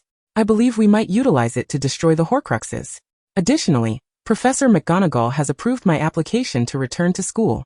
I will be in Godric's Hollow this Christmas and will return to Hogwarts with you after the holidays. How have you been at school? I miss you, Gigi." Albus read the letter twice, retrieving some rice from his pocket to feed Antonio. Even the finicky eagle, accustomed to being spoiled, could not resist the allure of rice and happily began to eat. He took out some parchment and a quill from his bag, and began to compose a reply on the windowsill. "Dear Gellert, I am delighted to receive your letter. I believe I have been doing quite well at school, albeit somewhat monotonous. Regarding the fusion magic, I have also consulted many books and papers here at school, and my thoughts align with yours. Do you recall what Ollivander mentioned? Our wands enhance each other as spells. When I controlled it that day, it undoubtedly was the most powerful spell I have ever cast, though it was exceedingly difficult to manage.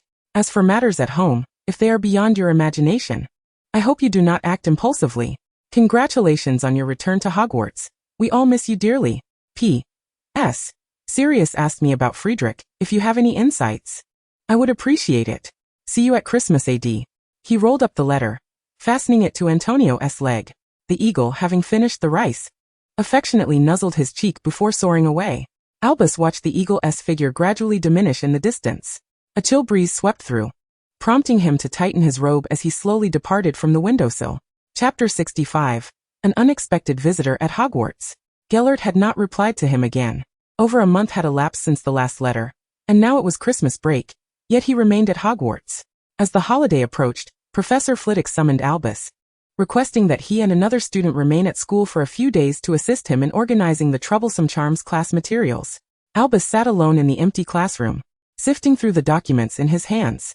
Today was the final day of his stay, which coincided with Christmas Eve. The school had arranged for a key to the door, allowing him to return home in the evening, perhaps in time for dinner. He wondered if Gellert had already arrived in Godric's Hollow when footsteps echoed at the entrance. Professor Flitwick entered with another Ravenclaw boy, who seemed to be the same one who had intercepted him at the Ollery a couple of months prior. Albus vaguely remembered him. "Hello, Albus," the boy greeted him amicably. Albus blinked in surprise. Although they had been reviewing materials together for several days, he still could not recall his name, only his surname. The curly-haired boy, Joshua, quickly noticed Albus's discomfort. "Oh, you can just call me by my first name. That way, you'll remember," Joshua said, settling down beside him. Before Albus could respond, Professor Flitwick, standing at the podium, suddenly snapped a teaching wand. The two looked up in confusion as the usually affable little professor adopted a stern expression. "No talking while revising your materials. You over there." He pointed at Joshua. Joshua paused momentarily but proceeded to gather his belongings, whispering, "Isn't it strange? Professor Flitwick wasn't like this a few days ago. Is he in a bad mood today?" Obediently, Joshua moved to the adjacent table under Flitwick's slightly fierce gaze. Just as he was about to sit down, Professor Flitwick waved his wand, relocating his materials to the farthest desk from Albus. "All right, I hope you can finish within 2 hours," he declared, bringing over a stool and crossing his legs as he perched on the podium before Albus. "This way, you can return home in time for Christmas without disappointing your families." He elongated the final words. Albus paused his perusal of the materials, narrowing his eyes dangerously at the diminutive professor. 2 hours later, before Joshua could bid him farewell, Professor Flitwick ruthlessly ushered him out, citing issues with Albus's organized materials. The door to the Charms classroom slammed shut with a resounding bang, followed by the sound of it locking. "That should suffice," Albus remarked expressionlessly as he leaned against the desk. "For how many years now you still enjoy this little game?" "Gellert, you never failed to see through me," Flitwick replied, revealing a radiant smile as he lifted a hand, the aged elf gradually transforming into a handsome youth. "My disguise charm hasn't deteriorated, has it? I would recognize you even if you turned to ash," Albus assessed him. "What have you done to the professor?" Gellert circled the desk and approached him. "Just a sleeping potion. He can use a good rest. Hasn't he been quite tired lately?" It had been 6 months since they last met, and the person before him had grown taller once more. Gellert leaned against the desk behind him, and Albus felt an inexplicable pressure, compelling him to stand upright. The two were closer now, and Gellert kissed him softly behind the ear, producing an iron box from seemingly nowhere. "Merry Christmas, Al." Albus stiffened for a moment but did not shy away. Instead, he accepted the exquisitely wrapped iron box adorned with festive red and green colors, embellished with various candy carvings. "Do you remember?" It was unclear whether he was asking or answering. "I remember everything about you." Gellert leaned against him, recounting how he had queued at Honeydukes that afternoon. "The line was incredibly long. I almost considered using a stunning spell on them all," he joked. Yet he was genuinely pleased that there were treats to buy, making the trip worthwhile. Albus gazed at the iron box with a complex expression, memories seemingly drifting back to a summer long past. In the summer of 1899, on a dull afternoon, a red-haired boy flipped through a book. "I've always wanted Honeydukes Christmas candy box. I hear it's delicious. People queue for it every year." The blond boy resting his head on his lap turned over with a dismissive expression. "What's so special about it? Candy is everywhere. It's different. I really like it." It had been an eternity since that moment, so long that he almost forgot it. Albus tucked away the box, murmuring, "Thank you." He paused. "Gellert." The name brought a visible spark of joy to Gellert, who buried his head into Albus's neck. "Call me that again."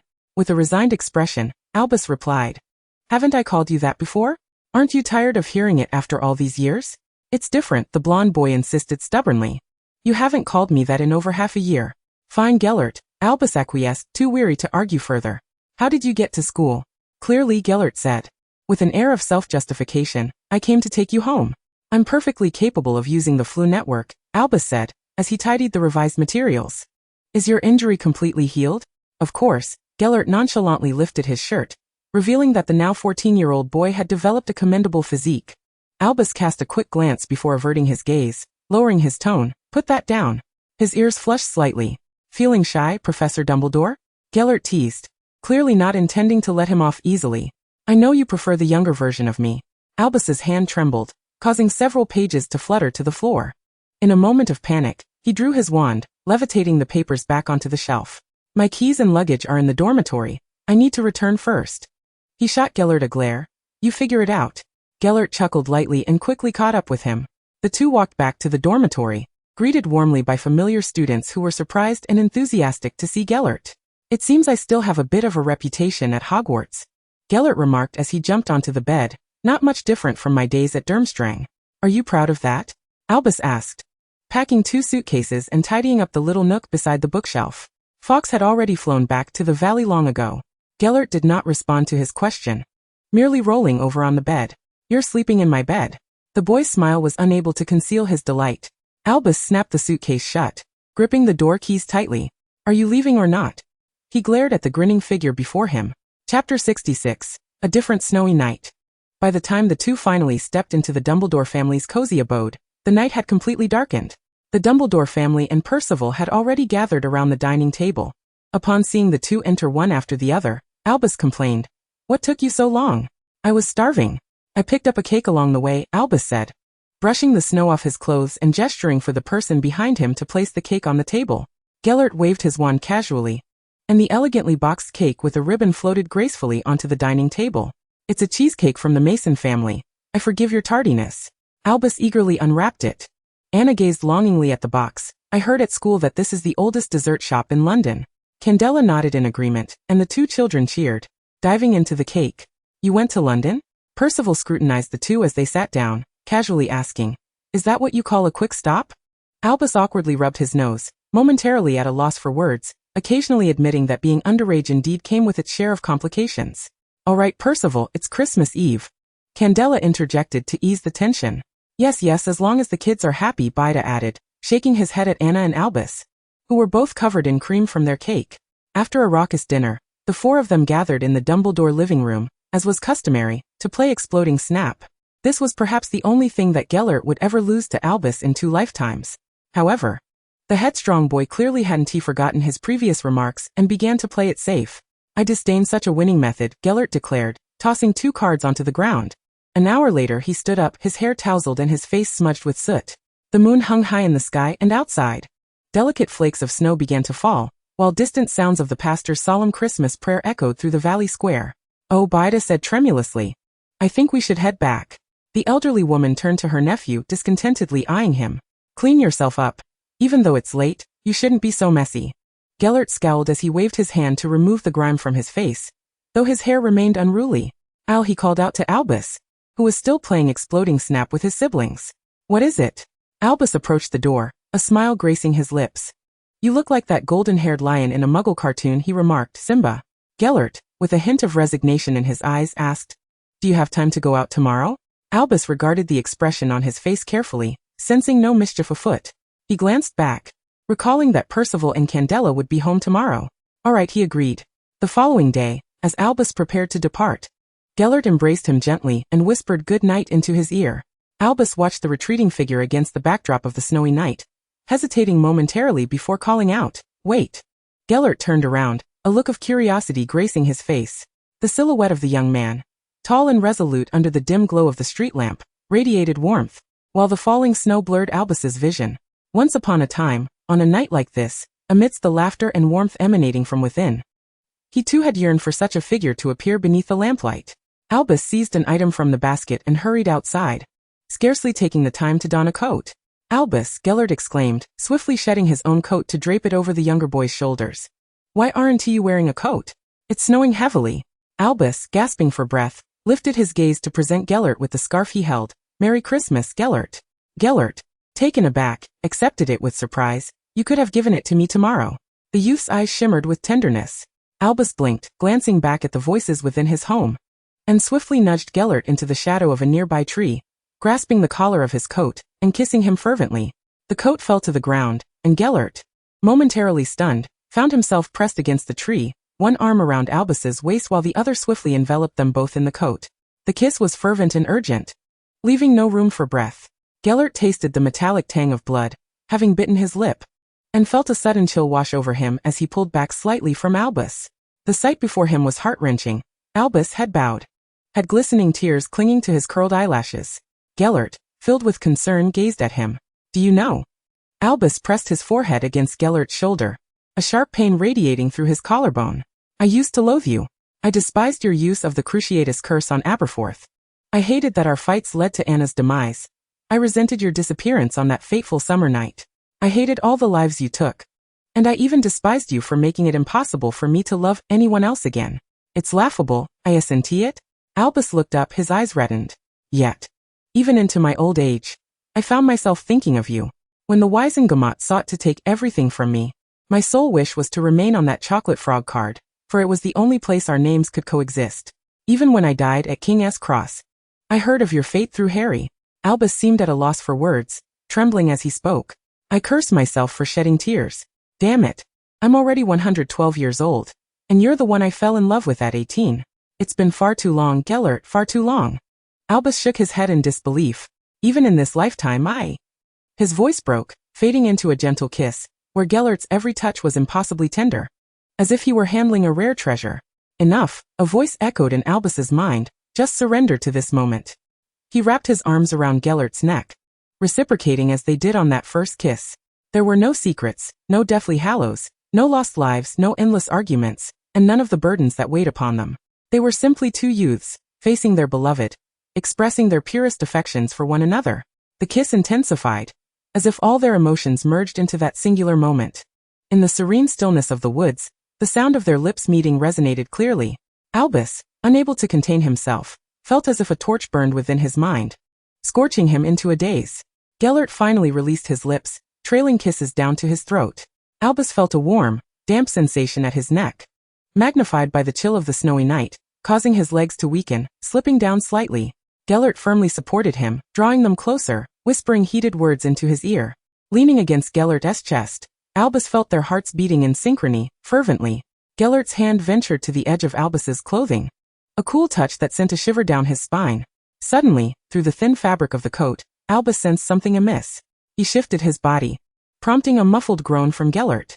Albus's hazy thoughts began to clarify, and in a sudden burst of courage he pushed Gellert away, his face aflame with embarrassment. "You." The young man gathered all his courage, struggling to articulate his thoughts, as if a stone lodged in his throat prevented him from speaking. Gellert, feigning innocence, replied, "Aren't you as well?" "God," Albus thought, overwhelmed by the situation, "I can't stay here. I'm going back," he declared hastily, nearly fleeing. "Why were you gone for so long?" Aberforth's inquiry went ignored as Albus dashed into the bathroom, slamming the door with the loudest sound he had ever made. Chapter 67, Hyde Park. As the first rays of morning sun illuminated the modest windowsill of the Dumbledore residence, Aberforth, clad in crumpled pajamas and still bleary-eyed, opened the door. "You're up earlier than a goat," he remarked stiffly at the well-dressed figure standing before him. Gellert shrugged and strode in with purpose, plopping himself onto the sofa. Aberforth, indifferent, wandered back to his bedroom, slamming the door with a resounding thud, and the living room returned to its usual quietude. Bored, Gellert idly flipped through books on the sofa, observing the morning rituals within the Dumbledore household. At 7 o'clock, Kendra emerged from her room, greeted him, and began attending to household chores, casually inquiring what he would like for breakfast. At 7:20, Percival, having washed up, hummed a tune as he ventured outside to shovel snow. At 7:30, Ariana bounced down the stairs from the second floor, settling at the coffee table to work on her winter holiday assignments. At 8 o'clock, Aberforth, with his hair in disarray, went out to feed the goats. Finally, as it approached 9, Gellert caught sight of the person he had been waiting for. Albus, rubbing his eyes as he descended the stairs, looked astonished at the presence on the sofa.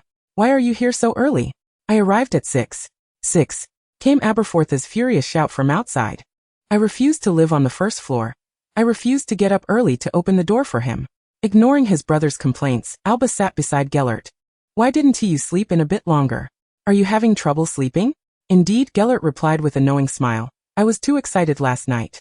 As Albus poured tea, his hand trembled, and the steaming red liquid splattered across Ariana's textbook. "Brother!" the girl shrieked, "That's my math homework." "Apologies."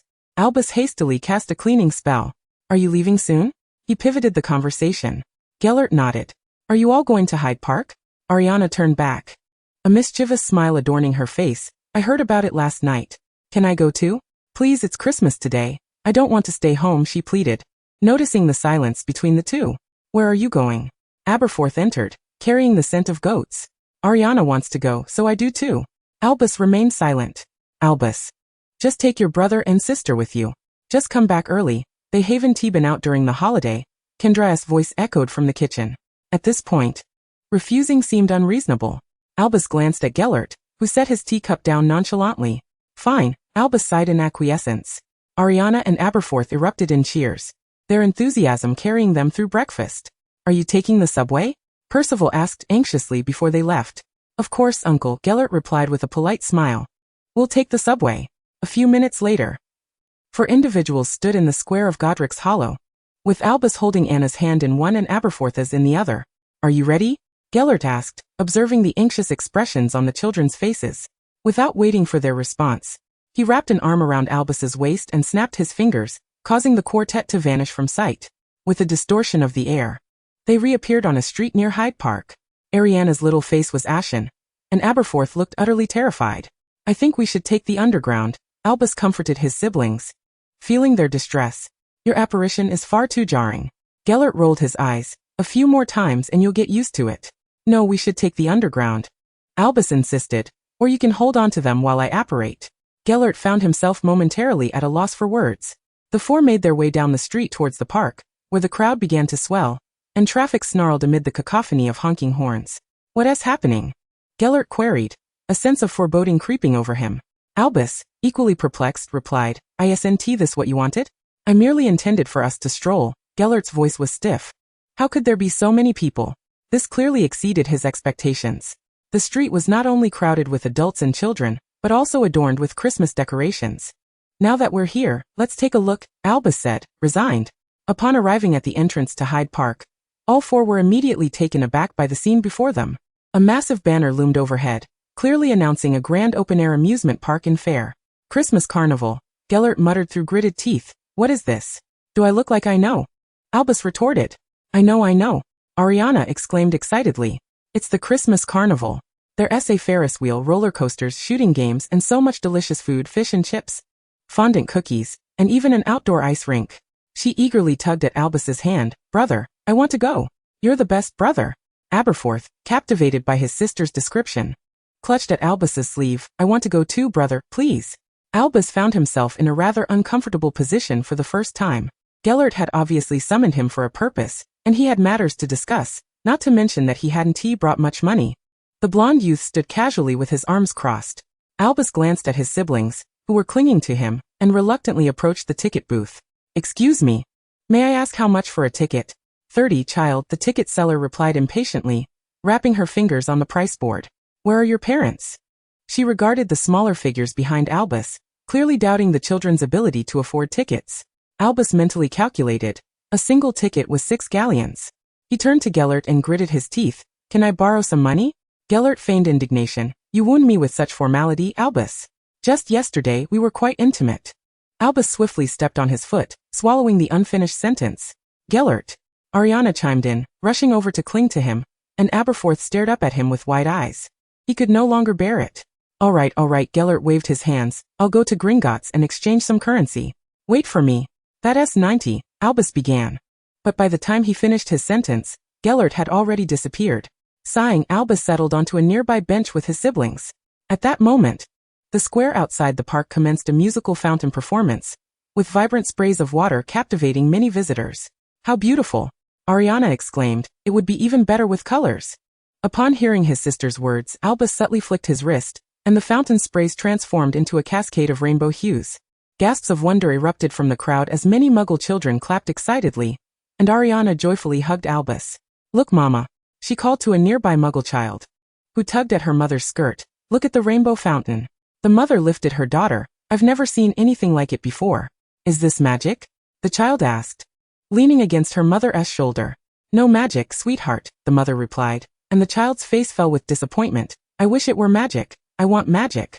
As the mother and daughter moved away, Albus stared after them, lost in thought. "Brother?" Aberforth's puzzled voice broke his reverie. Albus collected himself. "It's nothing." "Oh. Gellert is back. So quick." Ariana pointed out, her eyes brightening. Gellert strode back towards them, handing Albus a bag.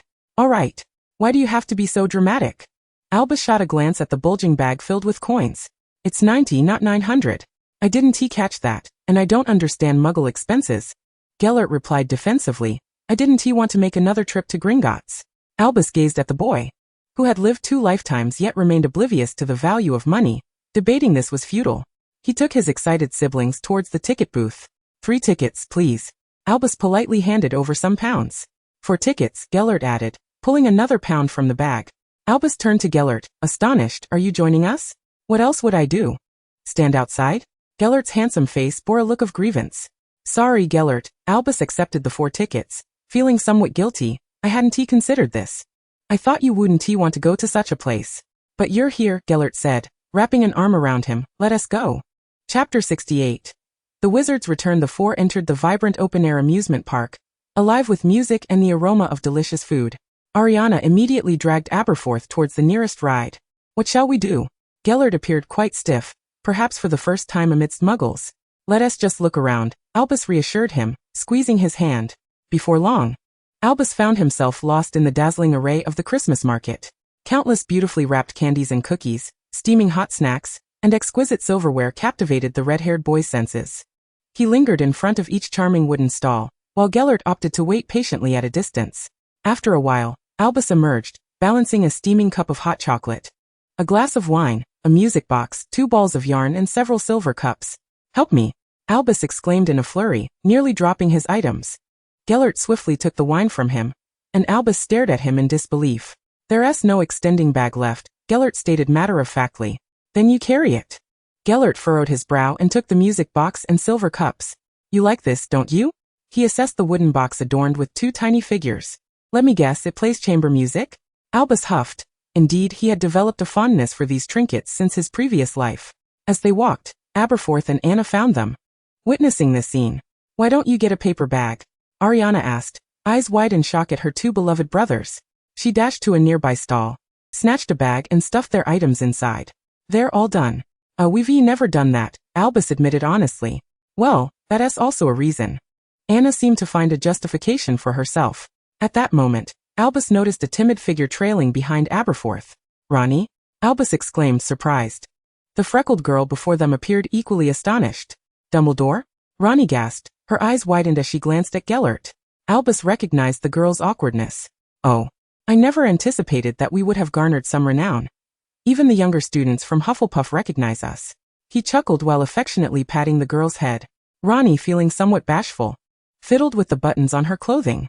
You are quite impressive. The entire school is aware of you, she stammered. I just didn't expect you to come here. I mean, typically, those from wizarding families look down upon such things. Beside them, Gellert uneasily sipped his wine.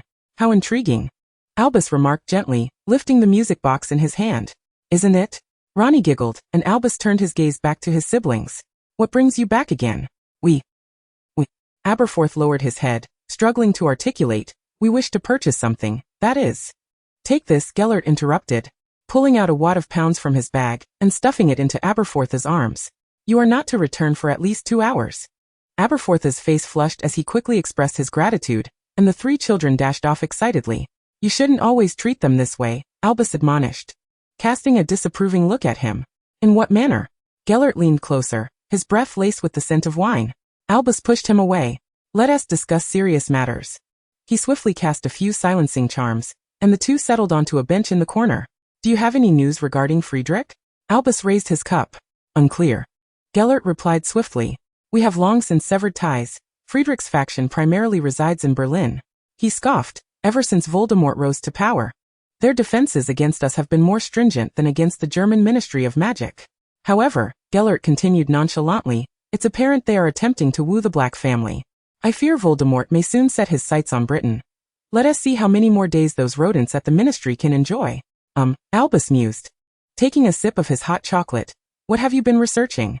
This time, it was Gellert who fell into silence, and after a moment he spoke stiffly. They implanted a chip in me, from the moment I was born. Gellert's expression grew peculiar. He took Albus's hand and guided it to the back of his neck, where a hard scar resided. I do not fully comprehend, Albus replied, staring at him. What chip?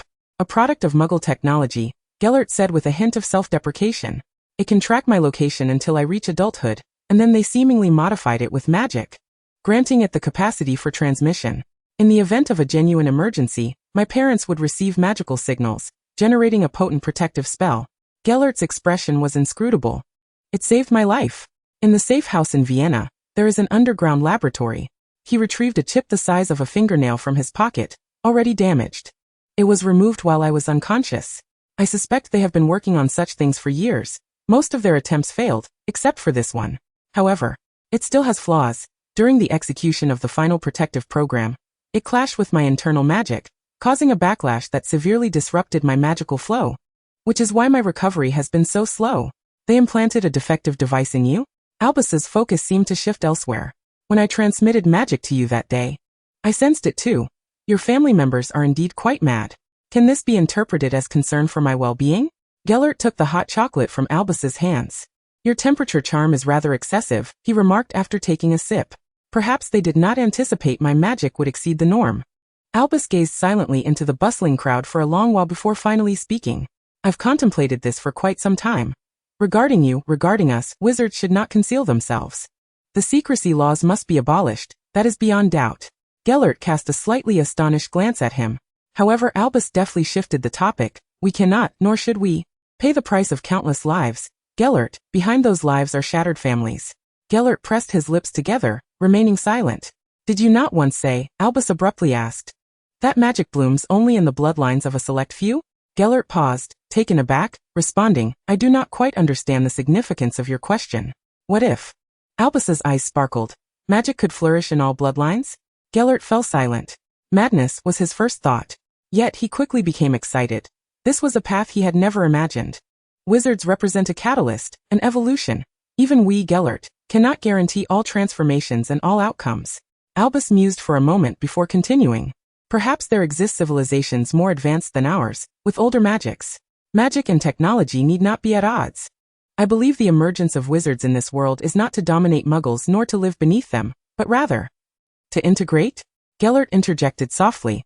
Albus nodded, gazing at the children still frolicking on the lawn. We are all human. Voldemort will never comprehend this, and humanity must evolve. You are truly an unabashed madman. Gellert suddenly remarked with amusement, yet his tone conveyed undeniable agreement. If every individual were a wizard, yet possessed technology, it indeed sounds like a world we both would cherish. The two fell into a contemplative silence, watching the lively crowd in the park, as Albus lifted the silencing charm, allowing the lively music to envelop them once more. Are you hungry? Gellert inquired after finishing his hot chocolate. It was now 2 in the afternoon, and they had yet to eat. We must ensure Aberforth and Anna have something to eat. Albus stood up, realizing it was the afternoon, and they had not yet fed the children. Fearing he might be scolded. Caring for children is a hassle, Gellert grumbled. Following the location spell, they found the 3, their faces flushed from play. In front of a shooting gallery. Are we ready? We should leave, Albus said, casting a disapproving glance at his sweat-drenched brother. Aberforth ignored his brother, stubbornly picking up the airgun again. What's wrong with him? Albus asked Anna, puzzled. Aberforth wants that model gun. Ronnie pointed at a flashy box hanging on the wall. You have to hit them all within a minute to win it. But my brother always misses by a few, Anna lamented, eyeing the balloons lined up on the hanging cloth, now on the 5th attempt. Albus felt a headache coming on. He bent down. Aberforth, please stop. This is impossible. We must go home. He patted his brother's sweaty back. Just buy something else, okay? How about 2?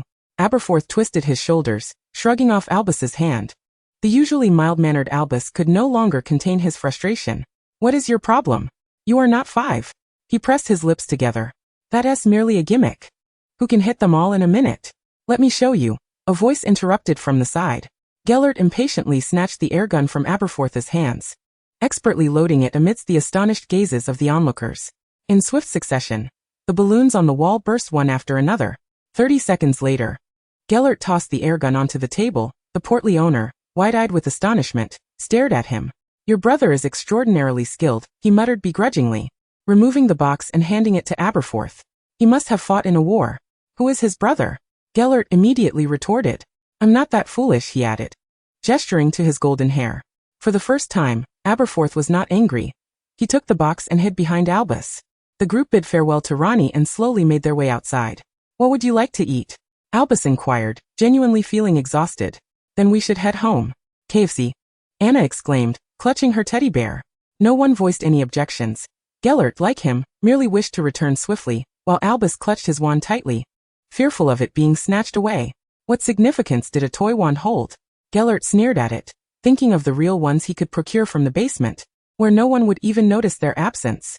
Soon, a sharp pain shot through Gellert's foot. Albus had stepped on him for the 2nd time that day. Chapter 69. Emotions arise unpredictably. After the Christmas holiday, Gellert finally returned to Hogwarts after a 6-month absence. The golden-haired boy was unsurprisingly met with an enthusiastic welcome from the entire student body. Albus felt that if he were to deliver a speech at that moment, the students would immediately be inspired to lay down their lives for him. Albus sighed heavily as he observed the charismatic figure in the center of the common room. This atmosphere lingered for several days before gradually fading. Valentine's Day was approaching, stirring restlessness among the students, who were saturated with hormones. Even during meals in the Great Hall, gifts and letters were being exchanged. How odd, James muttered, that we never noticed this ambience at Hogwarts before. Could it be that we are nearing our 5th year? You've been quite the complainer lately, Remus replied blandly. Are you envious that Sirius receives more love letters and gifts than you? Remus, you've become quite sharp-tongued, James said, feigning distress. You know I only care about Lily.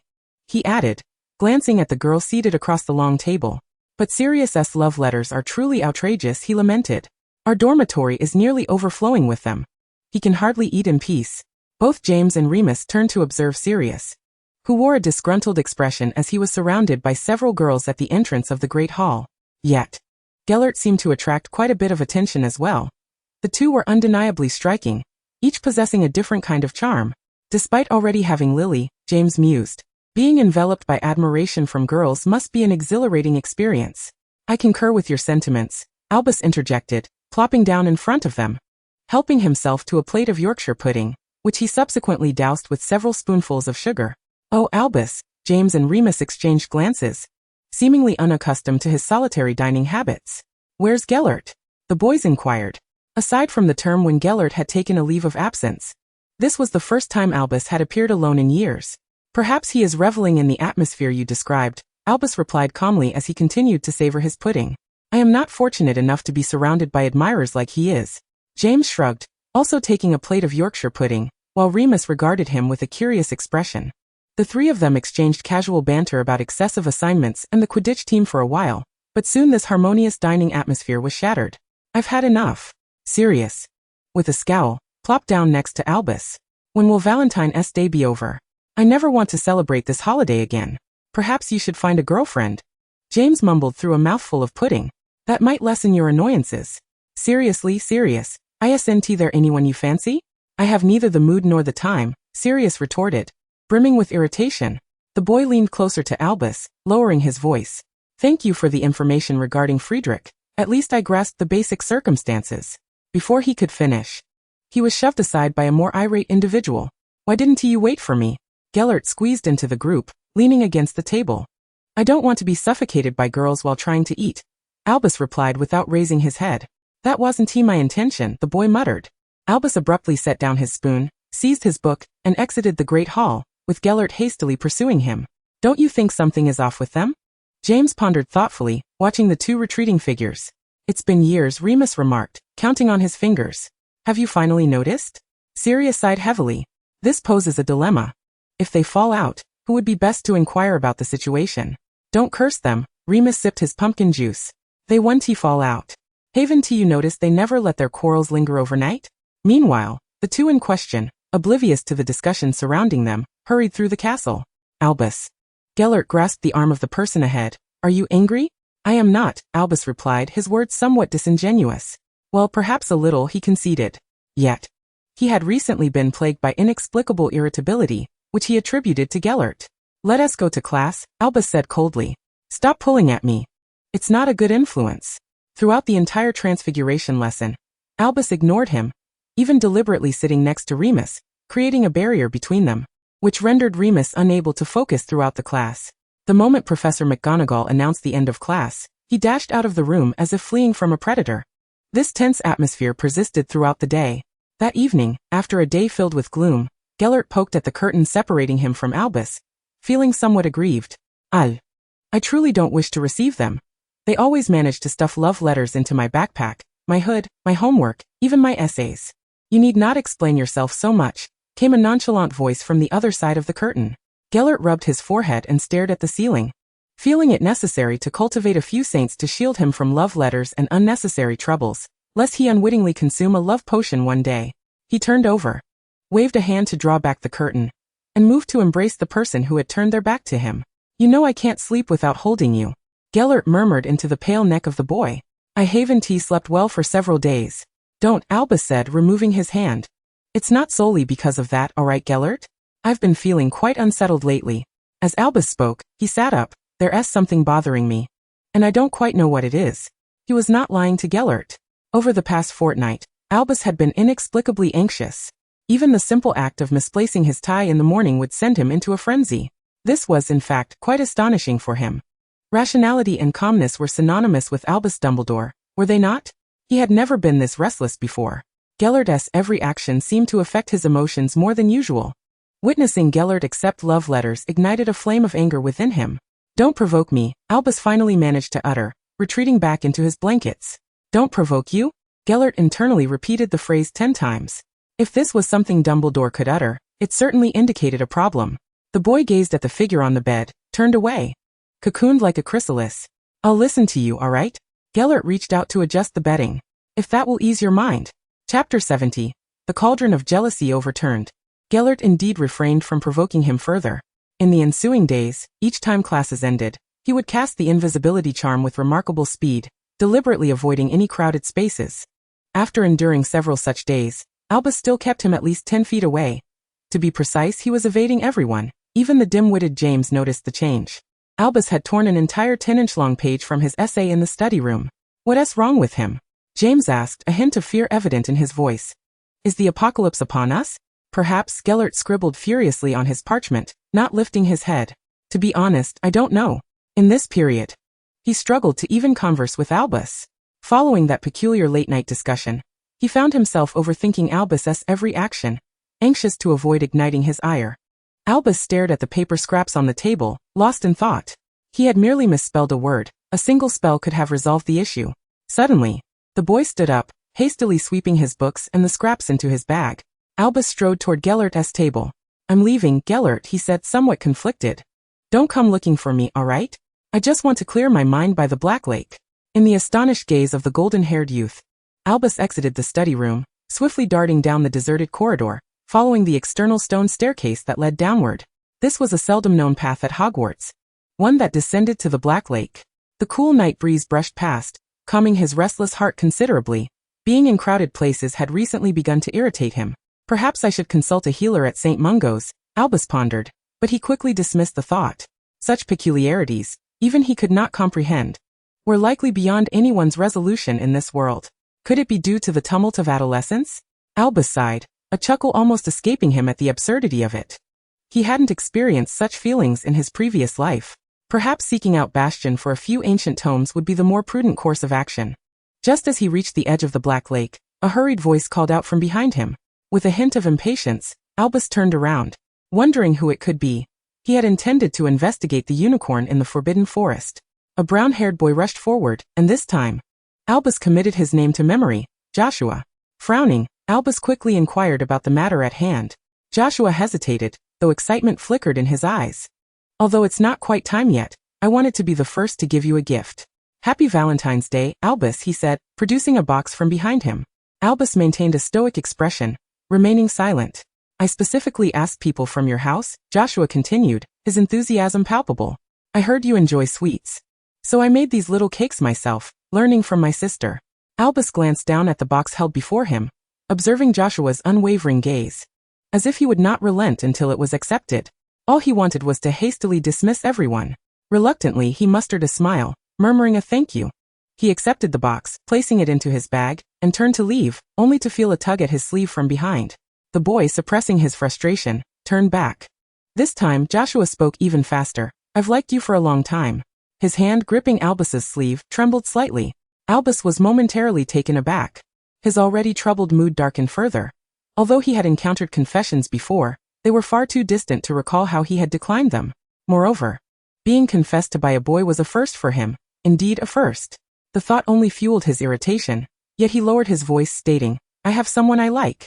Joshua's smile faltered for a moment before returning to its previous state. "That's okay. I hope you enjoy the cakes." Albus offered an apologetic smile, avoiding his gaze as he hastily made his way to the Forbidden Forest. The tranquil environment within the Forbidden Forest finally eased his tense body and mind. He spent several hours there with the unicorn, the little creature overjoyed to see him again after such a long time. Albus reclined against the unicorn, finishing an entire book, returning to the dormitory only when the night had fully enveloped the sky. Gellert was tinkering with potions at the table, when he looked up at the sound of the door opening. "Where have you been for so long?" he asked. "I went to find the unicorn. The atmosphere in the Forbidden Forest is truly relaxing," Albus replied wearily. He tossed his bag to Gellert. "Could you help me copy the charms essay? I need to take a shower." Just as he gathered his toiletries, a suppressed voice filled with anger echoed behind him.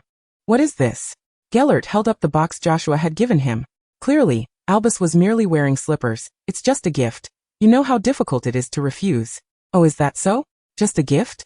Gellert's tone dripped with sarcasm as he forcefully opened the box. A whole box of little cakes along with roses and a card. "Let me read it aloud." He began to recite from the delicate cardstock. "Dear Albus, I have liked you for a long time. I admire your magical abilities and knowledge, and I hope to have the opportunity to be yours." Gellert gritted his teeth as he read, "Boyfriend, Joshua Brighton." "I've already rejected him." Albus furrowed his brow tightly. Gellert ignored his words. "So you want to be with him? Is that it?" I told you, Albus's anger flared. I've already rejected him. Oh really? Gellert continued to press. Perhaps you rejected him amidst the solitude of the forbidden forest all night. Who knows? Albus felt his temper rising, the frustration boiling over. Must you be so unreasonable? He snapped, feeling the heat of anger surge through him. Fine, give it back to me. He glared at the box in Gellert's hand, enunciating each word. I particularly adored this gift. Gellert let out a peculiar laugh, as if his sense of reason had vanished. All right, your precious gift, he said, igniting a blue flame in his hand, incinerating the cakes and box into ash. Here you go. Gellert kicked the scattered ashes on the ground. Albus felt as if his mind had exploded. He could no longer endure being in the same room with this person, the very air suffocating him. He slammed the basin in his hand down onto the floor, determinedly storming out. As he passed through the common room, his visibly distressed expression startled Sirius and a few others, causing them to retreat. So hot, Albus muttered, tearing off his tie and desperately unbuttoning his collar. Several buttons flying to the floor. He felt an overwhelming need for water, an urgent craving, and he practically sprinted to the boys' bathroom. He leaned over the sink, gulping down several mouthfuls of water, splashing his face multiple times. The cold water provided a momentary reprieve. Albus rested his forehead against the sink, catching his breath.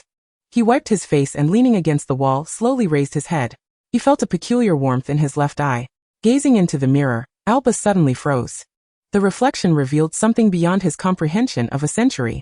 In the large, ornate round mirror, a red-haired boy clad in black robes bore a single eye adorned with golden red markings, reminiscent of an ancient totem. Chapter 71, The Totem of the Phoenix. Albus nearly bolted back to Gryffindor Tower, swearing he had never run so fast in his life, colliding with Gellert, who was emerging from the common room. The youth pressed his hand tightly against his left eye, not granting Gellert a moment's opportunity to speak before rushing to their dormitory. Gellert paused, suppressing his urge to ask questions, and the two hurried back to their room. Gellert began, but his words faltered as he noticed the damp shirt clinging to Albus, revealing something beneath. He stepped closer, tearing open Albus's shirt, buttons scattering to the floor. What are you doing? Albus exclaimed, momentarily forgetting to shield his eye, instinctively pushing him away as if shocked. Gellert stammered, your waist. He fixated on Albus's waist, unable to tear his gaze from the scarlet markings of his left eye. What's wrong with my waist? Albus asked stiffly, a sense of foreboding creeping in. Gellert pulled him toward the mirror. In the reflection, the half-clad red-haired youth revealed a myriad of intricate golden red patterns adorning his slender, pale waist. Albus scrutinized the markings, which appeared to be in constant motion. This is, he began, his voice dry. A phoenix, Gellert whispered from behind him. The resplendent phoenix totem flowed from the boy's back, cascading down his waist and extending to his left abdomen. The golden red feathers of the phoenix fluttered momentarily before Albus's abdomen, accentuating his already pale complexion to an almost translucent sheen. Gellert, unable to resist, reached out to touch the undulating phoenix tail feathers, causing an immediate rush of warmth to surge within Albus. It felt as if his magical energy was beginning to flow uncontrollably, radiating outward. He started to sweat once more, desperately trying to suppress the tumultuous magical energy within him. This situation, evidently unprecedented even for the mightiest of white and dark wizards, found Gellert reaching for Albus's neck in an attempt to cast a calming charm. Albus's body jolted violently, as if his senses were heightened to an infinite degree. Take me to the Forbidden Forest, Summon Fox, he urged, the weight of his words seemingly draining the last vestiges of energy from him. Gellert furrowed his brow as he gazed at the man in his arms, whose closed eyes betrayed the sweat soaking through his thin shirt. An unfamiliar dread began to seep into his heart. Fox, hurry, he exclaimed. A magnificent golden red bird soared through the window, anxiously circling its master before unhesitatingly seizing them both. Vanishing from the dormitory, a wave of air surged as they landed in the depths of the Forbidden Forest. Albus's breaths growing increasingly frantic as he clutched his wand and struggled to rise. Stay away from me, he shouted at Gellert, summoning a protective barrier. Despite his confusion, Gellert swiftly cast several spells, encasing them within a formidable shield. The red-haired youth seemed to finally exhale a sigh of relief. I need to release some magic, Albus remarked with a hint of resignation. And no sooner had he spoken than a flurry of spells erupted chaotically within the shield. Gellert dodged continuously, the spells growing ever more intense until a beam of red light struck his chest. He hastily countered it, the residual force causing his hand to tremble. A sharp pain radiating up his arm. How powerful! For the first time, Gellert felt himself at a disadvantage in his duel with Albus. A sensation he had never experienced even during their encounter in 1945. He continued to deflect Albus's rapidly escalating spells while maintaining the protective barrier. Realizing that the intensity of Albus's magic was nearly double that of his usual capacity, they exchanged spells for an undetermined length of time until Gellert, feeling fatigued, noted that Albus had finally released the last spell with a shattering force before discarding his wand. The red-haired youth sank wearily to the grass. Gellert, Albus's voice was hoarse. Gellert immediately apparat to him, cradling him in his arms. Are you all right? Albus, summoning his spirit, chuckled lightly. You had to apparate less than 100 meters? I was worried about you, Gellert replied simply. He pulled aside Albus's open garment, revealing the phoenix emblem, which had faded considerably, but was not entirely extinguished. However, Albus's left eye had regained its normalcy. Albus pouted slightly, leaning against him with an uncharacteristic boldness. Let's not return to the dormitory just yet. I wish to linger in the forbidden forest for a while. He gazed at the moon and stars hanging in the night sky, believing the forest's ambience would calm him. Very well, I shall trust you this time, Gellert acquiesced, shedding his robe to envelop both of them before settling against a tree. I feel much better. The urge to unleash my magic is gone, Albus remarked, his prior frustrations and anxieties dissipating, likely connected to the emblem. What about you? Albus interjected. Or do you think it's merely because you're surrounded by girls? He squinted playfully. All right, there is some truth to that, but I'm not like you. Perpetually petty and unchanged, Gellert retorted, tightening his embrace. You know how terrified Newt used to be upon hearing your name? Gellert halted, his grip on Albus tightening slightly, for the first time refraining from commenting on Scamander. I'm sorry for what I said earlier, the young man stammered. A slender, pale hand caressed Gellert's face as Albus tilted his head, gazing into his eyes. Trust me, all right? Gellert's heart tightened as he looked into Albus's eyes. The vast expanse of stars reflected in their azure depths, within which he saw only himself. I only desire you, he heard Albus's enchanting voice declare, always and forever. In the days that followed, Gellert could no longer be described as merely arrogant. He had transformed into an ostentatious peacock, nearly fanning his tail feathers beneath Albus's nose. As your boyfriend, Gellert proclaimed as he seated himself beside him for the umpteenth time. Must you let everyone know? Albus calmly drizzled tomato sauce over the pork chop on his plate. This is the Great Hall. He was reminded of that night in the Forbidden Forest when he had confessed his feelings, perhaps a lingering effect of the emblem. Albus found justification for himself, spearing a piece of pork chop and placing it in his mouth. Gellert continued his incessant chatter beside him. I understand your excitement regarding your formal title, he said, serving Gellert a spoonful of milk, bacon, and mashed potatoes. However, are you aware that it is still not legal? My first act upon taking office will be to draft a new bill, Gellert scoffed. I assure you, it will occur even before the repeal of the secrecy law. Albus nonchalantly selected his words. You still wish to organize a fellowship? Undoubtedly, we require power, whether to combat Voldemort or to overturn the secrecy law, Gellert declared, digging into his mashed potatoes. Albus raised an eyebrow, noting that Gellert had little regard for dietary preferences. Today's mashed potatoes were particularly unpalatable, and he had nearly retched them up along with the pork chop. Of course, without unnecessary force, mind you. Gellert observed Albus's impassive demeanor, assuming he was dissatisfied with his words, and added, you can organize the Order of the Phoenix if you wish. I have already devised a plan. The golden-haired youth grew increasingly animated. I still envision building Nurmengard in Austria, although 12, Grimmauld Place is no longer viable. We could acquire land in Edinburgh or Manchester for the new headquarters. I have researched it. Edinburgh is close to Hogwarts, situated in Scotland, while Manchester lies at the center of Britain. Albus took another bite of pork chop, admitting to himself that the idea was somewhat enticing, yet his mind remained preoccupied with the emblem. They had spent several days without any leads on the matter, poring over countless books and resources to no avail. It seemed too good to be true. Gellert evidently shared this sentiment, as they whispered to each other over parchment in History of Magic class. Could it be that someone cast a spell on you during childhood? He jested. How could that be? Albus instinctively replied. We never lived in Godric's Hollow. He suddenly froze. Realizing we never lived in Godric's Hollow, he reiterated this to Gellert. Gellert's expression shifted, as if he had immediately grasped the implication. They were too easily projecting themselves into the past. The young man began to scribble rapidly on the parchment. Regardless of whether it was James, Sirius, or anyone else, even if they bear a resemblance, they are not the same as their previous incarnations. We ourselves are not entirely the same as we once were, so. Gellert looked at him.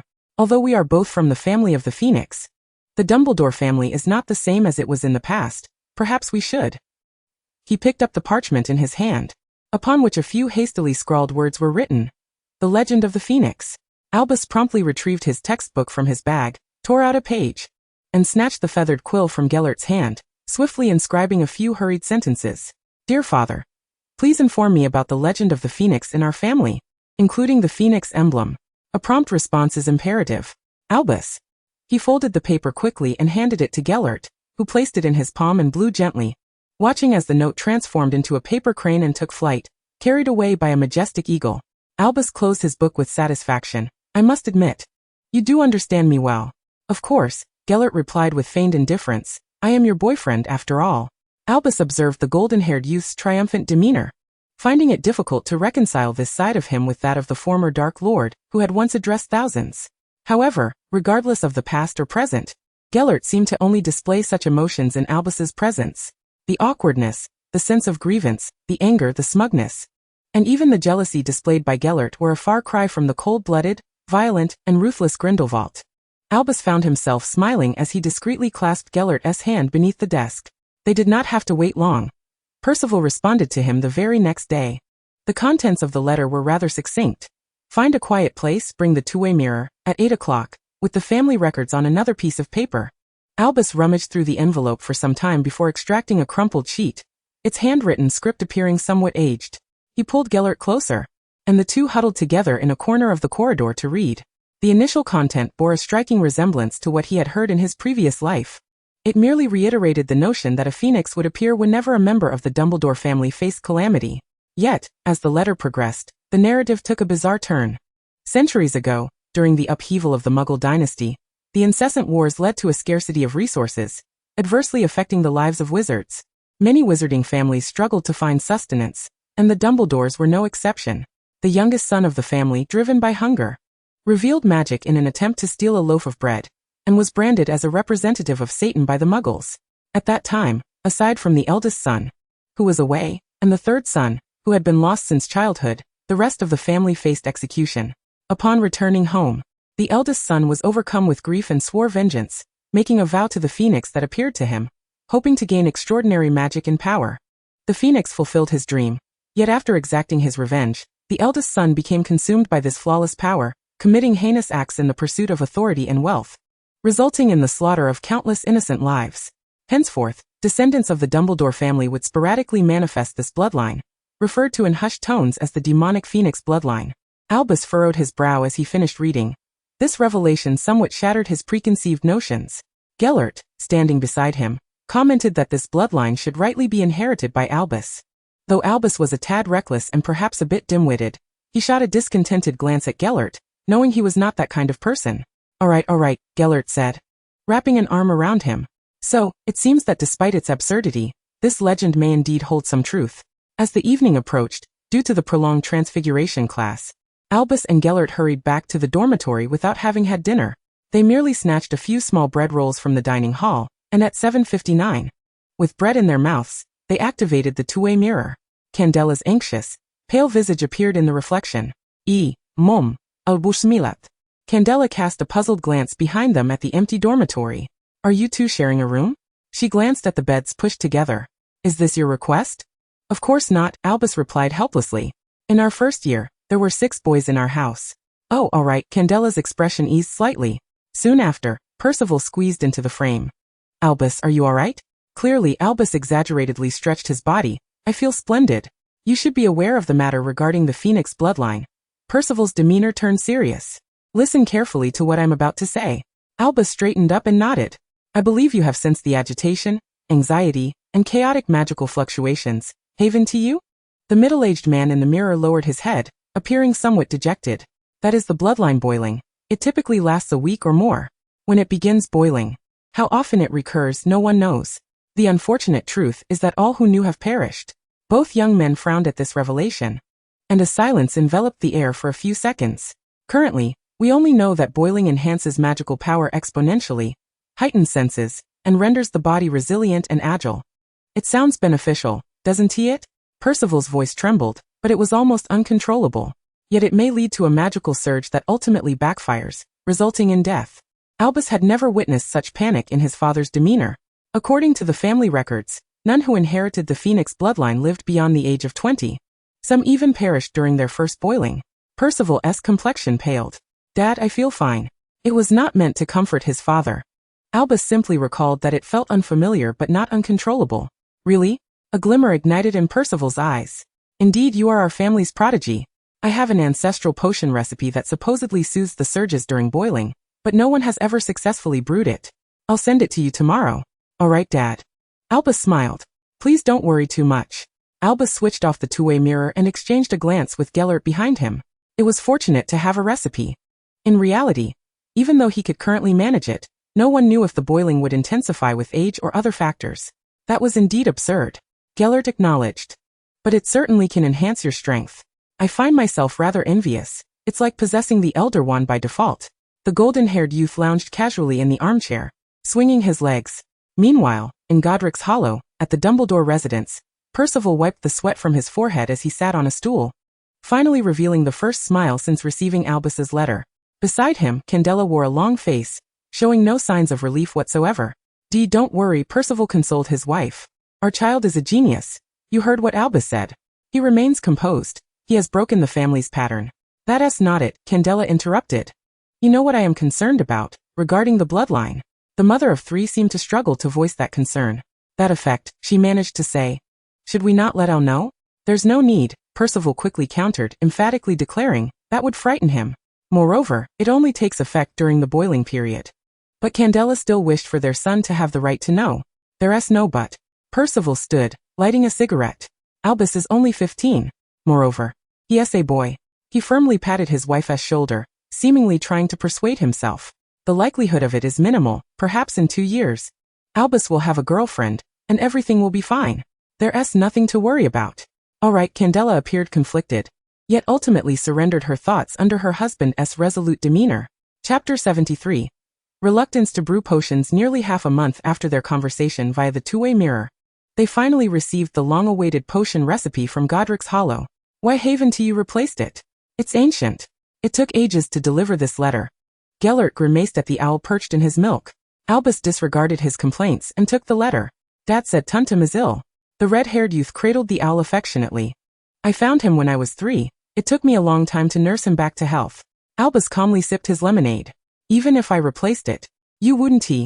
Gellert's cutlery clattered against the ceramic plate. What does the letter say? He maintained a steady tone. Well, it's the recipe. Albus placed a seemingly fragile piece of paper before him. Gellert frowned as he deciphered the obscure handwriting. Hemp, mandrake, ambergris, rhinoceros horn. He could read no further. Is this serious, or have I finally forgotten English? Some of it is Old English, but your interpretation is fundamentally correct. Albus slid closer. In truth, I only recognize a few. Aside from rhinoceros horn, which is relatively common in Britain, hemp and mandrake are rare herbs found only in Africa. So I ask again. Is this serious? Gellert held the yellowed paper. Ambergris seems to be something from the intestines of sperm whales.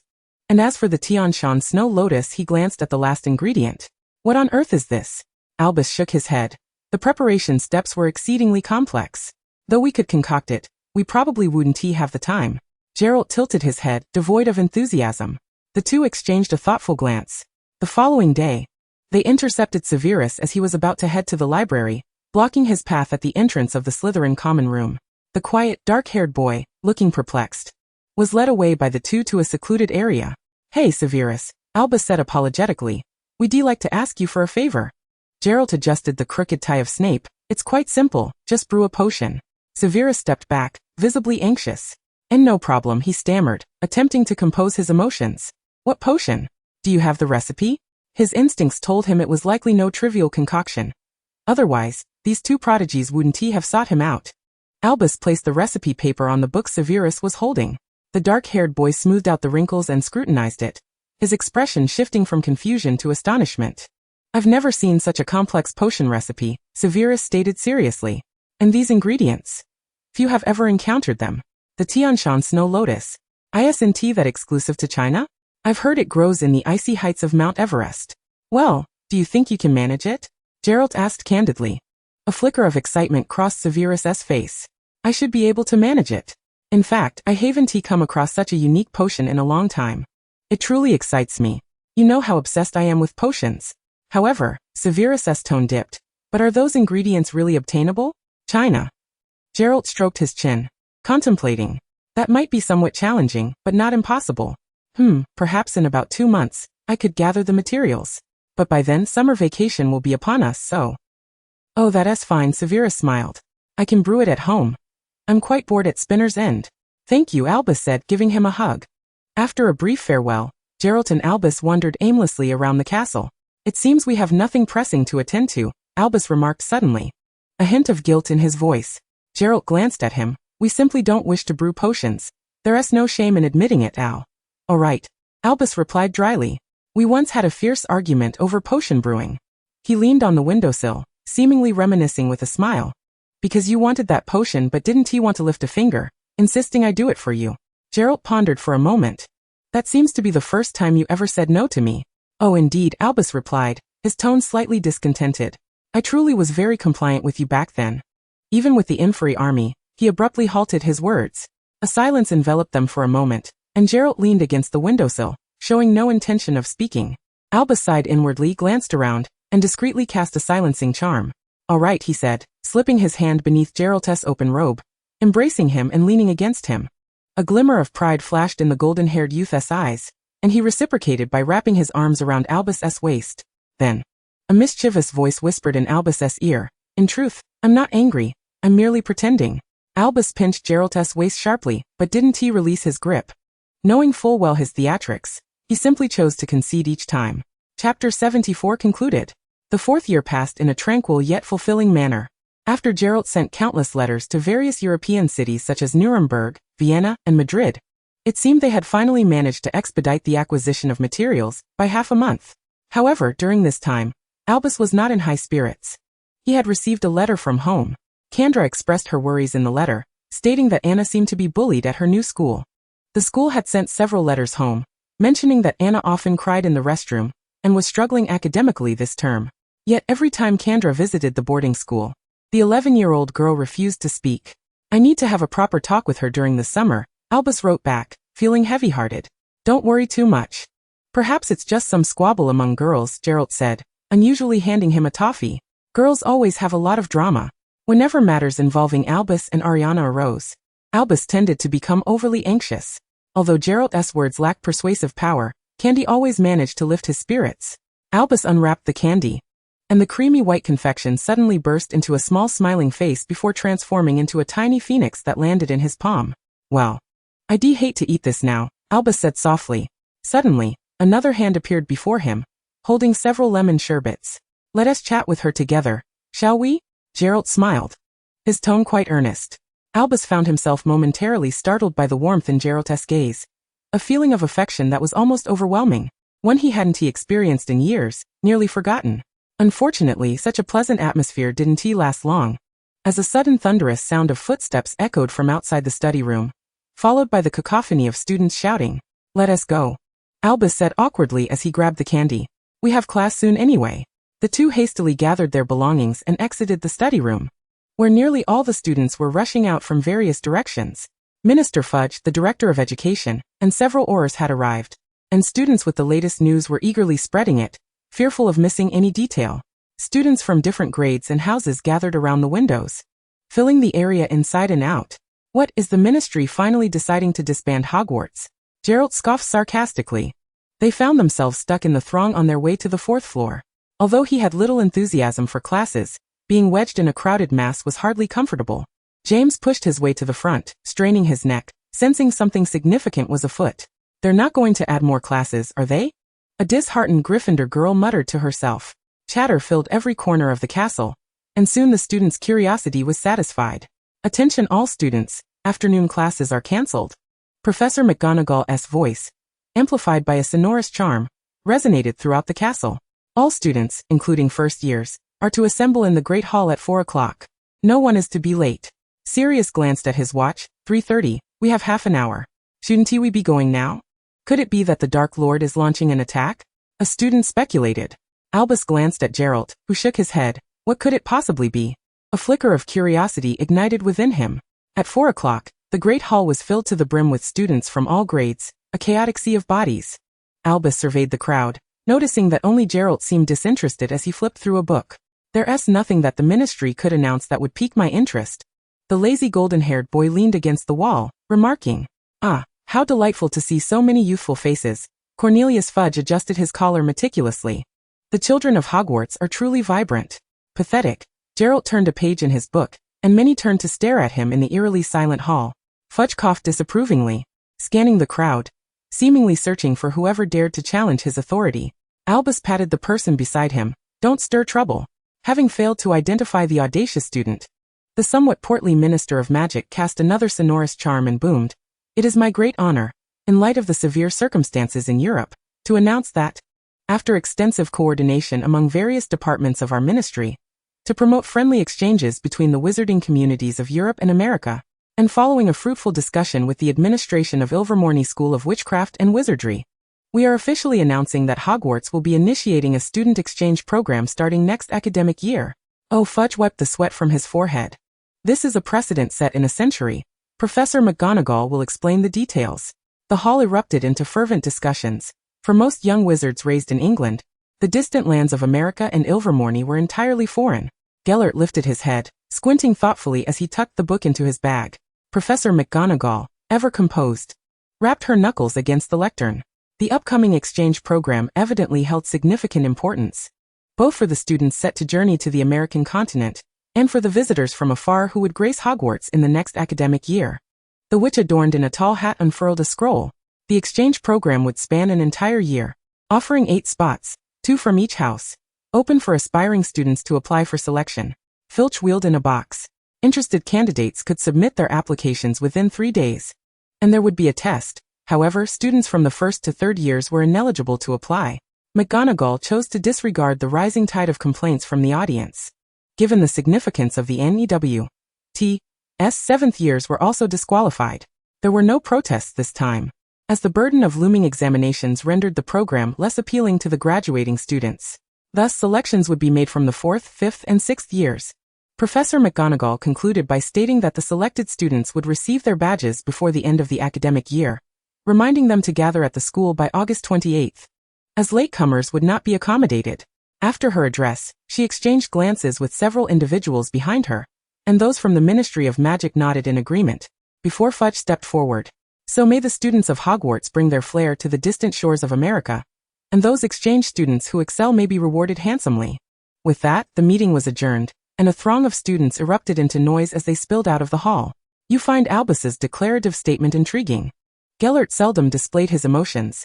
He remained silent for a considerable time. The young man from the Wyndham family hesitated momentarily, seemingly torn about whether to join Abernathy.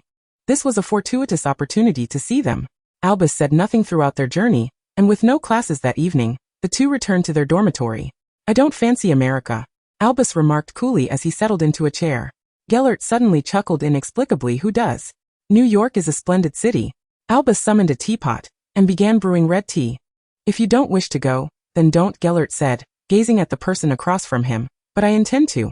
He clearly understood the significance of America for the two of them, yet he didn't wish to dwell on it. Albus raised an eyebrow. "Is that an interesting remark? You won't include my name, will you? Perhaps which professor will it be?" Gellert regarded him meaningfully. Over the following 3 days, Albus and Gellert were besieged by dozens of students from the 3 grades of Gryffindor, all inquiring if they would participate. It was evident that everyone was aware that if they joined, their own chances would be non-existent. Even James secretly sought information, and after hearing the accurate answer from Gellert, the dark-haired boy remarked with a hint of regret, "I thought you wouldn't be interested. Hogwarts is rather tiresome. A change of environment would be quite nice." Gellert twirled a quill. "Perhaps I could apply for graduation upon my return." "Really?" Sirius exclaimed enviously. "I wish to graduate early. There's so little to do at school." "Well, you must possess the capability." The grown-up James seized the opportunity to tease his friend. "But Regulus certainly can." Sirius directed his gaze at the boy beside him. Engrossed in reading with Snape, the topic piqued the interest of several others. "What do you plan to do after graduation?" Lupin inquired. From a distance, Lily and a few others approached, having gathered less frequently in the room of requirement. "Build a castle," Gellert replied promptly, though it was clear no one took his words seriously. "I aspire to be an Auror," James declared with a solemn expression. "The Dark Lord will surely rise again." "Honestly, brothers, you must have some plans, right?" As I said, Gellert glanced at the impassive Albus. Build a castle. He gestured for several sheets of parchment, swiftly inscribing with his quill, which then transformed into small cards that fluttered to each person, even reaching Regulus and Snape. After graduation, you are always welcome to find us.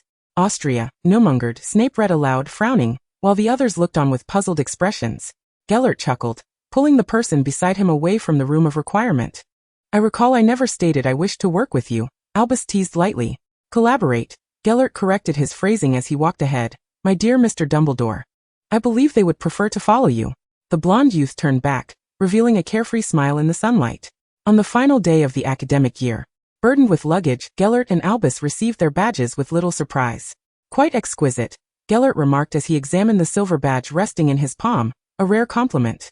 The design and appearance bore a striking resemblance to the wax seal on Hogwarts acceptance letters. Each of the 4 houses occupied a corner of the badge, with a gleaming gold plate atop it, neatly inscribed with the word Hogwarts, and a crimson G on the right side. I suspect we have one more matter to attend to before our journey to America, considering we won't return for a year, Albus said disinterestedly as he stowed the badge into his bag. Gellert understood precisely what he meant. I'll bring a diary when I return at the end of July. Albus nodded. The two bid farewell at the station, the blonde youth vanishing in a swirl of black mist. Gellert had not taken the Hogwarts Express since his second year. Albus, however, had the rare occasion to accompany Aberforth as they traveled to the Muggle school to collect Anna. The girl, clad in Muggle attire, was delighted to see her 2 brothers, tightly gripping their hands. Once home, Anna spent her days glued to Aberforth, either tending to goats or toiling in the garden with soil and plants, while Albus struggled to find a suitable moment to converse with his sister. It wasn't until late July, when Gellert returned from Germany to the valley, that they finally called for Anna. Initially, the girl seemed somewhat resistant, but Albus could not help but admire Gellert's persuasive abilities. His eloquence was difficult to resist, regardless of age. Half an hour later, Anna shyly revealed the reason for her reluctance. She had been inexplicably ostracized by the girls in her dormitory due to her good grades, leaving her with few friends at school. You can befriend those who still speak to you. Cultivate those willing to engage, Gellert suggested, presenting her with a small magical fairy he had conjured. As for those who no longer acknowledge you, they are not worth your concern. Anna nodded, somewhat understanding. Albus watched disapprovingly. She's just a child. The young man held Anna in his arms, reassured that she was not facing any serious issues, and Albus visibly relaxed. The following noon, Gellert brought the diary, and Albus stared at the black book on the floor. We ought to find a quiet, secluded place for this. I wonder how it will respond. He pondered for a moment. Do you think the Potters still have a barn? Gellert mused, his voice taking on a rare playful tone. A visit will reveal the answer, Albus replied, narrowing his eyes. It's just the right time to take Anna out for a breath of fresh air. Following Aberforth around only leads to goat herding and mud.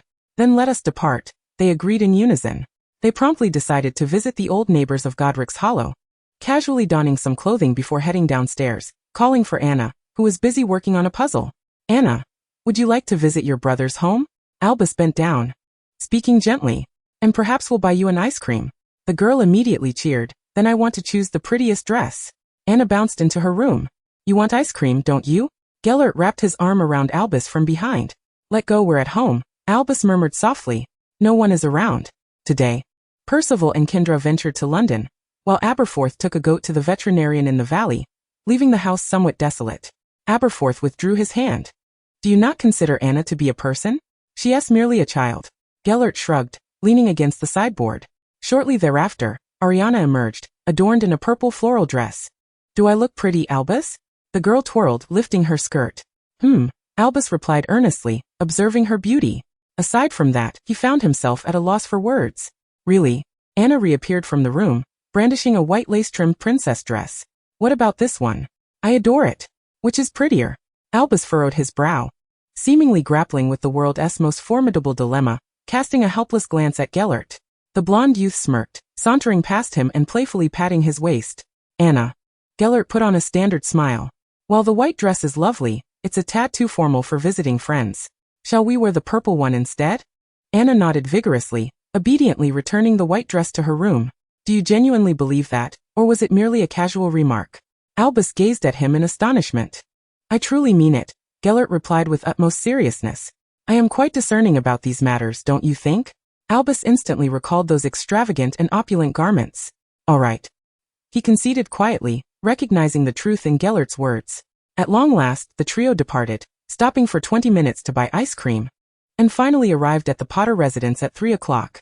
Gellert approached and knocked on the door, while Albus stealthily peered towards the small grove behind the house. Hey, Gale, he chuckled twice. It seems to still be the same place. Golden sunlight filtered through the dappled shadows of the trees, illuminating the boy's joyful face. Is it? Gellert laughed. This time, let us be careful not to burn it down again. Ariana, savoring a massive strawberry sundae, blinked in confusion. She seemed unaware of what amused her brothers, yet she joined in their laughter. Chapter 76. The Potter's barn. Old Mr. Potter soon opened the door, resembling a man with a chicken coop hairstyle, and appeared somewhat puzzled upon seeing them. Hello, Mr. Potter. We've come to see James, Albus said politely, with Anna also greeting him sweetly, and Gellert merely nodding. Oh, all right, Mr. Potter responded cheerfully. Sirius and the others are here today as well. You all know each other, right? Is that so? What a coincidence, Albus replied. The group entered the house and immediately spotted James rushing towards them in the living room. Albus. Gellert. James exclaimed joyfully. What a lively gathering today. Oh, who is this? He glanced at the figures behind them. I am Ariana Dumbledore. Anna introduced herself warmly. Hello. James. James bent down to stroke her golden hair. Hello. You're quite beautiful, he complimented, eliciting a radiant smile from Anna. Just in time, Sirius has brought Rael along, James said as they entered the living room, where two figures with dark curly hair lounged on the sofa. Sirius paused for a moment, surprised as he greeted them. Regulus, seeing so many newcomers, timidly hid behind his brother. Rael, Sirius impatiently pulled his brother forward. Look at that little girl. She is not as shy as you. Greet everyone. The curly-haired boy sighed. Sirius, don't put him on the spot, Albus said, taking a seat on the sofa while glancing out the window. Anna bounced over, as she rarely encountered so many people outside of school. Hello, my name is Ariana. She extended her hand towards the shy boy. Regulus looked up, his face suddenly flushing crimson. Regulus Arcturus Black, he muttered, his voice growing softer. What brings you here? Albus withdrew his gaze and gestured to Gellert not to meddle with the peculiar items belonging to others. Sirius took a sip of lemonade. Just bored. I was about to play Quidditch in the backyard with James, and Rael insisted on coming along, he remarked, patting the person beside him. Honestly, a boy should not be so clingy to his brother. What about you guys? James offered chilled fruit tea to the three newcomers. Gellert finally ceased his fidgeting on the sofa and settled down. Bored, he replied. Come on, James waved his hand dismissively. In all these years, you've only visited 2 or 3 times, and with each other present. How could you possibly be bored? You can't possibly claim you want to destroy Horcruxes in our barn. Well, we thought we'd bring Anna out for a change of scenery, Albus said insincerely. She hasn't interacted much with anyone aside from school. However, this reasoning seemed to convince James. She is far more outgoing than Rael. The group turned to observe the girl who was showing Regulus a book. Shall we play Quidditch together? James looked at them hopefully. I can only keep score, Albus stated. The boys exchanged glances, nodding in agreement. Then let us go, James eagerly urged, setting down his teacup. Anna, Albus turned back. The brothers will play Quidditch in the backyard. Will you play with Regulus? Don't run off. All right, Anna replied quickly, not looking back. The girl chattered incessantly, while Regulus mostly listened. Albus watched this scene, finding it somewhat peculiar, and chuckled to himself. The boys meandered into the yard. The Potter's backyard appeared significantly larger than the Dumbledore and Black residences, with a meticulously manicured lawn bathed in golden summer sunlight. A gentle breeze stirred a few dandelions, scattering them onto the sparse wildflowers on the lawn. Against the mottled stone wall of the yard leaned an array of various broomsticks. Gellert strolled along the row of brooms. What do you think? Quite impressive, isn't it? James said, arms crossed, a hint of pride in his voice. Indeed, Gellert casually picked up a broom that seemed relatively lightweight. Why didn't you store the brooms in the barn? He instinctively inquired. That place has been abandoned for quite some time, and no one at home wishes to repair it. James selected a Nimbus 2000 and tossed another to Sirius. Besides, the barn is actually a bit far from the house.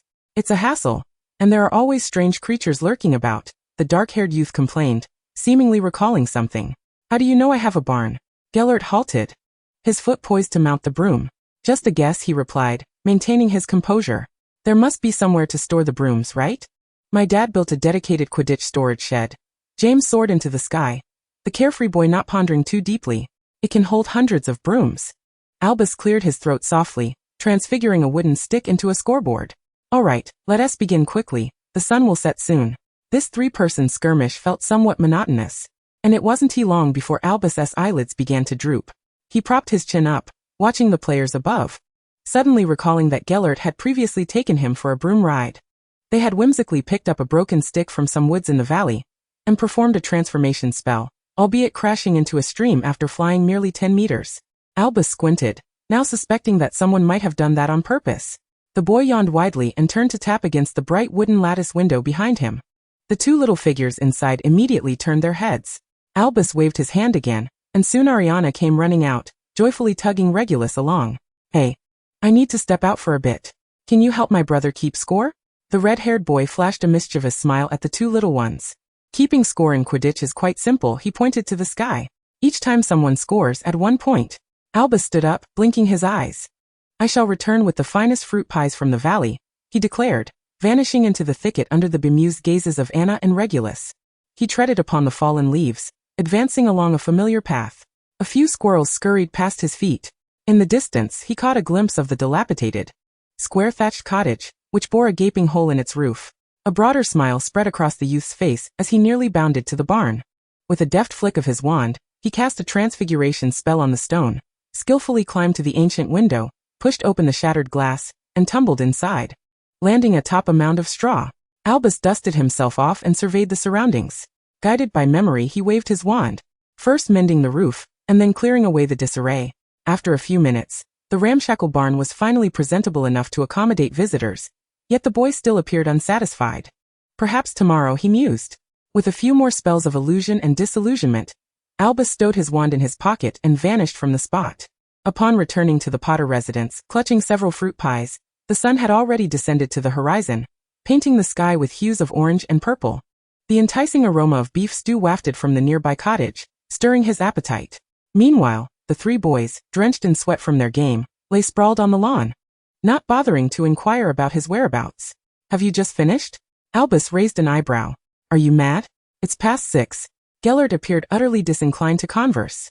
James insists on settling the score, Sirius lethargically interjected. We were done, but he spotted Reg.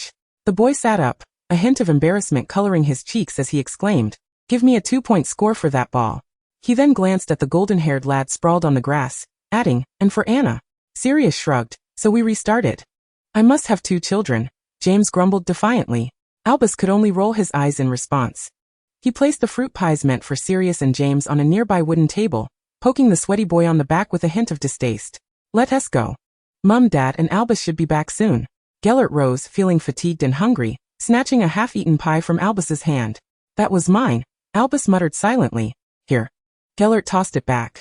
The red-haired youth seemed disinterested in further interaction, striding over to the 2 smaller boys.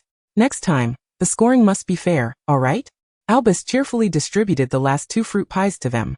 Anna grinned in response, seemingly oblivious, while Regulus unveiled a rare smile.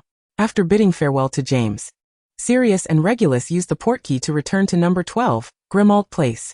Albus noticed Regulus casting a lingering glance at Anna as he departed, prompting him to furrow his brow. How's it going? Gellert approached him, having finally dried off his damp clothes. Not bad, no significant difference, Albus retracted his thoughts, contemplating the cottage, which seemed long abandoned, lacking both spells and locks. He hummed a couple of notes. The sunlight was just as splendid. Chapter 77, Books Wind Chimes. And nightfall that evening, after his bath, Albus, with damp hair, raided the kitchen for several small cakes that Candela had brought back from London, and prepared himself a cup of red tea. He arranged the cakes and tea on a rather exquisite lace-trimmed tray, then carried it back to his room, humming a cheerful tune. Earlier that afternoon, while purchasing fruit pies in town, he had stumbled upon a book he adored. The serene summer nights, punctuated by the cicada's song, always uplifted his spirits. Setting the tray on the linen carpet, he transformed a cardboard box into a soft, oversized beanbag. He sank comfortably into it, took a piece of cake, and opened the book resting on his lap. However, he had barely read a few pages when a noise from the window interrupted him, resembling someone tossing pebbles. Albus smirked but chose to ignore it. After a few more pebble sounds, the outside fell silent for a few minutes. Just as he lifted his teacup for a sip, the sound of the window unlocking broke the silence. A cool night breeze swept across his face and Merlin. He set the teacup down, closed his eyes, and reclined on the beanbag, covering his face with the book. Moments later, Someone removed the book from his grasp, the dim light of the room illuminating his face once more. Albus opened his eyes in displeasure. "Why do you keep climbing in through the window?" he asked, eyeing the boy casually clad in a short-sleeved shirt and shorts before him. "Albus, I never forbade you from entering through the door," Gellert replied, settling into the beanbag beside him, flipping through the pages of the book he had been reading. "Pride and Prejudice? What's it about? Let me see." The golden-haired boy held down Albus's hand, intent on reading the page he had dog-eared. "1,000 times, yes," Gellert read slowly, a smile breaking through his facade. Is this what you wanted? It's not out of the question." Before he finished his sentence, he was suddenly flung across the room, landing amidst a heap of clutter by the bookshelf. Albus, clutching his hawthorn wand, struggled to maintain a straight face. If one disregarded the crimson hue adorning his ears, he appeared perfectly normal. The boy cast a spell, returning the scattered books to their rightful place in the cabinet. Gellert groaned, rising with messy golden locks, and grimaced as he clutched his arm. Albus noticed a cut on his arm, oozing blood. A wave of regret washed over the boy as he tossed his wand onto the bed and approached Gellert. "Does it hurt?" he asked, lifting Gellert's hand and delicately placing his slender fingers over the wound. "It hurts." Gellert glanced at the healing gash. "It's killing me," he exaggerated. Albus looked up at him, pausing momentarily, unsure how to express his thoughts. "You shouldn't always." He trailed off, uncertain how to articulate always that. "Forget it," Albus decided, reclining back onto the bed. "Teasing you," Gellert replied shamelessly, lying back down and wrapping his arms around Albus. Albus squirmed momentarily, trying to break free, but Gellert showed no intention of releasing him. "You'd better not move," he warned, pausing briefly, his fingers entwined in Albus's red hair, "or my wound will hurt." "Forget it," Albus thought for the second time that day, adjusting himself into a comfortable position. "Why don't you go back?" He finally recalled the initial conversation. "Insomnia." Gellert waved his hand, dimming the light, and pulled a blanket over the two of them. "Honestly, many times, I can't sleep without you." "You're in trouble then," Albus murmured sleepily. The boy retrieved a toy from behind him to hug, only to have Gellert snatch it away immediately. "Isn't it better to hold me?" Perhaps it was fatigue, but Albus found Gellert's voice unusually gentle, and he felt no inclination to retort. He wrapped his arms around the golden-haired youth's shoulders, shifting upward to bury himself in his neck. The familiar scent enveloped him, and Albus mused drowsily. Just then, a gust of wind blew the window open, causing the wind chimes to clink melodiously. He heard Gellert chuckle softly. "You still keep the wind chime I gave you when we were children?" Albus responded with a faint acknowledgement. "I still have it all." The red-haired youth pouted, seemingly half asleep, as if he had gathered all the fragments scattered. Suddenly Gellert's heart tightened. He vividly recalled the blood-packed fragment from the last letter, gazing thoughtfully at the sleeping figure in his arms. He had never believed in gods, nor in the supernatural. Yet at that moment, he wished fervently for a prayer. How much luck did one need to possess a second chance? Gellert gently pressed a kiss upon Albus's forehead, then whispered softly in his ear, "Ich liebe dich." The faint echoes of a lingering melody dissipated within the dimly lit, tranquil room. A night devoid of dreams passed. As the sun ascended high in the sky the following day, Kendra rapped briskly on the door of Albus's chamber, her apron-clad figure betraying a hint of impatience. It was the 5th knock of the morning. Her sensible eldest son typically rose at the crack of dawn. "Albus." The persistent knocking resounded loudly. "It's already 11. If you do not rise soon, I shall enter." Kendra amplified her voice with a spell, announcing that lunch was imminent, and that his younger siblings were growing hungry. The two figures entwined beneath the covers stirred slightly. Gellert furrowed his brow and tousled his hair, holding the person beside him tightly, seemingly unfazed by the unrelenting knocking. At last, Albus opened his eyes, greeted by the handsome visage mere inches away. He blinked in surprise. Kendra's voice echoed once more, "Albus, I truly am coming in. Have you not yet risen?" The sound of the door lock turning could be heard from outside. Albus snapped back to reality and sat up abruptly. "All right, mother. I am awake. Just a moment." He nudged the person beside him. "Wake up, Gellert." Albus tugged at his tousled golden hair. "You ought to return home." Gellert, still somewhat dazed, sat up, his expression far from pleasant. Albus ushered him towards the window. "Shall we meet at the barn shortly?" He leaned in and placed a gentle kiss on the brows of the frowning figure. "Remember to bring your diary." Gellert's expression softened slightly, yet he remained silent, nodding as he vaulted out the window. Albus chuckled to himself as he observed Gellert's retreating silhouette, bemused by his lingering morning grumpiness, which had evidently not changed at all. Albus opened the door, where Kendra stood, her face a portrait of curiosity. "Why are you up so late today?" The The young man stretched languidly, responding with a smile. I was reading late into the night. His demeanor radiated joy. After freshening up, Albus descended the stairs, tidying up Anna's homework and even helping Percival organize some newspapers, an unusual display of helpfulness for him. Brother, you seem in splendid spirits today, Albus remarked in astonishment at the sight of the person feeding the goats. The last time you helped me with that was a decade ago. Chapter 78.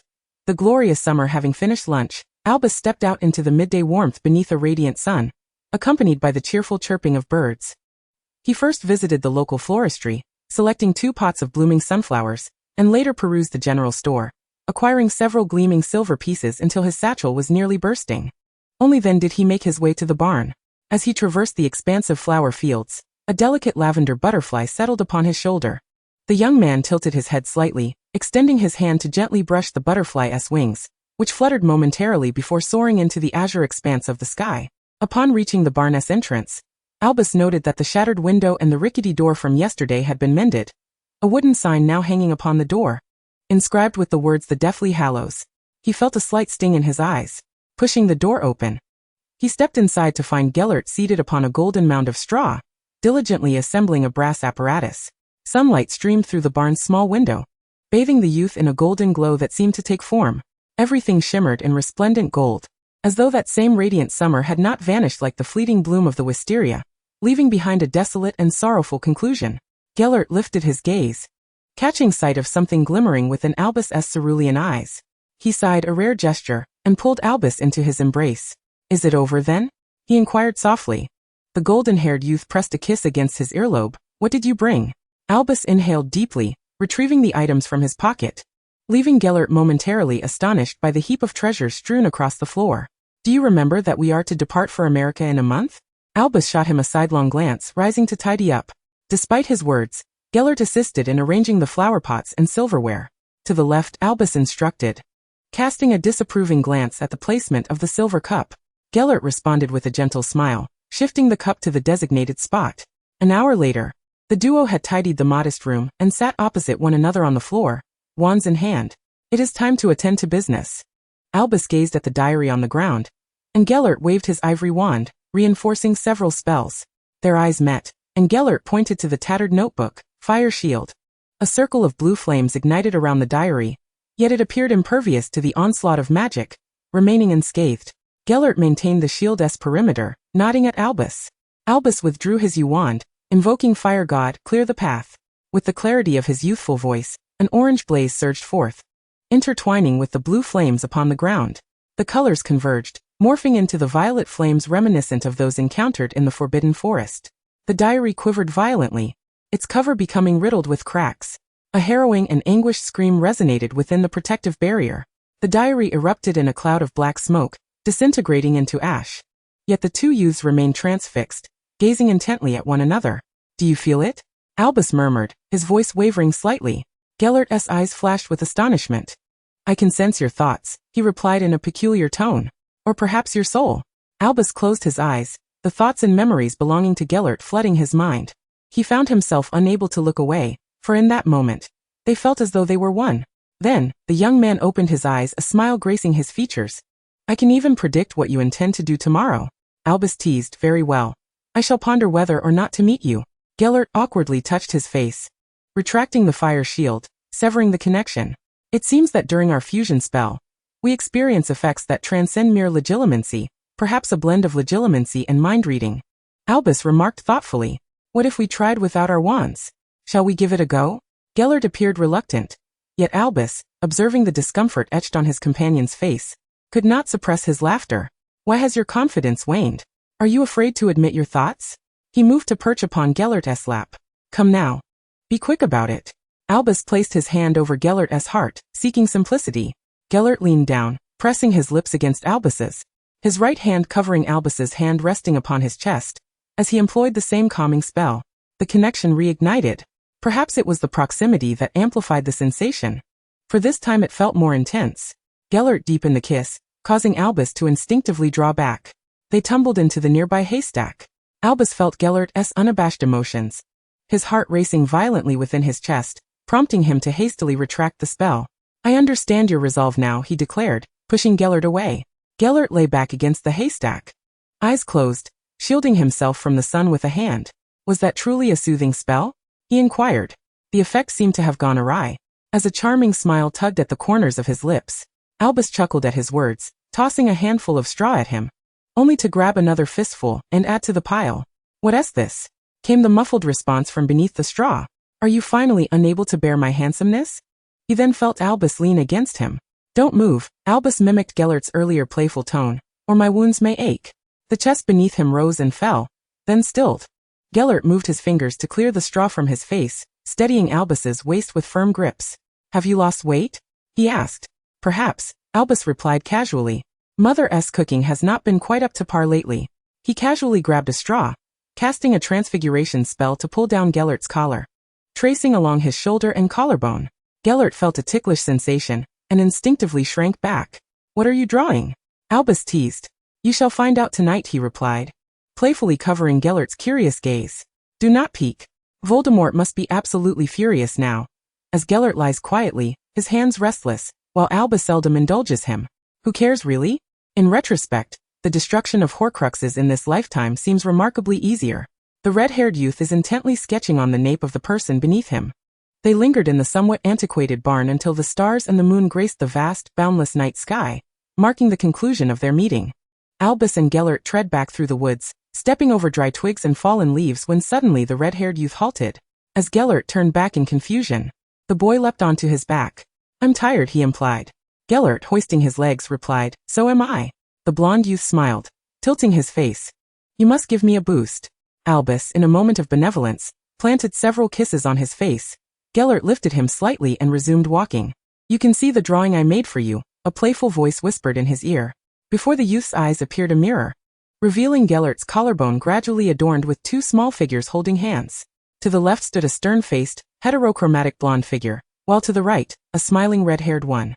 "Your drawing skills are truly lacking. Are we really that ugly?" Gellert chuckled, shaking his head. "But I rather like it."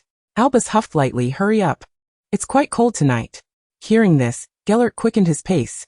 Under the ethereal moonlight, the silent, desolate forest appeared to contain nothing but the elongated shadows of the two youths, brimming with joy and vitality. Chapter 79. The Legend of Rovaniemi. If you happen to know any muggles residing in Rovaniemi, they would undoubtedly invite you to the rickety tavern with several bottles of vodka, enthusiastically recounting the peculiar legends of this quaint little town. Situated within the Arctic Circle in northern Finland, this small town, with a population of only a few thousand, has long been celebrated as the hometown of Santa Claus since the Middle Ages. However, since 1920, it seems to have been overshadowed by another deeply ingrained tale. When my grandfather was a boy, they often followed their parents into the woods to hunt, a freckled youth animatedly recounted, mimicking the action of firing a gun. Initially, there was nothing particularly remarkable about their exploits, until one fateful day when a member of their party was injured while attempting to capture a wild deer, causing them to linger in the forest far longer than anticipated. Night fell, coinciding with the polar night, as they found themselves beneath the auroras at the summit of the Aunas Mountains. The youth rapped on the wooden cabin's glass window, pointing toward the distant snow-capped peaks. He deliberately paused, observing the reaction of the few individuals gathered around the wooden table, who expressed their discontent by tapping their bottles against the surface. He spotted a black palace as he leaned in, lowering his voice. Immediately, a chorus of hisses erupted around him, with many laughing heartily while consuming their drinks. They left the table where the youth sat, dishing out freshly roasted rabbit meat to their companions. In this far northern town, even summer is quite chilly, necessitating a substantial caloric intake to maintain bodily functions. "Hey," the freckled boy complained, watching the foreign-accented listeners depart. "This is not a fairy tale." He proudly extracted a skull-shaped badge from a nearly decayed package. "I can prove it." The individuals who had previously gathered around to feast on rabbit meat and drink strong liquor hesitated momentarily, then returned with their bottles and food.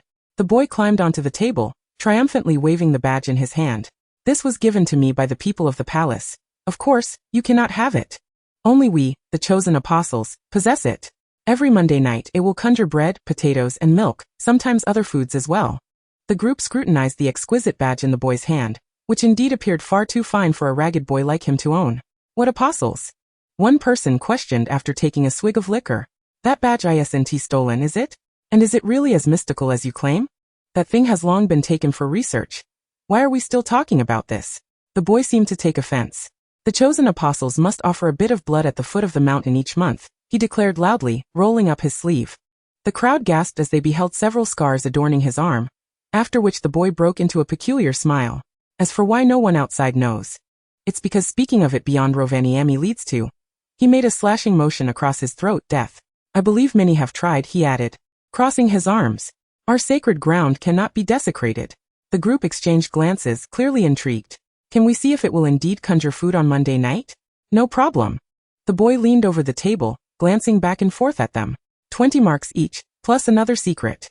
The audience, clad in jackets, set down their bottles and wiped their greasy hands before retrieving money from their pockets and tossing it onto the table. The freckled boy accepted the payment with satisfaction, clearing his throat and gesturing for them to look outside. In the forest of the Aunas Mountains, a group turned their eyes toward the distant expanse of towering trees at the sound of the boy's voice. There is a dark green bottomless lake. Continue along the forest's entrance, turn left at a stone cave, and cross the marsh to find it. The last time we went to complete a task. He touched the scars on his arm again. We stumbled upon the lake where there lies a. He pronounced each word carefully, serpent monster. A serpent monster? I swear I've seen Medusa. A drunken giant slammed his fist on the table, causing the empty bottle to bounce to the floor. You think you can fool me? Give me my money back. The giant seized the collar of the person across from him. Hey. The ragged-clad boy waved his hands in haste. I'm not deceiving you. If you don't believe me, you can go see for yourself. If there's no serpent monster, I'll compensate you with 200 marks. Get lost. The giant hurled him to the ground, spitting in disdain. Nearby, 2 individuals draped in dark green cloaks seemed to have taken notice of the commotion. One with brown hair couldn't resist glancing back. Terry, the other, with neatly combed light blonde hair, admonished his companion, don't engage with these foolish muggles. They're being treated as sacrifices while they revel in their ignorance. He turned to face the group, downing the last of his hot liquor. Did Voldemort truly create that thing? I hope you remember to address me as master. Friedrich interlaced his fingers on the table. I wouldn't want you to lose your head due to a slip of the tongue. Meanwhile, in the sacred ground depicted by the boy's tale, Voldemort paced back and forth in a mist-laden courtyard within the Black Palace atop the Aunas Mountains. The scattered debris, cracked earth, and the body of an unknown deceased individual clearly signified his recent foul mood. Horcrux, he suddenly halted, gazing at the row of heads bowed before him. Voldemort unexpectedly chuckled, patting the shoulder of the man before him. Foster, isn't it amusing? Speak, you've succeeded Paul as the new head of the British operations. He gestured amicably toward the now stiff figure on the ground. If it were you. Voldemort's voice rose sharply, the stone platform behind him instantly reduced to ashes. Would you allow the diary to vanish in Britain for 4 years, and then Voldemort's fingers twisted peculiarly before he abruptly tightened his grip around Foster's neck. Now, who knows what has been destroyed? No, Foster stammered, his face turning crimson. No, master, it won't. A bunch of useless fools. Voldemort hurled Foster into the pile of debris, seemingly losing control of his emotions. Do you have any idea how much effort it takes to nurture a Horcrux? To find a suitable host? His pallid visage contorted, and his scarlet eyes fixated on the only undamaged pool in the courtyard. I wish the UK no longer required a leader, Voldemort murmured to Nagini, let us dine. Foster, who had just risen from the pile of rubble, was so startled by this proclamation that he stumbled back down. No, no, master, he said in a panic. Regrettably, Voldemort paid no heed to his pleas. Seated beside the pool, caressing the 2 enormous snake heads. No, let it have its meal first today. He softly instructed one of the snake heads. The approved serpent promptly emerged from the pool, devouring the shrieking Foster amidst the horrified expressions of those present.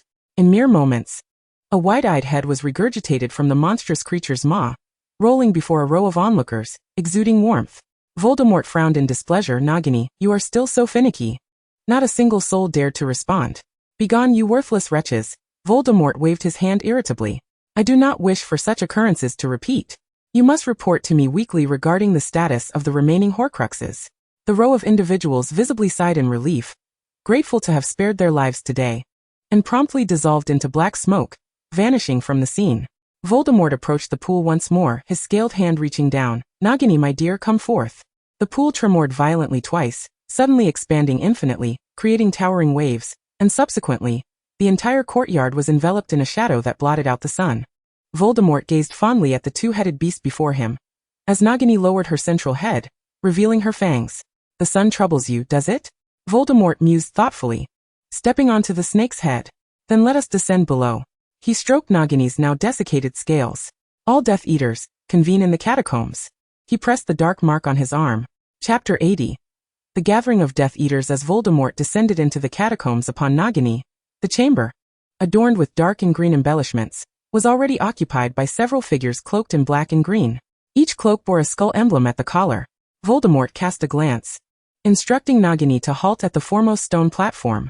Who can tell me? Voldemort surveyed the assembly. Where are Terry and Friedrich? A man with shoulder-length curls stepped forward. Master. He bowed slightly. They shall arrive in 3 minutes. Is that so, Jamal? Voldemort tilted his head. If they do not arrive in 3 minutes, you shall be accountable. The man with the curls merely nodded, refraining from further comment. Then proceed with your report. Voldemort stroked the snake head. The Dark Lord showed no inclination to burden his subordinates, evidently valuing these commanders greatly. The situation in Spain and Portugal remains relatively stable, Jamal replied, his gaze lowered, obscuring his expression. A few minor rebellions have been swiftly quelled, and the neutral zones have been thoroughly infiltrated, but the status of the station troops. Suddenly, a massive statue in the corner of the catacombs shifted, interrupting Jamal's report. Chief Death Eater of the German region, Friedrich Grindelwald. Chief Death Eater of the French region, Terry Bernard, have arrived in the antechamber. The hollow voice resonated with an unsettling chill. Voldemort glanced at the numbers in the statue's eyes. Your mastery of time magic appears undiminished. If you could stabilize the flow a bit more, it would be ideal. Footsteps echoed from outside the catacombs. Withdraw. Voldemort waved his hand. Remember to monitor the time flow magic at the orphanage. Jamal nodded slightly, retreating with hands clasped behind his back, just as 2 figures draped in similar black and green cloaks entered. In the hushed catacombs, only the sound of boots splashing through the water was heard as Terry and Friedrich took the final 2 positions in the line. Apologies, Master. Friedrich raised his head to speak first. We are late. I seldom summon you. Time is of the essence. Voldemort's scarlet eyes revealed no emotion. This is not a time for you to indulge in vodka at the tavern while listening to my offerings recount tales, is it? He turned his gaze to them. Do you wish for the dark mark to conjure bread, potatoes, and milk? A few stifled chuckles erupted from the assembly. Terry's face betrayed impatience. Apologies, Master. It shall not happen again, he said, lowering his head to Voldemort, then casting a derisive glance at the laughing individuals. Loyak, with the chaos in Italy. I do not know how you can find humor in this. Loyak's expression darkened, but he seemed to grasp Terry's insinuation. You should first quell the rebellion at Busbarton. A woman leading the House of Messier has already made you drink a barrel. And as for Rogier, you will have to. Silence. 2 enormous snake heads had, unbeknownst to them, crept up behind them, and both Loyak and Terry felt the heat wash over them. I do not wish to lose a single chief. Voldemort's irate voice reverberated around them. Those who had reached such positions were evidently astute enough to recognize the gravity of the moment. Even if they were displeased with one another, both fell silent under Voldemort's command. Voldemort, seated upon the snake head, scanned the assembly, signaling for those standing to report from left to right. 20 minutes later he spoke, his voice somewhat hoarse. As you can see, Nagini has completed her transformation. The 2 snake heads loomed over them, hissing, as Voldemort moved his arm. And my absorption is complete. It merely requires a period of stabilization. Thus, I fervently hope you can prepare your respective areas within 6 months. Yes, Master, a harmonious chorus replied. Voldemort pondered for a moment, before turning his gaze to the blond man on the far right. Friedrich, seated atop the giant snake head, inclined his head slightly. You have disappointed me of late. He regarded this most capable commander with quiet intensity. You must be aware that your kin have slain my werewolves. The blacks have not been conquered under your command. Friedrich gripped his wand tightly beneath his lavish cloak. That does not count as my kin. We have long been enemies. A bead of sweat trickled down his neck and disappeared into his collar. Yet the man's visage remained inscrutable. We are more than prepared to obliterate them. Tend to your family matters. I do not wish for delays when I clear the massive snake had suddenly loomed before him. Neutral zone. While any Grindelwald remains in Germany. Friedrich gazed into the gaping maw, the stench assailing his senses, as the serpent's slime dripped down his cloak. Very well, Master. Friedrich felt as though he stood at the precipice of an abyss, a sense of suffocation washing over him. Yet his face maintained its calm. Withdraw. A voice echoed from the engulfing darkness, and Voldemort retracted the snake head. Friedrich stepped back, the dim green light of the catacombs reappearing before him. The Blacks and Malfoys are key to unlocking Britain. Voldemort's desolate voice resonated from the 2 snake heads, encircling the figures standing in the basement. But for now, Do not let me witness any loss of life. Yes. Varied expressions of the assembly remained transfixed, watching as Voldemort melded with the creature before him, vanishing into the watery depths. Chapter 81. Journey to Ilvermorny. We nearly missed our chance again. Albus urged those behind him, as he spotted several figures standing before the castle gates. By the time the two finally ascended to the castle and reached the main assembly, Professor McGonagall's countenance was as dark as if she had encountered a Dementor. Mr. Dumbledore, Mr. Grindelwald, she said, tightly pressing her lips together. I earnestly hope that upon your arrival at Ilvermorny, you will not act so capriciously. Apologies, Professor, Albus replied, his expression troubled. Meanwhile, Gellert surveyed the surroundings, recognizing at least 3 familiar figures, particularly a male student from Ravenclaw, who scowled and averted his gaze. Professor McGonagall cast an irritable glance at Gellert, yet the headmaster of Hogwarts appeared disinclined to manage this typically aloof student. She then turned to the others and stated with gravity that Professor Hoffman would be leading the expedition, urging them to set off immediately, as it would take 3 days and nights to reach North America. At this juncture, the old headmaster's face suddenly lit up with excitement. You are the first students since the founding of Hogwarts to embark on the school's airship. Professor McGonagall clapped her hands together. As she spoke, a colossal object gradually ascended from the cliff below the castle. A ship-like airship descended before the castle. The airship stirred up a flurry of grass and soil from the lawn, prompting several students to cover their mouths and noses with their cloaks. Gellert curiously examined the vessel before him. This airship was at least a size larger than Durmstrang's ship, with arched platforms extending from either side. Above the airship, a white canopy was raised by 4 lines, emblazoned with the emblems of the 4 houses, while the side of the vessel bore the carved crest of Hogwarts. He counted. There were at least 4 levels to the entire airship. Quite intriguing, Gellert mused, tilting his head towards the person beside him. Albus, as if reading his thoughts, remarked, we did discuss it, but later deemed it of little use. However, Minerva has always been quite interested. Gellert was about to say something further, but Professor McGonagall had already begun to usher everyone aboard, and they boarded the airship at the back of the line. The magnificent Hogwarts castle grew smaller until it vanished amidst the rolling hills of Scotland. Professor Hoffman guided the group into the grand hall on the first floor of the airship, which resembled Hogwarts' Great Hall. Allow me to provide a brief introduction. Professor Hoffman addressed the 8 individuals before him. During the journey, the entire airship will be completely open. The first floor, which is the dining hall, will serve 3 meals a day. The second floor comprises a library and activity area. The third floor is designated for the girls' quarters, and the fourth floor for the boys. You may choose freely. However, upon arrival at Ilvermorny, you will eat, reside and learn alongside the students of that institution. Except on weekends and holidays. You are not permitted to return to the airship, and you will also be sorted into houses there. Professor Hoffman concluded.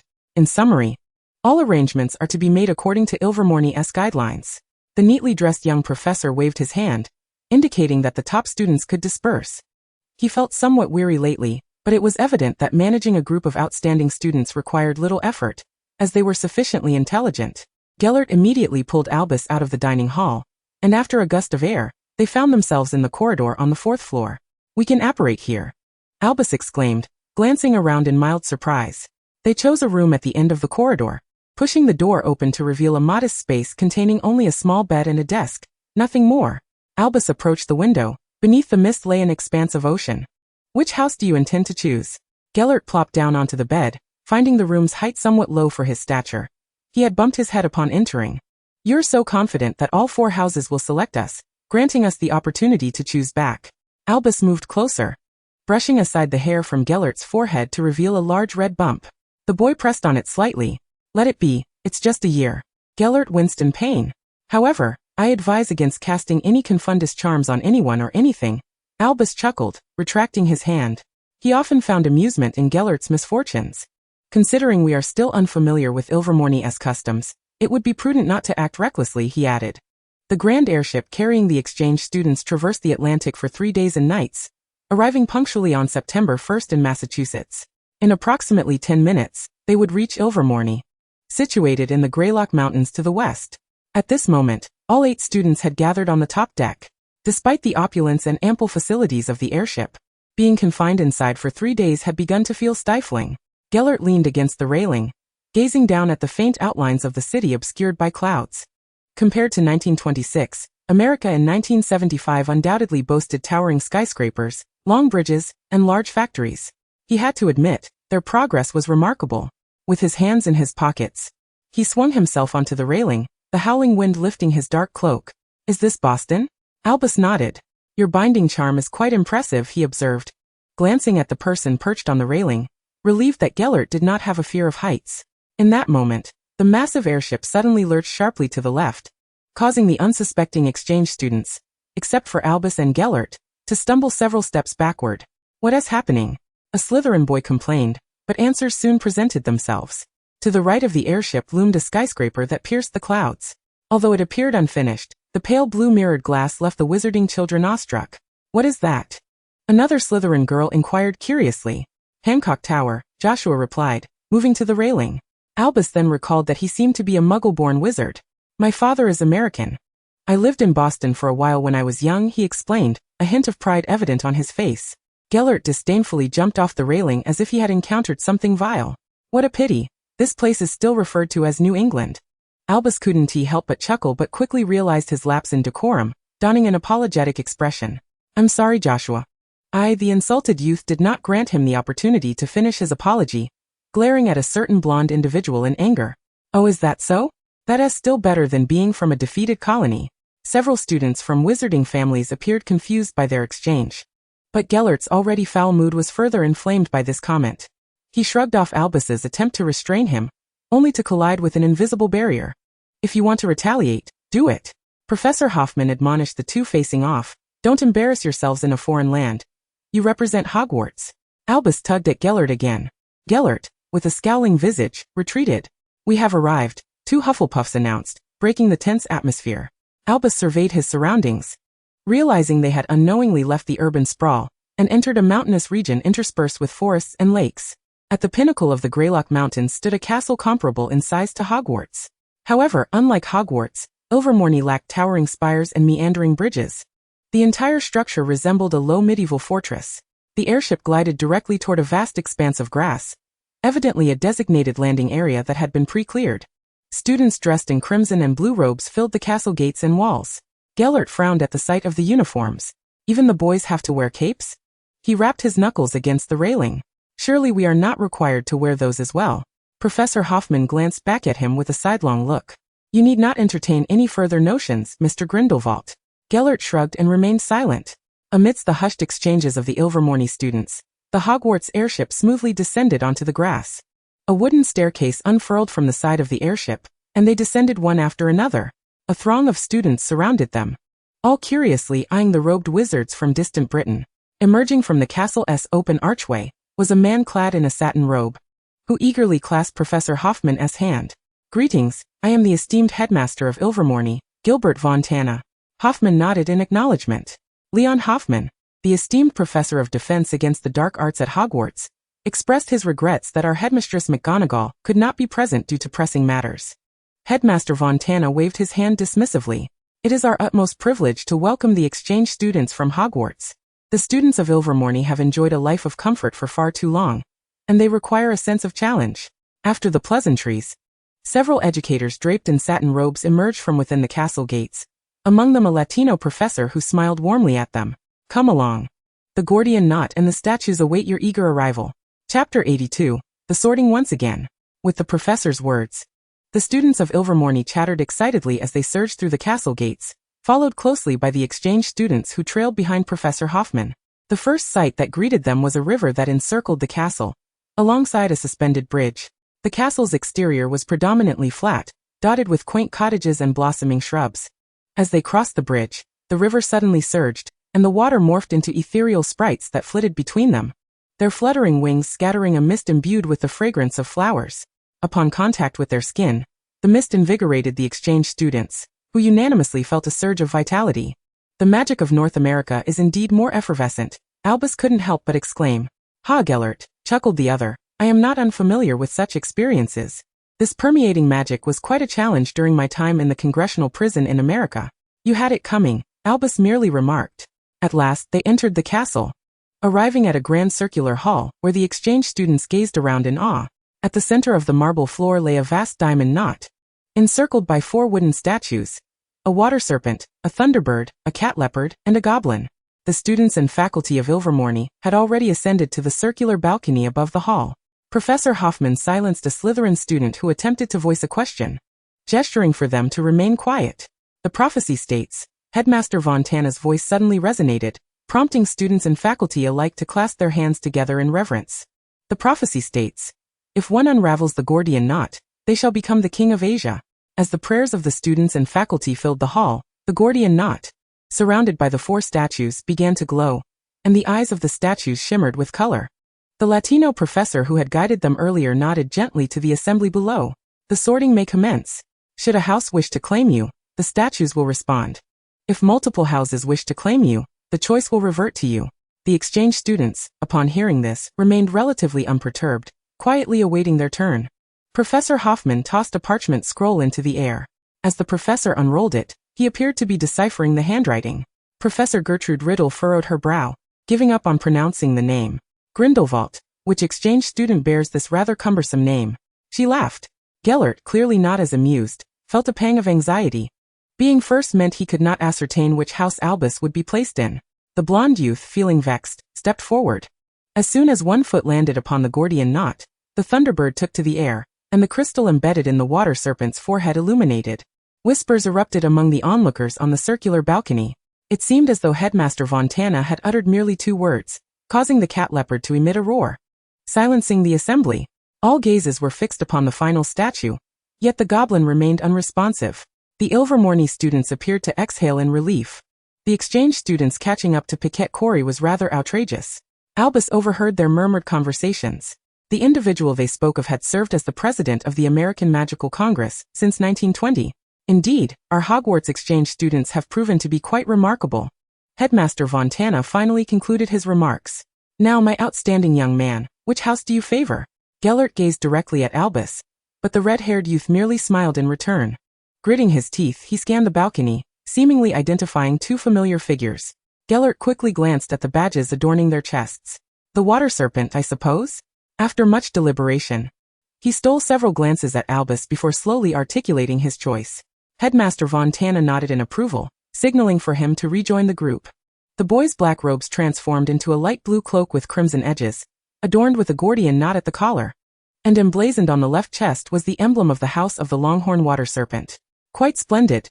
This attire does seem to have improved your temperament, Albus teased. Have you found someone? Gellert, from behind, wrapped an arm around his waist, clearly satisfied. The subsequent exchange students experienced no notable deviations. Each chose a statue corresponding to their original Hogwarts houses. Slytherin gravitated towards the water serpent, Hufflepuff to the goblin, while one Ravenclaw opted for the cat leopard and another for the thunderbird. Now only Albus remained.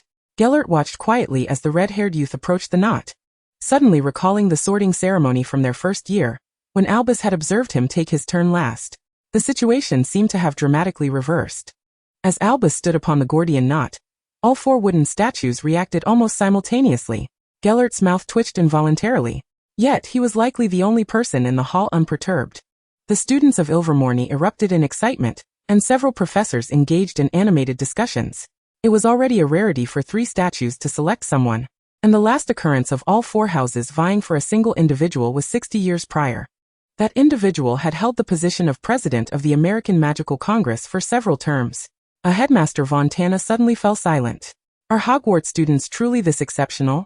The elderly headmaster felt a wave of confusion wash over him. It had been years since such a spectacle had graced the school. Professor Hoffman seemed to perceive his discomfort. Respected headmaster, if I may be so bold, these 2 students are indeed exceptionally gifted. They stand above all others here at Hogwarts, he earnestly explained. Headmaster Fontana's expression softened slightly. So, young prodigy, where do you wish to go? With your good brother, perhaps? He said with a smile. The water serpent is indeed a commendable choice. Albus mischievously glanced towards Gellert, who immediately felt a sense of foreboding. Clearing his throat, Albus's melodious voice resonated through the hall. I choose the goblin. Chapter 83. Someone may arrive late, but will never be absent. Thus began the uniquely dramatic 5th year. To their astonishment, the exchange students from Ilvermorny were assigned to dormitories shared with their respective housemates, leaving Gellert nearly seething with rage that very evening. He gazed at the modest dwelling nestled by the lakeside, grappling with the reality of sharing a room for an entire year with 2 Slytherin boys. This former Dark Lord promptly resolved to devise a plan. Throughout his life, he had never shared a room with anyone other than Albus. Even during his time at Durmstrang, he had enjoyed solitary accommodations. Not to mention New Montgard, where no saint could access a personal space of their own. Thus, the following day, Gellert issued a stern warning to his 2 Slytherin roommates. Do not disclose to anyone that I am not residing in the dormitory. He patted their faces amiably, causing a momentary look of confusion to flicker across their expressions. Haven't you always lived here? They inquired, pleased with their response. Gellert nodded in satisfaction and strode towards the castle walls that bordered the forest. During the entire year of exchange, Professor Hoffman resided in the castle of Ilvermorny, which at least meant that the Hogwarts airship was devoid of occupants. He attempted to use apparition, but as expected he was rebuffed. The ancient enchantments designed for the school proved rather resilient. However, the protective and restrictive charms on the airship posed no challenge to the Dark Lord, who effortlessly ascended to the 4th floor. He made simple modifications to the small room, significantly expanding its size and adding a writing desk and an armchair. The airship's docking location happened to be on the hillside surrounding Ilvermorny, allowing a splendid view of the Boston metropolis beneath through the room's windows and deck. It was far more comfortable than the dilapidated dormitory, Geralt mused, feeling the weariness of a sleepless night. Yet regrettably, the class schedule showed no mercy. In an hour, he was due for a biology class, and not with Albus, no less. Classes at Ilvermorny were conducted in pairs of houses, but Geralt was infuriated to discover that at least 80 of this semester's water snake classes were with the Pukwudgies. The blonde youth's mood darkened even further, reaching a peak of discontent as he entered the biology classroom. He could not comprehend, nor fathom, why he would encounter this individual here, Newt Scamander. Clad in a grey standing collar coat, with a ginger waistcoat and a bow-tie, freckled face, and disheveled flaxen hair, Geralt squinted. If he were not a Scamander, then no one was. The Ilvermorny biology professor looked quizzically at the unfamiliar face lingering at the classroom door. Although he had not attended the sorting ceremony yesterday, it was evident that the glum individual before him was one of the much-discussed Hogwarts exchange students. Did he harbor some grievance against me? Newt pondered. For the student's demeanor was decidedly unfavorable. He hesitated. The student, your name is? Grindelwald. Geralt interrupted his stammering speech, bemused by how someone so awkward could earn Albus's esteem. Well, Newt flipped through his book, hesitating, then gestured to a seat. Mr. Grindelwald, please do not linger at the doorway. We are about to commence class. Geralt sauntered to the front row and took a seat. This otherwise unremarkable biology class turned absurd, due to Geralt's whimsically outspoken contributions. At the conclusion of the class, Newt solidified his suspicions. This exchange student clearly bore a grudge against him. The good-natured biology professor contemplated whether there was something amiss with his teaching methods. Mr. Grindelwald, Newt called out to the student who was packing up. If you have any questions you may, direct them to me. Perhaps regarding the behavior of the Niffler or the characteristics of the Bowtruckle. What part do you find confusing? Geralt was instantly vexed. He was eager to locate Abernathy and Wanda. Although Ilvermorny's castle was low, it was convoluted, and seeking to intercept 2 unfamiliar individuals was no small task. Furthermore, the exchange student had merely a year. Geralt's intentions were surely not limited to merely meeting 2 former subordinates. He aimed to establish a congregation of followers in North America. The students of Ilvermorny evidently presented an excellent foundation, making the exchange student's tenure a race against time, especially since he remained uncertain whether he could graduate early at the end of his 5th year. Recently, letters from home, though somewhat cryptic, hinted that the northern faction seemed to be plotting something. With this in mind, Geralt found himself disinclined to respond to this inquiry from Albus's most beloved student. He slung his bag over his shoulder and strode out, leaving Professor Scamander staring in bewilderment. Surrounding students began to murmur, with some biology enthusiasts believing that the exchange student had disrespected their professor. Thus, this rumor on the first day of school had spread by lunchtime, reaching Albus's ears in a rather distorted version. The brilliant exchange student from Hogwarts had openly bullied the biology professor with dark curses. Albus furrowed his brow, setting down his fork and knife, and seized the arm of a nearby Goblin Studies student. Who is our biology professor? The short-haired boy sniffed. Scamander, then looked at Albus with suspicion. You aren't considering cursing him too, are you?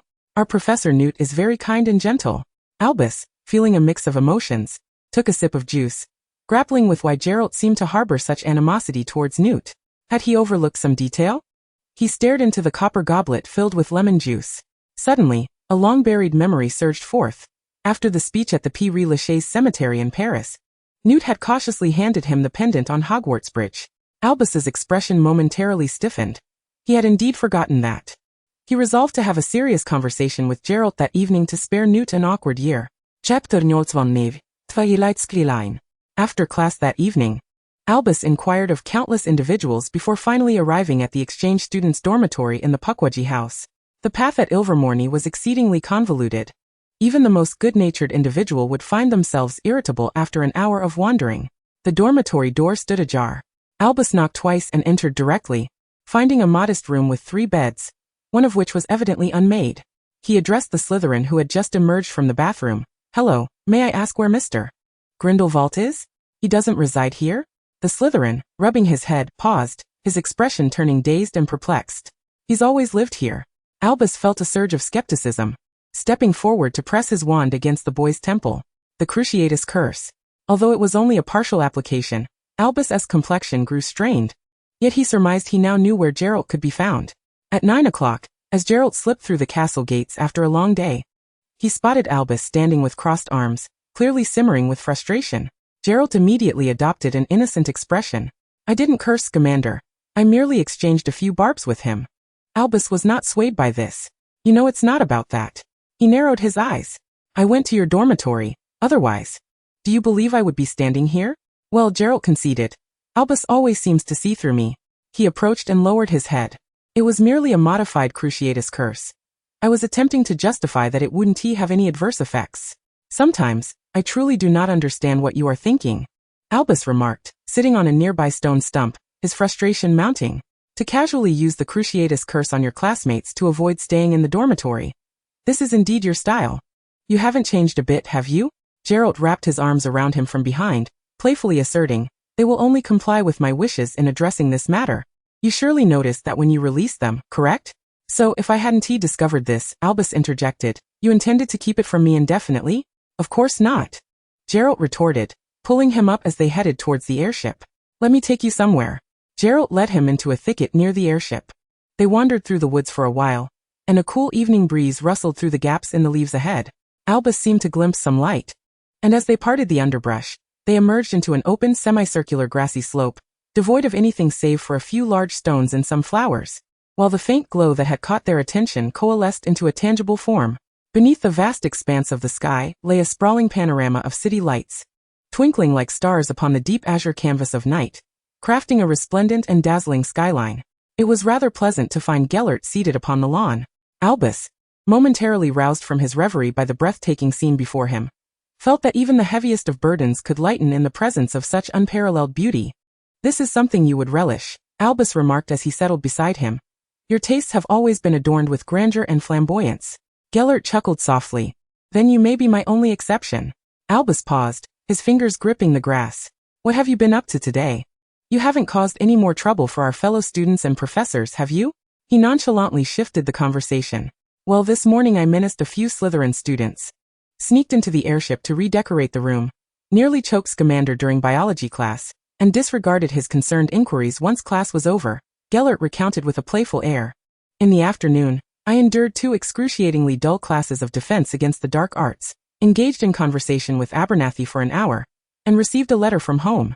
He suddenly paused, casting a glance at Albus. "Then in the evening, I finally met the person I had been yearning for all day." As Albus gazed into Gellert's radiant smile and gentle eyes, he found, to his chagrin, that his anxieties and anger had dissipated like mist, allowing Gellert to embrace him and bestow a kiss imbued with a familiar scent. This lingering kiss continued until both were breathless, and Albus, with flushed ears, wiped away the silvery trail that had escaped the corners of his mouth. "Such impropriety," he remarked, somewhat indignant, as he regarded the figure before him. Gellert, with a smile, drew him closer. "Now let us discuss something serious. I intend to develop a following in North America." "What is your objective?" Albus inquired directly. "The words you spoke at the carnival have lingered in my mind," Gellert said, twirling a lock of his red hair. "It is certainly not unfeasible, but we both know the attitude of the American Congress towards Muggles, and they do not even allow intermarriage with wizards. Moreover," the boy hesitated, "unification would certainly facilitate management." "Ah, it seems you still harbor resentment over the defeat in the election for the presidency of the Magical Association all those years ago." Albus discerned the crux of Gellert's roundabout discourse. Gellert maintained a facade of composure. You mustn't engage in anything excessively audacious. Albus continued. I will not meddle in these political matters, but you should be well aware of what I mean by excessive. Gellert buried his head in Albus's neck. Of course. And then with a hint of despondency he asked, will you not join me? Albus sighed. To refrain from interference does not signify that I will not be by your side, nor does it imply ignorance. Some matters only require one to take the lead. Being a professor, or perhaps a headmaster, suits me well. And besides, I have a fondness for the students. He continued to gaze quietly at the lights below the hillside. The world already ravaged must first eradicate its pests before it can be mended. Mustn't it? Clearly. The night in September in Massachusetts had begun to take on a chill, and Gellert loosened the Gordian knot at his collar, casting a warming charm upon their robes, enveloping them both. The hour approached midnight. Yet the lights below showed no sign of abating. This truly is a city of the night, Albus mused comfortably against Gellert, feeling a wave of drowsiness wash over him. In Europe, whether among wizards or muggles, the streets were generally deserted by 10 o'clock. I have heard that Las Vegas is the true beacon of perpetual illumination. Gellert replied casually, casting a glance at the figure nestled in his arms. At this moment, do you not feel a twinge of regret for not having chosen the same house as I? Perhaps a little. Albus blinked. But I believe I shall adapt to sleeping alone in a matter of days. Rising to his feet, he declared, it is time we returned. Even we must be cautious of being caught during our nocturnal escapades. The professor's expressions would be quite entertaining. Gellert, not forgetting to jest, lamented that he would have to return to share a dwelling with two Slytherins, running a frustrated hand through his hair. As they retraced their steps, Gellert's demeanor grew increasingly melancholic, nearly inscribing his sorrow upon his face. When they passed the airship, Albus suddenly halted, turning to regard the despondent golden-haired youth with amusement and resignation.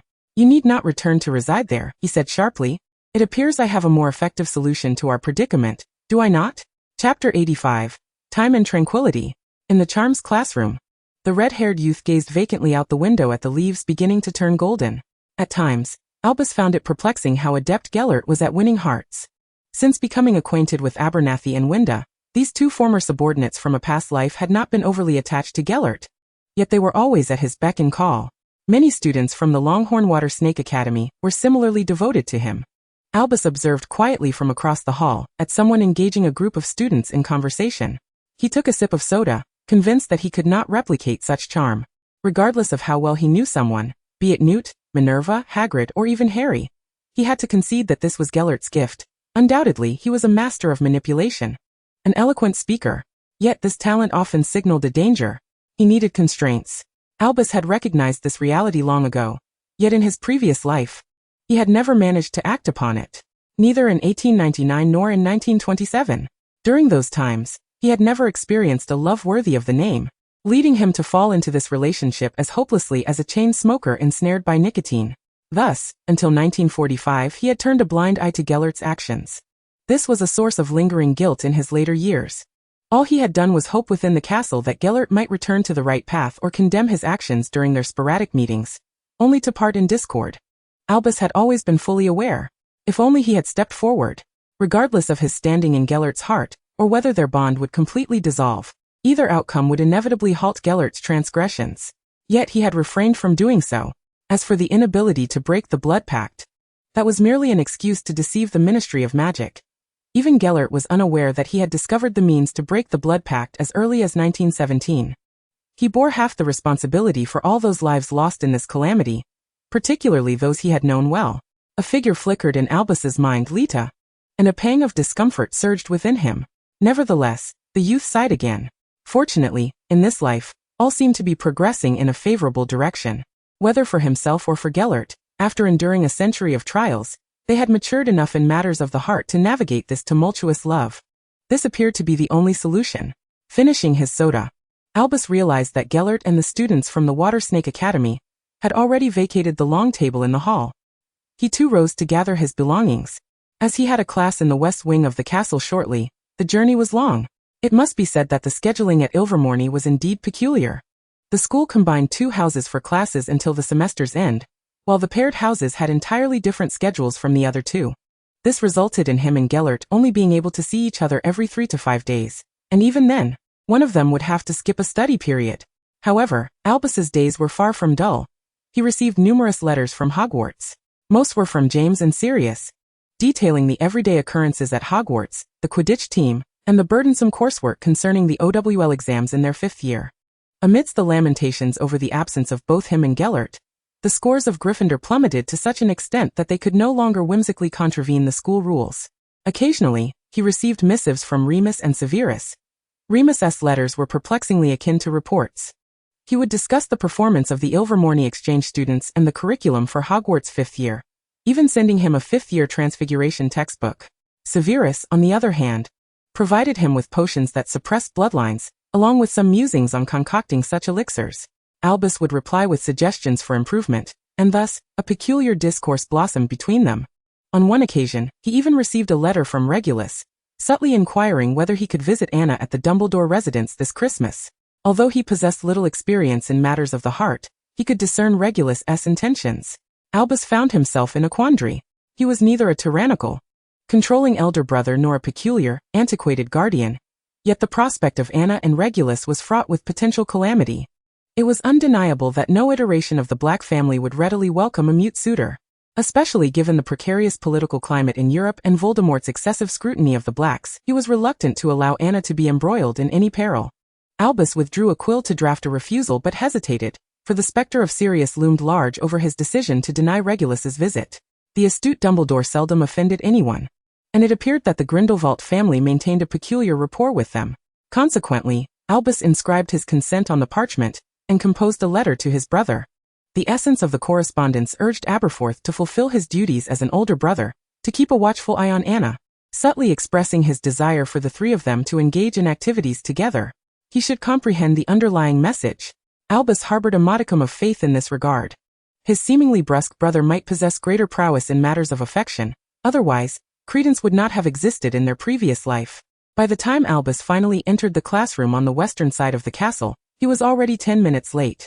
Fortunately, the lesson was Newt's biology class. This amiable individual, who had maintained his genial disposition across 2 lifetimes, would naturally not chastise him. As Albus beheld the familiar figure at the lectern, a complex tapestry of emotions washed over him. The once celebrated student had become his instructor. It was challenging to articulate this feeling. While he was intrigued as to why Newt was teaching at Ilvermorny, he harbored no immediate desire to forge an acquaintance. Like Anna, he too wished to avoid any further entanglements with danger. Often, simply having Gellert by his side was sufficient.